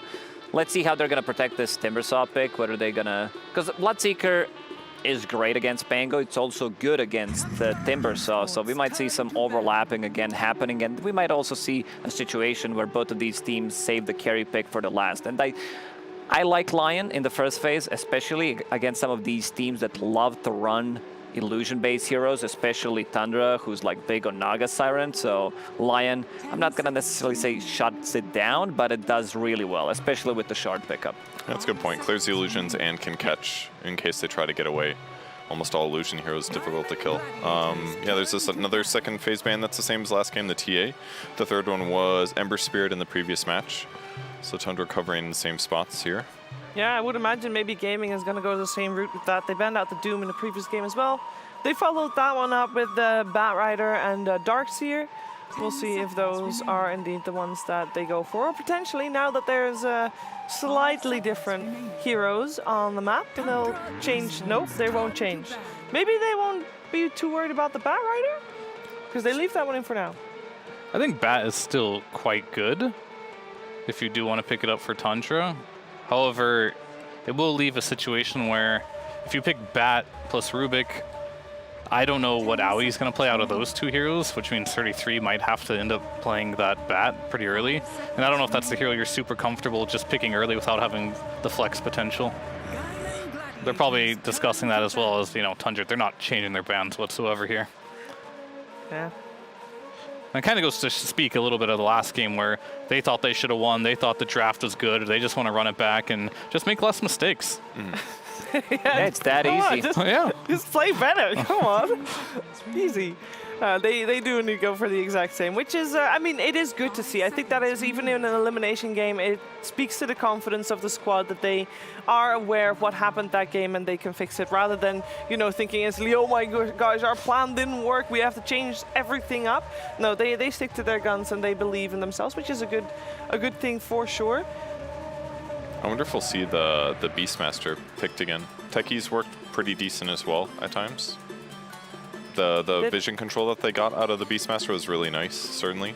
And it allows you to have generally good carry matchups late game, because it amplifies whatever carry you get. And then, yeah, rush stuff too. So. Would you like to see the Beastmaster banned out instead of the Batrider in this case? No, never mind. They'll go for this is the exact same bans. Say no. And they pick it. Aha! That's where the difference lies. The previous game, at this point, they picked a support, which is what you generally do because you don't want to reveal too much about where things are going. But this time, it's just straight up a deny pick. Makes line better too. Like, you're gonna have great vision and the perfect catch here too. So it's kind of cool. Yep, gives you building damage. You already have lots of stuns now. You've got good late game as well. B scales pretty well, but Timber's a monster right now in the scaling department, as we saw in the last game. Had a really slow start, but eventually you get to those items, and if you ever get to that 25 talent, your damage almost like doubles, it feels like, at that point. So really strong opening right now if they can't find a way, because like a lot of the ways you would punish Beast is with some Naga or something. That Peel's not so good anymore because of the Ags, but Timber kind of deals with these heroes, so does Lion. So you don't have like the best options to deal with this Beastmaster as a carry. Gaimin Gladiators threw a lot of problems at Tundra. Like, they made the adjustments in the second game with this Lion with Beastmaster. I'm already liking their draft. It's well-rounded because you have like good vision, you have burst damage, you have pure damage coming out, you have vision, roche taking potential, something they didn't have in the first game. One of the reasons why Tundra did capitalize on just like getting 5 Roshans in a row. Yeah, I don't think they're going to get 5 Roshans in a row this time around. At least not if they get the Ursa, which they will not want now that there's a Faithless Void here on the map. Yeah, that one, I was expecting more of like a Morphling type of pick, give them a taste of their own medicine with that type of draft, but Faceless Void against Beast, Lion, that's already a lot of lockdown for you, which is a little bit scary, and your chrono damage isn't there at the moment. You just have a Rubik. Snapfire is still in the pool. How do they flex it? Because Pango, like, just has to be a support at that point. Play it as support. Might not be a bad idea, just because of the value of the cookie. You get like initiated by Lion, Beastmaster Roar as a support. That's a good one. Oh, AA. Oh, love it. Well, there's her damage. Yeah, so far AA has only been picked by Team Spirit, with success, mind you, but they always have liked it as a position 5 that can play in the team fights. And it's great with the chrono. Yeah, we saw those 2 games when Team Spirit did play it. 4 staffs, they're really, really good against Ancient Apparition ulti. This time they'll have Faceless Void to lock them in place, so very easy setup overall. Great against Timbersaw. In terms of like lane, not the strongest laner. I'm a fan when you can like just combine it with some kind of a stun in the lane. Sure, you have time lock, but I'm talking about the reliable stun. So they might lose this lane, but they picked it more for the game rather than the lane. Yeah.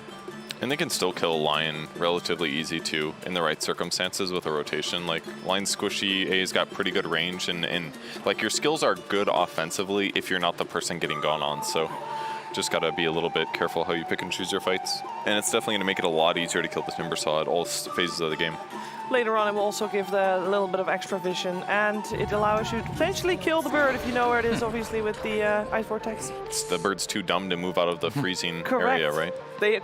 Stupid birds. No, because now you have to click the birds preemptively, so you see where it probably is, like, because you probably see it flying past some stupid thing. You can't control the birds.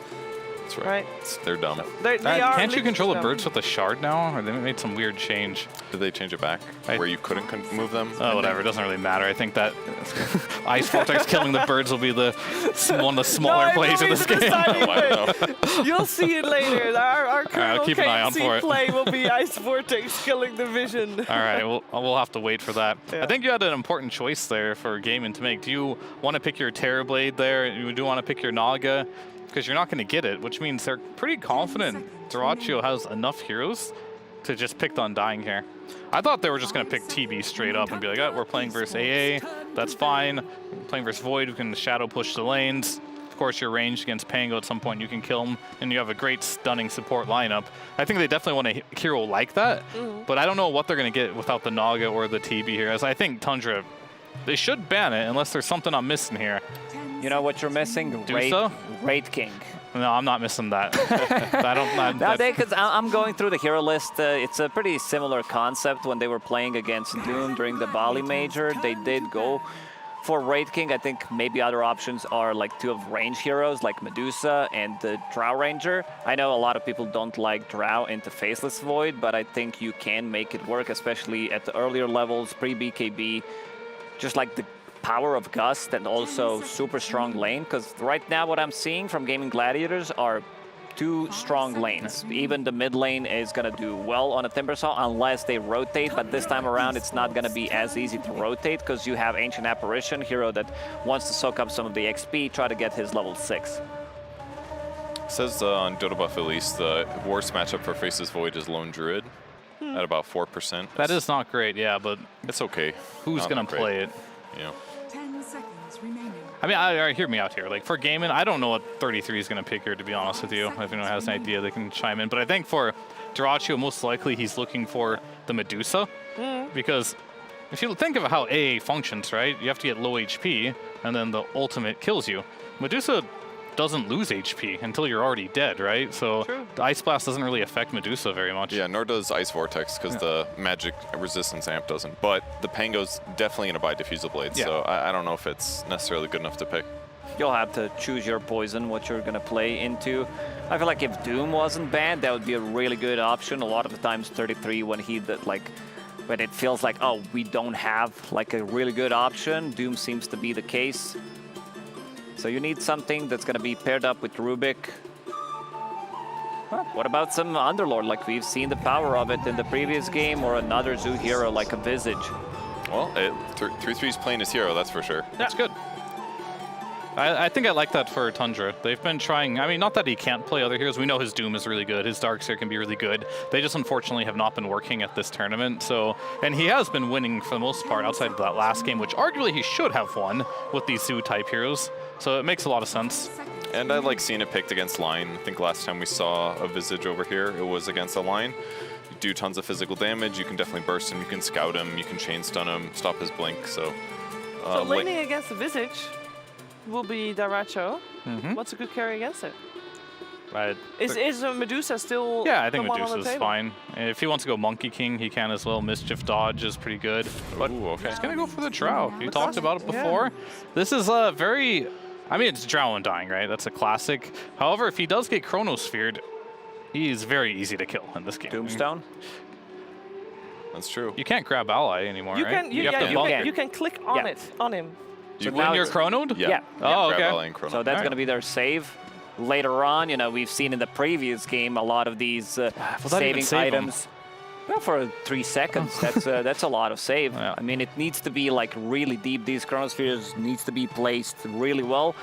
If there's one Faceless Void that is up there when people talk about who's the best player, Skitter's names definitely show up. But I feel like laning stage-wise, Gaimin Gladiators, they drafted themselves a really strong draft overall, and they're going to set the tempo with the heroes that they have.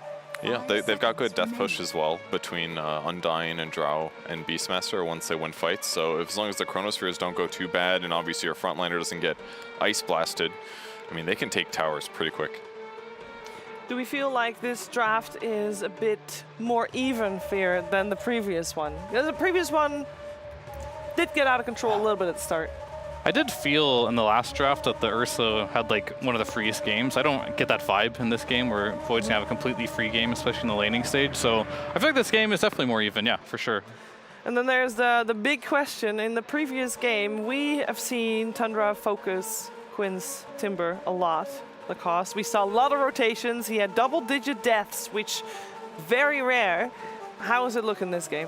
Much better when it comes down to support rotations. Ancient Apparition can't really do it, so it needs to be like Rubik pretty much. Ancient Apparition, also a hero that tends to not do well in the laning stage, so you know that level 6 is also potentially not gonna be there on time. So I feel like they have good window where Quinn's gonna be relatively unkillable.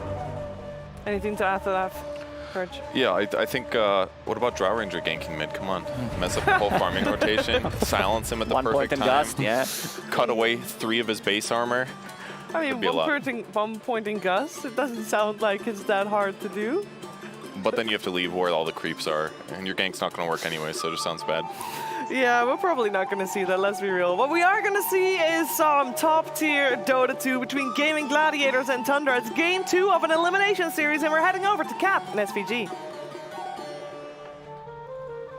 We already starting off this series. There was a little bit of chat back and forth. Thank you, BSJ, for joining me.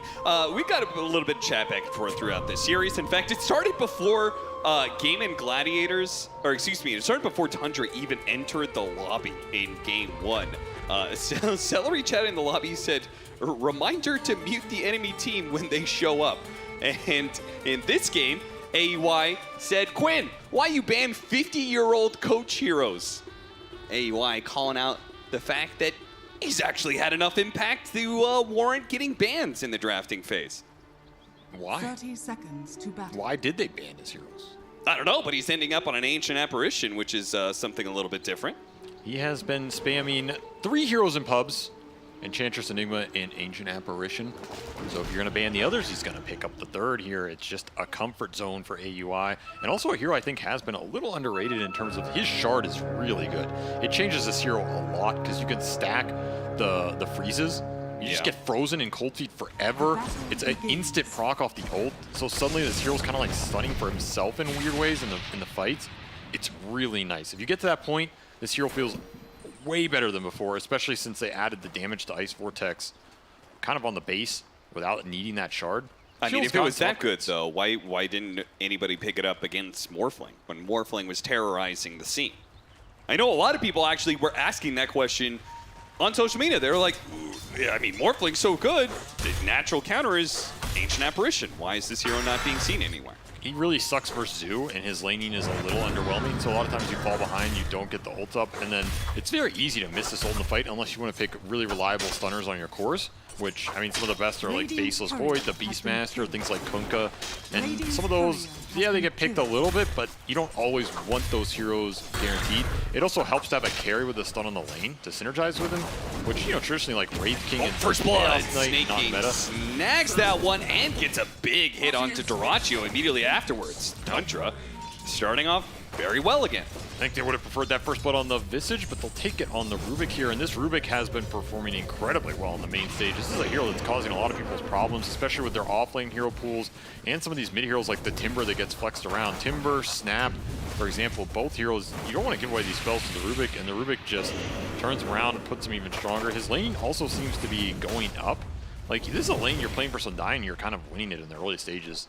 Yeah. That just feels really damn good, because now you're going to be able to steal Tombstone at a certain point as well. I do expect this lane to maybe get a little harder over time as the Drow and Undying power up, particularly with this Tombstone threat.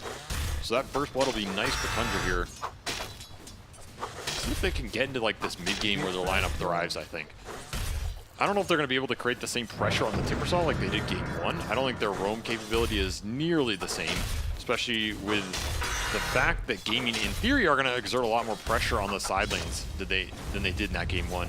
Yeah. Kind of hard to leave this Faceless Void in a Beastmaster Lion lane, and pretty hard to leave the Visage in a 1v2 at all. So I don't think Tundra can bring their supports to mid pretty much at all in the first like 5 or 6 minutes for sure. Which is kind of scary given the impact that Quinn had despite dying 3 times in the early game. That is true. So if he's going to have a much freer game, well, it'll be interesting to see what kind of impact he gets out of this Timbersaw. Yeah, that's why I feel like I favor Gaimin like more this game than last game, and they somehow pulled that game out of a hat, so they've got to be favored here going into game 2. Just very strong laning setup. They should pull basically free farm on all 3 cores here. I don't think there's much Tundra can do to stop it. They kind of just need to get the levels on their own heroes. Like, Rubik, you really just want the ults up as fast as possible, which means anywhere you can find the kills, you're going to be happy with it. And Quinn probably looking for a repeat performance without all the deaths. The double-double, not the triple-double. Yes. It is not often that Quinn pulls out the triple-double, but felt like that was what was necessary to win that game. You got to do it. He intentionally pulled out that 3rd stat line on deaths because it was needed. Is that what you're saying? Yeah. You know? That's a double-digit kills, sacrificial. double-digit kills, double-digit assists, and double-digit complaining about the runes. That's Quinn's triple-double. I see. He'll get the ring early on here, and he should be cruising now. I'm a bit worried for 9 in this game compared to last time, too, because he also had pretty much the dream start, and it still just kind of wasn't there in the team fights, right? So this is going to be a way slower start for him overall. You're not going to get that. Remember, they got a 7-minute tower, tier 1 mid, in that game as well, if the Enchantress roam. Yeah. Nothing like that is going to happen here, right? Gaimin's tower super fast diffusal blade in that game, and at some point in time, the game slowed down. He wasn't able to get the same kind of impact he was early. So I feel like a lot of these factors are just going to be slower for Tundra, which means they're going to have to play crisper in the team fights and kick it up a notch, particularly with AUI on this Ancient Apparition. I expect great things from you, son. And you said you need big disables. He's got 2 pretty good persisting disables. If 9 can have an okay game, he gets the shard. You can chain off your own Rolling Thunder to make sure these Ice Blast land. You've got Chronosphere, obviously, which is going to be the big combination here. And that will be effective against the Timbersaw later on. So maybe it is going to help the fact that they can't gank him early. Well, that's okay. We've got answers for him later on. Yeah, and that is something they can play for sure. Like, okay, we're not going to be able to shut him down, but is Quinn going to be able to do as much with the net worth he's going to get out of this game as compared to last time, which they were able to shut him down in the lane. Here it's going to be in the team fights. That is a powerful hero, especially if Tundra can hold their map. That's the other big question here. Like, what does the tempo out of East look like this game with the Beastmaster? He's going to go Helm build as well.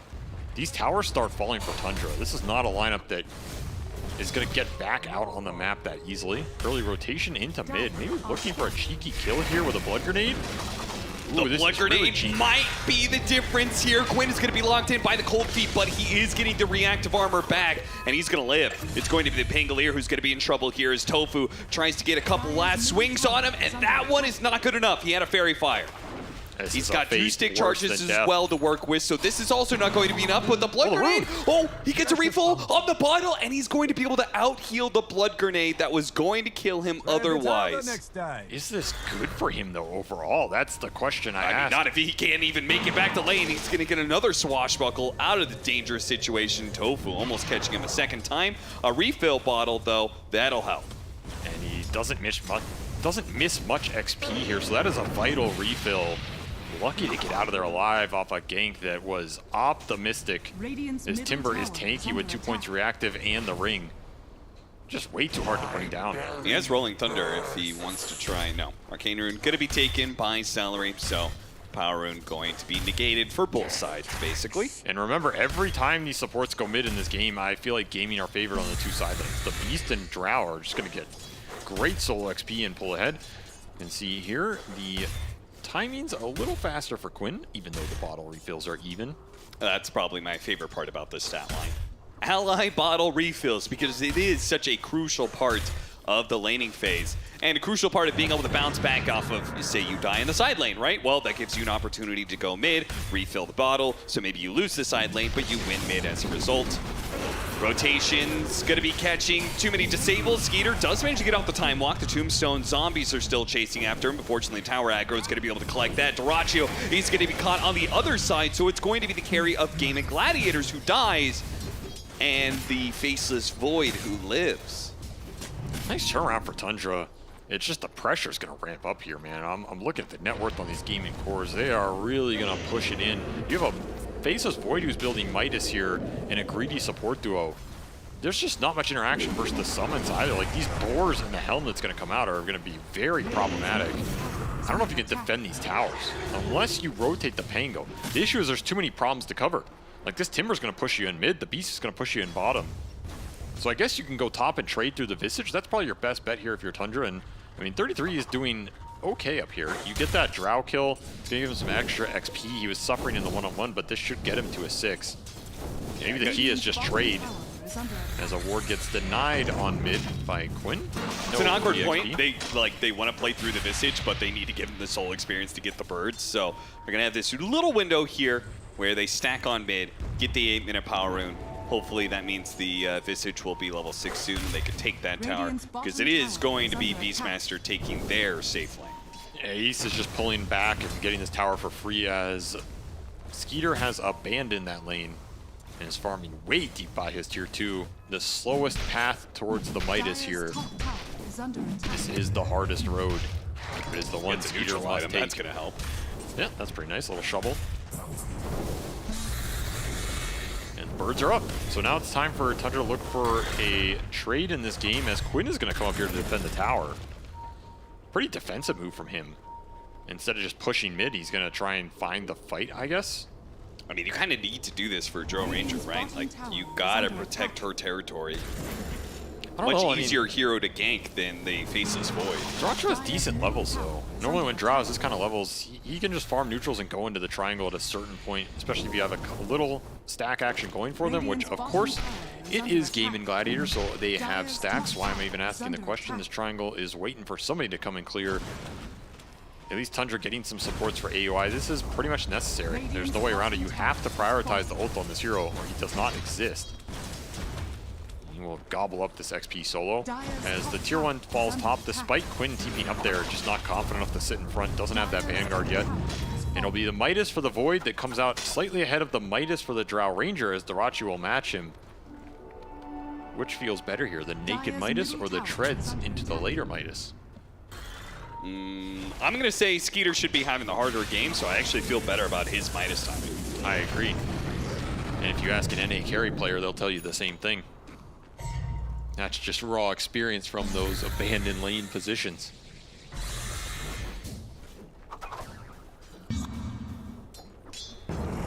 Nine, think about rolling for this 10-minute rune. He doesn't even have to, he's just rewarded again. For suffering through that Timbersaw matchup, the game has decided to give him a haste on top of a shield rune. And he has some stacks of his own. So stack action on both sides. Wait, what was that number? Was that stacks? Yeah. Pango has 8 stacks. Apparently. Total stacks, I think, is 12 to 8 to the favor of Tundra, which, once again, not surprising. Even though Gaimin Gladiators always does stacks, Tundra always does more than any other team. Oh, okay, there we go. Wait, what was the other stat? Oh, runes. Oh, okay. Oh, it's actually Gaimin Gladiators who have more stacks then. That's surprising to me. I mean, they stacked the hell out of that triangle. But yeah, this one for 9 is not going to feel too bad. He kind of needed the recovery farm here, too, to push him towards this defusal, as that lane matchup is the rough one. 33 occupying a lot of space up top. So honestly, this early game didn't go too bad for Tundra, all things considered, right? They got the tier 1 tower trade. They kept their tier 1 mid alive.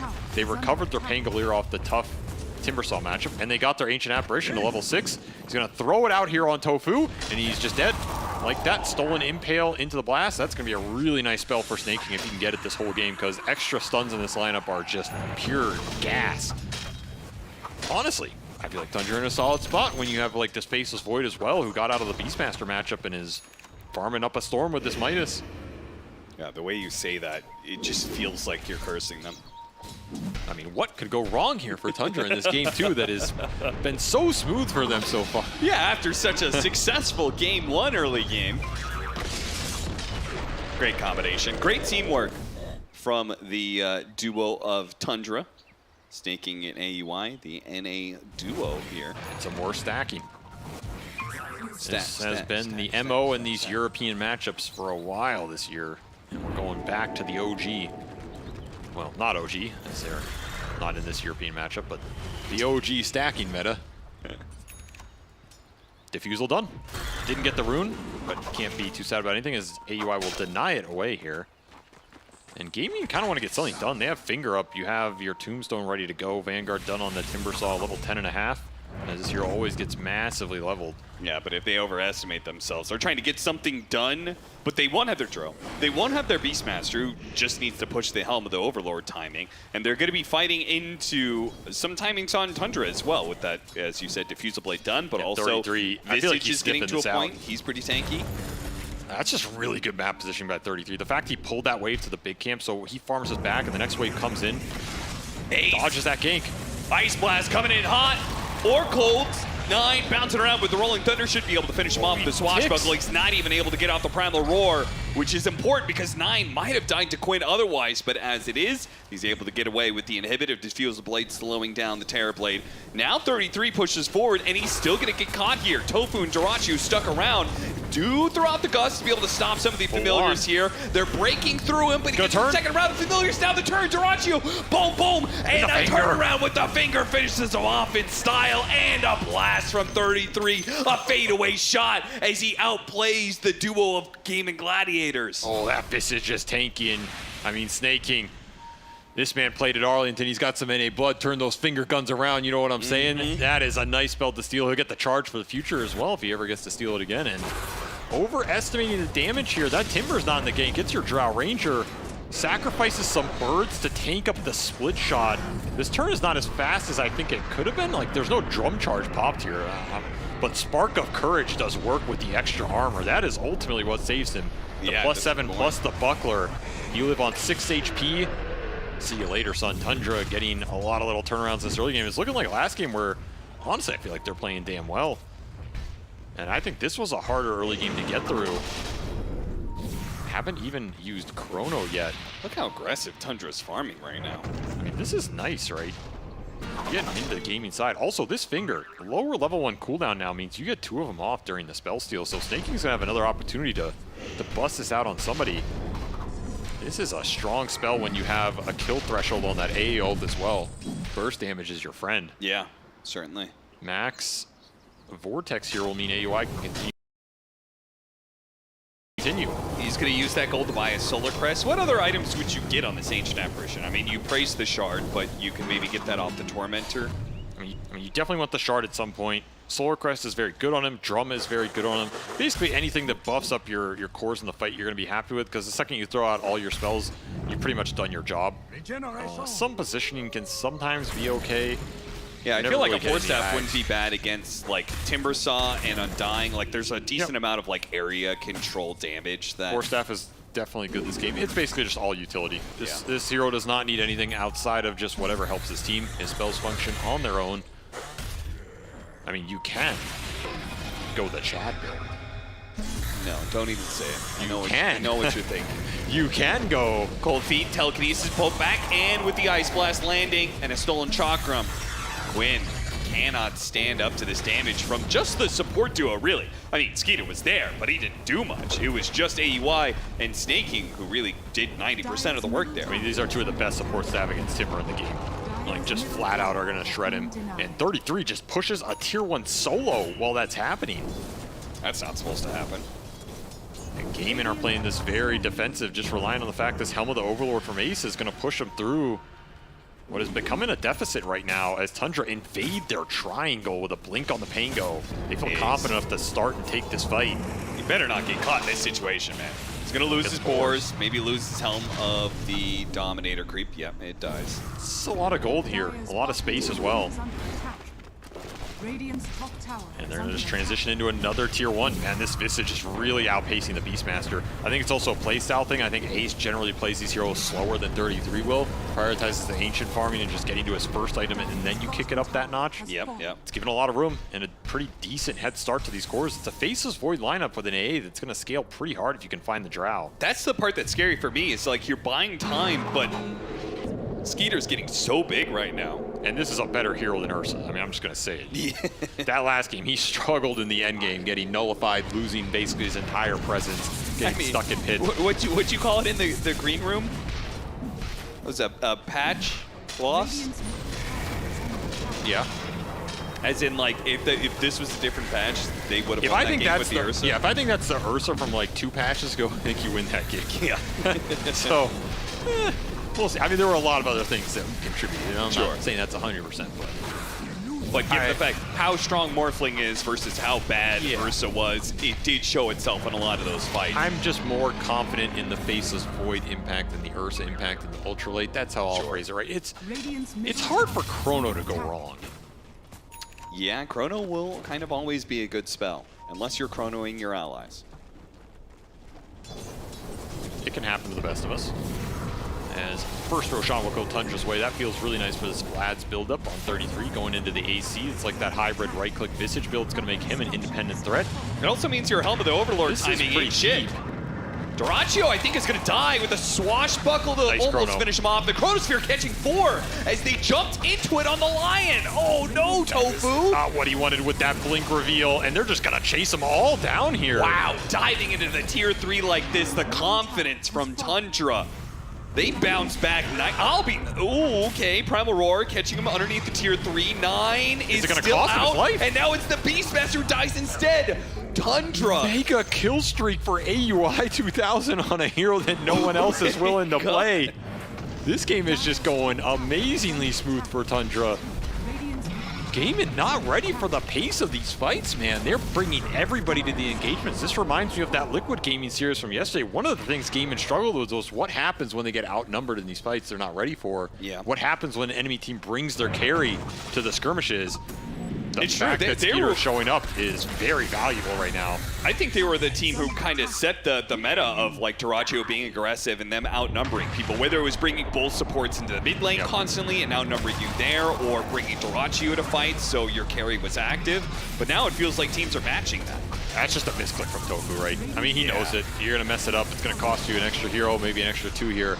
That fight I just don't think was going your way. The Visage is way too strong right now. Now, they did get the return kill on 9 on that mid lane with the finger that we're seeing on this minicam. That is the face of disappointment. But hey, you're going to bounce back. What can you do about it? Mistakes live in the past for a reason, Cap. What reason is that? Because you already made them. Great quote, Avery. Honestly, you always surprise me with how much ancient wisdom you bring to these casts. I think that was actually a pretty good quote. Oh, don't want to go through the gate, son. What? You could go through the gate as a Hex unit.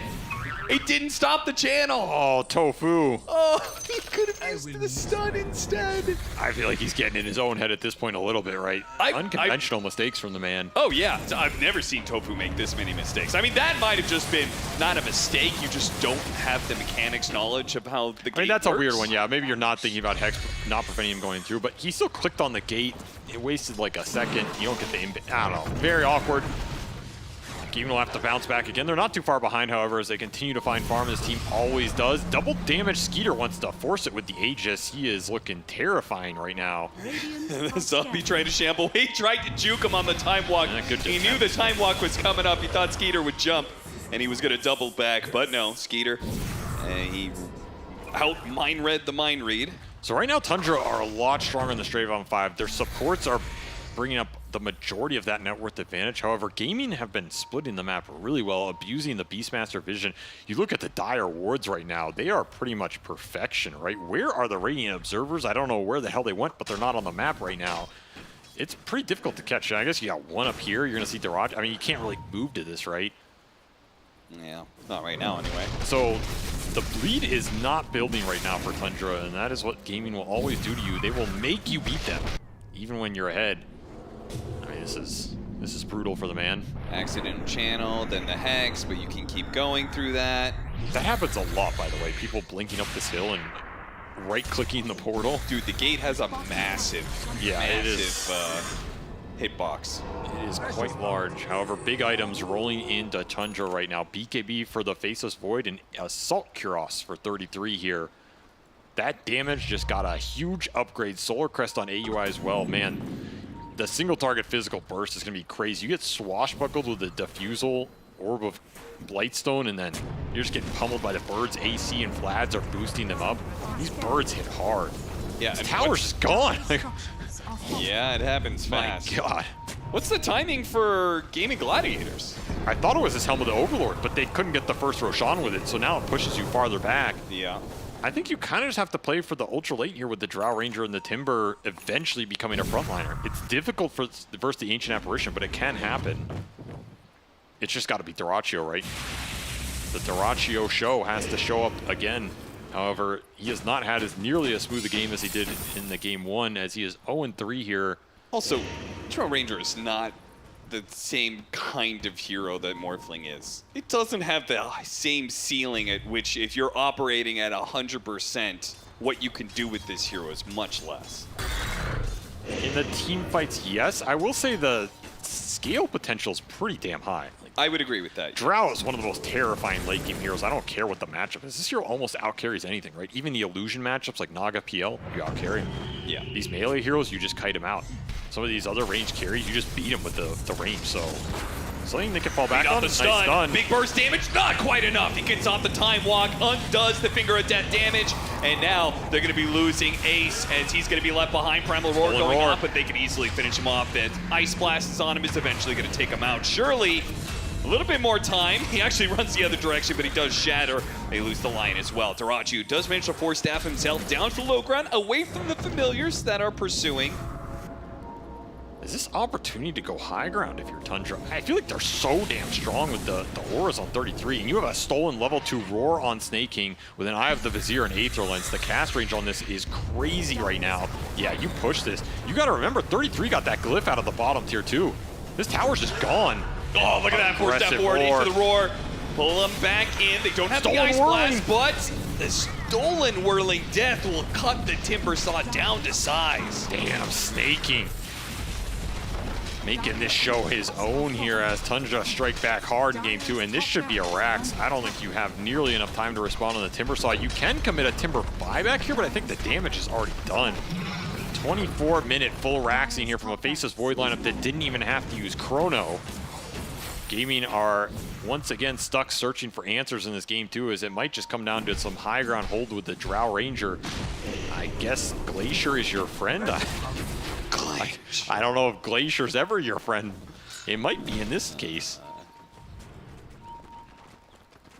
I wonder how that high ground, how the hill, does the hill have any It has the same properties as a hill, yes. So I think... So does it have a cliff on it, is what I'm asking. For the rolling Pango. Oh, can he roll up I don't think he can roll up the hill. You're going to bounce off it. It's a Glacier cap. Glaciers have mass. He would slide down. Nine will catch the Undying. They're looking with the A blast behind. Will not hit though. Doesn't. Dyrachyo managed to dodge that one. Quinn gets up to the high ground. Ace wants to hit the Primal Roar with the Drow Ranger on the high ground, but he's too far away, especially after the Force Staff. And once again, the birds are just taking your base. Gaimin do not have an answer right now for the aerial threat that 33 is. That's another tier 3 gone. He gets an instant resummon. Man, has his Visage pick put in work. All of this without an Aegis. Yeah, that's the thing. The tempo here is just way too fast for Gaimin. They were not ready for how fast Tundra were going to be able to group up and take these fights. And I think it goes back to that early game, prioritizing the levels on the supports has really given them the damage to deal with the Timbersaw, deal with the Beastmaster on the front line. Like, who wants to go in and tank spells right now from the Gaimin side? Nobody. And they don't have a carry that can really go in and do it for them, which is usually what they fall back on. Somebody's just gonna have to bite the bullet and maybe abuse a buyback to take a good base defense fight here, because these spells are coming out on Tundra. It's guaranteed. You have no way to prevent it. And the initiations from Tofu have not gone Gaimin's way, as the burst has not been there.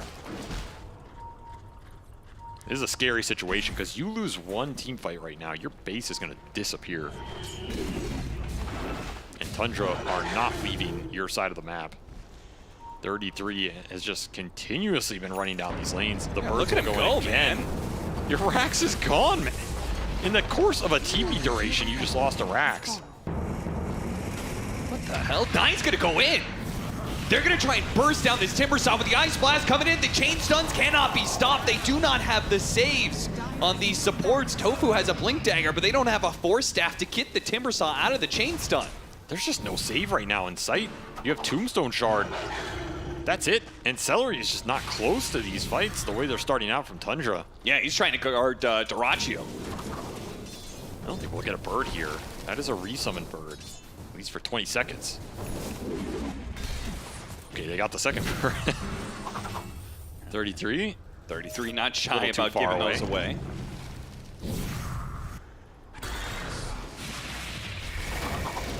Tundra just waiting for the next Roshan here. Now there is very good dire vision up top. This is something gonna be really good. Celery got out Catching earlier. 9 is so important here. They break through the Lincolns and catch him out. Beautiful pickup right as Roshan was about to spawn. 9 gives Gaimin Gladiators an opening. I mean, that's not 9, man. That's Celery getting those obs out earlier. We were wondering where he was on that push. True. He wasn't there to save the fight, but he was here to find an opening. These wards are really nice right now, and the Hawks are going to boost up this Roche control, and it insta-spawns here. Do you man up for it? I think you have to, right? I mean, if you're Gaimin Gladiators, yes. I think a bigger question is whether or not Tundra are going to contest it 4 versus 5 with their Chronosphere. It's so tempting here, but you're going to go through Hawk Vision, so you need to smoke this up. You need to get Skeeter in there. You need to scout it out. A Blast will do the job. Ice Blast coming in.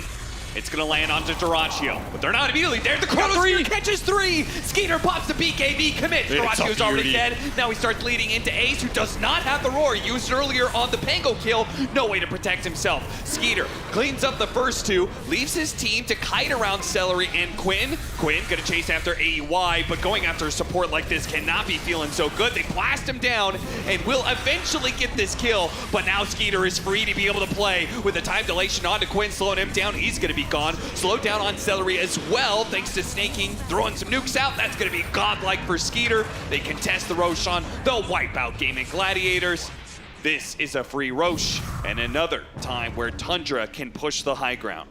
Very heads up ult by AUI just to give him vision, and it's just enough that Skeeter gets in there at the right angle to catch the Drow on the clip of that Chronosphere, deletes him in a couple hits. Of course, the Undying was also stuck in there, so you can't save him and pop him out of this. Just a sick chrono by Skeeter. Cannot ask for better. If he escapes there, we might be looking at a different fight, but of course, time dilation on 4 as well just demolishes Quinn's impact here. He's stuck in a vortex of cold feet and a time dilation. Yeah. His Timbersaw can't move. And then they have to commit everything onto AUI at the end. He's still living through it. This man has a Greaves plus a Solar. He's so damn tanky. He's huge. Ogre's Seal Totem for him as well. The burst situations are not in your favor right now if you're gaming, and the long fights don't even look favorable as well with all these time dilations and vortexes. I like the Lincoln's pickup from 9 too, just preventing the initial jump from this Lion. Just a Lincoln's on him, a Lincoln's on Skeeter. The defensive capabilities fully there for Tundra, making these jumps nearly impossible. And now you have a Cheese and Aegis to let you force the high ground again. It's quite nice, actually.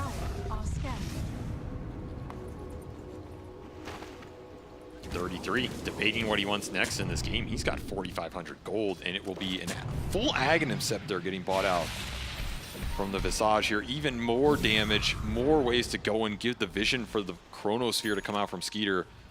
If you land a Chronosphere on the Drow, I think the fight's over, and that is why the Blink gets picked up here. Yeah, you may have killed these birds a bit, but I think the birds have done way more damage in return. This I can't wait till 33 uses his Aghanim Scepter, and then just he pops out of the invisibility to hit the buildings. It is gonna evaporate here. That is the really nice part. This Faceless Void lineup has a hero that can siege buildings for him.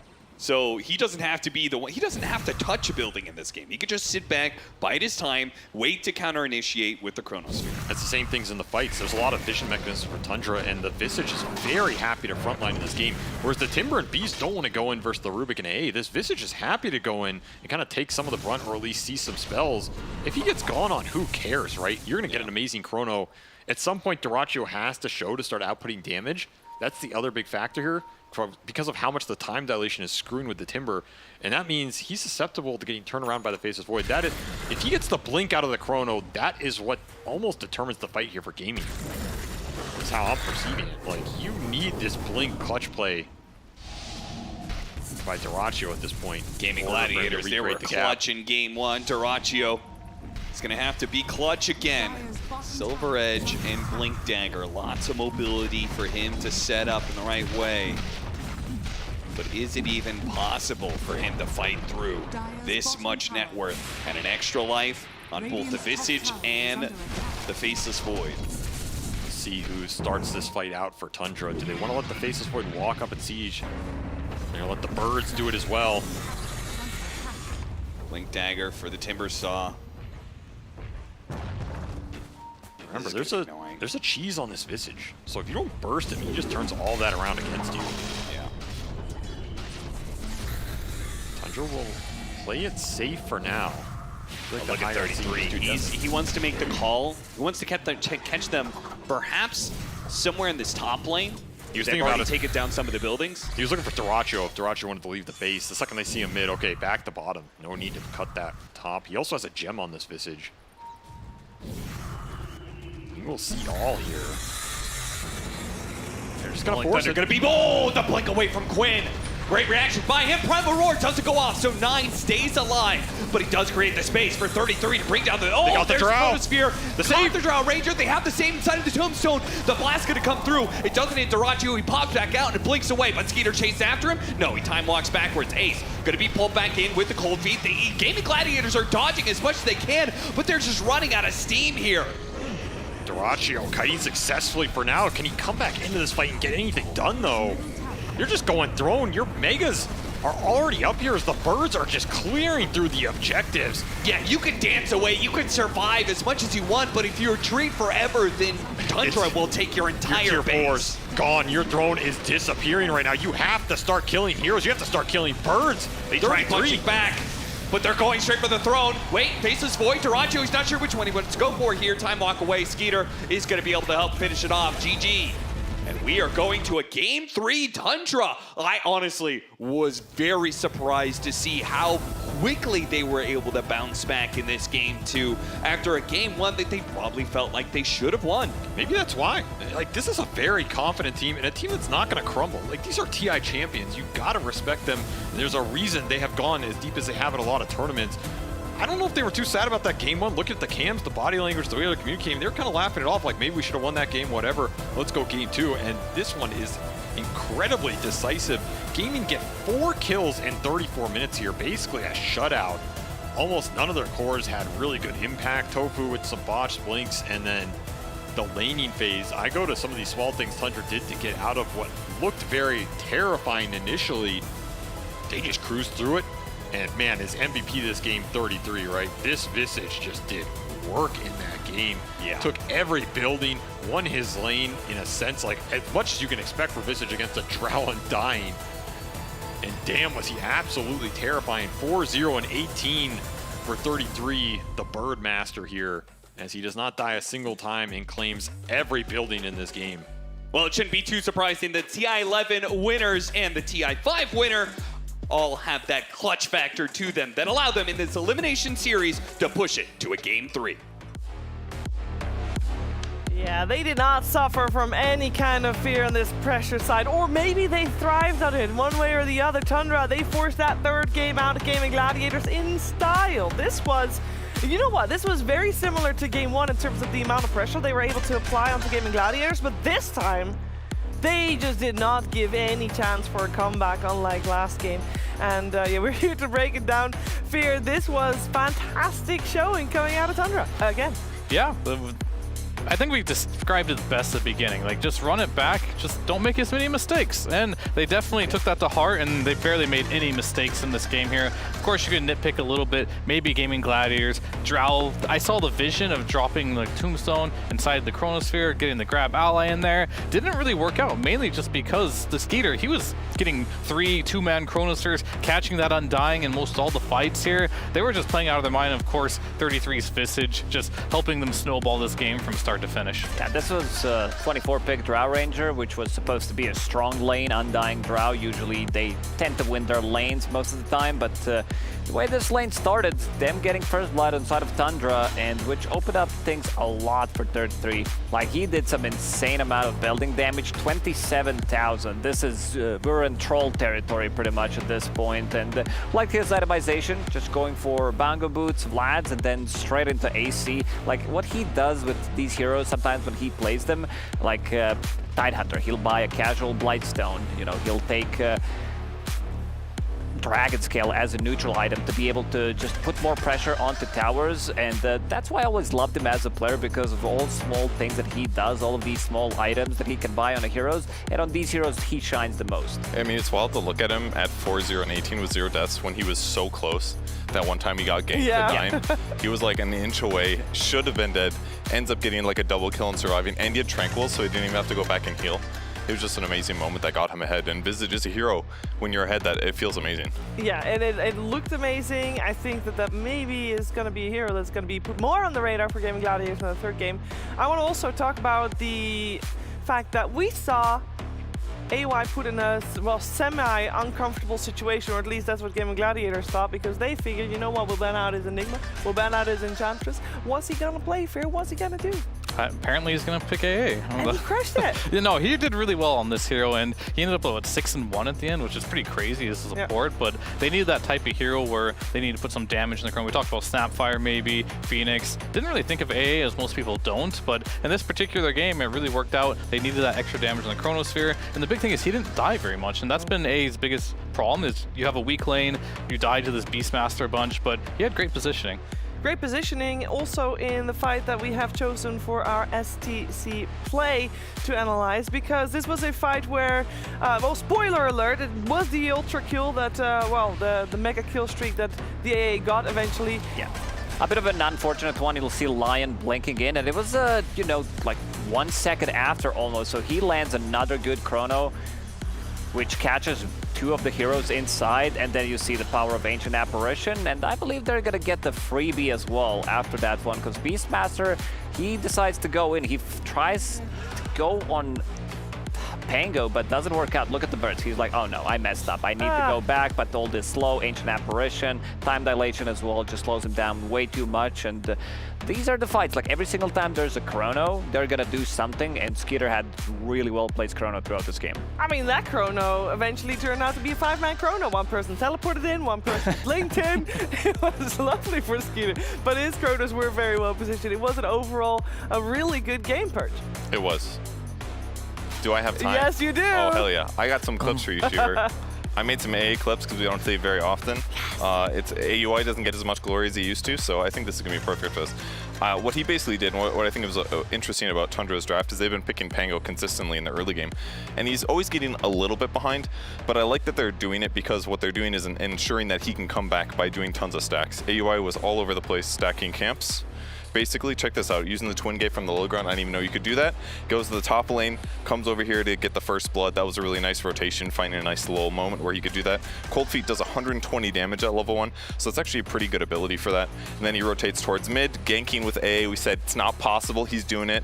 You got a Blood Grenade, you can amplify that damage with your second skill. The slow is good with Cold Feet. There's good things about it. And this is why 9 kind of got behind, actually. This super long chase, he doesn't die doing this, but this whole time, Timbersaw is getting last hits and getting getting gold and experience and all that. So that's part of the thing that gets them a little bit behind in the first place. But again, AUI stacking.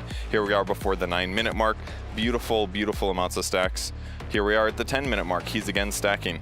He actually moved down, I believe, into the enemy jungle, or was it this clip? Oh, this is actually, these are out of order slightly, but anyways, he moves down here with his team to contest the jungle briefly, even though Beastmaster's there, then he goes and stacks. This is the second clip of the 10-minute. And then, of course, they have to clear the stacks. In the 7th clip, I didn't record that, I'm sorry, I messed up. They cleared him later with the Pangolier. It was very effective. It got him much more ahead. He's actually more competitive here at the edge of the laning stage here, sitting at 4.3k net worth behind Timber, but it not only helps him, but it also helps the A as well. Got a 6 online, got kills. It's pretty effective. Very effective. I've got a very important question. Do you have to cut the tree to be able to use the gate from the low ground? I didn't investigate that far. I think you do. I think you can't have anything in front of you, otherwise you can't use it. Such an AUI move, actually. Just it is. It really is. You find the one place, because I didn't know that. I don't know either. That's pretty cool. I mean, that ties in also. We saw, you were talking at the start of the series earlier that you thought it was going to be very important, the moving around the gates. Yeah. And we have not really seen Gaimin do that this much this series. Yeah, they haven't, and it really shows like some of these POS 5s, the ones that can do it the best. AUI, he ended up doing a little bit, but he even made the mid plays, but support rotations have been key around this like 5-minute, 20-minute mark. You get through the gate, try a gank, and then all of a sudden you go to mid for the 6-minute rune. That seems to be the general rotation right now for the POS 5s and 4s. Yeah, and these like carry heroes like Monkey King, Faceless Void, when he has Chronosphere, he doesn't have to TP to a mid lane. He goes to the gates and threatens the kill on an enemy carry hero, which is always going to be potent, so watch out for that.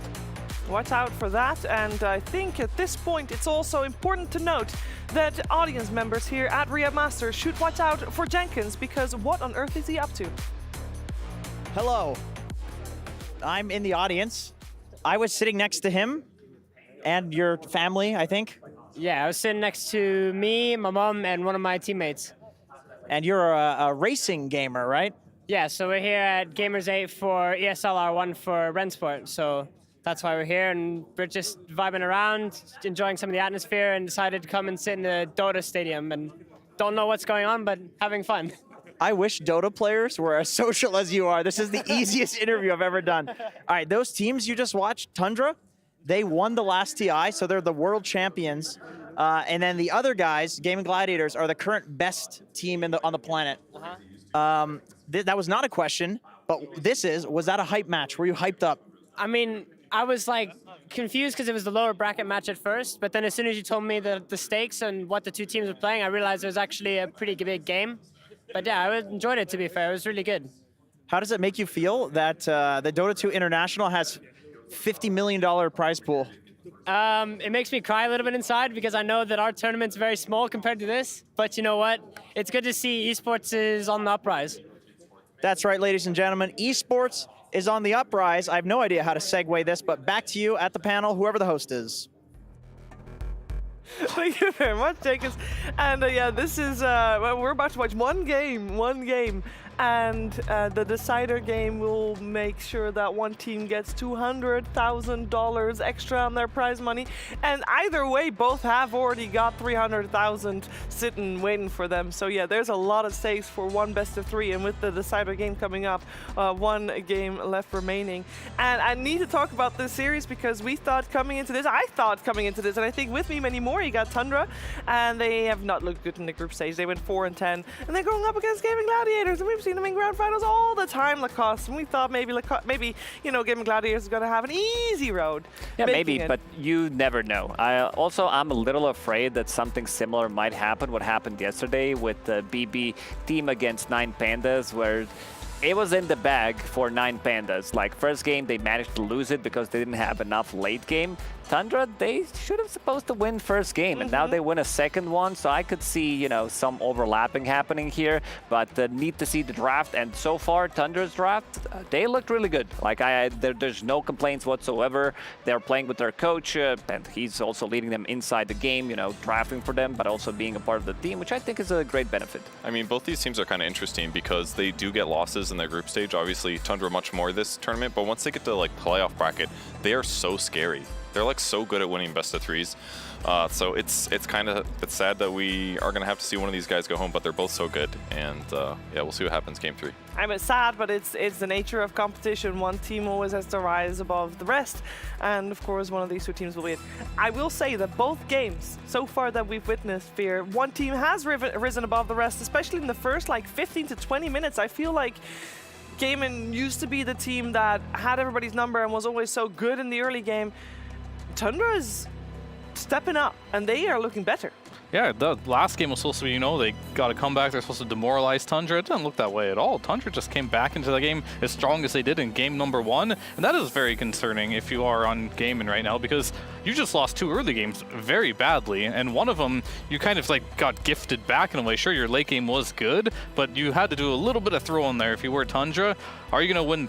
Are you going to lose 3 early games in a row? Is Tundra going to make mistakes in this series? It's a little bit scary now if you're Gaimin. Yeah, and also because this is the only time ever that Gaimin has been in the lower bracket with elimination on the line. Yes, they've been in grand finals, but normally they were always 1 or 2 games up. They haven't been in this situation with elimination, so that does make sometimes people do crazy things. They might go for crazier drafts, Lacoste, because there's 2 options in this scenario. Yeah.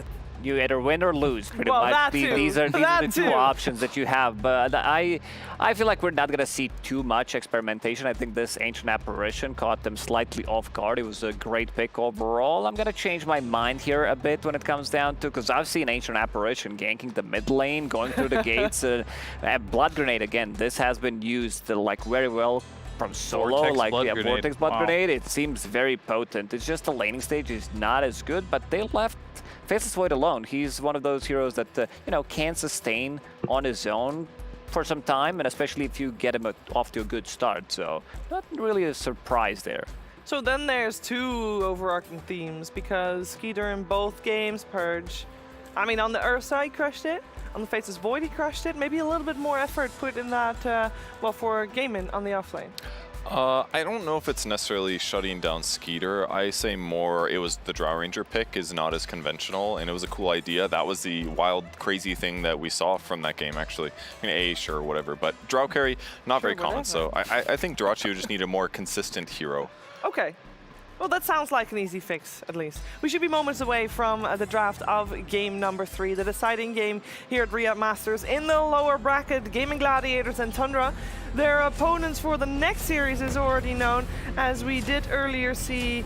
what did we see? We saw Quest moving forward. Yeah. That's what we saw, exactly. They 2-0 PSG.LGD, so they are waiting for their opponents, which is the winner of this one. Gaimin Gladiators and Tundra. Game 3, Tundra banned the IO. I mean, why not? They've banned out IO and Brood all games so far. Gaimin might want to change things up. So far, they've banned Enigma every time, but the first time they banned out the Snapfire, second time they banned out Enchantress. But maybe now that they know that you can't fully shut down AOI, do you still want to ban out Ensphere? Because I know you're a fan of that. Well, the Snap didn't even get touched in game 1, or game 2, sorry. They banned it in game 1, so you don't need to ban that either, apparently. No. So what else do you ban? What, ban the AA? Is that the play? No. I don't think we'll ever reach a first phase ban AA scenario. That would be, I mean, that would be madness. That would be madness. It just seems clear that Tundra is going to play 9 with Pangolier. Like, that's going to be his hero. Yeah. Like, you don't really need to ban Snap, maybe. Like, Snap from the mid is the scariest position, so I think that's why it's being left alone. Oof, Broodmother's left in the pool. Both of these teams, 2 of the finest players on the Broodmother, pretty much. So, do you ban it here as Gaimin Gladiators, or do you want to leave it in the pool, thinking that Tundra will not first phase it?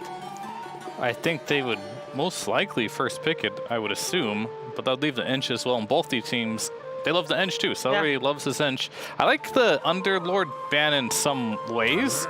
Not that this hero is very threatening itself. It's more the fact that Gaimin don't lose with this hero. If you have an Underlord on Gaimin, you're almost guaranteed a victory just by stats alone. So they're like, we're just going to take out this hero. They know how to play it too well in the late game. Maybe that's the big reason why they couldn't win the late games versus Gaimin. It's just the portal plays. How many of them they were able to make across the map, not being able to finish the game against this hero. He's also delaying the game as well. That's what Tundra decided was the big problem in that game 1 when they did lose. And with the ban of the Bloodseeker in the first phase, does that seem like Gaimin is setting themselves up like, okay, you're going to pick Brood, but then we're going to take your Pango. And now Tundra has to think, like, how much do we value the Pango, especially now that the Bloodseeker is already banned, so they can use another ban for something else. And that would mean that they would have to deal with an Ace Broodmother. This feels like a very difficult puzzle to solve. Yeah, but the Pango stock's definitely rising. Yep. No Bloodseeker left in the pool, potential Broodmother pick coming up. And they had a lot of success with Pango. Like both of these teams, I think 9 overall was the first guy who kind of pioneered this Pango from the mid lane. He was always staying, like he was always creating meta from the mid lane. But in the end, it's going to be Broodmother.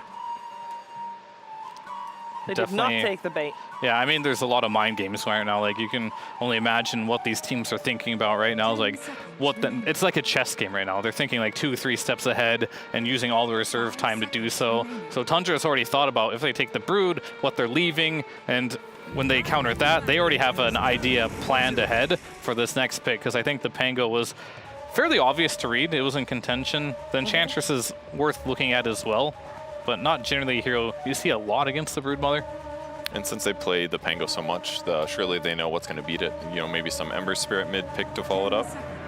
Yeah, but then you open with 2 cores. I guess that's fine to do if you have first pick, because that means you can protect them. Yep, that's what I'm expecting, that Tundra would pick it in response. I mean, they'll probably just pick some support here with the Pango to pair something that's decent against Broodmother.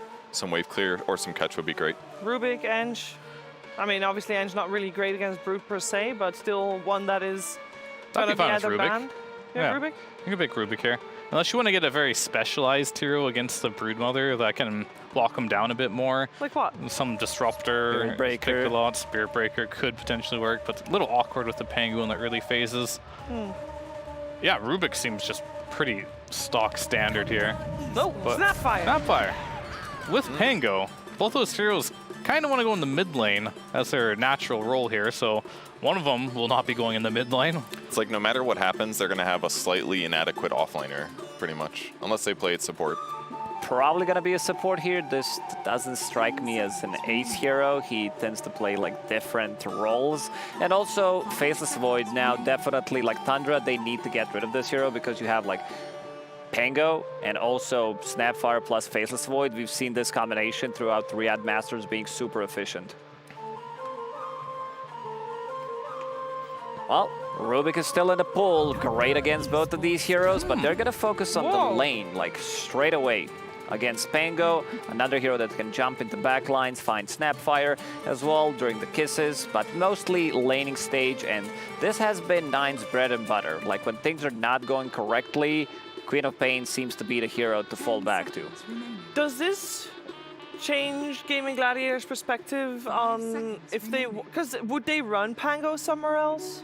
I don't think so. I don't remember playing Pango in any different role other than mid throughout this whole year. Yeah. And especially for Quinn. He knows his heroes really well. He knows the counter matchups.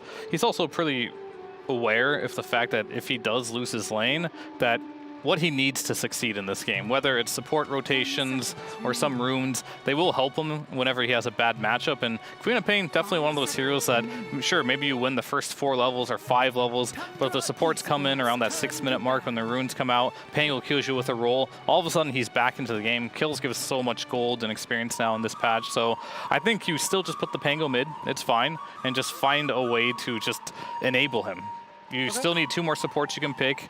Or one, depending on the Snapfire. Because is Snapfire good for the rotations? Like it's fine. Would be played by Tofu? Yeah, no, I think it's fine. You could always cookie the Pango in, but I would like to see one more control here. Now the Disruptor, to me, or the Lion, seems like a really good pick for Gaimin Gladiators. That one more support that has just like that reliable lockdown. Well, we got the Naga and the Ace banned out by Tundra here in the second ban phase. Enchantress is already removed by Gaimin Gladiators. They also ban out the Faceless Void that we just saw Skeeter play with great success. Yeah, I mean, it's a great pick for them, but they also don't have the first pick in the next phase, so they wanted to probably get rid of it. I like that they banned Naga Siren. It's just great against Broodmother. Queen of Pain also doesn't like to play into because she runs out of steam. If she blinks in, uses her whole toolkit to try to get a kill on Naga, we're talking about like 2-3 items on Naga Siren, you're not getting a kill and you need to be super careful. Orchid build, Ensnare, so it could cause a lot of issues, and it seems like they're just banning net heroes now. Yeah, net heroes are good against these heroes that need high mobility. That's what we talked about. You need better lockdown on Gaimin, and Tundra are banning some of the best heroes to do that. Oh, one of the things that we saw Team Liquid actually do yesterday when they needed that, they just had the clock with the Orchid. Nobody could go anywhere. Oof, this is very specific because Boxy popped off in that game, like got the first blood. It's very hard to replicate. That's true. That is true. All right, we got the Terrorblade. It's the final ban for Tundra, and this will be Gaming Gladiators banning into picking.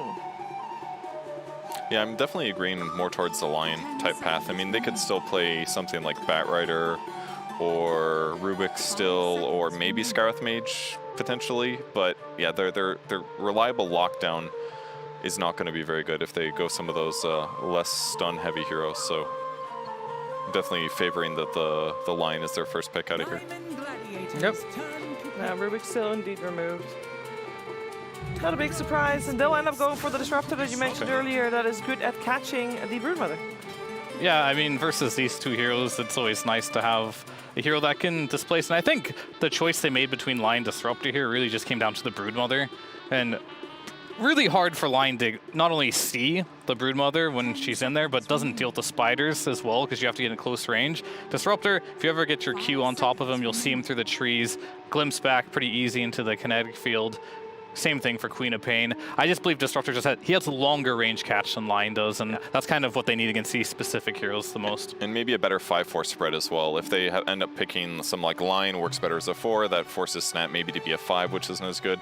Disruptor can be the flexible 5 with catch that they need. Oh, I love it. You know why? Because we actually... Because you love the hero, that's why. Let's be honest here. That also, but I liked it a lot for the vision in the previous game. Yeah. And I think that's something cool, especially now with the Spirit Breaker also, that could really make use of that vision together with the Spiderlings. Yeah, as soon as they used this Ancient Apparition pick, I'm like, well, they're gonna need something to lock them down, some low cooldown. So Spirit Breaker, that's gonna be his job. Also, another hero that can leave the lane as soon as Broodmother gets level 6. Sure, you can also put pressure on the lane. They don't know what they're playing into yet, but Tundra, very mobile. Broodmother takes a lot of your map.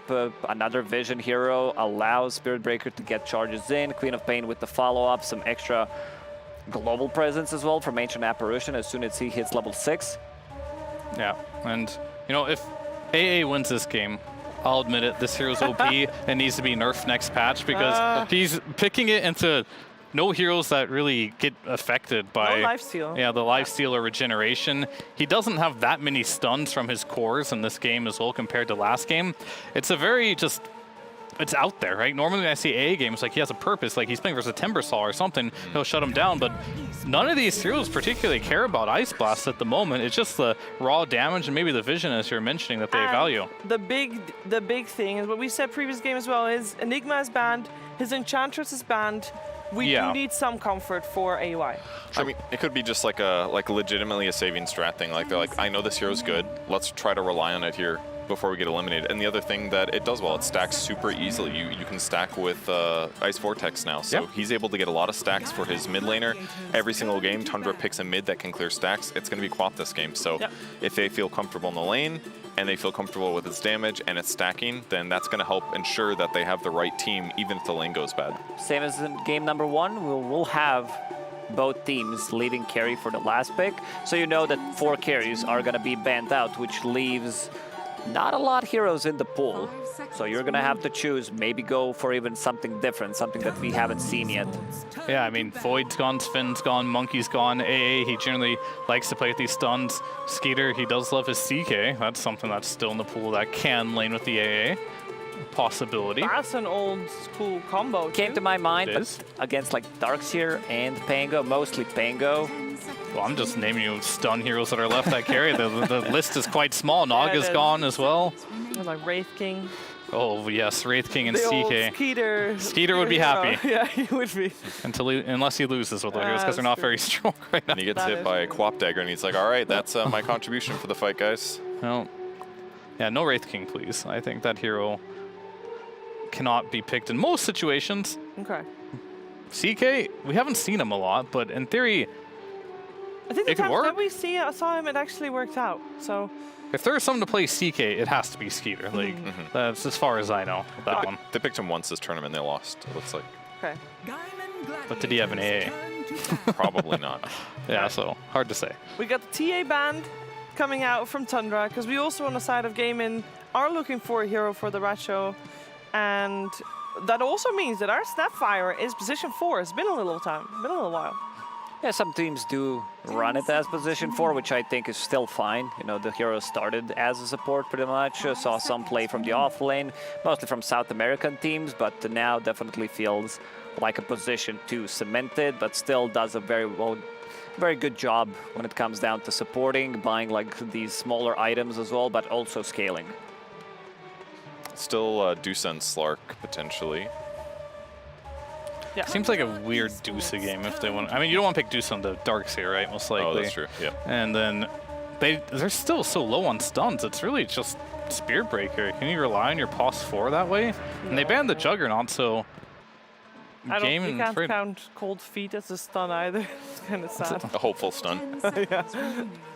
This is not an easy pick for Skeeter. Like, whatever he picks here, I firmly believe it has to be best for the game. Batrider, of course. No. No, it's a Brood. carry Brood Brood, carry. off lane Spirit Breaker with Batrider, but still keeping like a flex open between Bat and Spirit Breaker.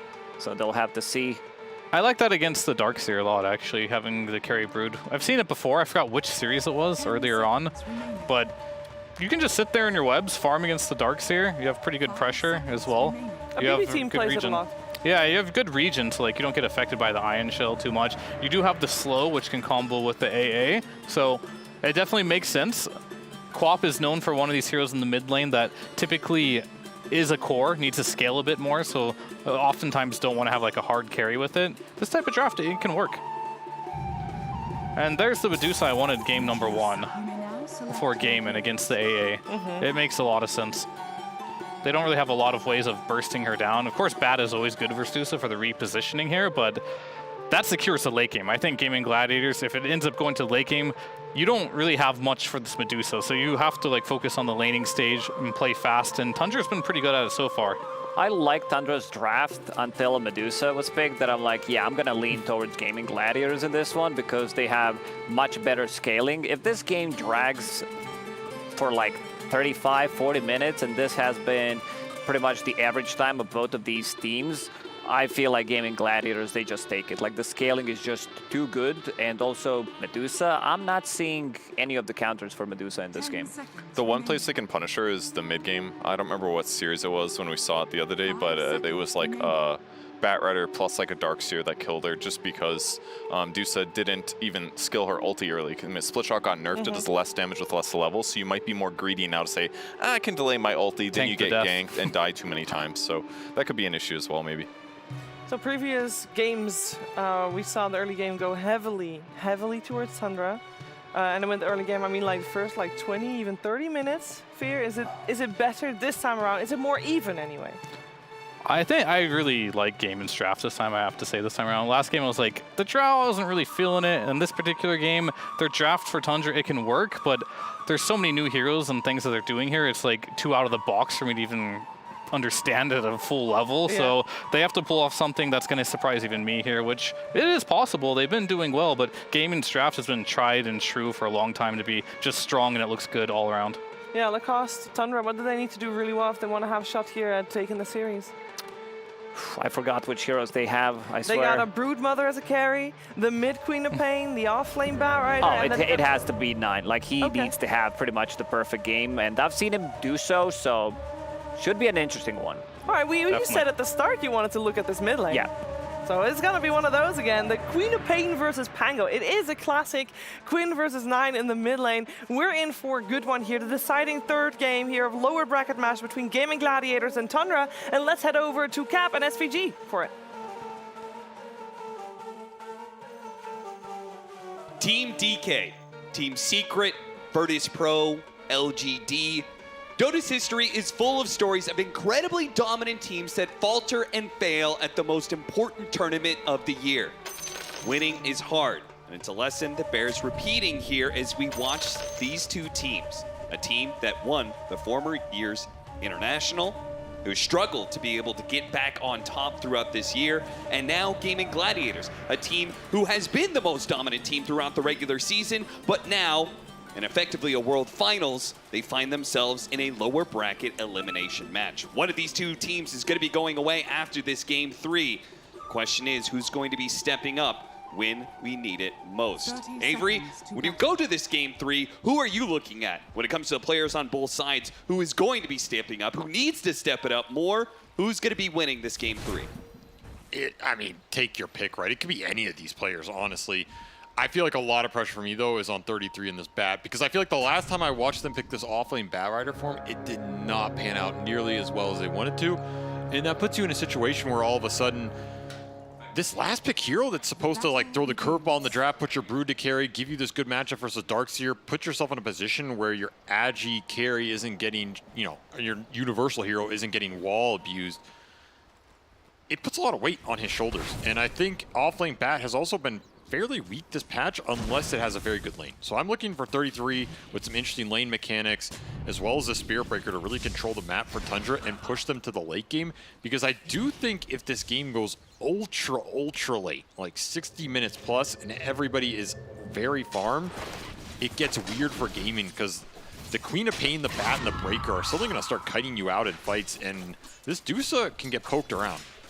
It's not as straightforward as I think. It's just Dusa automatically wins this late game here.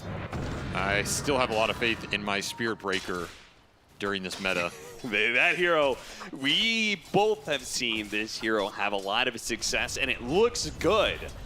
Why don't we see it all the time then? If every single time we spot it, it's just like, oh man, this hero is so impactful, it's able to scale well. We watched it earlier with with Liquid and Gaimin Gladiators. Boxy played a great Spirit Breaker game. Yeah, he just won that game straight up for him. Yeah. I think it's a hero that a lot of the 4 players of this tournament are prioritizing the ranged 4s that are just stronger on the lane. It's a hero that's susceptible level 1, which is where it's going to give up the first blood to Celery. 2. This glimpse is going to be deep. Oh yeah. Yeah, he's just Duracio may the not have range much creep. mana to work with, but he's got enough to kill 33. Didn't want the range creep. That's interesting from 33. Already this off-lane Bat Rider is not working out too hot as the level 1 gets heavily abused here. You were asking why the Breaker, we don't see much of it. This is one of the reasons. It doesn't allow you to pick a crazy amount of off-laners and get out of the lane in a good spot. However, in the mid-game is where it strikes, right? So you're okay being a little bit behind with the Breaker if you can make up for it later on. You just need some good bashes and you're back. A little bit of RNG goes a long way. You've always said it's maybe luck is the most important skill in Dota. I think people should train it more. They're sleeping on it. Snaking's just fighting here with a grenade. Yeah, this is so aggressive for level 1. He knows Duracio's no mana here.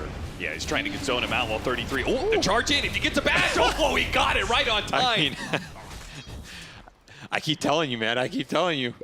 Like, why would you spend your time trying to get good at Dota when you can just go find a leprechaun or something and get luckier? Yeah, just work on the luck, man. It pays off every time. Now, of course, there was a little bit of skill to that factor in the fact, Snaking knew he had swung like 4 or 5 times there without a bash, so his chances of getting a bash first hit off that charge was probably pretty high. He might have also just been dead to like some flame break follow-up or whatever. It's just a good trade by Snake. Nice heads up play with the blood grenade. Also forcing the action when the Medusa has no mana to contribute a Snake. Yep. That was a big factor here. So taking advantage of the fact that it cost Gaimin a lot to get the early kills, they will strike back, put themselves right back in a pretty decent position. And of course, this mid matchup is going to be favored for the Queen of Pain here. There's no way around it. You are just going to dagger spam the hell out of Quinn here. Level 2 daggers where this really starts to heat up. There's a gank potential with the Breaker charging in as well. It's kind of a hard hero for Pango to deal with when he's this low.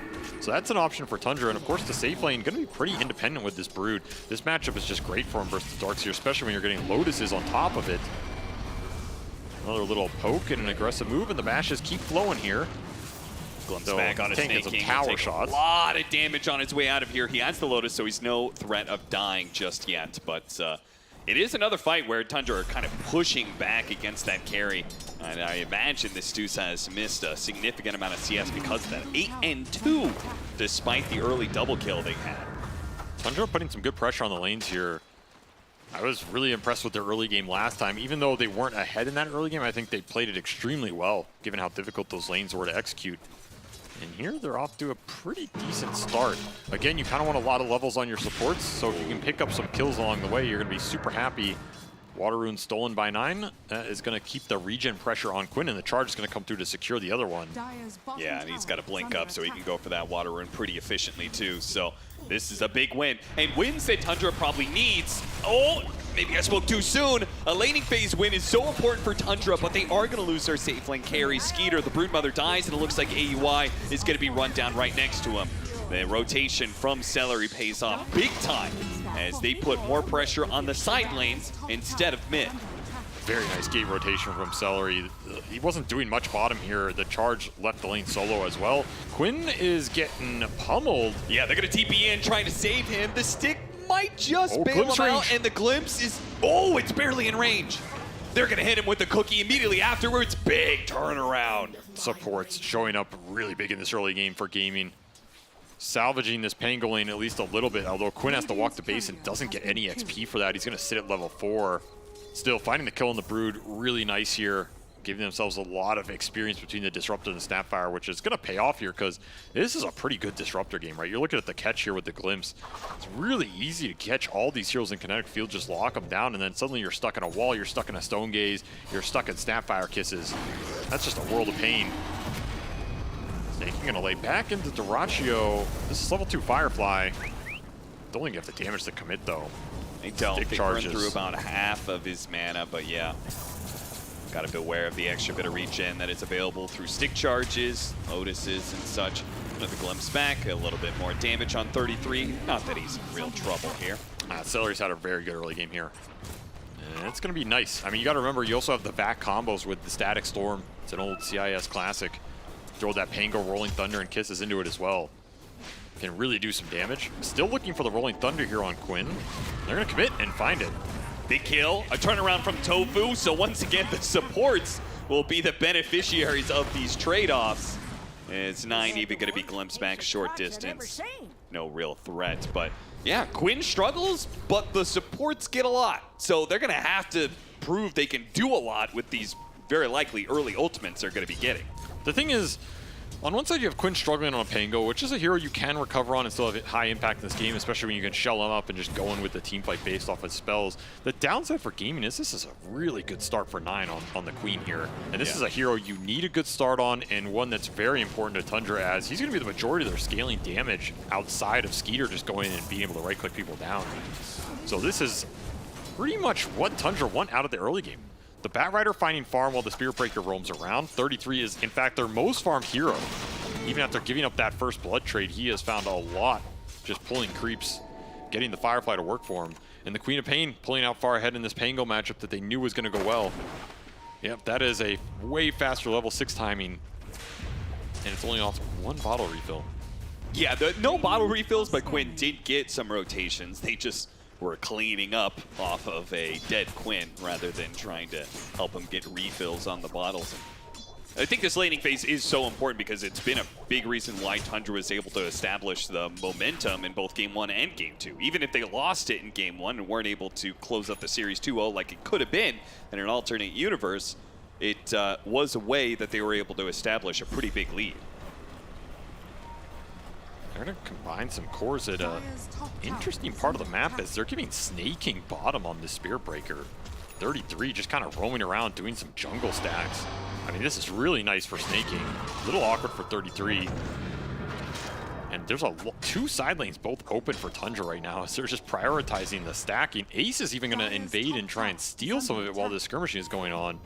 This is a big camp to steal. This was triple stacked by AUI. Yeah, he was already so farmed. He starts stealing some stacks. That's massive. Cookie with the Rolling Thunder. A little bit of extra damage there on AUI. He's going to roll back over to try and help out Celery, though. Choosing to protect his supports rather than go for the solo kill. But it may not pay off. The Sonic Wave hits on a 2. Big damage. Gaimin Gladiators very low here, and it looks like Tofu is going to be the first one dead. Maybe Quinn can get the deny.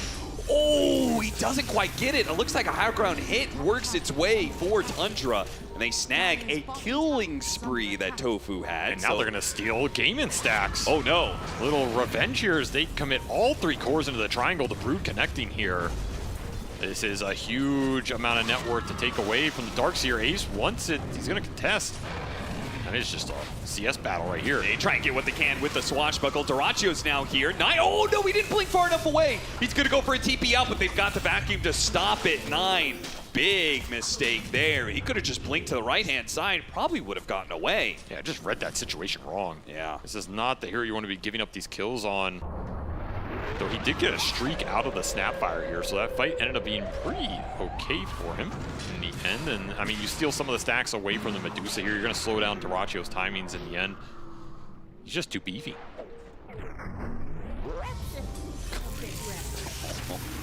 That was a high ground miss. It would have been a deny, I think, but we're also already seeing the control that Celery can put out in these fights, right? Like, he survives versus the Brood, he gets the kill on the glimpse that forces 9 into an awkward position. This disruptor is pretty much the key to a lot of these early exchanges for Gaimin, and he has the levels to do it.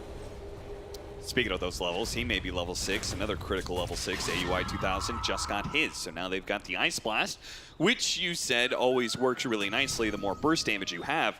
Quap is probably one of the biggest burst heroes in the game. It's a nice combo. Like, throwing down an Ice Vortex, you get the increased magic damage. Quap goes in with a dagger. It's pretty much as good as a stun. Yeah. You just cold feet stun him up, land an ult. These heroes work really well together. Like, it is a good AA draft, even though they don't have a crazy amount of AoE stuns like a Chrono or something. They have Lasso, they have Charge and a Spirit Breaker ult. It's good enough. The other 2 cores slow. Batrider's also a slow, so these Ice Vortexes are going to be really annoying in the fight. The downside is he doesn't really have amazing targets to A blast here. You know, like the last game they had that Timber Saw. It really removed a lot of the frontline potential from Gaimin. Here the Dusa is guaranteed going to be able to frontline for you, and you can't just A blaster into Oblivion. Siege Wagon will take away the last hit away from Duraccio. Charge coming on through. 33 is going to chase after him with a bump back there for another strike. It's looking like a pretty easy kill here. Stone Gaze, though, will protect him. Thanks to the Magic Wand charges, Duracio's okay for now. Now Celery's going to try and protect it. Ice Blast coming in. Duracio's low. The Cookie's trying to get him out. They need a little bit more burst. They're not going to get it with the Static Storm. Now it comes back with the Sonic Wave hits alongside the Lasso. They get those kills. Quinn managed to get a pretty good Rolling Thunder, but the charge just continues from Sneyking as he collects a second kill, and Quinn cannot seem to do enough to be able to stop this. Sneyking, okay. They get that at least a 1-for-2 exchange, though. Tundra just getting the route on this tier 1 tower collapse. I mean, Duracio's like half mana near that tier 1. That fight is not a fight that Gaimin want to get stuck in as it gets dragged out. And these charges, these Sonic Waves, Static Storm was super nice to stop the initial burst, but you still have that threshold on you. Eventually pops Duracio as they commit everything on him. These are the types of fights where I think Tundra's lineup is going to thrive the whole game. Something that's chaotic, not really set up properly with the big AoE combo between the Darkseer back and all their other AoE, and you're just getting chased down. Suddenly you're napalmed, you're flame broken, there's a charge coming through, there's a Silken Bowl on somebody, there's Ice Vortexes over all of it, amping up all this magic damage. Yeah. You are not going to get away from these heroes in that situation, and it's also where the Disruptor is a bit weaker. Like, you're not glimpsing heroes back when you're the one getting chased down. Gaimin really would prefer to be on the offensive here, stunning heroes up and locking them in their control. Pipe on Ace might be the key to aggressively look for that fight, as they're going to push into Tundra's areas, but nobody's home. Both side lanes getting shoved out. They are super dependent on magic damage. They will get the glimpse back on AUI 2000. They'll find a little freebie. AUI was pretty low on mana. Might not mind the trip to base there. It could have resulted in some tier 1 here. And Tundra just farming out the map. Skeeter, by the way, has just been going through these gates with the Brood. Like, very interesting farming pattern. Just gobbling up both side lanes at once. Yeah, he's farming both side lanes and both neutral camps on each side of the map. It is recovering him pretty fast here, making him a bit hard to catch as well. And I also like the fact that Sneyking is prioritizing his farm. They're kind of splitting it between him and 33. I say that 33 has still found a huge amount with his bots, but the Spear Breaker's pulling ahead of the other supports here, and it is due to the prioritization from Tundra. Sneyking's playing this a bit greedy, and he knows he's going to scale pretty damn well in this game. Again, there's no purge for him. The control at the later stages is, in my opinion, going to be a little weak for these charges coming through if you can get really good items. BKB, Ags. I mean, it sounds like a lot, but you get it pretty fast when you're winning fights. Yeah, certainly. And it would help significantly if their forward position could scale, because Tundra will have a little bit of late game issues, right? Under attack. I'm still not 100%. I still don't think Tundra's that outscaled in this game. Okay. I really don't. I think Queen of Pain is a monster in the late game. The kiting potential is just so insane. And I think if you look at the damage output from Gaimin, it's kind of all in the Dusa. I mean, the Pango can pick it up sometimes, but not with the start Quinn's had. I feel like their damage sources are going to be limited if they can kite around this Dusa. Fight for the double damage. Quinn did not get it. Quinn, he rolled past it, and then it spawned. Bit unfortunate there on the timing, so it'll be a double damage for 9, something for him to be able to work with. At bare minimum, would you agree that it's like the Deuce is going to hit a big power spike where she's going to be maybe the strongest hero on the map? Maybe like the later past that, it'll scale against her, but at some point, Dorachio's got to be the biggest bad, right? There will be a point in this game, yeah, especially if they get Aegis on him. Like, you're probably second, third item territory. If he gets it out very fast here off some more Ancient clearing, yeah, it's going to be hard to just run into the Dusa here. That's going to be a question of, can you take the fights around him? I think that's still a possibility for Tundra, right? They have heroes that can skirt around the outsides of the fight in the Brood and the Bat Rider. Maybe you just find the backline, maybe you find the Darkseers to start, and then that fight becomes easier, even if this Dusa is a problem. It's a lot about how these initiations go. They're going to get a glimpse on the Bat Rider. That's a nice find. He's just instantly gone.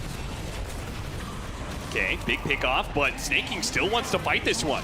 He's going to be cooking. Oh, what? Sonic Wave still managed to hit 2 there, but maybe could have hit a little bit more. The backline's going to be chased down because Skeeter is ready to go for this fight. He's going to catch the Snapfire. Celery's going to try and disappear into the trees, but he doesn't have a TP scroll, so he is either going to try to hide there, lost in the trees, or he's eventually going to be found. That'll be some nice gold for 9 off that double damage rune. That all looked a little awkward, but ends up working out. As Bat Rider is probably the hero Tundra are happy to have initiated on. He's the tankiest here. It also is probably the least burst damage. So when they go back in with this A ult, it just cleans up the Darkseer really fast. And of course, this is a fight without the Medusa for Gaimin.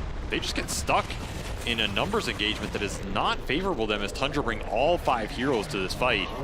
And Snaking knows who he wants. It is his Darkseer. Gets tripped up by the Sonic Wave, and the Threshold procs him out here. AUI claims another for the Frozen Throne. Back in real time, though, Snaking glimpse back to his doom. Celery picks up yet another kill. So, low cooldowns for Gaimin Gladiators and Tundra allow them to continue brawling as soon as they're alive again. Not a lot that both teams have to wait for, especially with this glimpse. I mean, Gaimin are pretty much looking for anything they find. Celery's had a very good game. He'll find another glimpse into Static Storm on a huge target. Yeah, Knight has been running this game pretty heavily for Tundra. They've been playing through him, but Pickoff will see him out of the game for 30 seconds and 663 gold going over to Gaimin Gladiators. Celery is just putting this game on his back right now. He had a really good early game, made sure he got the levels, and every fight has been centered around this Glimpse kinetic field. You do not need a point in Thunderstrike, he says. I know what spells are going to win us the engagements. We'll see Snaking on this wave. Once more, Skeeter is just abusing these gates to a maximum. Yeah, Skeeter just went through the gate. It actually may have been a great time for him to help out Snaking. Snaking does have a charge back up. He might be able to get it off after this. And he's good. After the glimpse, he's able to drift away. This time, Celery cannot hold him. This Breaker getting away with murder right now. Wasting a lot of time from the game in skirmish. And at this time, the Brood is building towards the BKB. The Quap is building towards the BKB. And the Bat already has a BKB, so it's going to be triple Black King Bar timings here for Tundra. That might be one of their points where they can strike back against how much farm the Medusa is carving out of the map right now. Again, you go in, you use the spell immunity not to focus Medusa, but kill everybody else. That sounds pretty good. There's a world where I guess you just find a lasso on Dorachio and try and all in him with like a cold feet proc into all of your ults. Yeah. He might die. It gets a little weird if he doesn't. And I think that option is available for Tundra. Now, this is actually something you've referenced a few times in your cast. I think the last time we talked about was BBT. I do listen to them sometimes. Good to know. Is the fact that the auras versus the triple BKB timer, right? So you just talked about how Tundra is getting all 3 of theirs. We have seen the Darkseers building up these auras. So what is that power spike like? What are we talking about matchup-wise? it can go both ways. Like, I always say the triple BKB timing, I think when you hit the triple BKB, if you lose that fight, I think you feel way worse in the game than when you get the ores and a fight goes like okay or maybe slightly worse. Because then a lot of times you can just run it back, go into a Roche pit, and you still have everything up the fight. These BKBs go on cooldown, they're really long, you feel bad like you didn't get anything out of it for that window where you needed them to maybe hit all at the same time here. I mean, isn't it sometimes the difference? It's a 1 hero power spike versus 3 heroes, right? Yes, that synchronized together. You should be the you know, 5 fingers into a fist sort of scenario, right? This should be one of your hardest hits in the game. It's also harder, in theory it's harder to execute. I don't know if that's actually true, but I mean, it's like 3 cores that have to go in together with their BKBs and get it done in that interval. Or if you have a pipe, I mean, you just press pipe. just press the button, bro. I don't know if that's ever a factor, but I mean, auras are pretty straightforward. It's hard to mess up a pipe, you know? And especially if you're just forcing objectives. Snaking, try and dodge Got out the this one bulldoze, which will help him with some of these disables, Oh, and he jukes out the cookie, and he gets the charge away. Oh, the vacuum in response from Ace. Now he's still fast. He's still getting away, and now, oh, the Ice Blast a little bit late, but they do have the lasso onto Quinn. See if they can burst him here, bump it back with the Nether Strike, and Sonic Wave to put him in it down. Yeah, this is that BKB fight. You're not turning that with a vacuum wall. They'll find 2 off of just some nice dance moves out of Snake King, man. The jukes on this kid. Not even playing his real role here. It's true. Oh, he is playing like a melee 5, that's for certain. He just does not seem to be afraid of danger, but he's got the farm to actually stay alive.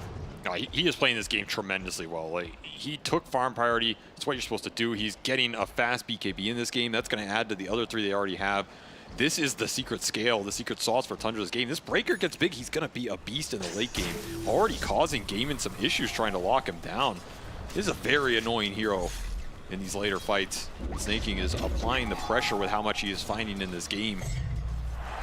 It's going to be good. A little cute there with the ion shell. Using 1 spider to kill all the others. And he's going Diffusal. Diffusal 3rd for the Broodmother. Very uncommon order choice here. I mean, sure, you're getting the mana burn versus the Dusa. I get the idea. I just wonder if, are you actually getting that many right clicks in a fight with the Brood versus the Dusa? And is that the biggest priority here over something like a Nullifier or is he going to go AC Manta afterwards? Any sort of scaling Butterfly could be good this game. Yeah. I guess if you go Manta, Diffuse, I don't, maybe it'll pay off, you know? I guess if you last with this Dusa, you pull him into the Brood, in theory you can get a lot of right clicks off. He gets Cold Feet proc. It could prove to be pretty valuable. I also think that Diffusal might be a free item here. I think it's better if you got this Diffusal into a period where you can contest this Roshan. I think you're going to miss out on that if you're Tundra here. Gaimin just slide right in. And we'll put an Aegis on this Scotty Medusa as Duracio's hit his timing. There is a 5-man Ice Blast. Looks very pretty, but Gaimin Gladiators do not seem deterred by that big ult. Nope. They do not leave the pit. They commit. They know their timing, I guess. And it's going to be a Lincoln 2nd for Ace. So they are really going to try and put some extra net worth probably on this Medusa or try and save the Pango from the single target stuns that are proving problematic for Quinn. He has his own Lincolns queued up, and they're going to give him the Aegis as well. A lot of priority being built to try and protect this Pango from the lasso, from the charges. Of course, the Lincoln Sphere is always going to be nice on the map versus the Spirit Breaker when he's having a good game. Diffusal done for the Brood. BKB closing in for Snake King. And Tundra just farming. And Skeeter is not going to go Manta. He's going to go and finish off that Echo Saber into the Harpoon. So back to that item, which has been seen all the time for this hero. So still maybe an idea of going for the supports. Got the lasso onto Duraccio here, who did not grab the Aegis and has lost all of his mana. Uh-oh, Stone Gaze might just get him out, but a bump in from the other side. What a charge from Snake King. Shows himself on the other side. He even says, we've got Duraccio. I want more. He hits the Nether Strike onto Ace, and if he gets a bash, he'll stop him, but he doesn't get it in the 2 hits. And a charge was just coming up. That charge is going to be put to use on Celery instead. This Breaker's out of control, man. He is doing way too much work right now. Got the planar pocket as well. Force Staff, they maybe have a cookie to get him up somewhere. I mean, he's going to bash him here. It is inevitable. Yeah, he gets it.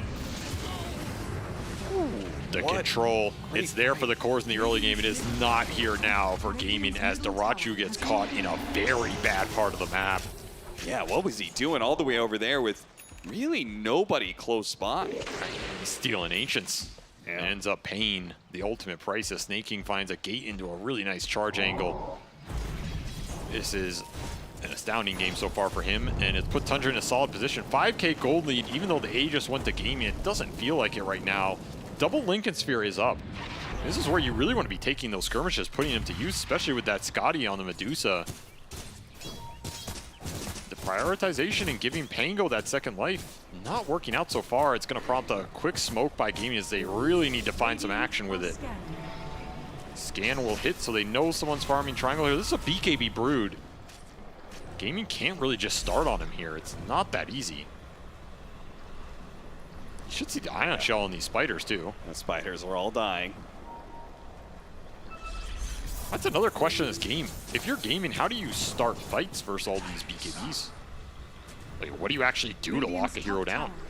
Yeah, and if you have to think about, like, how do we start that fight, that just means more time for, like, what Snake King's doing. Exactly. This is just wasted window on your Aegis, and that completes a BKB for the Spear Breaker. Man, Snake King is he's taking so much off these side lanes while every move from Gaimin isn't yielding anything. Yep. Just seems so calm right now. One might say cool, calm and collected. Nonetheless, Gaimin still have this Aegis. They're going to push the base. I think they're getting fed up with what's happening on the map right now and the fact they can't start any of these fights with a true lockdown spell. And they've got their double Lincoln's time. Yep, time to hit the high ground. You wish you had the butterfly on Medusa here. That might be too much to ask for. Ags finished for the Queen of Pain. Okay, this is a really big item in these fights. It helps you land a lot of these Shadow Strikes and just build the damage over time, kite these heroes out. That high ground will yield half of a tier 3. Tundra. And you're back to dealing with this man. The waves. Okay, they burned out a bunch of his mana, but he had enough. He pops his wand, pops his BKB, and will be able to charge or TP whenever he wants.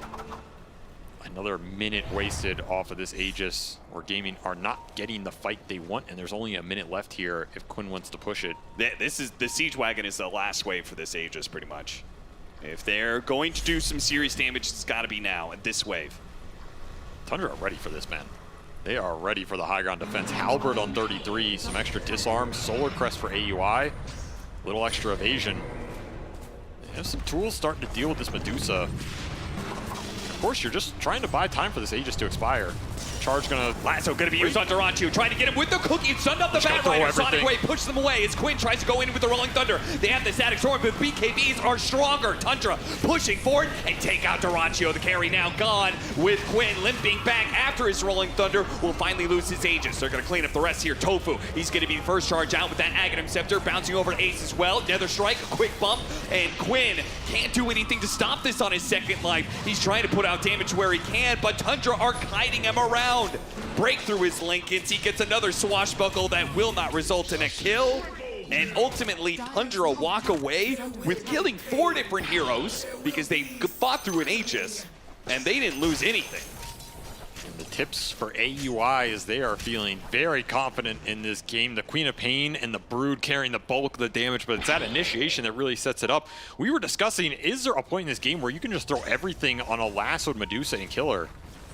I guess the answer is yes, right? There's not a save mechanism here for Gaimin. You have a pipe and some Lincoln Spheres, but those Lincolns are not doing anything once the initiation has occurred, and the Brood and the Queen of Pain are just laying into you. You just get run down, man. Maybe they should have waited for that butterfly timing. Or maybe if the game, maybe that one death from Durantio, if he doesn't die on that side part of the map, maybe he has the butterfly for that fight. And that would obviously negate a lot of the damage. Yes, you also ideally want to push higher with an Aegis on the Medusa to prevent the all-in. Right. Like, Tundra can't do that twice. They have to commit all the ults and the BKBs, and they barely kill the Medusa. If he has a second life there, you can rally around that if you're Gaimin and turn that type of engagement post-BKB duration. They gave it to the Pango. It did not work out in this period at all. And now if you are Gaimin, you got to get this next Roshan 100%. You need to secure an Aegis for this Medusa because you are in trouble in this game. Okay, the Medusa is going to be scary late game, but so are the 4 cores from Tundra right now as your Pango has fallen behind the Breaker. And honestly, I think this Breaker is doing more in the fight than the Pangolier right now on a Lincoln's Diffusal Blade for Quinn. This is just not a damage output that is scary. They're going to look for AUI. AUI, he's getting away. No Blink Dagger for Quinn. Couldn't close that distance fast enough. The map play from Tundra has been incredibly efficient. They are dragging Gaimin around. This game has been very frustrating for them. You can feel it, and that is a Shadow Blade for snaking. Even more initiation power to go along with the aggressive cores, as Tundra are looking for anything right now off of this lasso initiation that there are no saves for. Downside of this support duo, it's great when you're leading and you're pressing your advantage against Tundra. It really suffers when you're just getting jumped. All you can do is sit there and watch. Very cheeky little ward here. It's giving vision behind this tier 2 area. The Gaimin Gladiators all huddled around. Tundra, are they going to be able to find an initiation off that ward? I mean, Skeeter's just trying to break the smoke here. Yeah. And he's going to spoil that jump from Gaimin Gladiators, potentially with these spiders. Shows himself. Celery, unable to get anything on him. Tundra just farming, man. Every time you make these moves, somebody at some part of the map is clearing through camps. And it's usually snaking. It has usually been snaking. He is just finding so much in this game. It is ridiculous. Brood's going to push in bottom here. Defiant Shells coming out for Tundra as well on 2 of their cores. Yeah, that's pretty scary, especially with the Broodmother who has the shards. So with those levels, with the high amount of damage you're getting off this universal hero, it means that percentage-based damage you're getting off of the shard is even more amped up. Even the extra armor here, pretty nice for Sedusa. And they are controlling both side lanes really well. That's what's been causing Gaimin problems. This 5-man single punch ball lineup is really getting abused on the side lanes as they can't catch a hero and they can't push these lanes out as effectively. The clunkiness being taken advantage of right now. They're struggling to be able to catch any of these heroes, and even if they do manage to get the glimpse off, the BKB is always the answer. The glimpse is not doing much for you right now, and that's what your majority of your catch was in this game. Tundra looking to control the map for this next Roshan. It has spawned at his bottom. They want to do it. They want to just force it. That type of fight can be scary, where you're clumping in this pit, depending on how the positioning goes. You are giving a decent window for Dyrachyo to just run in with Stone Gaze and force the issue. Refresher for Skeeter here pretty early. Double BKB, double Insatiable. That is going to feel good in this fight, because I don't know who's actually killing this Brood. Like, the magic damage is not doing it anymore. It's got to be Dyrachyo just man-fighting him with this crit in the butterfly. This is a very pivotal window for Gaimin to get a good team fight out of the Medusa right now. It has to be centered around him. Already popping the Manta to try and get some vision around this pit. This charge is just seeing everything. Yep. It has been kept on Dyrachyo throughout this entire time. Snaking very likely to be able to get away without any counter. They send him back where he came from, but it's not very far away. He's just playing with him in this game. Absolutely toying with them. These double Lincoln Spheres have not controlled them. A third is being built by Tofu. Triple Lincolns is going to be the answer here from Gaimin to deal with the lasso, deal with the charges. Do have ways to pop it, though. That is so much utility for a Medusa that is struggling to be able to get the 1v5 really going. Level 20 talent will help out here. Smoke's going to break on Skeeter. Immediate Stone Gaze. Dyrachyo doesn't get anything for that. This is looking sus for Gaimin right now. Are you going to take this fight without Stone Gaze? That sounds insane. They break through Lincoln to manage to get the lasso on him with the Guy's Blast coming in. He's dead. He does not have the gold for buyback either. Dyrachyo, what can he do with this position here? Well, not much. Skeeter is currently just going through hero after hero. His damage is amped up, out of control. He refreshes another round. Another round. He keeps on going for Dyrachyo, sticks on top of him. Dyrachyo just getting kited around by the couple of heroes that were low, but otherwise it is absolute Tundra domination in this fight. A rampage for Skeeter is a good way to close out this Roshan fight. This Brood had double everything, and it used it to clear through 5 heroes on the backside. Dyrachyo is just sitting there fighting for his life, but there's nothing to help him, man. The Pango is gone immediately off a very nice lasso from 33. Of course, there's no turnaround because your Stone Gaze got wasted. The biggest bullet you had thrown out of the chamber first, and they just ignored Dyrachyo. This is the kiting that, I mean, what are you doing on Dusa here, right? You're just getting frozen, you're getting flame broke, you're getting halberded up, you can't hit anything, you can't move, and eventually Mother comes for all. And Skeeter will drain all 5 players here. This game is getting out of control right now. Gaimin, you're looking at your tournament lives flashing before your eyes. 19,000 net worth lead for Tundra, Aegis, and Cheese on their side now. Gaimin Gladiators have had some incredible comebacks before.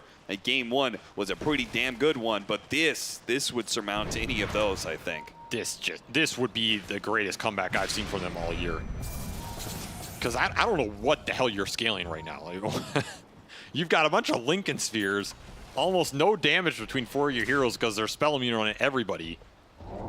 And all of these cores from Tundra are going to be a problem in the late game, man. The Brood and the Bat are doing so much in the fights. The Spirit Breaker has a goddamn Octarine core and level 20 for the extra charge speed. And even the AA is a very terrifying hero in the late game. He has very good talents. These Vortexes are incredibly annoying. It's very hard to deal with Ancient Apparition spells in the late game if you can't get on him first, which what's the backline jump here? Again, what is the initiation for Gaimin to get back in this game? It just doesn't exist. You can pretty much just stand behind your Medusa and hope it's enough to win the fight. Double damage for Skeeter on an Aegis. He's missing a refresher. I don't know if he cares. Gotta accelerate. Care. Glimmer Cape only gonna prolong that death, I believe, unless somebody can get him a 4-staff down from here. Rolling Thunder, they actually are gonna go for this, perhaps. Bounced around, Snake King actually stopping the ball. Now they get the lasso on him as well. They try and vacuum wall, but the illusions really don't do much here. Quinn, one last swashbuckle to get up to the high ground, but he shatters. Oh, that is too dead with Tundra. A pretty simple pick-off when they already have such a big advantage. Now it's their turn to start taking down some buildings. The terrifying part is all of that team fight that you just threw in, there's like no cooldowns here for Tundra. They had an Arcane Rune on the Queen, so his ult's up in 40. This lasso is Octarine. It's up again in 7 seconds already. AA Blast in 15. Spear Breaker, Octarine as well. It's just such low cooldowns here for Tundra, man. You can't even just like bait a fight, use a buyback, and get something out of it here. You're gonna have to win it straight up. And spells for Daze and a Hex for Skeeter. That is a double Hex because Refresher is back up. All he's missing is a level 25 talent on this Brood. Give him a couple more core kills, he'll be there. This is quite literally Dyrachyo versus the world. Put on a hell of a performance in that game 1. But he is running out of options, running out of time, running out of ideas perhaps. Tundra have full control of this map.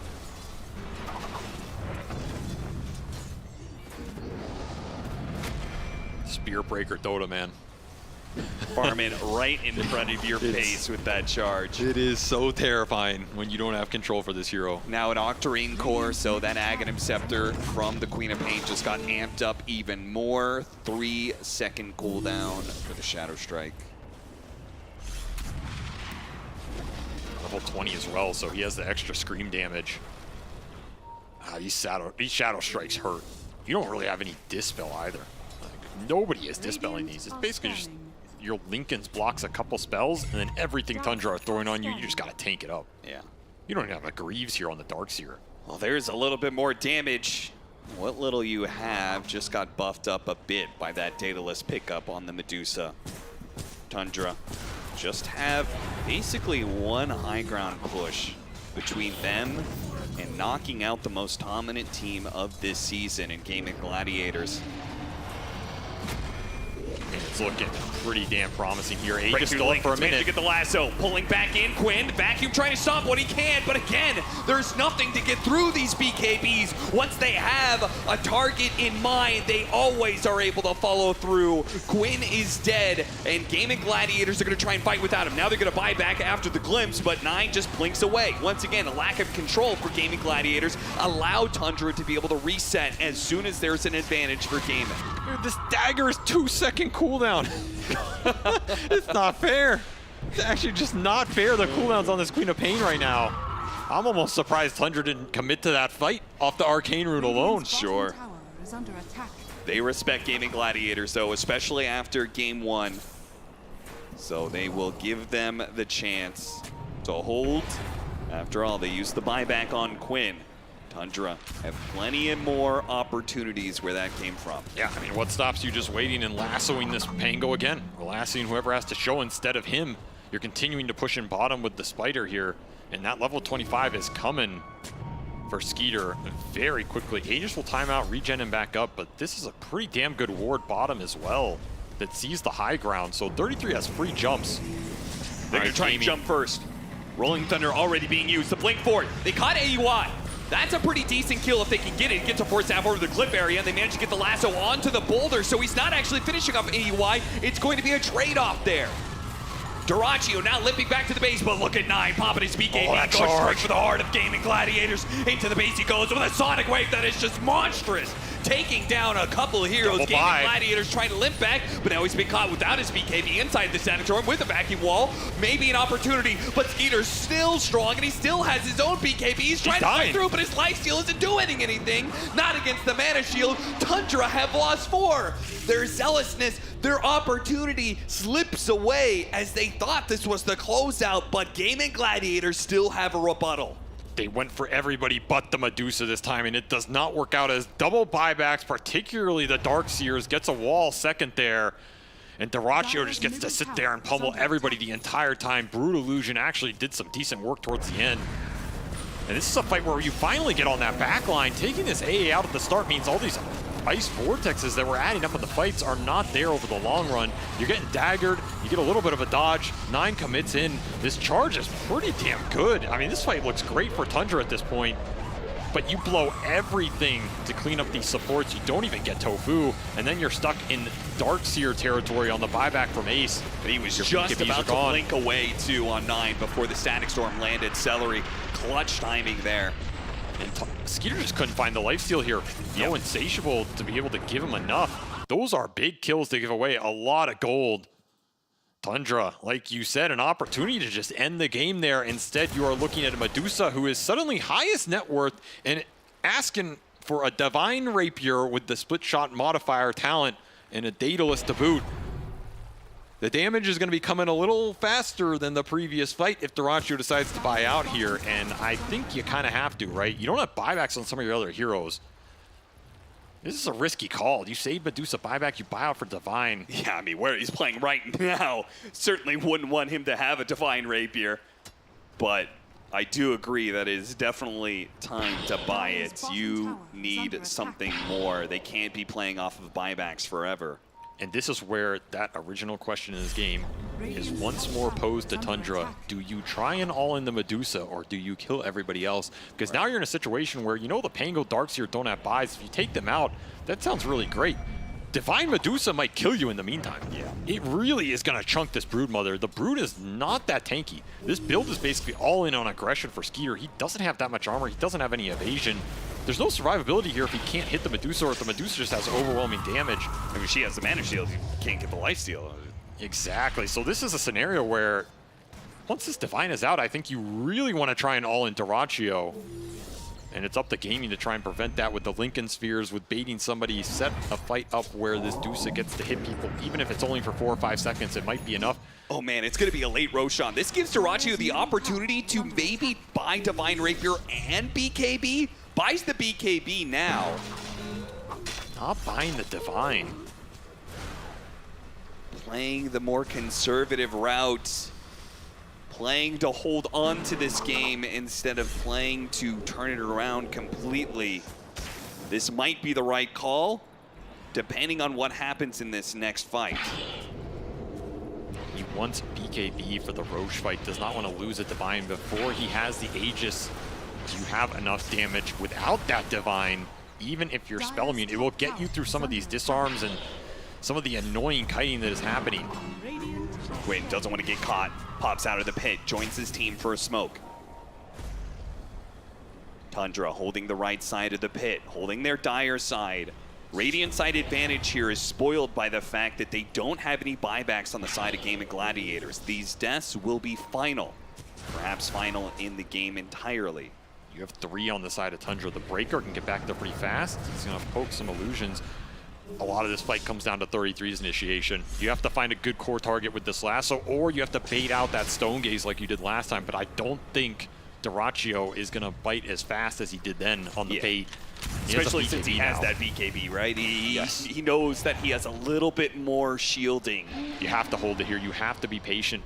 You have to play for your opportunity to lock people in with that ult and get the damage out. Here comes that smoke wraparound. This is a pretty much standard move at this point in time. Everybody for Tundra in the trees except Snaking, who showed mid, looking for that level 25 talent on the Spear Breaker. He's very close. Yeah, what's not so standard about this is how far back they're wrapping around. The route that Gaimin took let them get to the shop, which means Dyrachyo gets to finish Divine. On top of that, BKB, the Lincolns are all getting stacked on him. They're going over the bridge like this. This is so terrifying. It's going to break. AUI 2000, he's right there in the corner. He gets off the Ice Blast, but the BKB and the Divine Rapier Skeeter's gone. The Skeeter's already dead. AUI's going to die as well as Dyrachyo surges forward past him, looking for more, hunting for anything he can. A Scotty hit brings 33 down to his knees, almost dead. One more hit will kill him. Trying to TP, no vision. Oh, he gets away. The Brood had to buy. The Brood can't get to this fight. They're going top to try and go through the gate here. They cannot contest this Roshan. That Divine angle. Rapier purchase pays off. They've just got themselves a second life on the Medusa. That route of taking the entry into the fight was so damn good by Gaimin. It got them everything they wanted, and now you have an Aegis to replace this BKB that did its job. The golden god that is Dyrachyo right now with triple Lincoln Sphere on top of him. There's no answer in that fight. Skeeter just, what did he even die to so fast?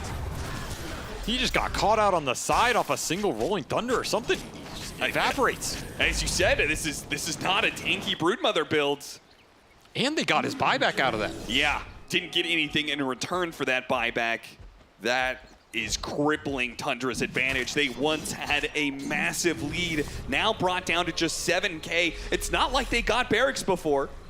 I mean, they don't care about barracks in this game. They want heroes and they want the throne. This is a chance to claim this game from the jaws of defeat. And suddenly some more items rolling in here. The vacuum onto the Lotus Pool. I mean, Skeeter gets out from it. All these crits. Oh, he got double crits. Oh. He got a triple crit. Oh, man. Oh, I was wondering how Skeeter disappeared that fast, and maybe he was too, but Divine 1500 damage, critical strikes coming out.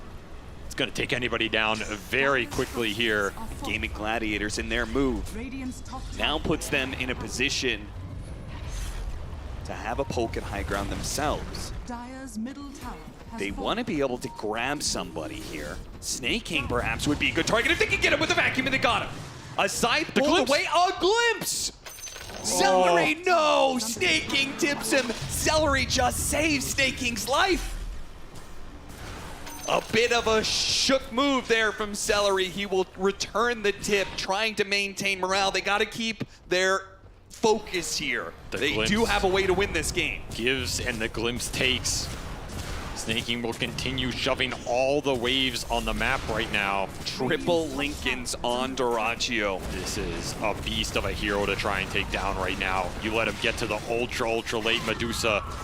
He's pushing it to the limit. There's also barracks an Aghanims flying out for the Disruptor here. A very pivotal item if you get it. Eliminate some of that BKB potential from Tundra. Might not be ready for it in this final fight. Re-up those Lincolns, go again. They got the first barracks of the game, and they're ready to go for charge. a second lane. It's giving vision on everybody. Oh, he he's hits gonna hit three. so many heroes. No, Oh, no, he got fuck. hexed up. He wasn't able to get the full charge on through. Dyrachyo's keeping the rest of the heroes at base. Got the Stone Gaze on the Snake King. Snake King trying to push his blocking way this through off? the BKB. Oh, he gets out some. No, he got glimpsed back, and he does get killed. That's does gonna be him have down, buyback. but Dyrachyo uses BKB Stone Gaze, so they have to be careful with this fight. Look at the whole team playing behind Dyrachyo. He is their guard. He is their savior. He is their damage. He is everything they have. They are all playing through Dyrachyo right now. There is no way you want to push this without Stone Gaze right now. Also, Dyrachyo's sitting on pretty low mana. Sure, you have Aegis and a second life. At the same time, you kind of have to push it. You have to push it soon. You only have 2 minutes left on this Aegis, and once that expires, this Dusa, a single death just costs you everything. Spearbreaker does have buyback here. You have an Ags on him as well. Snaking, he has found so much in this game, but can he find the victory as the momentum for Tundra has stalled against the power of the gods here? Dyrachyo, a minute left on the Aegis. He's gonna push high ground, start the siege. Everybody else waiting behind. Backing back into the site. They caught him. 9, Four-staffed away, the glimpse back, but he's gonna have to pop his BKB to make sure he stays up. That's a cooldown, 60 seconds. Same amount of time for this Aegis. As Dyrachyo is not sure what to do now. He's so low on mana. Keep in mind, the one hero without buyback in this game is Skeeter, who used it earlier. He's the one hero who's really not showing himself too much. Ooh. Yeah, Ace is so would love an dangerous. opportunity to jump onto Skeeter. Cookie to push him away. Surge to bring Dyrachyo back to this high ground. 40 seconds left now on the Aegis. They're going to let this expire. They will. You're gonna have to regen back up here. As Dyrachyo is probably looking to eat an Aghanim Scepter would be my guess with this point booster. I mean, you already have one Scotty. You don't need two here. Tundra will get a reprieve. And that'll mean time for this buyback on the Brood to come back online. This game definitely has hit a roadblock for them. After that Aegis period, they're also holding a lot of gold because they need buybacks on everybody. So you're looking at a lot of this net worth just sitting on the Queen of Pain and the Bat. I mean, you have 7,500 gold on 9 right now. That is another big item here that you just don't have for the next fight. And so much of it has gone on to the Spirit Breaker. Snaking's been a beast. He's going to have to pay it back in the engagement. This Breaker can deal a lot of damage in the late game here. He's even going to eat his own Ags. This is about as strong as this hero gets, man. He even has Timeless Relic. It's so much damage coming through on the charges if you can find them. You have to keep in mind there's a lot of Lincoln Spheres limiting who Snaking can charge. Yeah, when he's playing so far away from his team, if one of those, if he gets its charge broken by a Lincoln's, he can't get to that fight. That could be just as bad as anything else. Will be an Ags eaten by the Medusa here. On top of that shard, Dyrachyo buying out. Yeah, very interesting. He continues to buy out. I guess he doesn't have boots of travel. So he's thinking, if I die, I'm not going to be able to buy back and get to that fight to re-pick up my Divine Rapier. I only have one life to work with. And he's going to play for the most of that. The bold plays continue from perhaps the most aggressive carry in the world right now. 50 minutes in, net worth, kills, mean absolutely nothing in this game. It all comes down to whether or not the Medusa of Gaimin Gladiators, Dyrachyo, whether or not he can push through in basically a 1 versus 5 with this whole team putting their energy behind him against the TI-11 winners. A pickoff would do wonders for them when they don't have this Aegis. It would give them a big advantage, and they've got it. Snaking, slowed down, glimpse back, attempted. BKB goes off, and he's got to charge away. He makes it out. Remember, that's an Ag Static Storm. So you get caught in this, no BKBs for you. It's a very big deal in this fight when Tundra rely on the spell immunity to be able to take the long engagements. Man, Gaimin are just building to stall these fights out. Double Aeon Disc between the Darkseer and the Pango is going to limit a lot of this initiation power. Like, how do you start on them? They've just built up so many defensive items between the triple Lincoln Sphere, double Aeon Disc, a Strength Blink for Quinn. Very tanky now. There's a cheese still in his pocket here. 45 seconds to go until potential Roshan. Gaimin Gladiators are already going to set up around the pit. They understand that they need this extra life for Dyrachyo to feel comfortable hitting that high ground. Tundra, meanwhile, have more space to work with. Constantly Snaking's going to be able to push in the other lanes, which is going to be an annoyance for Gaimin Gladiators. They're able to take a little bit more map as a result, as they are not playing around the Roshan pit. Look at that. Gaimin Gladiators actually moved to the other side through the portal. This is dire side for Tundra. You got to remember, you're in this area. They have buyback potential on the outpost. They're going to push in.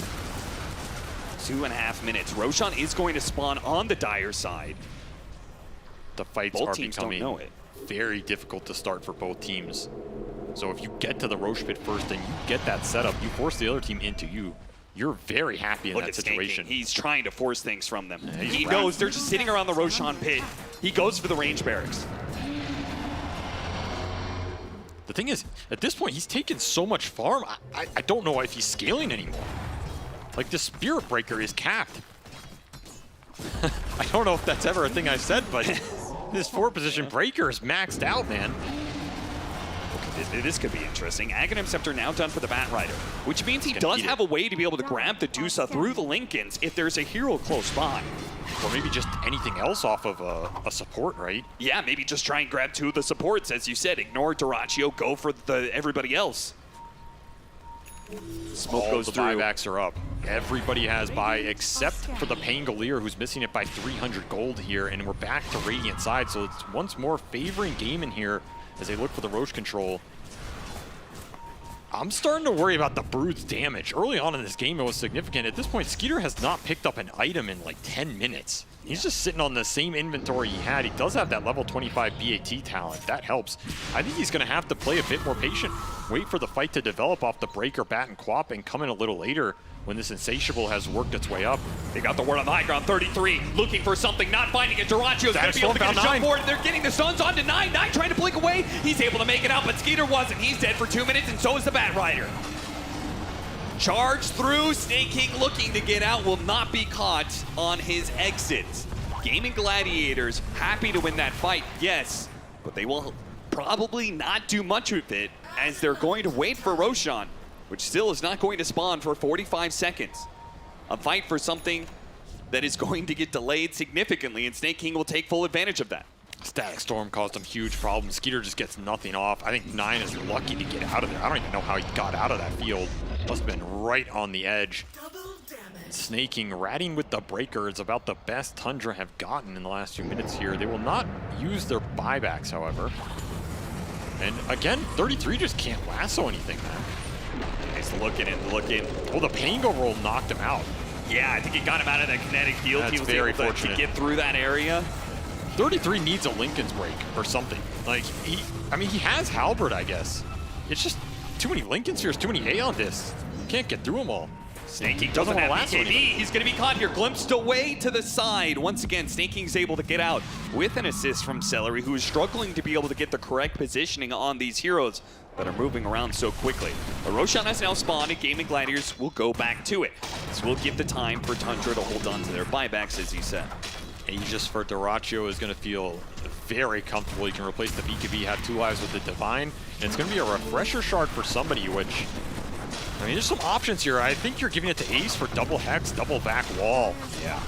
Double Static Storm's not too shabby either, but it'll be a second cheese as well. Quinn's going to pick up the Refresher Shard. I think you definitely want to end it up with it on Ace here.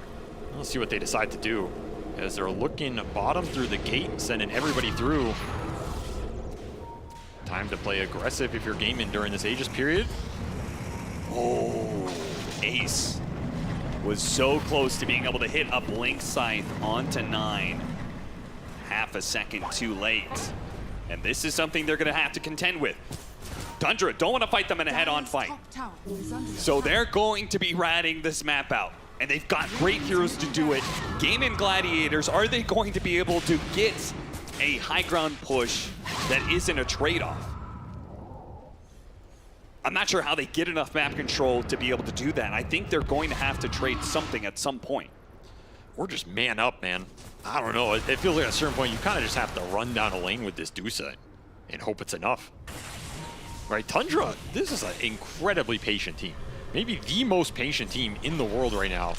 They have no problem waiting out Aegis periods, no problem waiting for some 80, 90-minute timing that they fabricated in all of their heads that will somehow work. If you're gaming, the onus is on you to end this game right now with the way the Breaker is controlling the lanes. He breaks the smoke, getting away with his BKB in use. Gaimin Gladiators do have a wave that's approaching the high ground, so they have a way to be able to breach. And Tundra are not back. They are all out on the map right now, so this will be some free buildings for Duraccio. Nobody's dealing with the waves that are coming in the mid lane. That was Snake King's job, but he got chased away from it. So all of these heroes onto the map aren't going to stop a Mega's push from Gaimin Gladiators here. I mean, what is They Tundra's still have a answer? tier 2 up at top. A Spear Breaker is not matching a Divine Medusa here. Yeah, that tier 2 saving a lot of time. Back door is also going to kick in as all the waves were cut.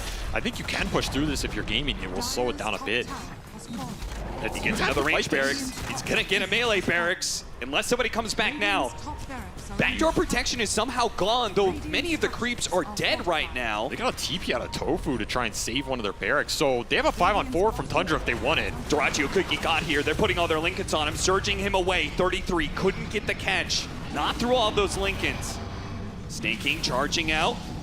That Snake will eventually hit him. He stops, grabbed Illusion Rune. Decent pickup that he certainly doesn't want to be giving away to the Medusa. He wants to keep this pressure on the top lane if possible. This is an absurd amount of pressure a Spirit Breaker is creating on your buildings. And this melee barracks is going to die. Yeah, he will get it here. I don't think Gaimin want to come back. They would just want to trade for the Megas. They are going to push in top wave. Mid is eliminated the back door here. So once again, Tundra, you have to defend this or you're giving up Megas. You cannot trade. They're not going to be allowed to do this Medusa. So Doraccio, this push.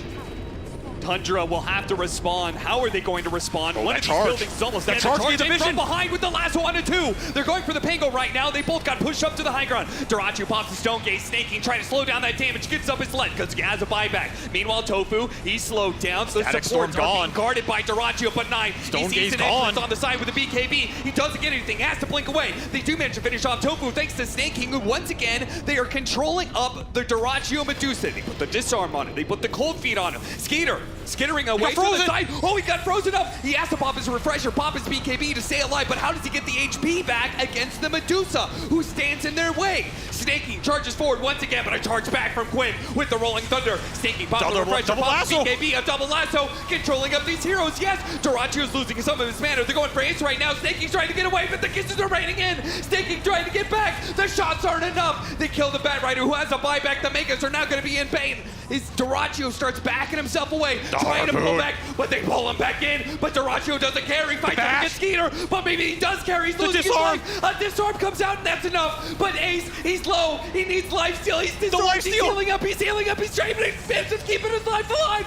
Doraccio against Snake King. The Spirit Breaker trying to do everything he can. A charge going out. They don't have their Broodmother. They're lacking in damage. Who's going to put it out for Tundra? Who's going to keep themselves alive? He dies. Snake King's dead. 2 dead with no buyback on the side of Tundra. 33 is going to be next up. He's stuck inside the status storm. He can't get out. Doraccio, no, Tundra. He stands tall through it all. A king will fall. And perhaps his throne here, as you have a Queen of Pain and an Ancient Apparition. Nine, you better make some magic happen right now. He's fighting for it. He's fighting just to kill a simple 5 position right now. But it's not enough. A glimpse pulls him back. Doraccio will knock him down. Another buyback. There is not enough damage and there are not enough lives in the tank to deal with this Medusa right now, as Doraccio refuses to be eliminated from this tournament, refuses to lose a game 3, and will clinch a game that I thought was impossible to win. This team just will not be eliminated. 3 majors, and here it will not go out quietly, as Tundra did everything in this series to claim a victory, and it was still not enough. This team just won't die. They will not. The character sometimes can be decided when you fall or when you win. What comes through in the clutch moments, that's who you are. Gaimin Gladiators have been a dominant team throughout this year, but they've always done it through the upper bracket, right? They've always been clean 2-0s, 3-0s, not losing any games in their playoffs. This was a test for Gaimin Gladiators. This was a test to see whether or not, when they get knocked down, whether or not they're gonna get back up. And when they're down in a series, when they're down in game 3, they manage to find a way to stand back up, stand tall, and push through. They will take down the TI-11 winners in Tundra, and they will move on to another lower bracket game. What a ridiculous series. Crazy. Honestly, I think Tundra are shocked. I don't think they can compute how this game is losable from the position they were in. They have 4 cores, they have Aghanim Scepters, they had early Roshans. None of it means anything. On that one wraparound on that Roche pit where Gaimin smoked, they go through the Secret Shop, which allows them to finish the Divine, because you were struggling to get it off the Courier. The item timings and pickups from Doraccio were just way too damn clutch in this game. He ends this with 100,000 damage received and 80,000 dealt. No one is even close to either of those numbers here, as he just puts the team on his back in Game 1 and Game 3 here. And Gaimin Gladiators willingly got up on his back. They gave everything to Duraccio. Nobody played for themselves. They all played for him. They believed in him, and that belief pays off in the most important game, perhaps for Riyadh Masters for him here. They stave off elimination, and they have a chance to go deeper. What a crazy series. What a crazy Game 3 from Gaimin Gladiators and Tundra, just over the hour marker. But it's decided. Gaimin Gladiators will be moving on, and we will say goodbye to Tundra. We'll say hello to Tsunami with Gaimin Gladiators on the main stage. Thank you very much. I'm here with Quinn of Gaimin Gladiators, which it seems like you're still reeling from that game, man. Of the series that you've played over your career, how does this rank up in terms of stress levels? Yeah, it's pretty up there. I went through the whole emotional roller coaster of like, you feel like there's this feeling in your gut when you're about to lose, and I felt that. And then we somehow still won. I don't really know what happened. I'm kind of in shock right now. Did you feel it during Game 1 also? Because it seems like 2 times this series, you guys just pull a magic out of a hat. I mean, Game 1 is a lot more chill just in terms of heroes, and also you're not like it's just Game 1, right? It's different when you're about to be eliminated. It's different. زي ما تشوفون معنا كون من فريق جيمنج جلاديترز بعد فوز كان غير متوقع ابدا.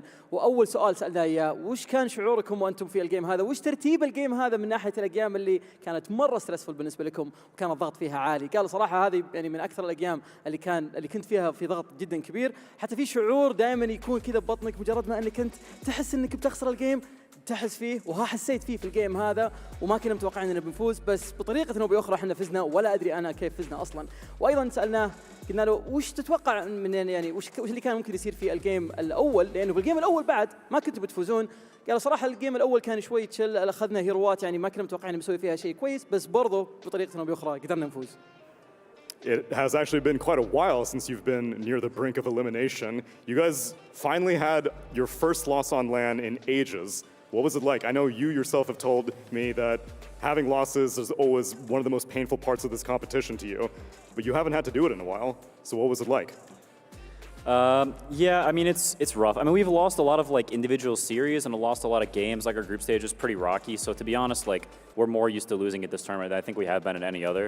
I mean, it always feels like absolute garbage, and I'm also pretty disappointed in my own play this tournament. So there's that just sort of overshadows everything. That is more what I'm thinking about and less about the losses and my own disappointment in myself. سألنا كوين أيضا السؤال الثاني في المقابلة، نتكلم عن شعوره وهو أول ما يعني من فترة جدا طويلة ما كانوا في موقف إنه ممكن يصير لهم إليمينيشن من البطولة بالكامل. الشيء هذا مرة ما قد صار جيمنج جلاديترز زي ما احنا عارفين فايزين كل مياجر السنة. فكان الجواب يقول إنه بصراحة أنا كنت مركز على نفسي أنا أكثر من إني مركز على إنه احنا قريبين من الخسارة، لأن أنا أشوف إني ما أديت أداء كويس في البطولة ومستواي متدني مقابلة في البطولات الأخرى. I appreciate the introspection, saying that you're kind of critical of your own performance, but I have to imagine after moving down to lower bracket for the first time, did you guys have a team talk? And is this something that you guys do often in general? Because you win so much, how do you even react as a team to losing on a stage like this? I mean, I think we have team talks after all of our losses, assessing, you know, what went wrong in the game, if people, you know, feel bad about something or the other, you know, in terms of gameplay or, you know, out of gameplay stuff. But we just, you know, you need to keep tabs on the ship, right? If there's holes appearing somewhere, right? Patch things up. Like, that's sort of what a lot of tournaments are, is fixing issues and patching things up as they appear. So we try to stay as up to date on that as possible. ايضا سالنا اكوين بحكم انه يعني الفريق خسر قدام تيم ليكويد في الابر براكت وكانت النتيجه 2-0 وهذه كانت اول مره زي ما احنا عارفين يكونون في لان في اللور براكت، فسالنا الخساره هذه طيب ممكن انها يعني غيرت نظره التيم البعض وكان عندهم يعني توجه جديد ما قد ناقشوه اول، فوش سويتوا انتم عشان تقدرون يعني تحلون المشكله هذه؟ هل تكلمتوا مع بعض؟ وش صار بالضبط؟ فكان الجواب يتكلم على انه دائما احنا نحاول اننا نصلح المشاكل اول ما تطلع، ونحاول اننا نكون نتابع المشكله هذه على طول، مجرد ما انها تظهر على طول نحاول نصلحها، فدائما احنا نتكلم عن الخسارات وهذا اهم شيء عندنا. Quinn, I'll let you recover your heart rate a little bit, but thank you to treating all of us to an amazing series of Dota, and any shout-outs that you have to everyone watching now a lower bracket run from Gaimin Gladiators. Yeah, I mean, thanks to the real people behind the scenes who support us. Appreciate it. كوين كان يشكر كل الناس اللي يدعمون جيمنج جلاديترز وهم اللي يعني هم الشيء الأساسي اللي يخليهم يوصلون للمرحلة هذه، فكان يشكرهم أيضا على البطولة. That wraps up the second series. Let's continue this back to the studio. خلونا على طول نرجع زي المشاهدين إلى الاستديو نتكلم عن هذا الجيم اللي كان أبداً غير متوقع. Thank you very much to Toonami, Quinn, and Fancy on stage there, of course. This was a fantastic third game to this best-of-3 series. Gaimin Gladiators, in the end, does come out victorious, but boy, was this a close one. And we're going to do our best breaking it all down. There's a lot to talk about. I'm joined by Purge, Lacoste, and Fear. And Purge, where do you want to start with this one? Because you want to start in the laning stage, you want to start with those fights, you want to start with the rapier. I think it's important to talk about draft stuff a little bit. I mean, we were expecting a carry in the last phase. They just shifted Brood to carry, and it was kind of perfect, really, because it just gave them so much aggression. They basically got an ideal carry where their opponents got a less than ideal carry. That wasn't exactly the case in the late game, in the ultra late game, but look at this, 25k gold ahead. At 38 minutes, I believe. They played so good. It really felt like Tundra was going to win this one. Man, it has to feel bad for Tundra. Like having 2 games in the bag. In the first one, they had 20k gold lead. In this one, 25. I said that I'm having the same feeling when BB team played against 9 Pandas. Same thing happened, exactly the same thing. So, has to be a rough one, but something that Quinn pointed out is like he's disappointed himself, but this is a team game after all, and sometimes it matters that someone else is going to pick it up and be the true carry of the team. That was Dyrachyo throughout this whole series pretty much. First his Morphling performance when the game felt pretty over, and now in this one getting Divine Rapier and team playing for himself, for him particularly, because triple Lincoln Sphere, you have double Lotus that they're going to throw on top of him, plus everything they have with Solar Crest, Force Stab, try to amplify damage that he's going to do because they believe in him. After all, it is a team game. Yeah, later on in the game, I mean, during those high ground sieges from Gaimin Gladiators, Tundra just like, no, we're not gonna attack the Retro at all. We can't kill him anyway. We're gonna try to kill everybody else, and that was, I mean, by that time, Fear kind of already was too late. It was indeed, and I think Gaimin Gladiators here like proved something pretty important here, because I watched a lot of Dyrachyo's games in the past, and they would kind of win without him. I will put it that way. Like a lot of games where they could prove where he could just do whatever he wants, he'll show up whenever, but now they're in a situation where they're not doing well, and he has to be the one to like take the game by himself. So they have 2 styles now, which is very scary. If Dyrachyo is that type of carry where you can rely on him in these ultra late games, he will carry you if all 4 players are having a bad game. But then again, if they're having a good game, Dyrachyo can sit back as well and have a nice game. That's a very scary team to play into. Yeah, you need to have that balance, you need to have that trust, and if maybe Quinn said he's critical of his own gameplay in this tournament so far, he needs to have that trust that his team's there to back him up, Lacoste, and that's just what happens. They were there for, like they just itemized for him, they played around him, understood like who the true carry of the game is, and we mentioned, you know, if this game goes late, that Tundra, they're gonna have a lot of issues because it was something unusual when it comes down to like itemization as well, because they tried to drag the drag Medusa into Broodmother, Cold Feet, plus Diffusal Blade pickup, Refresher to have like another BKB, another Insatiable Hunger on Broodmother to deal as much damage as possible, but in the end it didn't work out. I think we gotta give credit for Tundra because this probably has to be the best series from my point of view, and that 9 Pandas against BB, that was also up there. Yeah, I think a lot of it comes down to mechanics stuff. The obvious one is that you do so little raw damage to Medusa, you can't lifesteal. So even though Brood did a lot of damage, he couldn't actually just fight Dusa to the death. It wasn't really going to be a winning equation. Caster's pointed out many times he didn't have that much armor. I don't know if that would have solved it either. And if you look at Tundra's lineup, they didn't even have a traditional Aura Buyer. It was offlane bat, so they didn't have like extra armor from a Greaves. They didn't have like a Vlad's with lifesteal. There were just some basic things that really add up in some of those crucial moments. So that's why that Rapier timing was so impactful, and why Brood was just getting like 3-shot in some of those fights. And that was what changed the game. Once he had Rapier, and Brood can't even get close to fighting Dusa, they just couldn't beat her anymore. So that one fight in the base that they lost, if it went the other way, the game's over. Tundra wins. The $200,000 rapier, kind of, in the hands of the Retro right there. We have, of course, also got an STC play to analyze, and there were a couple great comeback fights coming out from Gaimin Gladiators, but this is the one that really, truly started it all. As we saw earlier, Tundra here was ahead by 25k, and it looked like this was going to be the deciding fight where Tundra was going to take GG out. Yeah, this is the one where like Dyrachyo started to make the comeback. Like all the other fights, they focused Medusa, but if you watch in this fight, they go for other heroes. They buy back.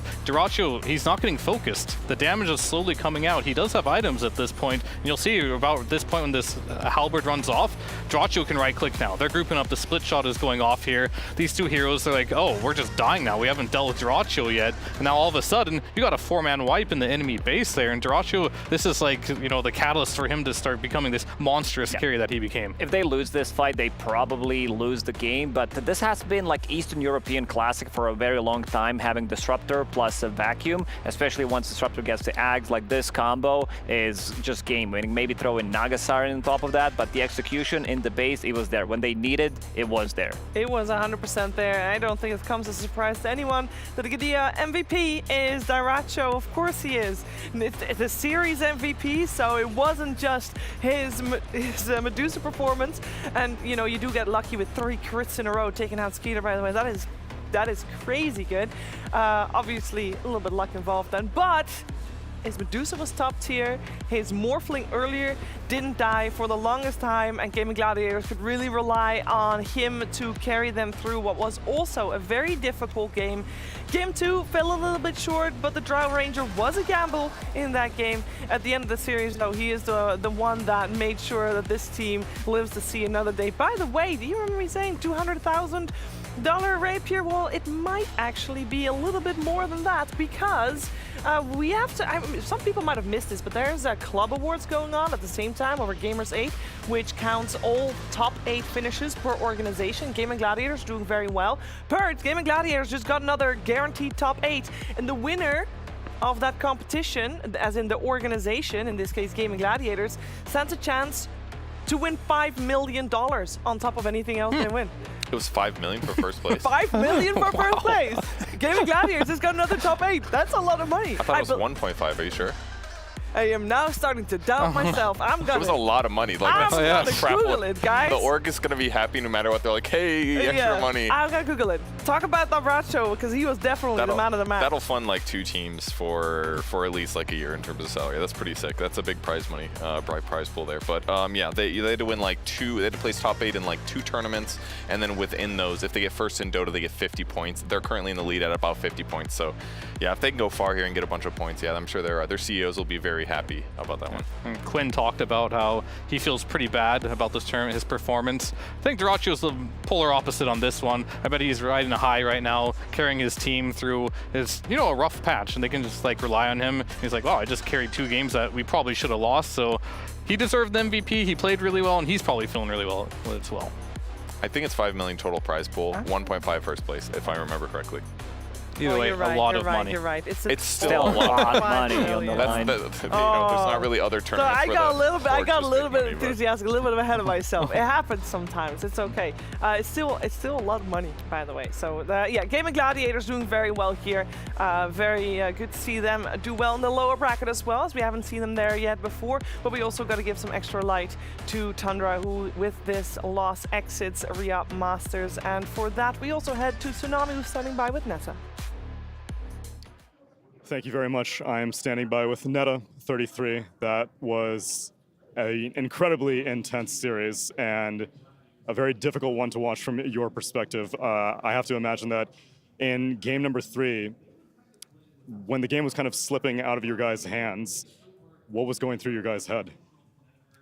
I mean, honestly, we thought we could still win, but we just realized that it's not going to be as easy as it could have been, and it's just very soul-crushing. Like when you realize that like the game was over and now it's not, and now you have to work for it again, and it's very hard, and we were not able to recover from that. And then we played poorly for like the later part of the game. I think everyone was, I guess, a bit upset that things kind of slipped away. Yeah. And yeah, it's just a very, very painful experience. I can imagine, but surely this is something that your team is no stranger to. A year ago, come Arlington, Tundra was not in great shape, but you turned it around, making your journey way to the international. How can you feel any difference between how your team has evolved in the past year and moving forward into the next international? I mean, we are doing lot better job dealing with bad things that are happening to us, I guess. Even this tournament, we had some really rough moments. But we were able to like really keep improving every day. Like it was a very hard tournament for us because we came into the tournament on very good form. We had very high expectations, but then we ended up having to play with stand-in, and everyone was already feeling very sad. But I'm really happy at how we managed to come back from that. And every day, even though our group stage results were not really showing it, I felt that every game we are playing better and better. And then today we are playing against like the best team of the year, and in my opinion, should have won all 3 games. So I'm really happy at how we managed to improve, but it's just very, very disappointed that didn't work out. Of course, but it is encouraging to hear that this is the trajectory for Tundra. And on your behalf, I'd just like to extend appreciation for anyone who has given kind words to Saksazwe. Obviously, this is not an ideal situation for your team, but you have been very understanding and being able to make the best out of an unfortunate situation. So 33, thank you so much for taking the time to speak with me, and best of luck moving forward in the competitive season. An unfortunate loss here for Tundra as they take their leave from Riyadh Masters. They will end top 12, 9th to 12th here, and it will be the end of the road. However, for Gaimin Gladiators, they move on and they continue meeting their Western European brethren, and it looks like they potentially could be turning into quite the Grim Reaper here, but maybe it will be Quest's job to be just that, as they will face each other in the lower bracket round number 2. But as you can see, we've got some other matches in the lower bracket on the bottom half there that still need to happen. Now, only one of those will happen today. The other one will happen tomorrow. But it's Aster versus Evil Geniuses. It's been 59 days since Aster last won a best of 3. Can they do it here against Evil Geniuses and continue their path in the lower bracket, or will it be EG's chance to shine? We're finding out. Stay with us. We'll be back after a break.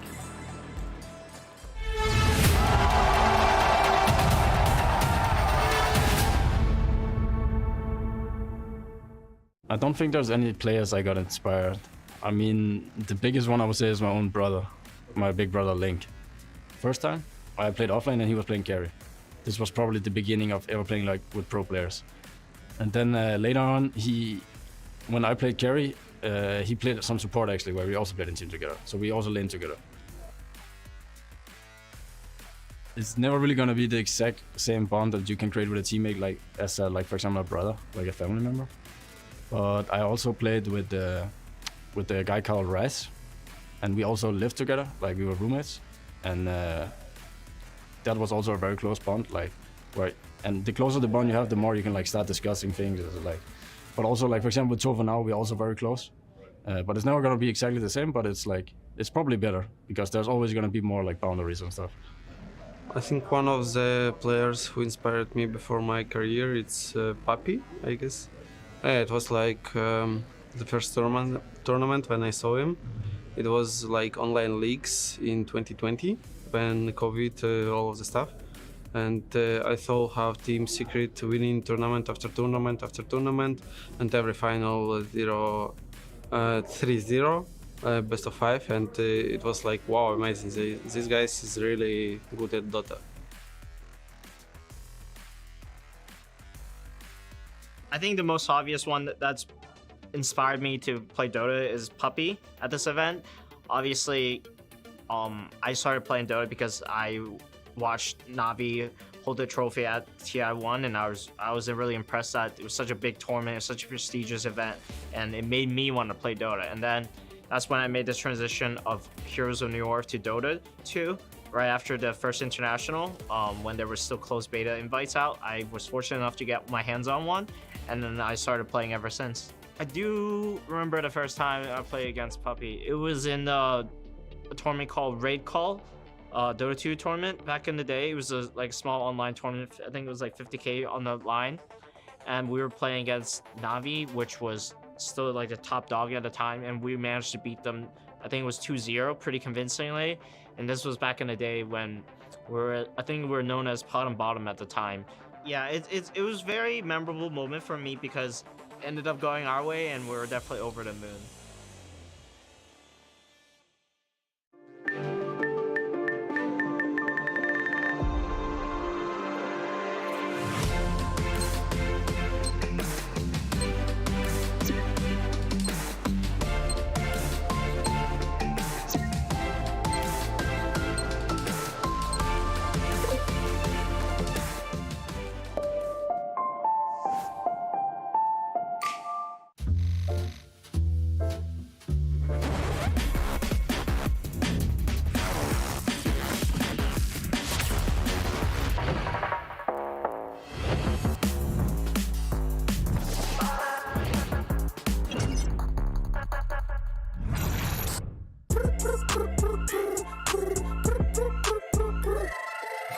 لين تشبع وانت مستمتع وتلاقي الوجبة جاية على الأصول. واو يجيك العيش هش طالع من الأوفن والدجاج يقرمش just the way I love it. وتسوي كده وتسوي كده وتسوي كده مع الحشمة وانت تبغى راب خفيف اجيب تويستر. انا اجيب لي وجبة الزنجر بس كله يجيب اكسترا تشيز على الكرانشي تشيكن في السنتر. حطلب باكيت حطلب زنجر حطلب مايتي حطلب تويستر. جيب له باكيت جيب له زنجر جيب له الاصلي جيب له تويستر. Delicious. Yeah, yeah.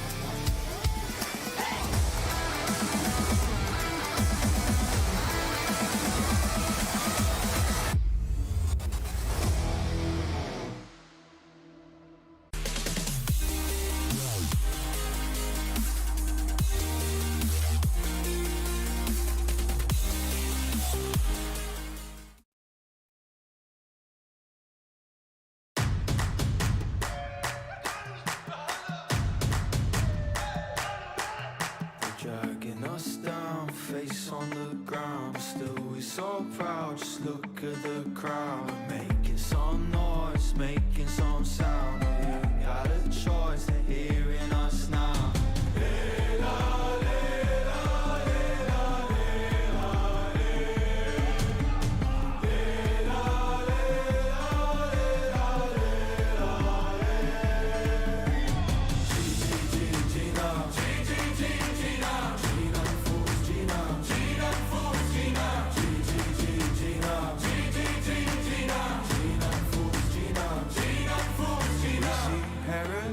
Through dirt in our eyes for us.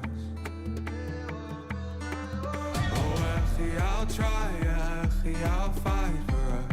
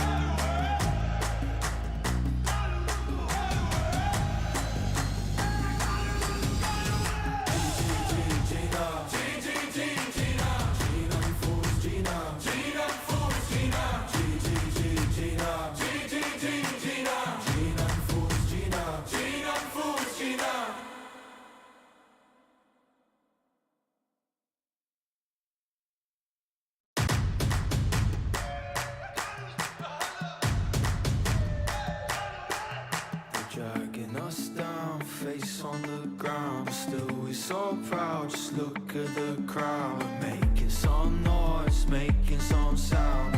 You got a choice, they're hearing us now.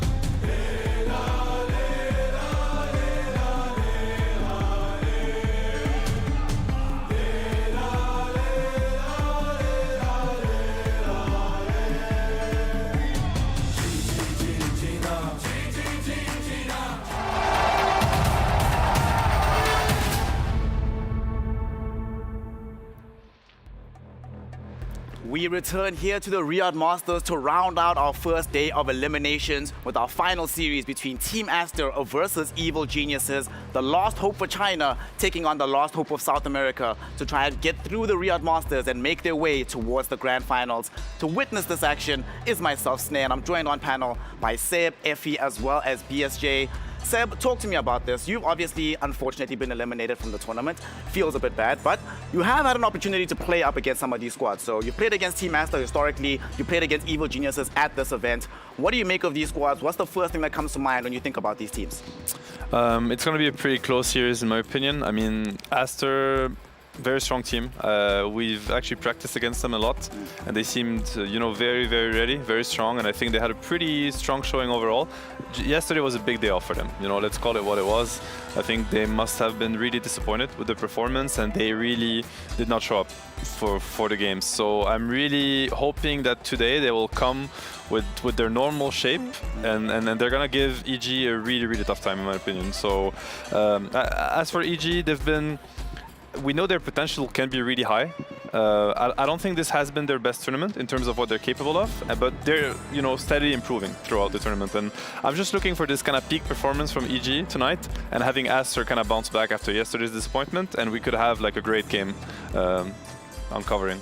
Well, EG is one of those teams that we know from history. It can be extremely high variance. When they're operating on all cylinders, they genuinely look like the best team. But things have been a bit rough for them at this tournament. However, we have seen some shades of their best, and to witness exactly how they found themselves in the situation, we're going to take a quick look at the journey of Evil Geniuses here at the Riyadh Masters.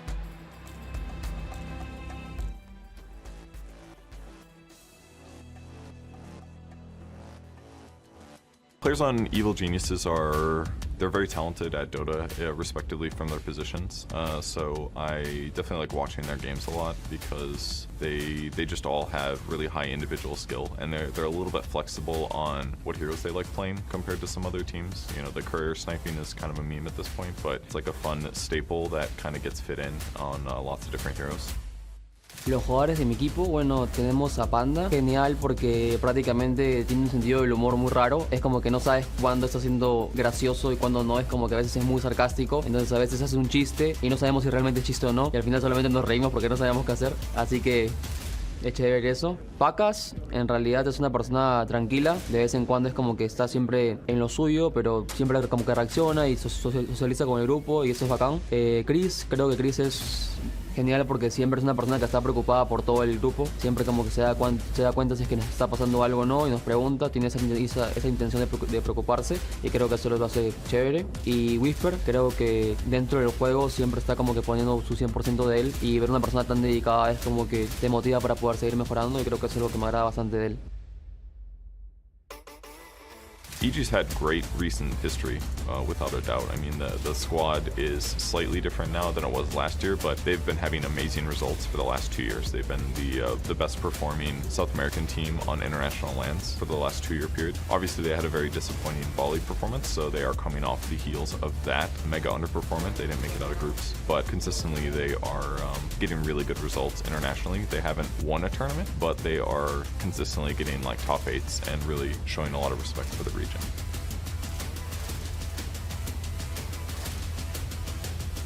Vamos, EG! Vamos EG indeed, and this is a squad that, as mentioned, when they do well, they can post up some incredible results at these big tournaments. And BSJ, they're sort of an example of what can happen when a region is given not just resources, but the opportunity to shine. Slowly but surely, the results creep higher and higher until you wind up with a world-class team like this. Oh yeah, absolutely. I love watching South American teams as a whole. They always thrive on chaos. They thrive on bringing you down to their level and then rising above you. That's how I feel like they always win their games. And what I like about this team is their ability to basically replace their carry with a completely different style of a carry player, and yet it just feels like the same team regardless. Effie, one of the things that unfortunately their opponents, Team Aster, normally Team Aster is the epitome of consistency, right? Especially last year, once they got Ori into the mix. White Album beforehand was a bit weird. Ori comes in, the team immediately starts to improve. They get top 4 at TI. 2023, though, has been an incredibly high variance year for them. So what do you make of the squad right now at the tail end of this year? Yeah, I don't know if I'd refer to Aster as consistent ever, but they're an incredibly high-skill team with a very high ceiling. You hit it on the head. When they had Ori last year, it felt like everything clicked for them. Once they had that kind of in-game shot color with experience, they were able to finally break the curse, so to speak, of performing well online, but not on LAN. This time around, it feels like it took a little bit longer for the new iteration of Aster, especially with their new coach, to click together. But when Samuel joined, they had this really great honeymoon period. They looked like they were just going to top the Chinese DPC. It looked like they were going to carry the entire Chinese region, but unfortunately, after the honeymoon phase ended, they flip-flopped a little bit, right? But then Kaka he left XG to join Aster, and he gave them a second honeymoon phase. So now they're in that second honeymoon phase where it feels like they have new voices, they are motivated to win, and they're really hungry.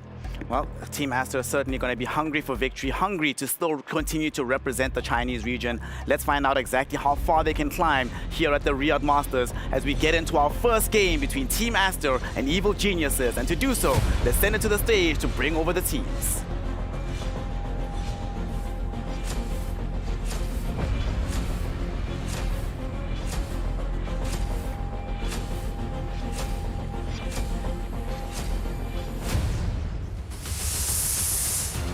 It's the final series here of day number 2 of playoffs here at the Riyadh Masters.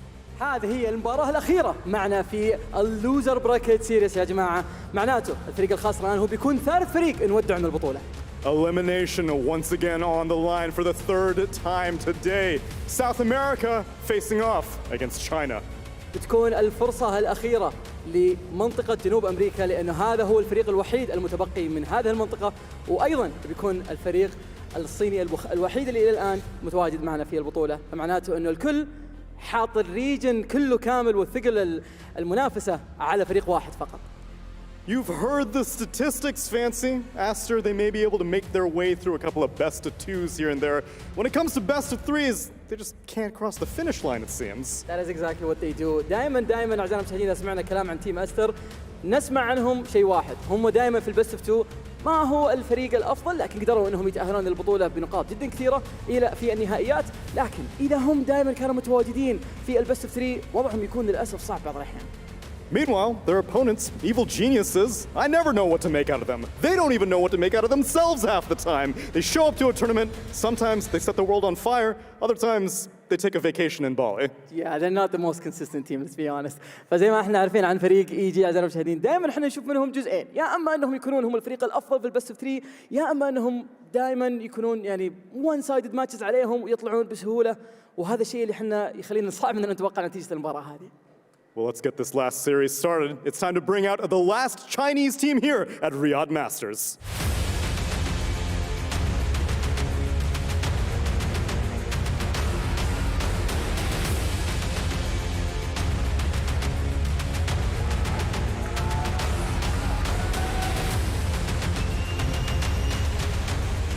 Team Aster!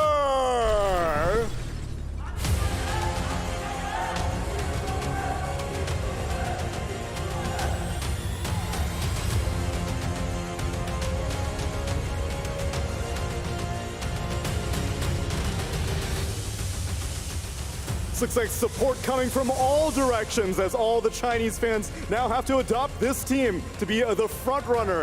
And obviously, it seems like some people here in the crowd quite a big fan of Sumail, but how could you not be? سمعتوا الجمهور بنفسهم ينادون كينج سوميل. زي ما احنا عارفين هذا الفريق بعد ما تواجد سوميل معاه، بعد دخول كاكا في الفريق تغير جذري واستطاع انه يتوجه الى المياجر كلها ويكون من التوب تيمز، لكن لا ننسى انه هو الامل الاخير لكل الفانز اللي من الصين في العالم. ما بقى الفريق هذا فقط، لكن خصمهم في نفس الموقف، فخلونا نرحب فيهم اول ونتعرف عليهم اكثر.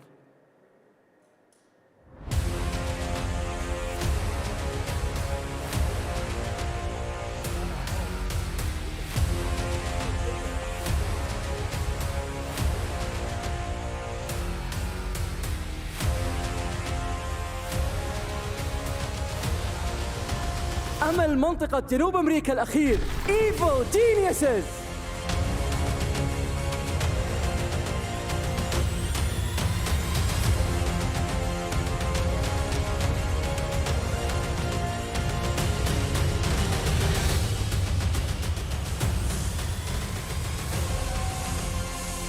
من بداية البطولة كانوا متواجدين في منتصف المجموعات، ما هو الفريق الأفضل ولا هو الفريق الأسوأ أبداً.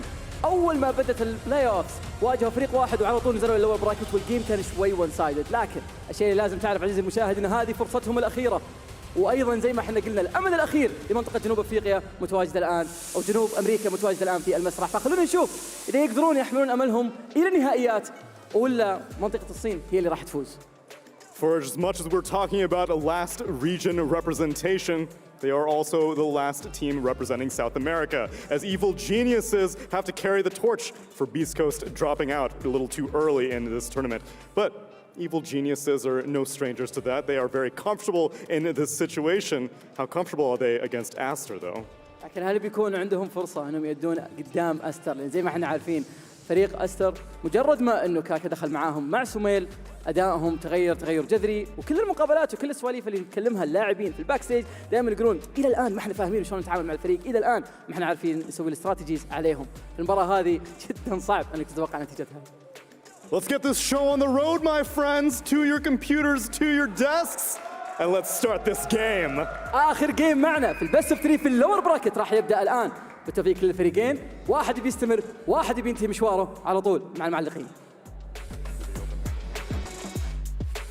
There are only 3 teams outside of Europe remaining in this tournament, and after the series, only 2 will still be competing in the Riyadh Masters. Evil Geniuses versus Team Aster. And Seb, we heard from Tsunami, Evil Geniuses, a very chaotic team. BSJ mentioned it, they drag you down to their level. I'm going to give you the hard job here of trying to explain to us what is the overall game plan and strategy that EG brings to the table normally.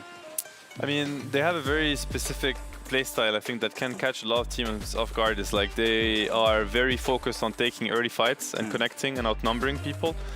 I think they don't really respect the script and the efficiency patterns, if you will, that other teams would, you know. You would see their core players, for instance, make rotations that other cores don't, because in general, if that rotation fails, then it's a disaster for their gameplay. Like, they don't mind the high risk, high reward plays at all, which can bring this chaos.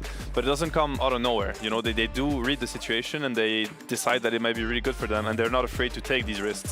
So I think that's really exciting to watch them, because games can break at phases where you really wouldn't expect anything to happen. They have that going for them, and I also want to mention that, in my opinion, they have one of the best offlaners in the world right now, even though, you know, the team's placement isn't top 3, but he's one of my personal favorites. I think Whisper he's an amazing player, and he brings so much, and he forces so much respect also from other teams. That's why you see Timber being banned a lot against them. You see LC being banned. That's all him. They now have Pakaz that also is a top tier carry player, and he can make a big difference in these games. So honestly, they have a lot of arguments to take down Aster tonight. Like there are really great things about that team that we could see. Effie, you've mentioned before that you believe that in terms of their skill level on EG, that positions 1 through 3 in particular, they have arguably top 5 players, even top 3 players in the entire world. Whisper especially has a very good argument for top 1.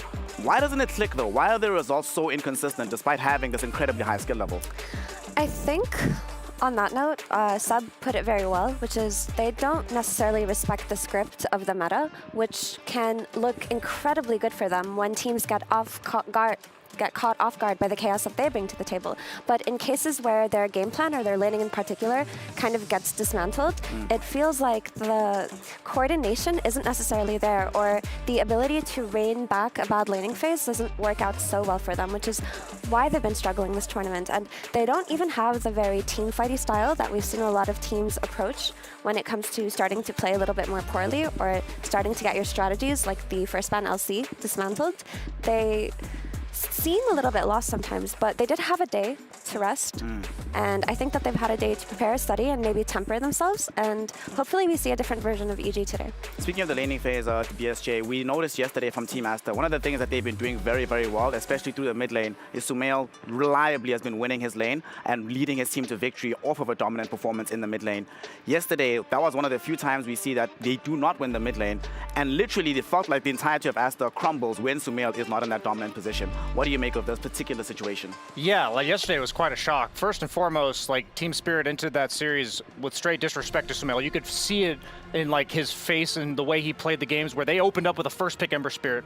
Sumail had 8th pick overall TA to counter it, lost his lane. In the second game of that series, Sumail responded on Aster with picking Ember Spirit overall first pick, saying like, if you can do it, I can do it too. I think Sumail right now looks a lot better as a mid laner, where his hero is going to just be Ember Spirit or Storm. He's gonna have a decent lane. It's not his job to like shut down the enemy mid. It's his job to have his own game so that he can lead his team to the charge. I agree. I feel like the 5th pick Ember from them in game 2 versus Spirit was very reactive, and I don't like it when teams like Aster with strong identities especially built around their mid laners like Sumail, play reactively in that first phase. I feel like even if you lose to it, you can just stick to your guns and win off of that. Well, we're going to see what they do accomplish here as we are now deep into our draft. Team Aster playing on the Dire side with the second pick. EG first pick on the Radiant. Opening up with the Snapfire, which still remains the most contested hero in this tournament. I think it's almost the most picked, just behind the Rubik right now. But Team Aster, they do the classic thing. Effie was mentioning they have a team identity, and Seb, Lion, Doxia. If I think of Kaka, I think Lion. If I think of XXX, I think Doxia, Mars, Legion Commander. So this is perfect for them. Kaka the Impaler, you know, like some things never change. It's been, you know, this could be 2016 and nothing would be wrong, literally. So obviously one of his best heroes all time, and happy to see him playing Lion again. And it also shows that maybe they didn't get affected as much yesterday. They did first pick the Lion, first phase it, and got stumped with it. So it shows that, you know, they kind of were able to see clearly through the loss, and they're coming today with a fresh mindset, which is nice to see.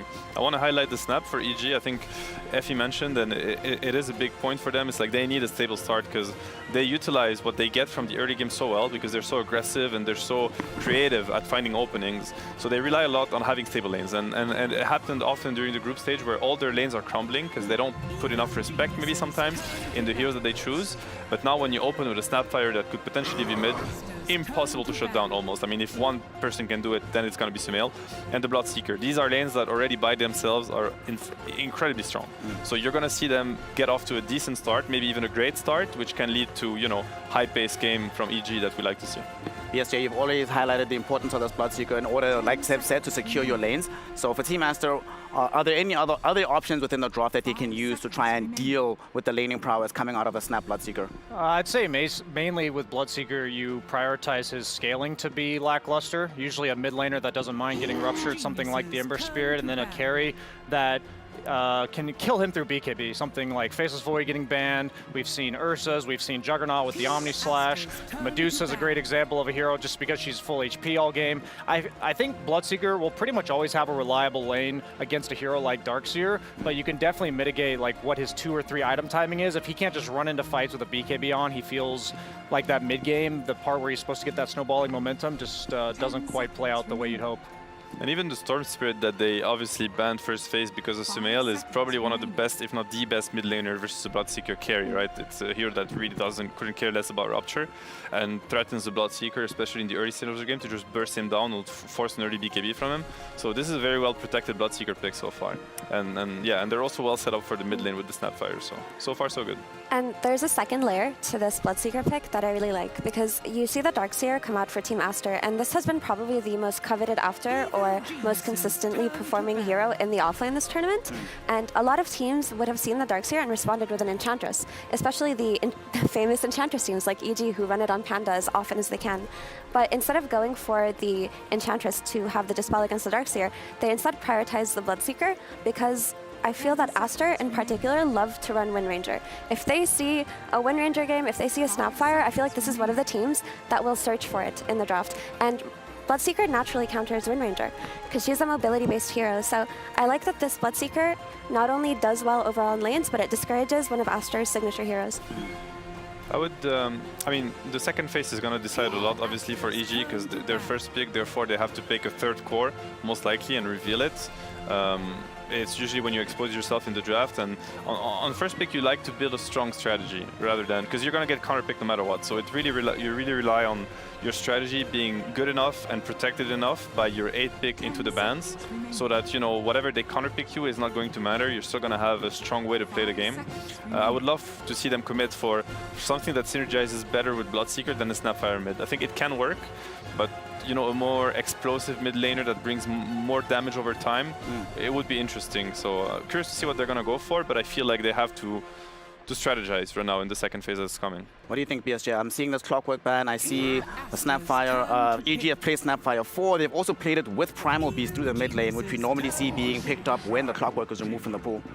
That was interesting. I thought they might go for Oracle just because of the save against the Rupture as well as the magical damage from the kisses, also as like a block pick because Oracle's so good against Darkseer. But they elect to go for a different save. One thing I really like about Shadow Demon against Bloodseeker is not only the save for the Rupture into the Bloodright combo, but you also have the constant Dispel from your ulti, and it gets rid of Blood Rage, which is pretty much all of Bloodseeker's attack speed. He usually doesn't build much other than maybe a Mjolnir. So it'll mitigate his damage output for the first like 7 or 8 seconds of the fight, which feels, it basically says like even if this guy's BKB'd, we can ignore him while we focus the other targets. And it's a great stacking hero, right? Like you play with a Darkseer, like Shadow Demon is probably one of the best in the game. It also allows for them to potentially run some illusion heroes in their draft, especially something like a TB, if that's something they're looking at. Very good SD pick. Definitely, they're addressing the Bloodseeker. I think you can already consider him addressed just by this one SD pick, and they're most likely not going to be able to scale into Aster's lineup. So it's really going to come down to the early game tempo from EG, in my opinion, in this game. But it's looking great. They have great tools so far to do so, to apply enough pressure to just like keep snowballing off it. It's going to come down to what they decide to pick here. They could go many different routes. They could keep the snap mid, or they could change it around completely. Enigma coming out for Evil Geniuses. So we've seen this hero stocks rising slowly but surely. Generally speaking, when EG have played it, especially at this tournament, it has been deployed in the off lane. They did win a game off of it. What do we think, Effie? Do you like the off lane Enigma here? Does it give them enough tools in the game to deal with this Aster ball? I mean, this Enigma can still be flexed, right? It's not necessarily their offlane hero. The same way Snap isn't necessarily going mid for them, but it is going to give them a means to counterplay whichever pick comes out of here for Aster, right? Any kind of frontlining hero, which is what Aster is lacking at the moment, to play with the Darkseer, some melee hero that can carry the Iron Shell, carry the Surge, like this Monkey King that just came out, it gives you a way to kill it through Black Hole. So, I mean, the Enigma 3 I like, honestly. The two supports of Aster are incredibly bad at dealing with Enigma and with Ailerons early game. Like Lion or Shadow Demon are going to provide literally no help to the carry.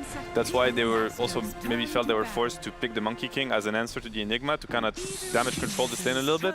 I'm hoping to see a strong +4 from EG, because I think that lane can break. The Monkey King Shadow Demon lane to an Enigma +1, it can break. The Primal Beast mid is going to be amazing. I think it synergizes really well with the Bloodseeker. These are heroes that are going to deal incredible amount of damage in the early game, and Bloodseeker is going to get his thirst up real quickly. Snap can play +5, not a problem with Bloodseeker +1. It's a free lane for them also. So they could end up having two really strong side lanes plus a Primal Beast looking to apply even more pressure. So I'm hoping to see, you know, a highly monkey punishing hero. Last pick for EG. Is the Primal potentially a 4? I know they've only run the hero once this tournament. I think what they might have aimed for is based on the fact that Team Aster has overall last pick mid. Based on what they do pick, they can choose to put the Snap or the Primal in the support role. And then move the other one to mid. I think that they try to capitalize on their flex. Like we even mentioned with their Legion Commander, their most successful hero, it gets played in 3 different roles. So I would imagine that since they realized that was like their bread and butter, what was working for them, maybe having a few other heroes that can be flexed would pay off a lot for them. So they've only played Primal Beast once, and it was on C-Smile in the mid lane. But I don't dislike the idea of a Primal 4 with Enigma. That actually sounds like a way to kill this Monkey King and punish him a lot early on. So theoretically, they could pick a 5, a 4, or a mid here, depending on how they decide to flex it. Very easy to deal with. I don't think the Primal is the most punishing to the Monkey, but to be honest, they do have a Shadow Demon, which really doesn't help the charge into Enigma stun. So maybe it could work. I think, personally, I would really love to see something that really punishes this Monkey, because I could really see the lanes crumbling for Aster. Then it's going to come down to execution, obviously, but you know, drafting-wise, they set themselves up for something nice. Because the team fight, you know, Aster, they have this Darkseer lineup, Kaka Lion, you know their team fight execution is going to be top-notch. Hey, this hero's stonks have been rising, Effie. And in this game, what do you make of it? Is there enough damage to be able to allow this AA to play her game in the best possible position? I think there's a nice Pulverize into Ice Blast combo that should get a lot of key pickoffs in the early game. It also should, in theory, lane very nicely with the Bloodseeker, but it doesn't really seem like it's countering anything on the side of Aster. But it looks like EG are just doubling down on their team fight, right? We talked about how in earlier stages of the tournament they suffered a little bit after lanes and they had no entry point back into the game.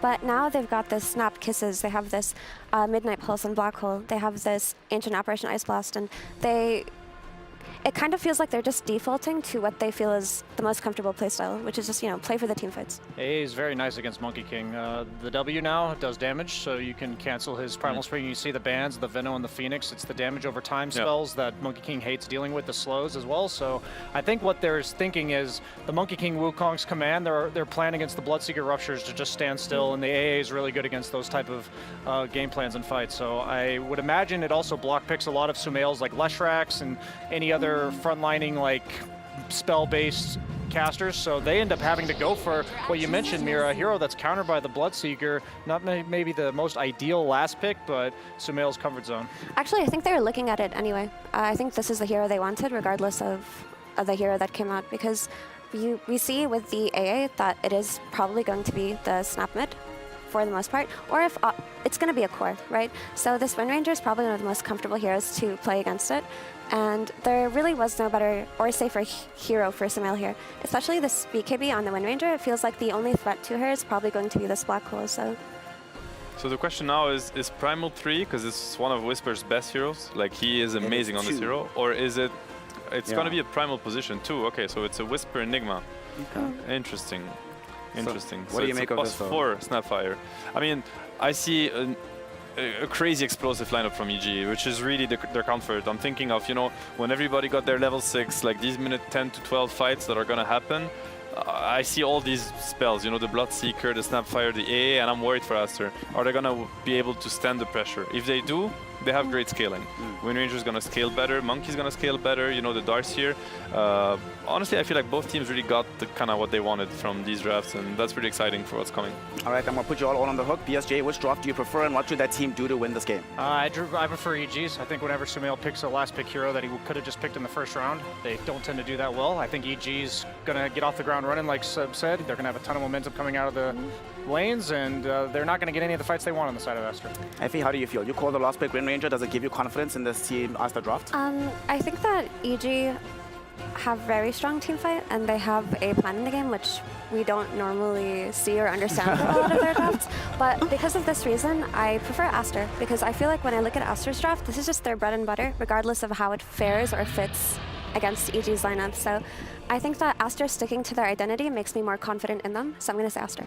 And which way are you leaning, Seb? You said that both teams have a way to play the game. Which one would you rather be playing if you were in this game? If the lanes are pushed to their potential in terms of execution, I think I'd go for EG. I think they might have like really high pace from the laning setup. All right, let's figure out if we're going to be having an EG victory or a Team Aster win here in Game 1. And to bring us this game, we have the dynamic duo of Sunsfan and Kezu. Thank you very much. EG versus Aster, game number 1 of this best of 3. You look very professional in that picture. I expect you to not be professional during this cast like you have been throughout this entire event, Kezu. Ooh. That's a good boy. I am a good boy. That's a good boy. Thank you for the very slick and nice introduction, as we are the, what does Snare call us? The luscious duo. Yeah, that's definitely not the word he used. As I do like what Aster have going for themselves, at least, because yesterday, or was it yesterday, or 2 days ago, anyway, when they played last, they did not look good against Team Spirit. Like, I can tell you that much. So yeah. I think they've adjusted a little bit. Looks like they have a better mid game to try and fight back. I think the panel touched on it pretty nicely. EG have some explosive lanes. But in my opinion, C-Smile on Primal Beast, he's the one that's really going to have to push it forward here for them. Yeah, we've seen a lot of hit or misses on this hero, the Primal Beast in the mid lane specifically, as we're going to see, of course, the old Bounty Rune situation to start us off. But I don't think there's going to be actually any fighting, so it'll likely just be a split. Talk to me about the Ancient Apparition. It feels like this hero is coming back ever so slowly. We have seen it in games that it has no business being picked. That's no what we all combos think. At all, but it's worked. I mean, the hero's just very annoying, I think, to deal with. The Ice Vortex, just all these slows being around in the fight, and just having this condition where you easily can burst a hero out of the fight, I think is great. We've seen it against some of other heroes like Broodmother Carry, being played against there. I wouldn't say EG have like a particularly insane AA draft. Like, their lane isn't that good with Bloodseeker AA. You can go for some push and pulls, but you're not going to get too many kills. But honestly, AA looks way better than what people give it credit for. Yep, I agree. I mean, this game, I can't remember the one we were casting where it had almost no synergy. But this game, it has a lot of synergy. I think that was Team Spirit. Yeah, it just felt like kind of an oddball pick, but this one, it makes sense. Like, you have the Ice Vortex that, I mean, just that alone with Trample is insane. Yeah. And you have a lot of setup for the Cold Feet. Maybe not in the laning stage, since it is an AA Bloodseeker lane, which sounds kind of meh. But later on, it does have a lot of synergy, especially with the Ice Blast, and you get to the Black Hole, Pulverize, and all that good stuff. So definitely the potential to blow up heroes. But in terms of, and that's the old school type of thing that you looked at when AA is picked, is what healers do you have in the team? It's just Jingu, really. Yeah. So I mean, it's nothing crazy on that end. It's like one thing to try and maybe help your Bloodseeker also like get in the game later, because Monkey King can man up and stand his ground against him, but if there's an Ice Blast, that can completely swing the matchup. But as for EG, you know, you have this Primal Beast on C-Smile who's going to have a good game, but Shadow Demon is pretty annoying for you later. He can purge you, he can disrupt from your ult as well, but overall, lanes for now going to be a little chill. I think both side lanes, all of the core should be very happy, at least in the start of this game. Maybe Monkey King not as much, but I think he will be able to hold his ground. Because playing the Bloodseeker and one of the few melee matchups that does not mind the Darkseer at all because of the healing mechanic for him, as they do quite a bit of damage to XXS, but Kaka trying to turn this around a bit onto Pakaz, but of course we'll be able to gain more HP with each last hit that he does get. Mid lane, Sumail got pretty low, and this is I mean, we haven't seen a lot of Primal versus Wind Ranger, but what are your thoughts on those few games that we have seen?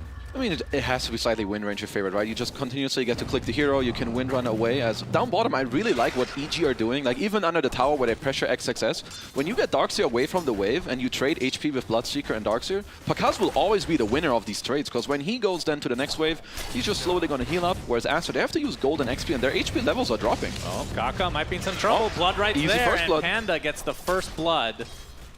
So good start here for EG, especially in this laning stage. And yeah, Pakaz having a very good start to the game. How does Bloodseeker look in the game overall, would you say?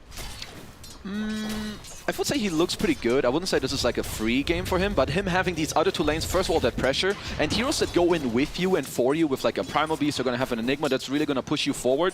Like, this is what turns Bloodseeker into a different hero, when you have the backup and the tempo and the momentum from your team to back you up. So Pakaz, he's off to... this is honestly, this is exactly the start you want on this hero. And I do want to ask you a question. I may have already asked you this off camera, but I think it's an interesting discussion. Let's see how stupid it is. Kaka picks Lion. Yes. Wow. He picks a lot of this hero. Yes. Do you think that this is a disadvantage? Or is it actually more of a, like, obviously it's a comfort thing, but is there a way to actually use it to your advantage? When the other team knows you're picking it literally every game when it's available. I think it is as good as, like, it's on you to use it well as a team. It can certainly be a disadvantage, but when you know you have one of the best players on a certain hero, and he will tell you how to make it work, how he needs to move, and what heroes he needs to have, it's an advantage. But of course, as the enemies, it's going to be easier to kind of just prep for it. But yeah, as the observers pointed out, this Enigma up top, like, you just have very solid lanes from EG. Like, you have this SD. You don't want to play SD in this lane. Like, the best thing you can do is, what? Open up your easy camp and pull. You're not doing shit to these Eidolons. That's true. And you can see Whisper reaping the benefits. His CS is very, very high right now. In the mid lane, we should also mention that C-Smile is getting a bit crushed as Pichu gets off the disruption. Matthew going to right-click him a bit, but no kill will come from it. But Sumail 26-10, C-Smile 15-3, so getting a bit bullied in the mid lane. We'll see if there's any rotations for the ever-important 6-minute power rune. XXS. XXS, the Cold Feet will not proc, but still lots of damage done. And I feel like, especially in melee matchups, Darkseer almost, it feels like he relies on just being left alone to some respects and just being able to farm the entire way, but against the Bloodseeker, you can't really do that. I mean, the first few waves are just really important on Darkseer. When you lose them, you're generally going to lose the next couple of minutes as well. And for EG, I think they're pretty happy. If your Primal Beast is the one not doing well necessarily in the lane, but your side lanes are doing well, which will then make it very easy for you to rotate there, he will still have a great game. Like, he doesn't need 50 CS in lane. He just gets his levels. He's going to go top, bottom, choose his pickings, and just get some free kills there. As Whisper. Whisper. See the rotation coming from the AA, though. Monet, he's going to start getting low as well. He's getting kited to a high degree. And he actually gets stunned by the Cold Feet. They will find Whisper in the end, but it's going to cost Pichu his life as well. And of course, the XP situation, more important for the EG side, taking out that position 1 Monkey King. Good job from EG to just kind of be the first team to bring a third hero up top. Honestly, generally you would expect maybe Aster to do that and have Kaka rotate there, but, you know, they're just on the money. That is absurd. Oh, we have a Sumail's focus the fire. only one doing well. As a focus fire, like you said, onto C-Smile. TP canceled. C-Smile will live. You can see the replay of this attempted kill on the Whisper, which they did eventually get, but the fact that Monet dies first is not good for us. I mean, the fact that Panda is already here to stop Monet from getting the Jingle Sack as XXS in the live game. Nice vacuum. Gonna force Pakaz up here.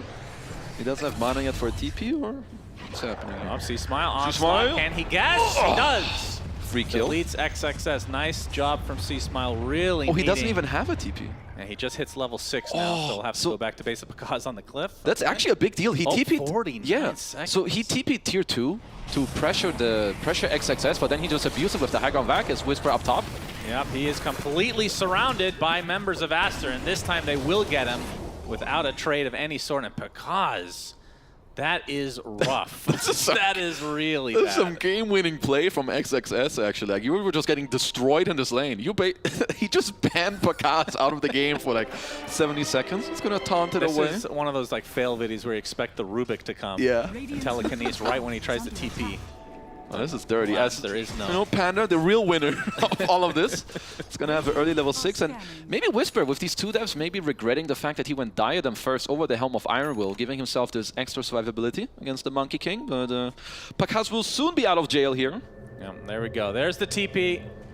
And no vacuum to keep him there this time. But yeah, that definitely puts him a big... I mean, he is second net worth, so maybe not that big of a deal, but this could have snowballed certainly in his favor. Already be level 6 in all likelihood as well. It puts him back to like a normal game. He was about to be out of control, so definitely big play for Aster. As Sumail's holding a DD rune and DD Universal Hero into just a free donation here from Panda Boo. He will take that. Yep, easy peasy. Atos, just the recipe away. I mean, 8-minute rune as well now. He will still have the DD for that, so it's not easy to contest this for EG, especially when also one of your heroes is dead. Yeah, Matthew making his rotation over, but Aster have 3 members here right now. Nice disruption. Basically blocking out the cookie completely. Impale from Kaka. Nice shackle. Blood grenade to follow. Sumail is there with a shackle. Pulverize instantly canceled, and C-Smile will drop as the haste rune did spawn bottom, and they're reserving it just for Sumail. So Sumail has had a very good start to this game. And Panda. There's no focus DD fire haste. this time. Shackle not going to latch, but he might even be able to just go for this. Matthew doing a good job of blocking, as he's not going to be able to hit that. I mean, this is what rune control is just so important. He gets to hold the DD, 2 kills, now the haste, forces Panda to 30% HP, forces Matthew to stay around the mid as well. So Aster's early game, honestly, looking very well. I mean, we saw Whisper have like 8 Gillian denies in the top lane, but you know, Monet is about to be even in the net worth up there. And I mean, C-Smile, he is struggling in the net worth. His farm is very bad. As we're going to see the replay of this last engagement. Not only is his farm bad, but he's 2 levels discrepancy between him and Sumail. So not even close. It's Freddy the Frog. Look at it.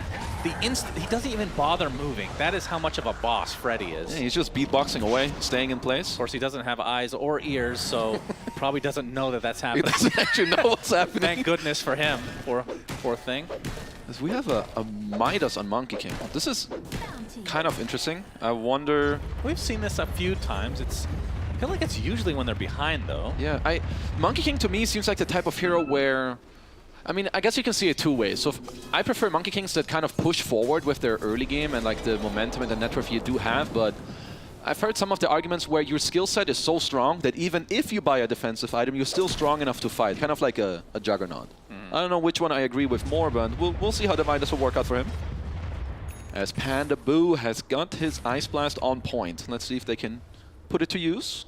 Yeah, it's going to be hard for C-Smile to get any sort of channeling off. I mean, they have 2 big channeling abilities on their team. Well, 3, if you count the Snapfire, but usually a bit safer channeling that one. As the 10-minute rune does spawn, and C-Smile gets his first of the game, and it's a pretty good one.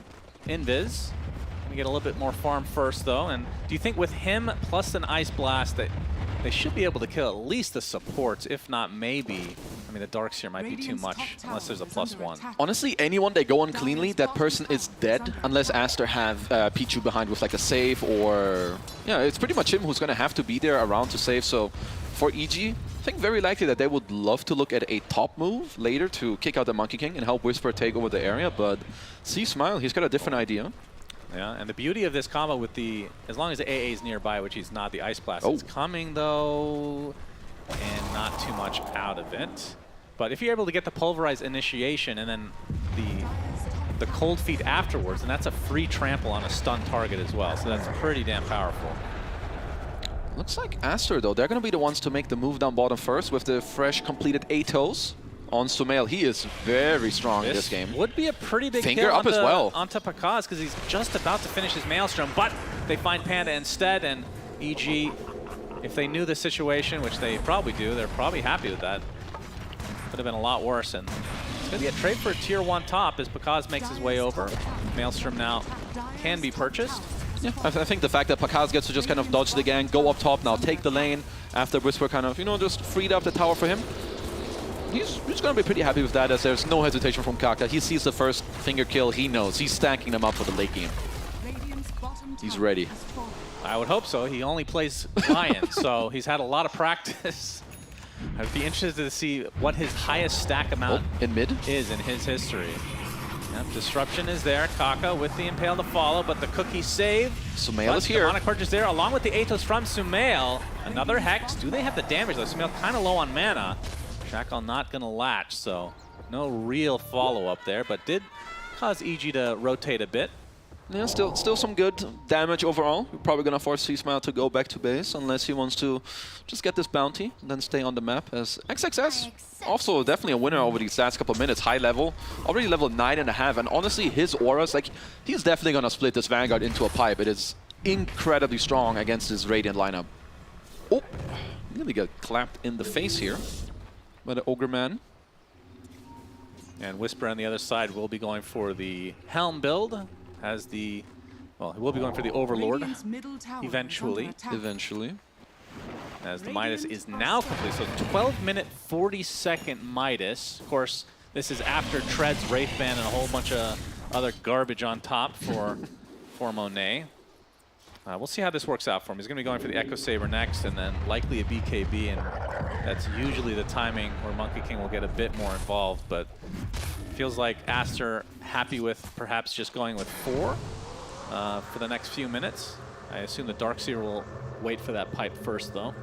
Yeah, Darkseer's the type of hero you're going to keep just farming out the side lanes, right? You drop some shells, get levels, XP. Maybe if you see like a very good map, I think Darkseer's like more free in terms of how you move. You can wait for your timing with some aura as Panda.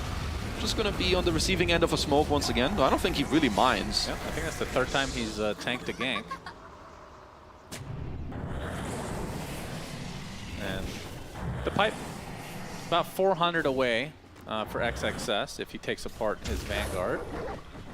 So I mean, if that is a pretty good timing. Yeah, if you get to play Darkseer like this, where sure, your lane isn't good, but you kind of get to flash farm your side of the map from like level 7 to 11, honestly, you're more than chilling, because the level 10, 11 timing generally gives you like your first aura, mech, pipe, crimson, whatever it may be. And look at his vacuum levels, like already 3. It's going to be getting towards the 4th, goes back to the lane. So for Aster, I think they can soon look to just get all in there. Yep, first rupture of the game, I do believe. The Atos is going to keep him in place. Ice Blast is going to clip Pichu. Should be a kill going the way of EG. Looks like they'll get away with it with a Blink Dagger now being online for C-Smile. So look for a smoke to come after he's gathered himself. Got some HP and mana back. Should look like a nighttime smoke, I think, here for EG coming up. So this is where you prepare the smoke, you push out the lanes, get maybe 1-2 observers for your move. This Matthew takes an Atos to the face. Yeah, but no shackle, so Kaka not able to follow it up with anything. TP canceled again from Whisper, who haven't really talked about that recently, but he has just been left, it feels like, to his own devices, just to almost like a Darkseer. Yeah, he's kind of just canceling each other out to a degree. He's just soaking up this top lane. As here come EG. Nighttime, of course, is available. It's not the fastest game right now. They do get to drop 1 aggressive ward. Yeah, Pichu might be tanking this, which, you know, like the they body would be happy blocks. with it. The Demonic Purge comes out. We talked about how important that is against the Primal Beast. He hates this spell, but he's going to find the Blink and the Pulverize. And Pichu not able to help out too much. Finally gets up the Disruption, but he got him off the tree. The Black Hole. They find Monet, who's in this area as well, with his Midas. He showed up for some reason, and that's a 3 for nothing for EG. I thought that was just going to be a quick kill on the Shadow Demon and everybody else gets out. Yeah, kind of same. Nicely done by EG. And with the Pulverize, I think it cancelled one of the initial disruptions here. He tried to save him, can't really, so it's going to be too late. He dies as well. And then, look, Monet jumps over, but he just gets Midnight Post off the tree. Yeah. Into the easiest he just wanted black to watch setup. from above, you know? Yeah, very important. Should have stayed further away, brother. As pipe is complete, but you have to use your darks here in the fight. You know, if you're a global range away from the pipe, it ain't gonna do anything for you. That's true. That might be next in the patch for Valve, as Matthew will be taken out by Sumail and company. Did Kaka actually? Yeah, he got a charge for that. You know that the moment if this guy has finger and someone drops low, that finger is being dropped. Yeah, very true. There's 2 finger stacks already, plus 80 bonus damage. That's Pakaz. You know, he's just getting to play the offlane area, some double Ancients to enjoy, jungle area, lanes as well, so he's going to flash farm away to this BKB, and then they're really ready to fight. It's going to sync up with the Helm of Overlord, and then EG are truly online. Radiant structures are fortified. And from Aster's perspective, we talked about how the Monkey King is kind of lagging behind in terms of being able to fight. So I would assume that they're just going to group as 4 if they want to try to find pickoffs, but we'll see how confident they are to fight against the likes of EG, who have, I mean, in terms of like the Roche potential, I mean, I don't think we're at that point yet where a team's going to be looking for that. Which team do you prefer? Because there are some good AoE spells for both sides. Probably Radiant, because of the fact that they have this Helm of Overlord, and you do have, I mean, I wouldn't say Bloodstreak is like the best Roche hero. For Aster, they're going Desolator on Monkey King, so that will help them, but at this point, I would say both teams need at least like another couple minutes. You want like 2-3 more levels, maybe one more key item, take a fight, and then go into the Roche, but... Well, okay, what I meant was not the killing Roche, but Roche-offs. Like fighting into stronger? the Roche area, yeah. Because we're going to see that, we see it literally every game, right? I kind of like Aster's chances. I think Darkseer is going to be very strong, like in that type of area. But it's all about like, do EG have the vision? Can they like go in and bait? So if Monet can get on a tree, if he gets cut down, if Sumail shoots him off the tree, that's true. We've actually have seen that before. Oh, hello, C-Smile. Yeah, disruption there, Sumail. It's not the Atos with the focus fire to come. The Pulverize, he tried to use it, instantly canceled though, and C-Smile punished. Nice pick off for Aster. That's a very free kill. They're going to be very happy about it as XXS with the blink. Kaka already finding his next target. Sumail TPing, very hungry for a kill. So Matthew just able to cookie up to the high ground. Shackle still on cooldown from the bottom play, I assume? Because that looked like a somewhat of a free kill, as Sumail still holding onto the Spark of Courage. Of course, very good on his hero. You mention that item every time. Because it's very good. Yeah. Yes. Any hero that has damage or has high attack speed but low damage, it feels great. It's a good item. Yes. Probably too good. What's the other tier 1 that gives you that double benefit? Is it bad? What do you mean? I can't remember the name of it. Occult Bracelet? No. The stats and magic? You mean the blade that slows you and deals bonus damage on every hit? The Brigand's Blade? No, that's not in the game anymore. What are you talking about? It's Hold top on, right. One moment. Yeah, The Lance of Pursuit. Sorry, I No, just said the name wrong. Maybe it's a tier 2. No, it's the Duelist Glove. Yeah, whatever. Is it trash? Duelist Glove. Sounds like some NA item. I wouldn't get it. Yeah, well, we are out of the tournament right now, so that would make sense as a Deso Unlucky. there for Monet.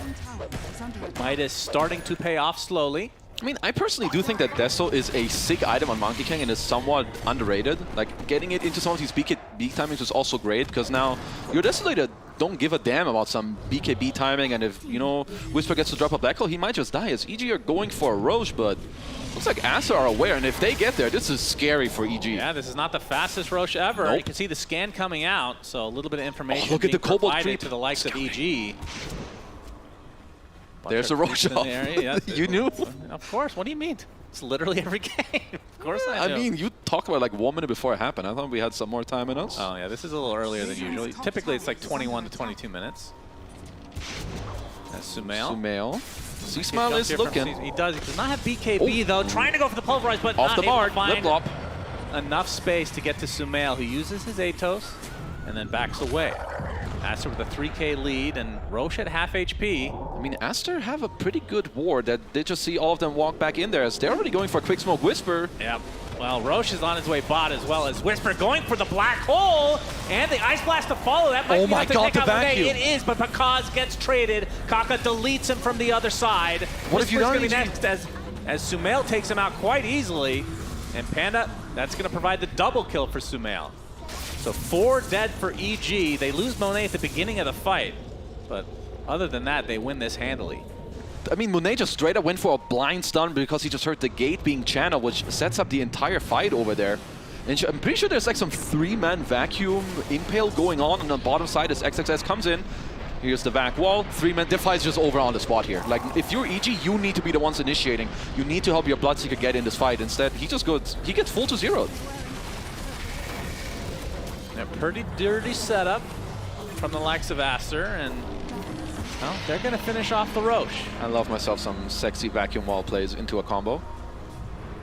Now that Sumail has that Aegis to work with, and a great healing Lotus as well. He's going to keep that. Maybe the block of cheese on the next row. Block of cheese is just being started to be built. For those that haven't watched Dota in a while, that's a real item that actually exists in the game that we have not seen competitively ever at all. Actually, I think that maybe there was one. That's a lie. But even if there was one, no one cares. That's NA, doesn't count. Tormentor. Oh, 21-minute Tormentor. All right, Aster. They're really on the ball today. They remember the objectives. And Kaka will get the shard. Oh, he has a Philly Stone too. I mean, Kaka Lion, who's off to a good start when they're ahead. That is the scariest Lion. He's got a Blink Force Philly Stone. He's going to keep and that's Gaimin rewarding him for playing his 20,000th game on Lion. That is true. They were 7-0 until they got Giga Stomped by Team Spirit. Yeah, that was a very... I mean, it felt like they didn't show up to that. Yes, Giga Stomp. It was as Matthew is going for the spit my homie in the fight play. Oh, okay. That's a position 4. That's pretty good farm. Yeah, I mean, that's basically all he's got. Well, he's last in net worth, and he's going. Oh my goodness. I mean, my bro knows he's skipping the arcane boots. Like, you know, I actually cannot get used to the fact that supports get farm. I remember back in my day. Okay, one's that old, man. 10 years ago? Even like 3 years ago, honestly. They're very poor. I guess. Yeah, slowly there's more bounty runes. A lot of inflation in Dota. Yeah. Trying to mimic IRL, I suppose. 7K lead for Aster. They have the Aegis still intact. And Sumail will likely try to set something up, knowing that he has that second life. So 3 minutes left. I mean, I feel like right now Aster are just overwhelming. There's too many heroes that can like go in at the same time. You have Monkey King scouting around, Blink on Darkseer, Blink on Wind Ranger. There's an Aegis too as Matthew. You have Kaka with the initiation. I hear a Sumail, BKB. Focus Fire, not able to get the latch again, but Kaka, he gets pulverized, but not really that much damage done, but they're going to focus on Sumail, and that's the Aegis. Snapfire's going to buy back. Do they have the follow-up here? Sumail is going to get silenced by the Blood Right. That looks like that might end. The Impale coming out, and the Wukong command first of the game from Monet, but it's essentially a whiff as everybody on the outside now. Mortimer's kisses, but Disruption gonna provide Pichu a lot of space, but then he gets caught by the cold feet and destroyed by the snap. Ooh, that was a very nice play from EG, just being very patient after this first Sumail kill, now like trying to do some, oh, I need to black hole here, because they would have cancelled that, so they just played slow, end up getting the SD killer now into a quick smoke. Yeah, still Whisper with that blink black hole, like you said. Obviously, we'll want that BKB to feel a little bit more secure in being able to channel it, but always the threat, of course. And Enigma, another hero that has kind of bounced back, I guess you could say. This tournament has been picked way more than in the previous. I think the Enigma is just a good hero. Like, they buffed the stun as well, leaning is stronger. We see it played as a support sometimes. There's lots of different items you can buy, and the fact that you can choose your neutral item, he's got the Philly Stone too. It has got the best hero for Philosopher's Stone. It's just straight up Enigma. Yeah, I would not disagree with you. That's good, because you would be dumb if you did. I kind of want to disagree with you now. Prove how dumb you are. That's right. Well, see, from Monet's side, it feels like his farm has kind of dropped off a bit. You think? I actually feel like he's doing pretty decent. I mean, he was higher net worth earlier, so... I mean, that one fight where they won handily in the top, he was the first to die, so that kind of set him back a bit. But we'll be finishing the BKB relatively shortly, and that will certainly help his cause. I mean, EG right now, what are we looking at? So we've got the Mjolnir completed on Pakaz, got the Vampire Fangs as well.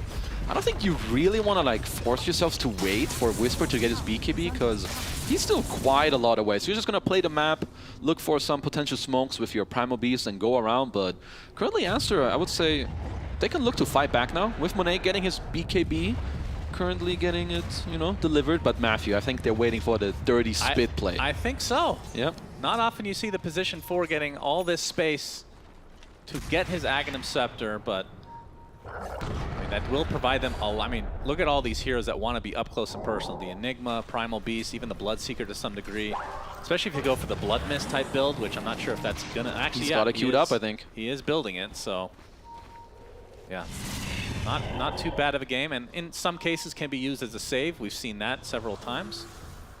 I mean, it's still close to it as they are kind of waiting. I mean, there's a big room for failure as well. If you just spit your bro in like too early, they're not ready for it. You kind of want, I think, C-Smile to get in there, kind of start the fight for you. Pakaz goes in, and then you get the follow-up maybe towards the end, shooting in some, even maybe just an Eidolon, like more casual. You don't always have to throw in a hero as Aster. I think they should be looking to fight pretty soon. I mean, I think whoever they throw in has to have BKB. Yeah, that is definitely. Otherwise, that hero's getting destroyed on the spot. Yeah, and Panda will get his shard. This shard is good. Freeze enemies hit with current level of cold heat for 60% of the duration.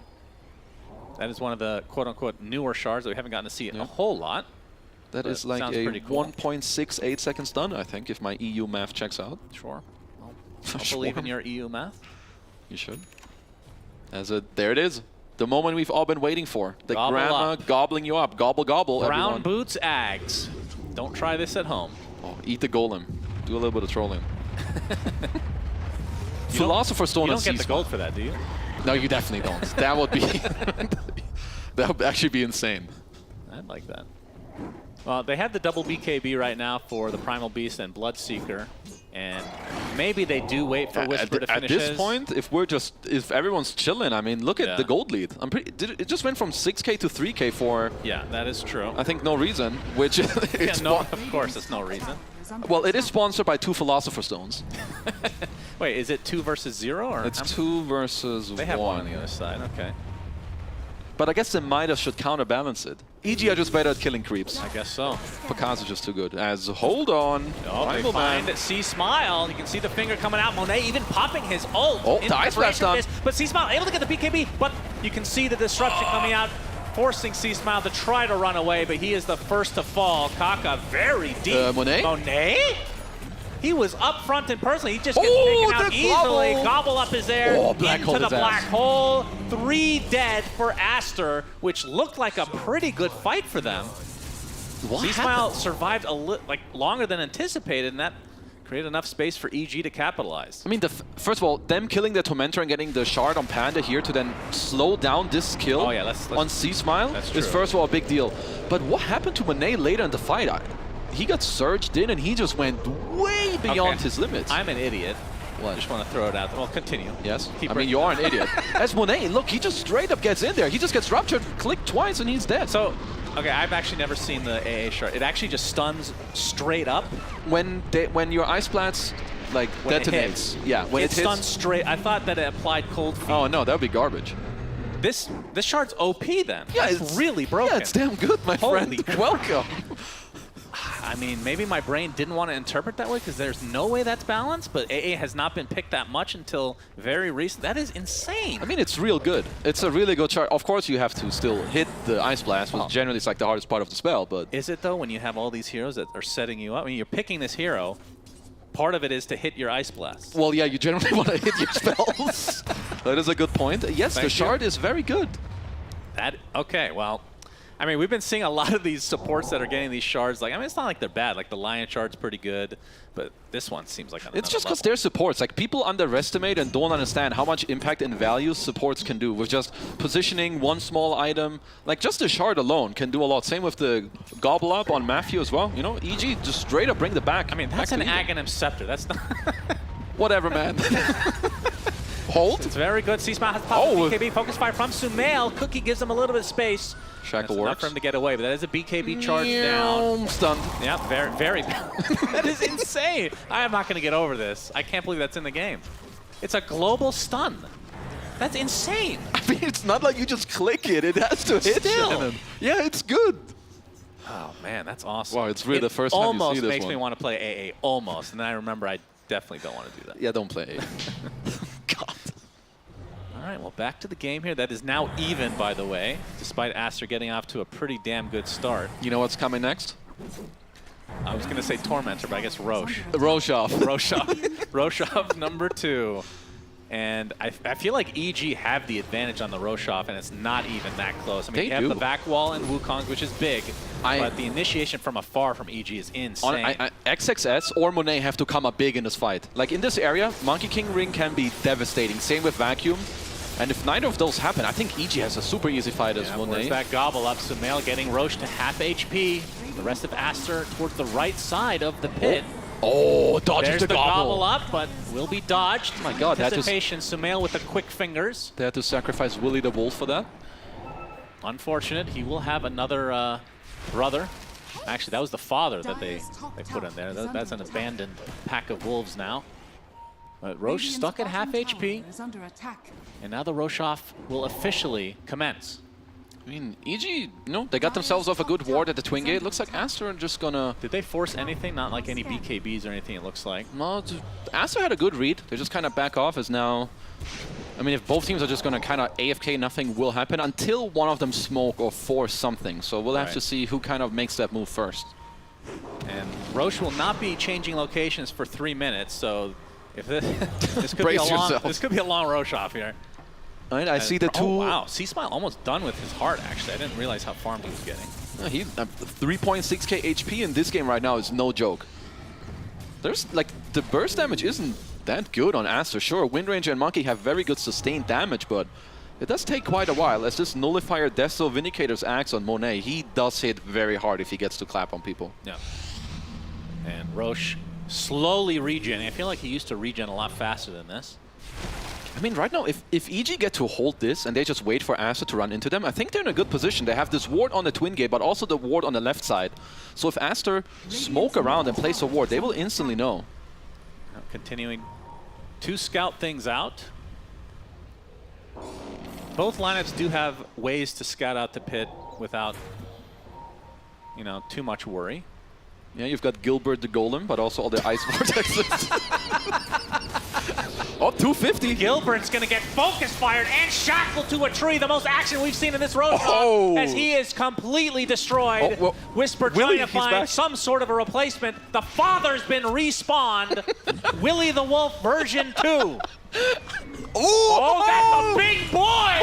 And he's actually going to get out the BKB and the Pulverize, but there's the save from Pichu. The Black Hole onto the Monkey King as he comes out of the disruption. The Hex instantly onto the Primal Beast as Monet does get off his ult, but then dies shortly after. As Kaka getting chased by the Blood Mist from Pakaz gets off the finger, but to no avail. Oh, good shackle. Nice shackle from Sumail. Oh, big my God. Vacuum onto 4 heroes. Bloodride is there, though. Onslaught for safety. Sumail is cleaning up. Inside this wall right now as 2 have already died for EG. This wall placement is insane, and C-Smile knows that he's dead. That makes it 3 down for EG. How do Aster actually win this fight? What the hell? I think EG just maybe chasing a little bit too far because they dropped everything and their entire families to just kill Monet in that fight, but then 5-man back wall. Look at Willy the Wolf.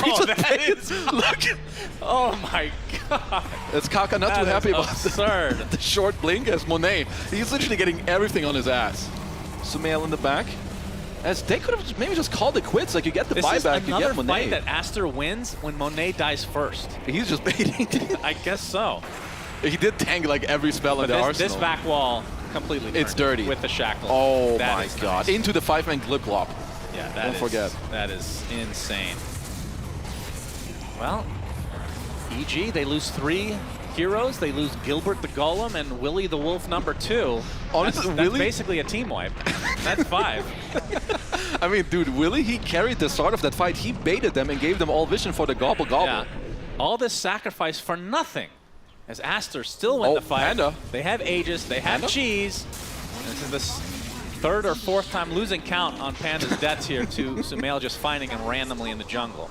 Kaka's going to get himself an A on this. I do like that choice. If they do get to initiate on you, he's just going to break free. I mean, at least luckily for Panda, he was 30 gold short from buying Gem, so that didn't drop, but Aster in a great position. And honestly, yeah, I mean, Monet, he's just baiting. Both Sumail and XXS can just come in clutch in these fights. Yeah, Monet is the third most important. Third least most important. I'll just stop talking right now. The fact that he has 2 cores that are performing so well, despite him dying in these fights, they don't really need him right now, it seems. And once he actually has impact on a fight, I'm a bit scared for EG. I mean, EG need to be a little more careful about how they fight. If you drop everything to kill, like the first guy, they need to be careful with how much more they go, or just like be more chill, you know, allow Whisper to play a slower fight. This guy's got a refresher orb coming up if he wants to buy out, and I don't blame him if he does. He can still come up clutch in this game. Big smoke here from Aster. Uh-oh. Pakaz. Whisper actually breaks it first, but they're going to find Pakaz in the jungle. Oh, he tried to gobble. He tried to gobble him up, but it's not going to happen. Pakaz, is he actually going to survive through this? Gets the BKB of Seam Smile is there with the Pulverize as well. Oh, Shackle. The Shackle Vacuum. but a big vacuum. Pakaz impaled as well and finally brought down. Very late BKB from C Smile as Sumail very deep in the meantime. Yeah, he's so used to shackling Panda. That's like the 20th kill that he's got. Going for more. 3 dead for EG as Aster just all over the place. I mean, Aster they're just bringing the chaos to EG, and generally speaking, like EG are the ones who do that to their opponents, but they're just not ready. Pakaz gets caught off guard. Matthew tries to go in for the Superman gobble save, but then he just dies with him. Lots of Aghanim Scepters being picked up. We saw Sumail. Sumail has his Aghanim Scepter. Pichu 600 away from finishing his, which is absurd. And then XXS just finished his. Honestly, normal punch online. The SD Axe is dirty in this game. It ruins Primal Beast. It will ruin Pakaz as well. So yeah. If you're EG right now, you need to set up Whisper to carry you in these fights. It doesn't matter how much net worth Pakaz has. Whisper on the Enigma, he's the most important hero in this game. Yeah, the fact that it used to give 3 charges, right? Now it gives 2, if I'm not mistaken. But like you said, there's the 2 cores that are melee that will get completely destroyed. So it doesn't really matter too much. Aster going to have to be very careful about their positioning. If Monet can drop the ring or not be in the black hole, he can just clap Whisper out of the fight within like 2 seconds. As we have a focus fire on the tier 2, Aster and Sumail are going to clean that one up pretty freely. 1 more minute on the Aegis, and if you're EG, I gotta imagine that they gotta be talking right now about how to go for potential fight/play within the next 1 minute or so about the Aegis expire time. Yeah. Will Aster take the Tormentor? They're right there. Nope. They're right there. They're right there, but they don't care. All right. Not important. I mean, with the cleanse? Cleanse is pretty good. That cleanse is sick. It's very good. But they don't care. Yeah, they don't care. Nope. We've established that. Yep. They're too worried about Pichu just getting that last 300 I love the gold. permanent wind run sound. I'm sorry to cut you off, but it's beautiful. Yep, it's nearly as good as Overwhelming Blink Shiva's Guard. Cutting you off is more of a term when driving. No, I cut you off when you're speaking, right? I can say that. There's a different term for that. I just can't think of it right now. Yeah, thanks for It's shutting me up. How about that? Yeah. Aghanim Scepter from Monet, so he's got his little soldiers to work with. Yep, that is Cardi the Cardi? Oh, that was it's Cardi B, everyone. That was a whip. Oh, Cardi B, Jesus. Oh, Sumail! Nice dodge. When he's gonna get pulverized there, Pakaz 7 BKB seconds as well. Yeah, they have to try to wait, but they just can't do it. What's the call? Whisper, are we going in? Are we going back? There, Onslaught coming in. They do get the stun into the Blood Right, but there's the Wukong's command. Oh, Black hole. Ice onto Blast. 2 heroes. Ice Blast doing quite a bit. The disruption saving for a bit. Is Whisper. Is that He's got another one. Pressure on him? Yep. Okay. Glad you're listening another to one me. to work with. Oh, gobble, gobble! That's a big gobble onto 2 heroes with a beautiful black hole as well. My goodness, EG showing up. 3 kills onto Aster. They get rid of the Aegis as well. And apparently, you said that he had Refresher, and I didn't hear you. Yeah, like 2 minutes ago. I was too worried about naming Cardi the Centaur. Sumail going in here, maybe a little deep.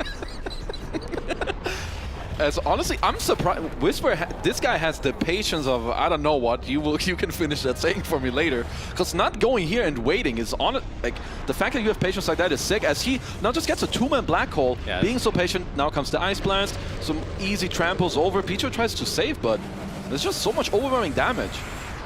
And then the most important moment of all, as we're in the live game and Pakaz is getting whittled down by Sumail. No, just kidding. All's well. We're just. Oh, gobble. That was sick. That was like right on the edge of the Into stump. the every black hole, there's a major spell coming behind. Ice Blast, Mortimer's Kisses.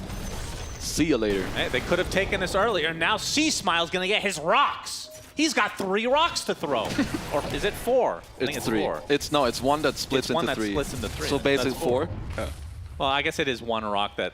It's the same rock that splits into 3. Yeah, it's one rock. All right, we're having some trouble today, guys. Oh my goodness, look at those runes. That is absurd in Aster's favor. 10K lead for them, but they did just lose that fight, so EG... I mean, the spells are down. Like, this is where, when you play against these Enigma and Void lineups, you need to try and punish. Like, Whisper, you know, he's chilling back on the Philosopher's Stone, kind of timing, just farming up. You know, as soon as you know, he's got the next item coming out. So, Aster, they want to try to push forward. Roche cannot be up yet, but maybe they can do something aggressive or set up an area to just prepare the next fight. Yeah. Nope. That's balance strike. Oh, what a shackle! Focus fire, Oh, my beautifully bro. done! Down goes C-Smile Neither of them and have buyback. Pekaz, and they're right on the doorstep of the high ground for EG. 2 cores dead without buyback. Oh, God. See if Aster, how aggressive they want to be. Of course, I don't think they know that this is the case. You can see Pekaz is only 350 off of his buyback right now, so maybe there's no bounty runes even up right now. So Monet, he's just going to go to town on these buildings. This is at least 2 sets of racks all of a sudden. This is double rack Aster. plus Wait, could this be 3 racks? Like, they're not going to buy back. This is a Deso Aghanim's Monkey King and a Universal Wind Ranger. I think now that they've taken 2, like, all right, they definitely do not have buyback. Black Hole up in 20 seconds.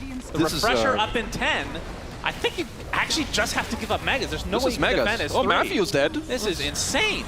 This is a very Froach concerning play that just came out from EG. This is like Dota 101. Your most important hero has 2 spells on cooldown, and you just go out together and hold hands and die. As Aster, in the blink of an eye, Mega creeps for Aster. You can see the gold needed for these 2 big buybacks. Matthew has buyback. 8-man Black Hole. It's coming. Yep. Whisper looking for an opening, but he's going to get vacuumed back into the normal. Oh, the That's gobble the save from Matthew. Okay. Eats his delicious teammate and they're holding. Vomits him up. Oh. As the instant Hex is going to find Enigma again. As they're just going for the Agent throne. is completely exposed. Monet, remember, not only does he have Destro, Monkey's he has still going. the soldiers, and they're just going to kill it outright. Aster take game 1 in sudden fashion. My goodness, that was a really quick turnaround. Just when we thought EG are coming back with some sick double Black Hole in their own jungle, Aster just go mid, collect a double kill, and just straight up end the game. Wow, that was absurd. That is an absurd ending to this game, as Monet with his Aghanim's Desolator just coming in clutch. I mean, overall, Aster just kind of bringing it in, but EG not going to be happy about how this game ended. Yeah, I mean, the mid lane was a bit of a disaster, but it feels like the other 2 lanes were pretty good in their favor, at least early on, but you got to give Aster credit. They stuck with it. They had, I mean, the Roshans, I think, were pretty big, the Rosh-offs, if you will. The double Rosh-off. And it just felt like a lot of this game was EG. They have the advantage in some way, like both the Rosh-off and the laning stage, but then Aster finds a way to turn it around. Yeah, they just claw back. I'm happy that Aster is showing up today. Sumail also not getting his hero first picked, getting it later. Wind Ranger performance, 11-1, showing up big time in this game. Yeah, so let's go to the panel to break down game number 1 of this soon-to-be epic best of 3.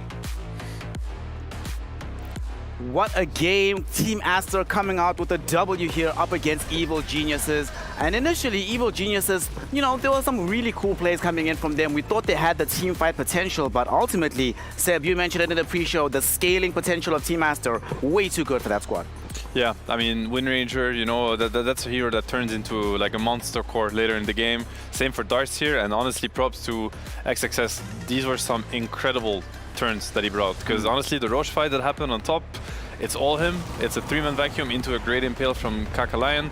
Then the bottom fight where Monkey dies, Wind Ranger is kind of zoned out of the fight, and then you see, we all thought that they're just gonna run them over, right? Like, and then again, 4-man vacuum where literally everybody's dying, and it's like in between the Lotus pool and the wall. Like, honestly, he came in so clutch, and he scaled even better than he should have.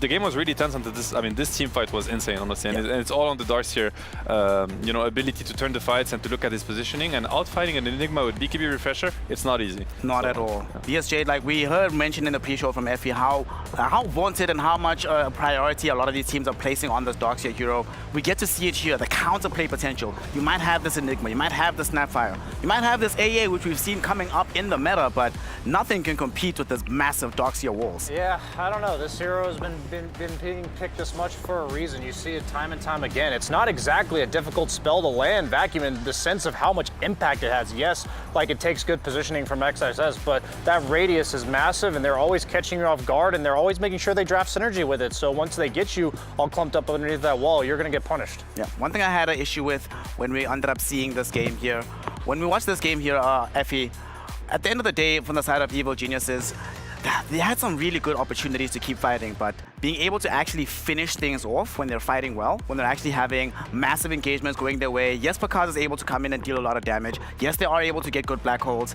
but you did start to get a sense throughout the game that they're going to run out of steam eventually on this lineup from Evil Geniuses. Yeah, I don't know.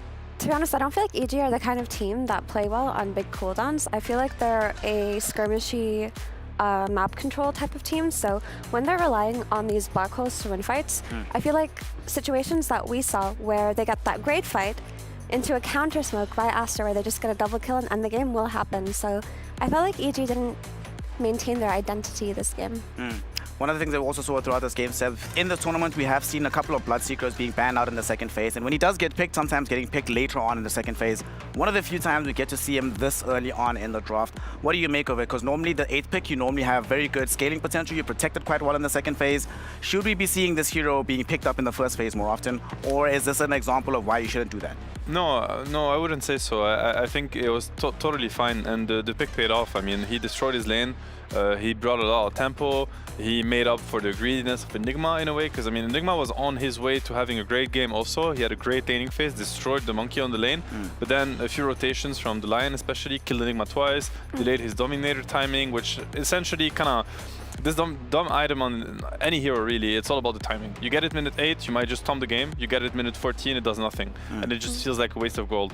But they really brought the game back in a really clutch way and got to the late game Enigma. I think, I mean, we saw Whisper's body language and that kind of tells the story of how they felt losing this game, because you get to this Enigma BKB refresher and they have nothing to cancel the black hole. They don't have Aegis, they don't have Cheese anymore. On Aster, I'm sure EG, they knew they had the game. They were convinced they were going to win it. And then they get picked off without buyback, and all of a sudden the throne just falls. So honestly, I wouldn't really fault the Bloodseeker or anything really.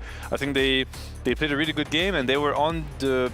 They were about to win it, as far as I'm concerned. So that's probably why they feel so frustrated with the quick loss. Well, one of the plays that we saw in this game that contributed to that loss for EG, Team Aster pulled off a pretty sick engagement here for our STC play from Game 1. So taking a look at this one, Effie, we see there's a big contestation around the Roshan pit, right? And very sadly, when you get to see this, right, you must feel so good. It's like, guys, I've got the black hole on this Monkey King. Blast is hitting him, but look at Kaka, the combination with that Vacuum Impale. What can you do when the team fight looks this good?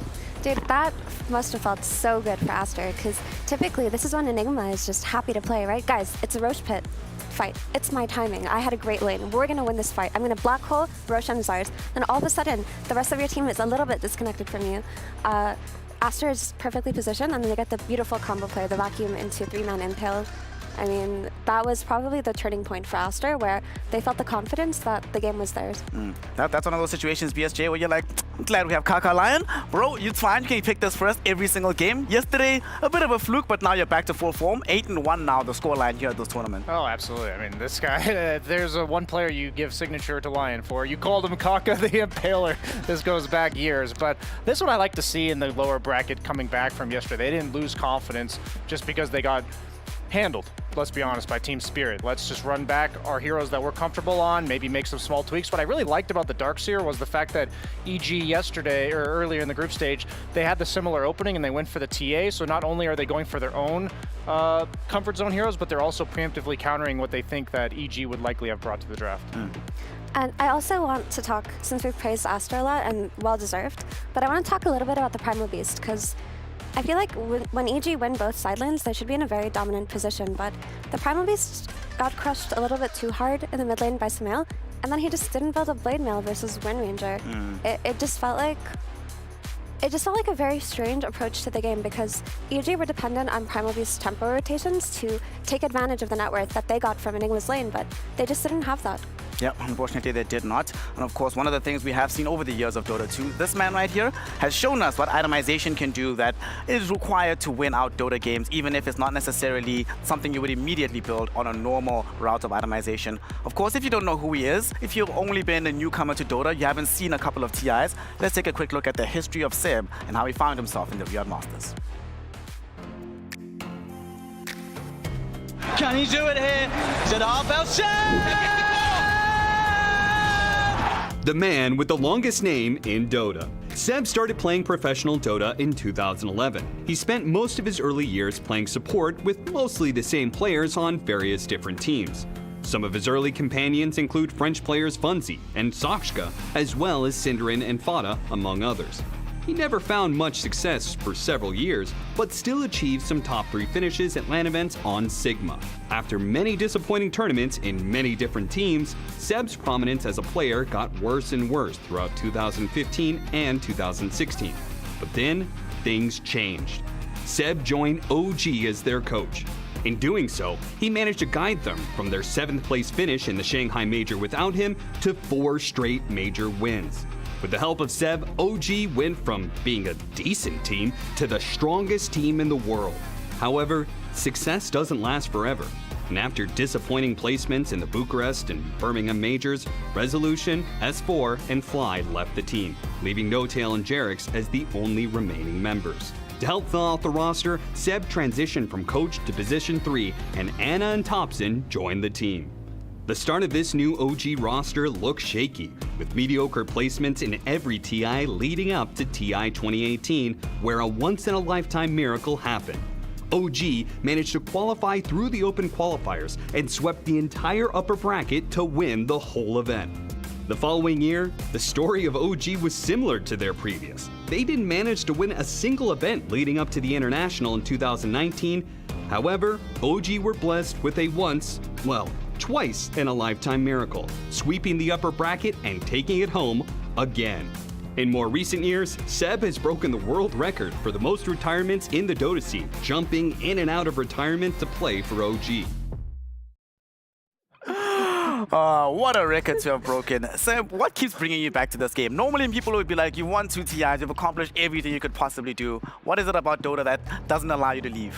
I mean, I just love the game, honestly, as simple as that. I mean, I started playing Dota because I enjoyed it. Back then there were no TIs, no nothing, basically, and it was just a passion, and it's still a passion. So I could have won 10 TIs, and I think if Dota is still as good as it used to be as a game, and it is the case, then I would just keep being attracted to it. I mean, this reminds me, PSG, of what, there was an interview with Sumail at the Bali Major, right? He's also already won TI, won a raft of other tournaments, and they asked him, what would you do outside of Dota? And he said, once anything else gives me as much purpose as this game, I'll do that thing. But honestly, it's kind of hard to come by. Dota has this hold on us, these hooks that just get into your soul. Yeah, as much as I love Dota, it does pretty much ruin everything else in life because it's just the best thing. It's the best game ever created. I wholeheartedly believe that, and it's just something where there's nothing else in life for me that you can always get better. You can always find a new way to look at it, and you can always learn from somebody else as well, just because there's so many different takes on the same game. And I feel like it just has the best of everything, to be honest. Tell me, Afia, what was the hook for you? Like, when did you realize that, yeah, okay, Dota, this is the thing. This is life forever? I would skip school when I was, sorry. I would skip school when I was 15 and I would go to the Net Cafe right next to my school. And it's where I made a lot of my current friends that I still have today.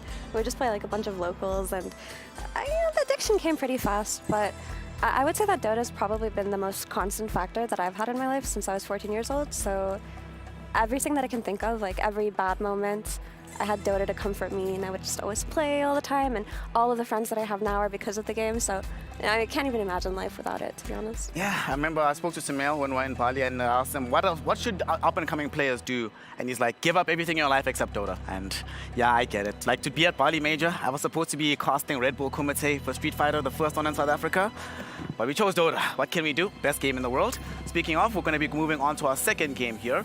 the side of Team Aster, 1 game up, Seb. Evil Geniuses, they need to recover because otherwise South America has no more representation at this event, which is interesting because the South American teams have already qualified for TI Beast Coast as well as the side here of Evil Geniuses. Why aren't they looking as clean as they were earlier in the year coming into the latter portion, especially with TI right around the corner? Yeah, I mean, honestly, I don't think I have a straight answer to that. I'm also wondering because it's slightly worrisome because I usually look at these teams as being maybe a little bit more catching up to the meta, but the land factor I always looked at it as being an advantage for these teams. And maybe now they're kind of switching for the first time from the outsider status to being like a stable, established team where they have expectations for, from their community, community, maybe for themselves, and that maybe pressures them because that is a whole new world when you have expectations and pressure versus being the outsider and just kind of chilling and trying your best. Well, we'll see if they can live up to the pressure in Game 2 as we get into it between Aster and Evil Geniuses.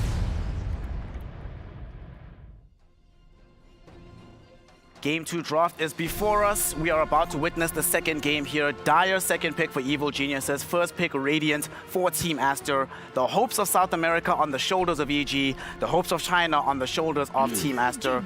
Adjustment-wise, FE, Team Aster, they know the script by now. You ban Timbersaw, you ban Legion Commander. You should be doing that every game against Evil Geniuses. Exactly. This also has been such a dependable hero for EG, especially in the first few days of group stage. And teams found out pretty quickly that if you ban this hero out, it dismantles the strategy that they're currently comfortable with. I would like to see EG go back to some of their old school flexes, like this Bat Rider. I think that them brute forcing something like a Darkseer at this stage of the draft would be a little strange. Team Aster will yoink away the Snapfire, still the most contested hero in the entire game. There's still option for them to come back for the Lion, because they can deploy the Snapfire in the mid lane for Sumail. It can be played 4, even though they have preferred it through the mid.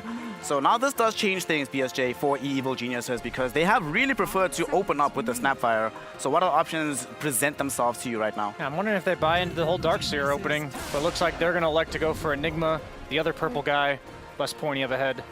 I like if they pick a flex hero with it, like something like the Bat Rider that Mira mentioned. I'm thinking of what else would work, because you want like a potential laning duo and a potential flex if possible. Okay, so that's both, because Clock can be 5 or 4, or just be laning with it in general. I don't mind that. It's good against Snap. I already like this opening for EG a lot more than the other one because we have the playmaking style of support hero that often comes out of EG, something that can not only play aggressively with the Enigma, but set up for those ganks and mid-game fights around the mid lane that EG sorely lacked the last game. Yeah, and now, I mean, they go for the Medusa versus Enigma, like one of the most notorious kind of counter. It's good on lane. I mean, it's decent on lane. It can backfire for Medusa, but most of the time it's, she has the advantage. Obviously very hard to cast the Black Hole when the Stone Gaze is already going. So now EG should maybe think about flexing the Enigma. They might not, they might tank the matchup or they might flex it. I would like to see a Darkseer ban from Aster because I think it can still come. You can easily end up playing versus a Darkseer Clockwork and Panda could play the Enigma position 5, and this could be very scary territory for Aster to play against. So that's also the strength of second pick. It's like EG is going to be able to see more and more and to flex until the end. Just their next pick is going to be a little bit scary because you're going to have to reveal something, and if you want to save the Enigma to keep being a flex hero, then in that case you have to show either your mid laner or your carry, which teams usually don't like to do, especially on second pick. They want to use that advantage till the end of the draft. But yeah, there are arguments to not throw the Enigma under the bus right away. Okay. I would like for the Enigma to be flexed to support as well, because if Enigma is countered and doesn't have the strong lane that it did for last game, it's kind of a waste of Whisper's potential as a player, to be honest, because after that game 1, they have to be a little bit discouraged, especially after it looked so good for them after the Black Hole play with the Snapfire. They need him on one of his signature playmakers in a favorable lane, and that's the best way that they can approach this elimination game. So BSJ right now, Medusa and Snapfire, both of them are 5-1 in favor of Team Aster. Carry-to-carry matchup, what do you want to see Pakaz being able to play here? Should he try and match the scaling potential of Team Aster, or do you want to see them play fast again like they did in game 1? Well, I'm imagining that this Clockwork will likely go to Panda, just because Panda has talked about in interviews before that he tends to lack hero diversity as like his biggest weakness. That's something that he has been working on all year, and he's managed to expand his pool a lot, but Enigma hasn't really been popular yet this year, and we saw Toronto Tokyo yesterday on his first ever professional game of Enigma, and this is definitely a hero. I know Seb, Grandmaster tier pub Enigma player, that you can't just pick it up and play. So even though I like, and I do think it's important to have that option as Enigma Flex, I'm now realizing they probably don't have it. So you asked about Pakaz's hero. He has a Clockwork 5 likely. That means you usually want some range damage dealer, and that's one of the ways you can counter Medusa. You can either be the defusal person, or you can be a hero that outranges her, something like a Drow. I would wonder if they would consider that. Do you guys think Silencer is a hero Aster are looking at right now? It could be. A lot of teams like it against Enigma. I personally don't think it's that good, but you know, that's just like a personal opinion. I feel like Silencer is not very good against Enigma on lane, and usually the most, you know, the biggest kind of damage that Enigma can bring starts really from the laning phase, and that's something that really has to be addressed. And that's the beauty of the Medusa, for instance. Like, she deals with Enigma throughout the entire game, and that starts with the very first waves. If they can't flex the Enigma, then it's kind of sad that they just like revealed that much, right? Because the big strength of second pick is the ability to keep your options open and, you know, wait until later in the draft so that you can reveal and set yourself up for great laning. In that case, I'd say that Aster is in a very comfortable position drafting-wise. Unfortunately, Silencer has also not been doing well in terms of the numbers. After 29 games, he enjoys a 27% win rate, so unlikely for him to emerge here. But EG, they will yoink away the Wind Ranger here. So they show the mid lane, which tends me to think that they want to keep the Enigma Flex for a little one more pick. I think that's the only advantage I could see, right? Because you have no reason to show your mid matchup. You could just wait and see what Sumail's gonna play, and then Chris Luck can just counterpick that. Yeah, C-Smile can just counterpick that. Let's see what happens with it. But obviously, Wind Ranger, a very good hero against Medusa, one of the best in the game. She's one of the heroes that will always have enough damage to just cut through the Medusa, no matter how tanky she is. What do you think, if we have a Wind Ranger spammer right next to us? Is there any potential of this hero being put in the support role? No way. Now we have Kaka the Impaler. Come on, you have a good target in the Wind Ranger. Let's bust out that Lion again. It looked so good last game. Only lunatics are gonna play Wind Ranger support. Come on, let's be serious. It just doesn't work. It's awful. Yeah. It just doesn't work. Why don't you play it? No. It sounds like a terrible idea, Wind Ranger support. Come on, guys. Well, Effie, you're not going to be getting the Lion from Kaka, but we're going to get a Batrider, one of his other preferred heroes that he has played at this tournament. Pretty much, if there's a Blink Dagger that you can buy on a hero, Kaka will play it and he'll do really well on it. I mean, Sumail sees the mid matchup, most likely. I mean, 99% he sees the Wind Ranger mid, so now he can decide whether or not he wants to be playing the Snapfire or whether the Snap is going to be a support, and they counterpick the matchup. I think the Snap versus Wind Ranger is a very comfortable matchup for Snap until later in the game.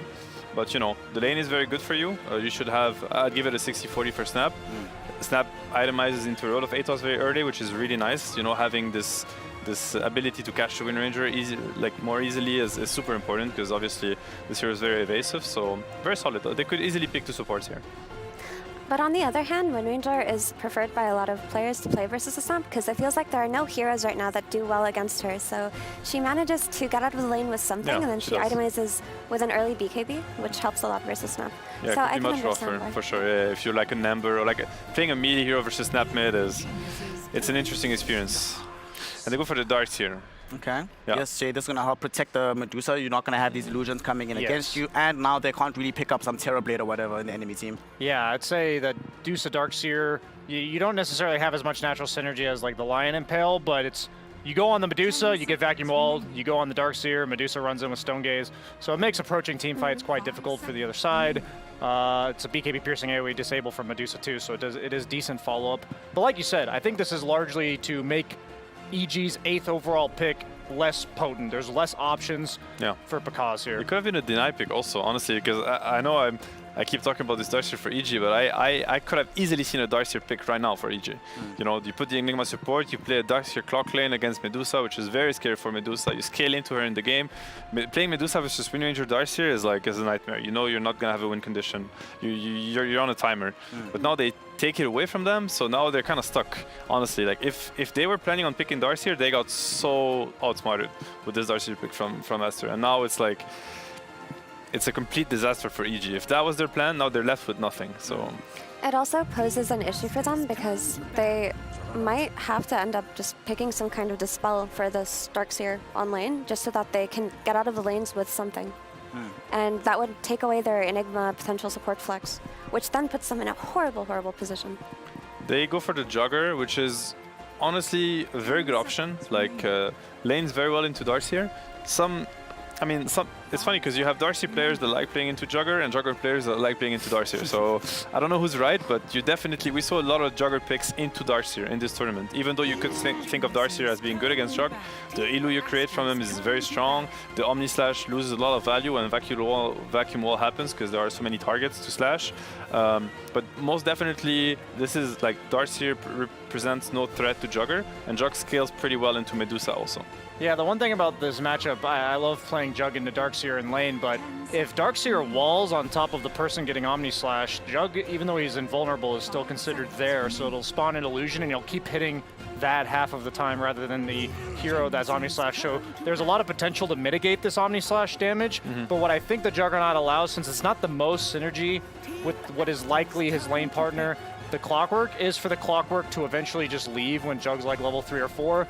Darkseer will get farmed, Jug will get farmed, but it'll open them up to rotate to what is likely the offlane Enigma and pressure this Medusa in the early game. The Clock could be playing with Enigma also, with that being said, and they could last pick a position 5. I feel like they should pick Oracle because Enchantress got banned out by Aster, and like I mentioned before, if they don't have a Dispel for this Darkseer on lane, he could get too much out of this lane.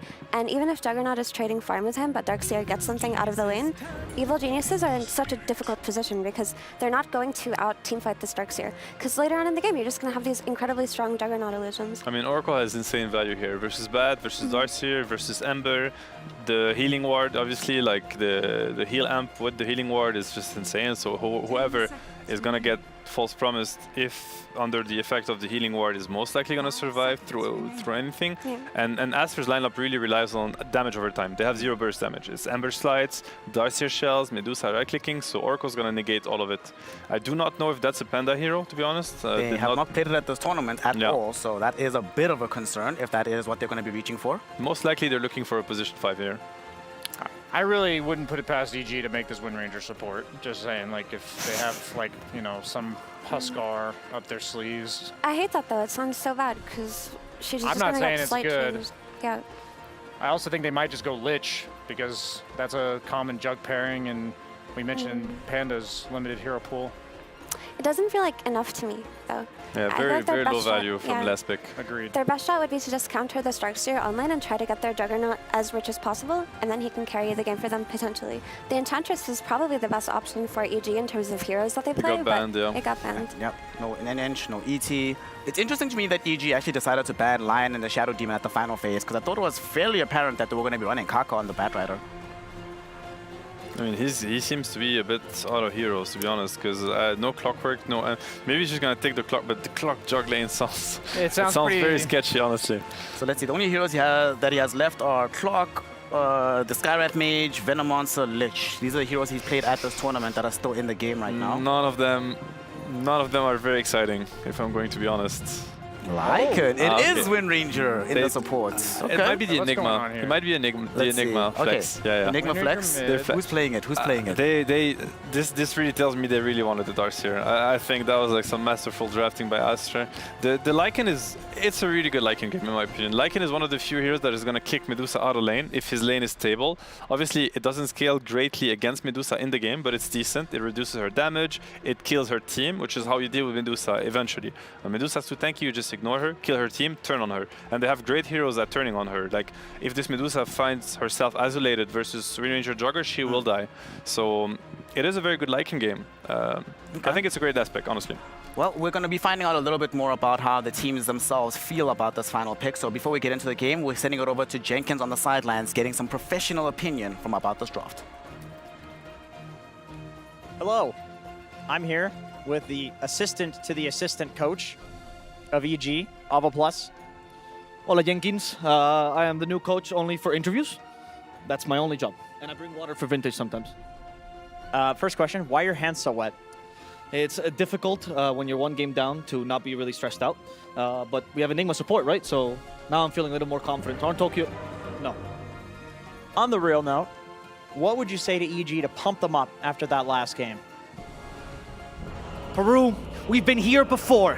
One game away from elimination, and we've always emerged victorious. Nobody believes in us. It doesn't matter. Vamos, EG!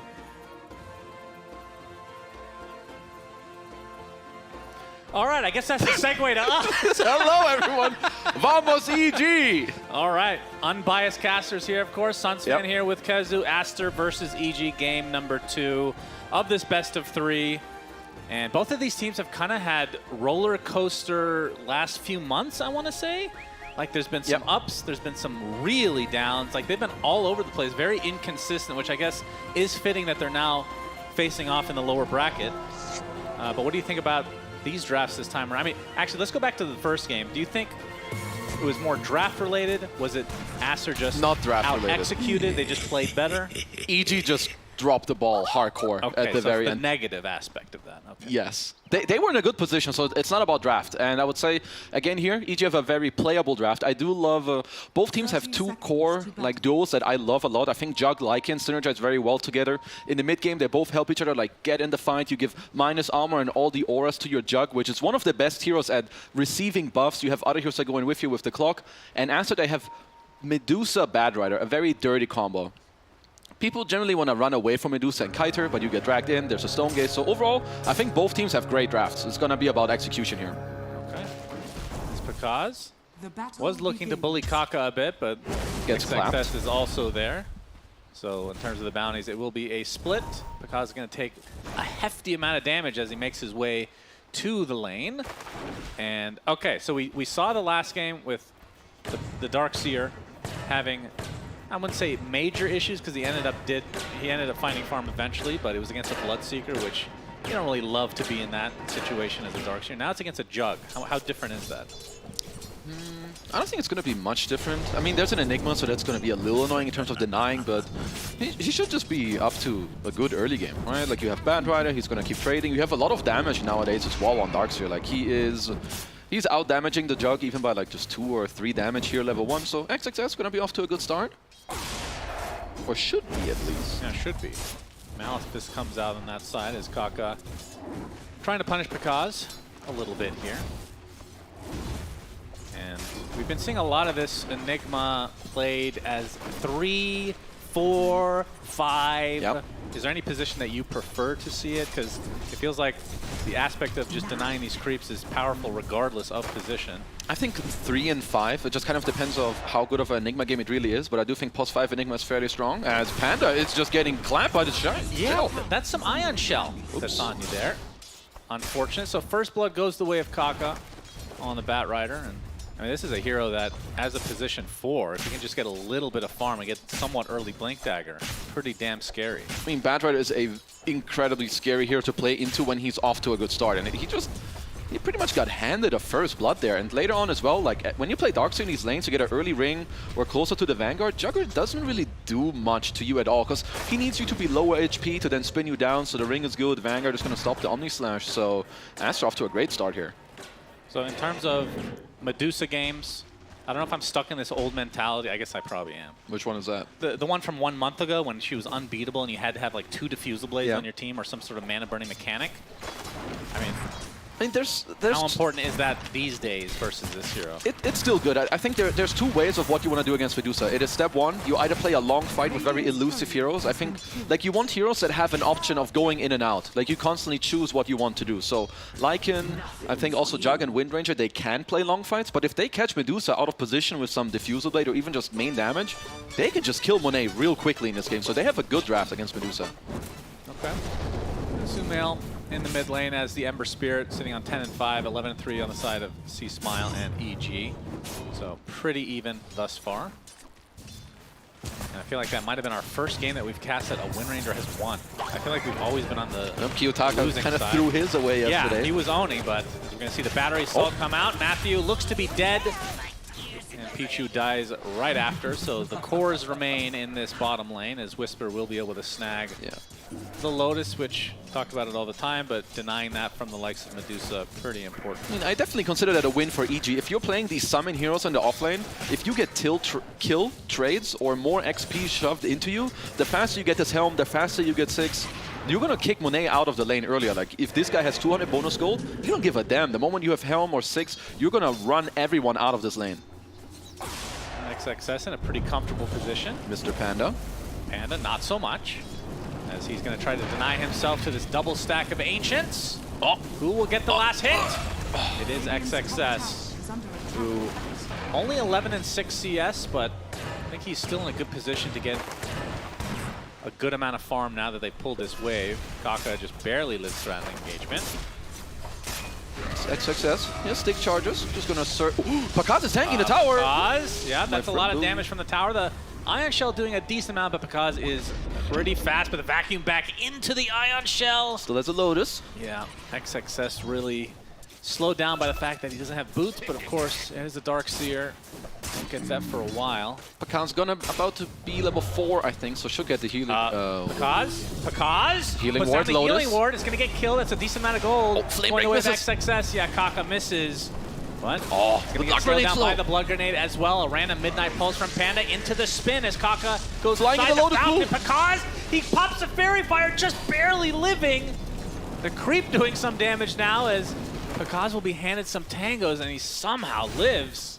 Just right on the edge. Yeah, don't worry, this is all chill. You know, I feel like all the SA and CIS carry players, they're just monsters. Like, this guy just goes in, doesn't even sweat at all, has the Lotus, has the Fairy. Pakaz gets to stay alive, but still very low on HP for a bit as Sumail. I think he is, he's pretty happy with this matchup. You just slowly fist the Wind Ranger in this lane, gonna force him to buy some more regen, off to a great start here on this Ember.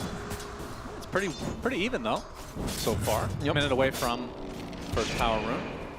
And looking at the supports, I mean, it'd be a spin with the Blood Grenade. That's enough to take out Kaka. Panda, though, he's going to be taken out in turn. So again, the 2 supports die as Pakaz will place the kitty cat down. Oh, can he find it? The micro from Pakaz. 75 gold waiting for you if you can catch up, but the golden runs out. The golden cat is too fast. But Pakaz is missing some valuable creeps under this tower.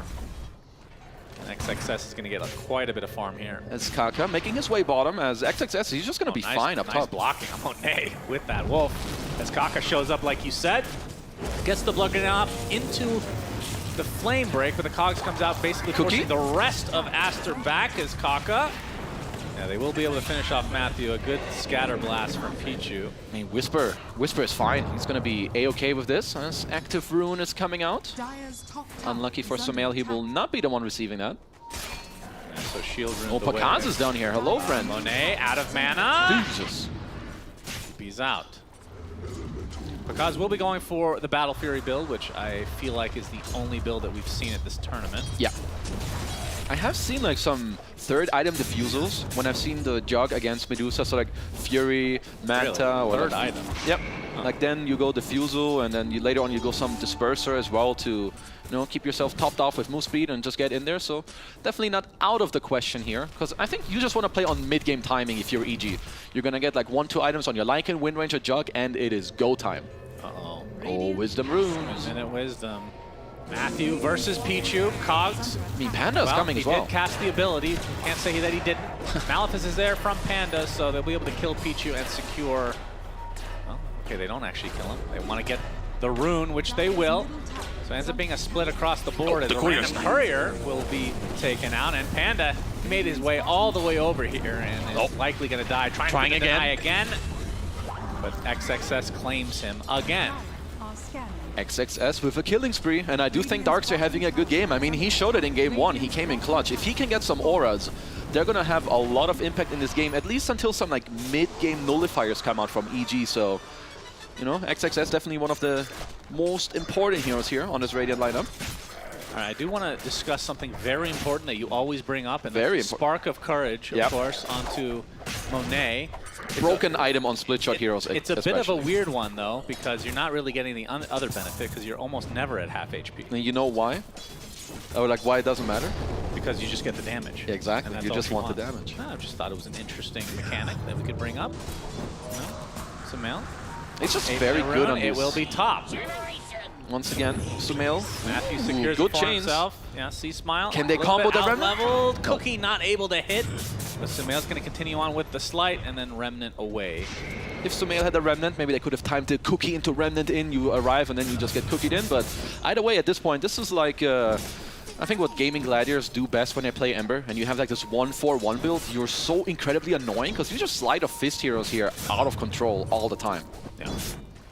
But Sumail out of mana, as we're seeing a nice juicy stack. Success. Kaka there to steal some XP, of course. Very important. I mean, getting that level 6 is very important indeed, so... And I assume he's the one that stacked these anyway. Doesn't he get XP anyway? Yeah, but this way you still get like double, kind of, or like more. So it's overall good. You just get as the Flame Break on the other Ancients. Might also be good enough to stack that. Does look like it. No. Unfortunate. Unlucky. Definitely unlucky there. As, yeah, support ult's going to be incredibly important in this game, but, you know, Whisper off to a great start, but as is XXS, and I think this early Crimson Guard in this game can really do a lot of work here for Aster. Yep, and he's not too far away from it. I mean, he's basically got it like minute 10. That's a disgusting timing. Yep, he had a pretty damn good lane, to say the least. See Smile, seeing random wolves run across the map. I don't know why that was so hilarious, like a cartoon or something. Yeah, what are they actually up to? Like, Whisper is just using these on the other side of the map to like scout around, maybe find some moves? I guess so. Making a long trek. Oh, no, they just died. Unlucky. They died of exhaustion running across that map. Yeah. Whisper continuing to farm in the jungle. And we can see some action here as Sumail gets off the focus fire.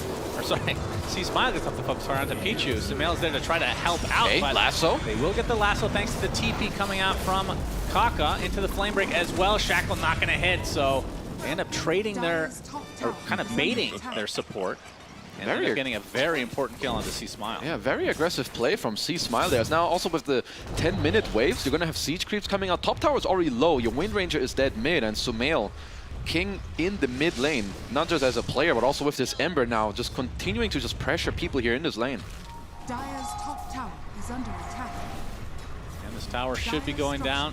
Fortification comes out, but that will only delay the inevitable. And XXS doing a very good job in this game. 11-minute tower is theirs. Whisper jungling on the bottom of the map, apparently. Pretty 11 minutes down there. You just got Panda and Whisper just farming the bottom side of the map with all their summons. As in mid, you just have the two mid laners who just keep going at it.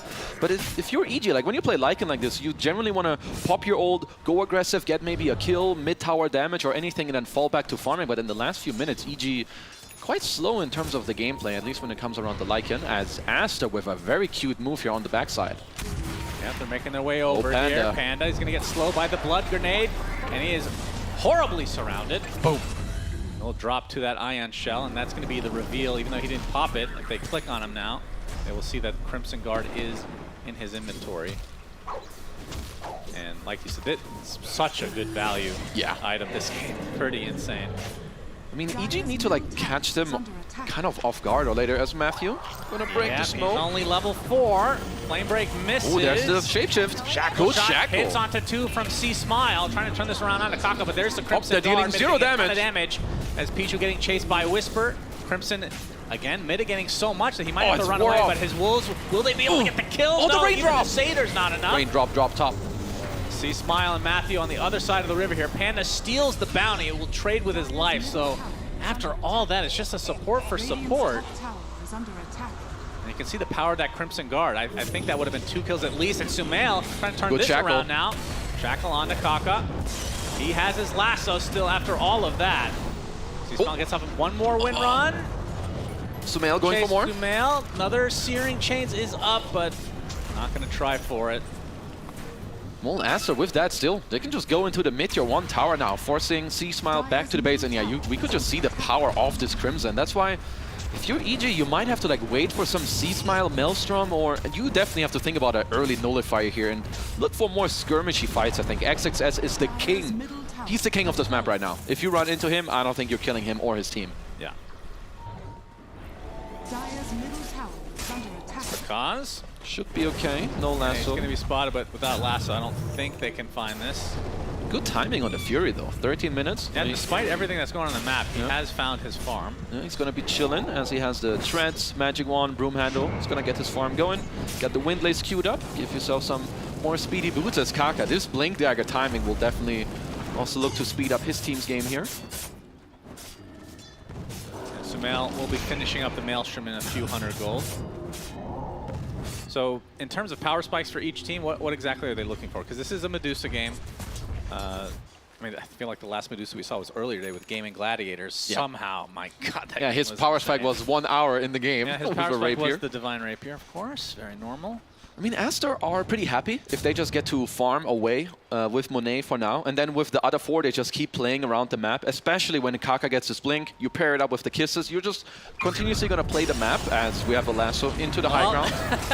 But then he Omni slash, and he's actually going to get the kill and get down successfully. A little too cute from Kaka that time. This is what I like to call the Reddit play. Like, you try to make some Reddit or YouTube play. Well, you still will. That is a Reddit. But you want to make a good one. But yeah, I guess mission successful. I mean, as we're going to see, the kisses, another Reddit clip. Yeah. Fail after fail after fail. Oh, hook shot though. That one connects. And Matthew, okay, forcing out the cookie, but the focus fire is there on the other side from C-Smile. That deletes the snap fire. I was going to mention, I think the Blink Dagger was really close for the bat. So dying there was actually kind of punishing. Back to 1900 gold. Oh, this is what the EG were, EG's power spike. That's right. Was Kaka feeding them a free kill. Easy. I mean, obviously he did want to cliff him and get out, but that's... Okay, well, let's look at EG's lineup. What is their power spike? Because they do have a more, I guess you could call quote-unquote unusual lineup. Yeah. It seems like it is heavy on the push. They scale really well with like the next 1-2 items. Every time Lycan has form and you see a good fight, they can definitely just go for it. Now they have Helm of Overlord completed on Whisper, so he's pretty strong. Generally Jug after like Fury and 1 to 2 items. He's now queuing up the Yasha into the SNY. I think they can always look to fight as long as they have a good initiation. And also Roshan in the next couple minutes for EG should definitely be on the deck. Yeah. You even got the Medallion, you have Lycan, Jug. You were definitely killing Roche real quick. Well, there's a mech to worry about now as XXS picks that up. He is very farmed. But we can see that both position 1s from each side are doing extremely well right now. And the scan coming out as Panda hugging the tree line. Not sure if this is for a potential Roche play, as Roche is on the top side of the map, but looks like they're going to exit the jungle, just getting some wards down and potentially, trying to find some sort of a pickoff. Yeah, Sumail gets to ball up a DD rune, so that's going to help them one of their next fights. And I think Monet was queuing up a Butterfly. Do like that choice, right? You're playing against Lycan, Wind Ranger, Juggernaut. I don't think you can ask for a much better fly game. Also, it's going to speed up your farm. As Whisper down bottom. Okay, gets off the shapeshift, XXS, super tank. There's but the hook shot. Hook shot is there into the cogs. Kaka with moral support. Has the lasso available. Shackle connects with the focus fire. Is this going to be enough damage to take out the most farm hero on the map? He gets off the mech at the last moment and finally will fall. Kaka does get off the lasso, but not able to find more connection on top of that. Mortimer's will be enough to take out Matthew. So right now it's a 1-for-1, but the core being dead for Aster means that EG have the advantage. Looking for more. Absolutely. Manta being shown. Panda gets off his ultimate, the black hole, but dies shortly after. Donido is there to try to clean off Pakaz with the spin. Monet super low, completely out of mana, and most likely HP as well. So Pakaz brings him down, but it might cost him his own life. And indeed it does. Whisper and C-Smile now getting pursued by Kaka. The shackle not going to hit this time. Sumail with that DD still activated. He's going to clean up completely. An absolute beast in both these games so far. Sumail. Oh, that's 250 gold on the deck. Oh, gets denied. Dirty play from Whisper as Aster going to be very happy with this fight. I think the start of that did not look good, but Sumail, winner of this fight with just a straight up, what did he get? Double kill, 3,500 XP, 1,300 gold. Like when you play Medusa, you don't really love to be like your sole win condition. Sure, you generally are, but if you can get your Ember pumped up on the backsides, Sumail's going to be very strong in this game. So we see the DD rune coming in clutch here. One-shotting the Enigma with the side of fist. I was a little surprised that Monet was able to live for this long even. Every little stick charge and lotus. Spark of courage, actually. That's true. Technically true. We did actually see that come into play. But yeah, lots of kills on both sides, so it wasn't like a resounding defeat one way or the other, but Sumail definitely benefits the most. Yeah. S&Y picked up by the Jug. And it will be actually going the third item defusal that you brought up, so it'll be interesting to see how much impact that will have. Of course, like you did say, it can be eventually upgraded into the disperser. I'm not too surprised, and still for EG, even if this last fight didn't go like perfectly great for you, it's not like they lost it super hard, but with this Jug, like in Wind Ranger, all these timings just overlapping in the mid game, they're still very strong in these next fights if they just get to maneuver around more nicely, as Matthew. Yep, he's spotted out and brought down. Easy pick off there. Another freebie for Aster. Sumail definitely starting to take off a little bit in this game. It's not like Ember is like this, you know, like he kind of pokes you down, but the faster he gets to like his third, fourth item, this Kaya Sanj, Aghanims completed in this game, he can really start creating chaos. We're getting close to that time when people will look to Roshan. Yeah. I mean, honestly, I think EG could... EG does it way faster. Yeah, they could set it up at any time. Maybe they're just going to wait for this daytime, so when it ends up coming bottom, because they're kind of controlling that down here, I think, for now, with Whisper being around the area. There's another Philly Stone for XXS, who's going to look for a Blink Dagger. They don't have the same combo as last game, where we saw the Dirty Impaler Vacuum combo. Yeah, that's still true. Pretty good. Let's see what they can work out for themselves. Shivas is going to be next for Sumail. That's Monet and Pakaz. They spot each other. And you can see Pakaz not really backed up by anybody. Yeah, I like that he's so aggressive. He just pushes in the wave, like, all the way. Unless Bath is there with Lasso active, which he doesn't have. You're not really in any trouble. And I like also that Sumail, he's holding a growth bow. So whenever he just Sleight of Fist the enemy team, he's reducing all of their magic resistance by a lot for his own Maelstrom, the Bad Rider, the Darkseer, and also the Snap. So kind of a little cool play. No Shot's going to find XXS. Wall on Places two. down the wall ahead of time. Kaka is still in the area. This initiation is completely shut down. Damn, that backfired quickly. They delete Panda. Sumail came very quickly. Oh, nope. They will find a collateral onto Pichu, apparently. The creeps. Dennis the Dragon are powerful. Oh. 250 gold though for XXS. In the end of it, as with this butterfly on Monet, I think they would like to try and maybe push forward a little bit. I do see, I think that was Pichu who did just ping Roshan. So if EG decide to go for Roshan, I would assume Aster will want to fight, and it's got to be one of these timings for EG that they are looking for.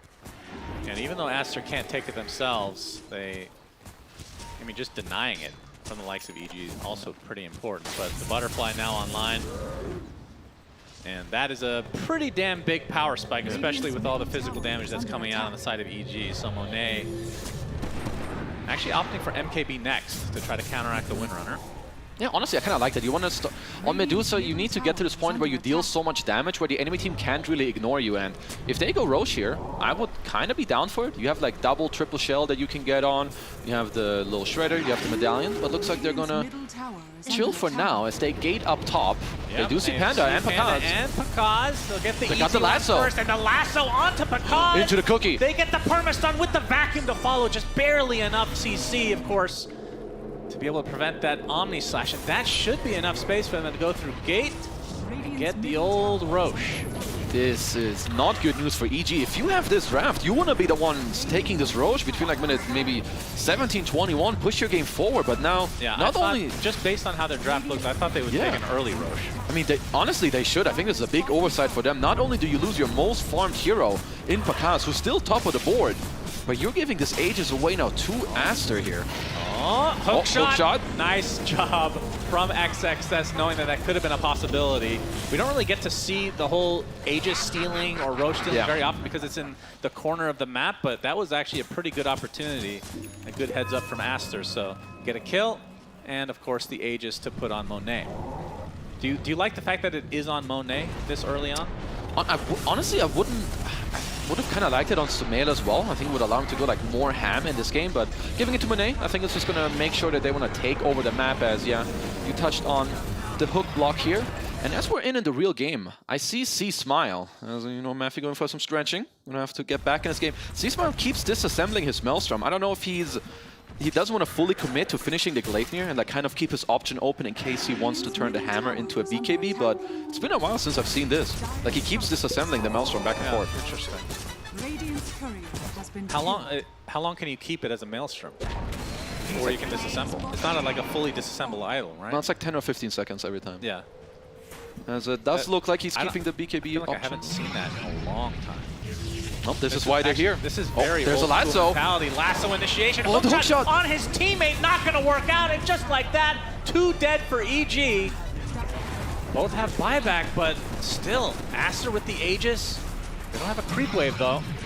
Be a little bit patient as the creep wave is being bodyguarded. I mean, it's being surged in by XXS. He's just bringing these creeps here. Pakans does have his axe, but EG, they've got to wake up. Aster are just catching them slipping in these last fights. Yeah, fortification finally comes out. But Aster should be able to get the tower at the very least. A nice searing change from Sumail preventing all of this initiation possibility. Kaz already has to place down the healing ward.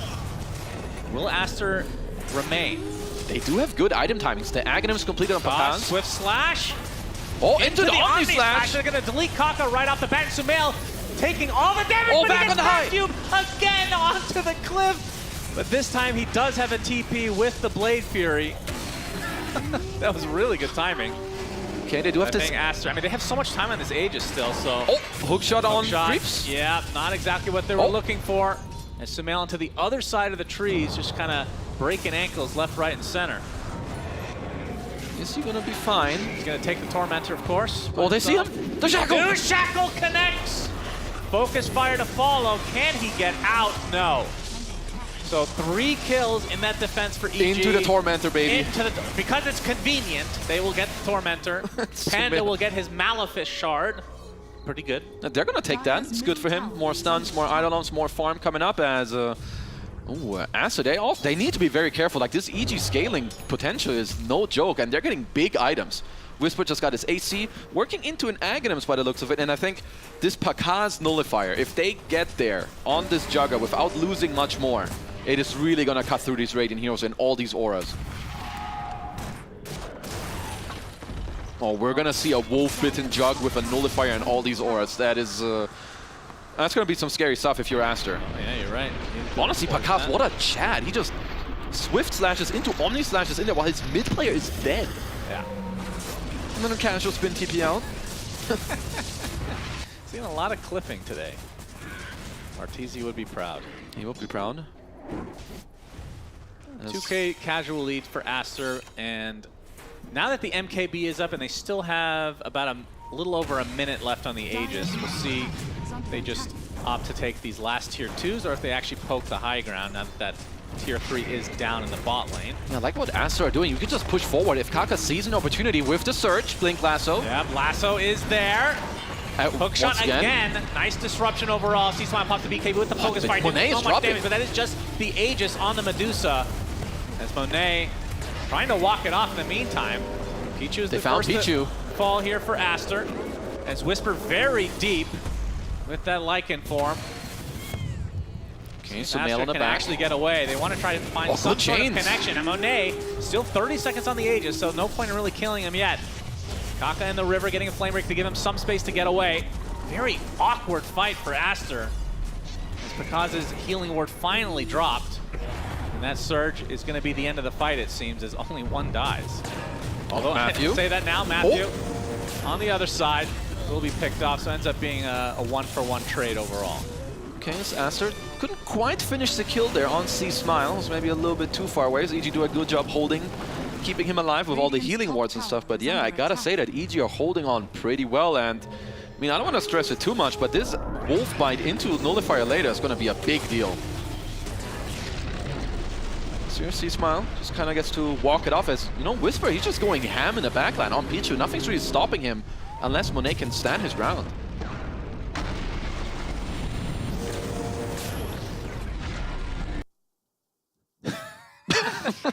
Yep. I tanked, boys. Space for you. Go for him. Good stuff. Good stuff.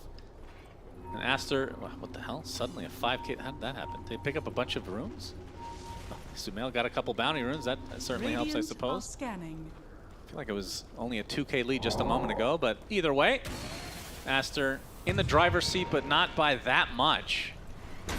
Oh, hook shot. Finds Sumail. Space. Matthew able to take the shield rune, which will make this a bit of an annoying kill. More the denial of the rune than anything is important here, but Clockwork will lose his life.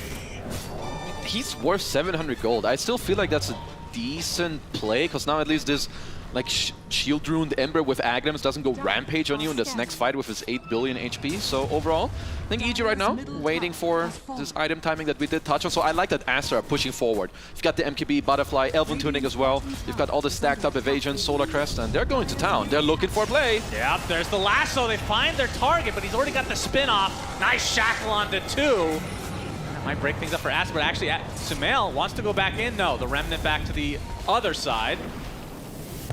So nice defense here from EG. They don't really use anything either. As EG they just smoke straight up.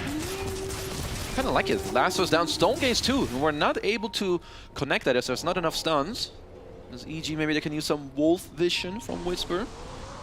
Very close to some of their key items. Hookshot into the shackle. Free Find kill. the connection, so Kaka takes a tumble. So EG gets something out of this smoke. Likely have some sort of ward expedition as well in the meantime. Sumail pushing the lanes.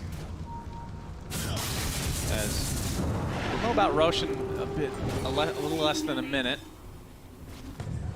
Sumail is gonna get his shard completed, so getting closer to some of his power levels. But I want to talk about C-Smile again. So he didn't even finish the Gleipnir, did go for the BKB earlier, and now the Javelin earlier from not completing, he will use it for an MKB. I'm a big fan of this item build to just like bunch out, dish out all this damage. Nullifier completed, Wolf Bite next, and I think Aster are gonna have to really execute this next fight. Yeah. Like even though they're ahead, I'm not sure if they're actually ahead when it comes to strength of team fighting. Wolf Bite is a bit scary. I wonder how much he used of that Maelstrom. Quite a bit, how actually. How many procs he got while disassembling every 15 seconds. I think he did it for like a good 6-7 minutes, so kudos to him. That is min-maxing to the highest degree. Well, that's why they're here. Oh, good job by Whisper. He did scout out the smoke here. Skaka leading the charge. He is. Smoke's going to break here in just a moment. But they're waiting on the high ground ward. Sumail, he's going to spot a couple, will Remnant out. I must say that this healing ward is very annoying for the Aster lineup. Paired up with this Golem, like the EHP of EG is very high. I mean, Medusa, another hero that cuts through you too quickly. C-Smile's got a DD rune as well. Well, this isn't exactly a Roche off, but it feels like it. It's a They're not lane next to off. Roche. Yeah, something like Kaka. that on the high ground. They're gonna see C-Smile. Yep, they spot him just for a moment. Gilbert the Golem is on the way as well. Very scary when coupled with Willy the Wolf. 10 seconds for Roche, and it will spawn right down here. Both teams are around the area. Wolf Fight's going to be coming any moment now. Shackle. He goes into the shackle with the focus fire there. Do they have the save as C-Smile pops the BKB? Not going to be able to kill Sumail outright. Stone Gaze. Stone Gaze forcing everybody out for the time being. Sumail still stuck on the other side of the tree line as the Snapfire dies instantly. Oh my god, the Wolf just gang up on him. There's the lasso finding the Windrunner. That one more Sleight of Fist takes him out. Does have buyback on the C-Smile as Whisper in that wolf form trying to find some sort of connection, but he's going to get Searing Chains because also a wolf spinning crazily, now in a defensive measure, trying to get away as he's lost many members of his team. Searing Chains is there, XXS checking it out as well. He gets nullified, but it matters not because 3 die on the side of EG. And C-Smile, he bought back here. If they can get this, this would be enormous. Big Searing Chains, and they have enough to take him out again. And they're right on the doorsteps as Aster looking to take their first set of barracks in game number 2. Making it look easy as Juanito stands his ground. Are they Now going to go heroes for dead. Throne? They're going to force out this buyback on the Juggernaut at the very least, but we can see that they're only going to have 3 members up for EG's side. All right, they back up. Good play from Focus Aster. on the barracks. Can look into the mid-racks next. That's still just a 3-on-5. Yeah, that's one set here. They should be able to get a second. They cannot get Mega Creeps because of the tier 2 top. Rakaz smoked up. And Panda, I mean, still has this black hole, but it is a support Enigma, so not the craziest ways to get in. Has the blink, but obviously no BKB or anything like that as the second melee rack's down. See the creeps being taken out, so Aster just going to back away. Roche is up, as you mentioned. Big win for Aster. I'm a big fan of Monet's items. He just gets to stand his ground. I think maybe the evasion is just too much, right? You have both the Butterfly and the Elven Tunic just stacking up against 0 MKBs right now, and they're not that close to being finished, especially with C-Smile being forced to buy back as well in his last fight. So it's just going to be a free Roche? It looks like it. And this will be Roche number 2. Aegis and Cheese, likely uncontested as you talked about for Aster. It's going to be scouted by the Rocket Flare though. And EG are on the way. The Whisper's going to take out the Ancient stack first apparently. Sumail pushing the waves.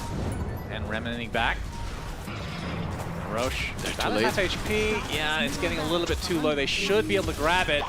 Maybe have to worry a bit about the hook shot. No, not going to be. Monet with the Aegis. Cheese being passed around currently. Aster playing this pretty clean. Got the cheese as well, and I think if you're EG, you may only have one play left in you. Like Aster, they're very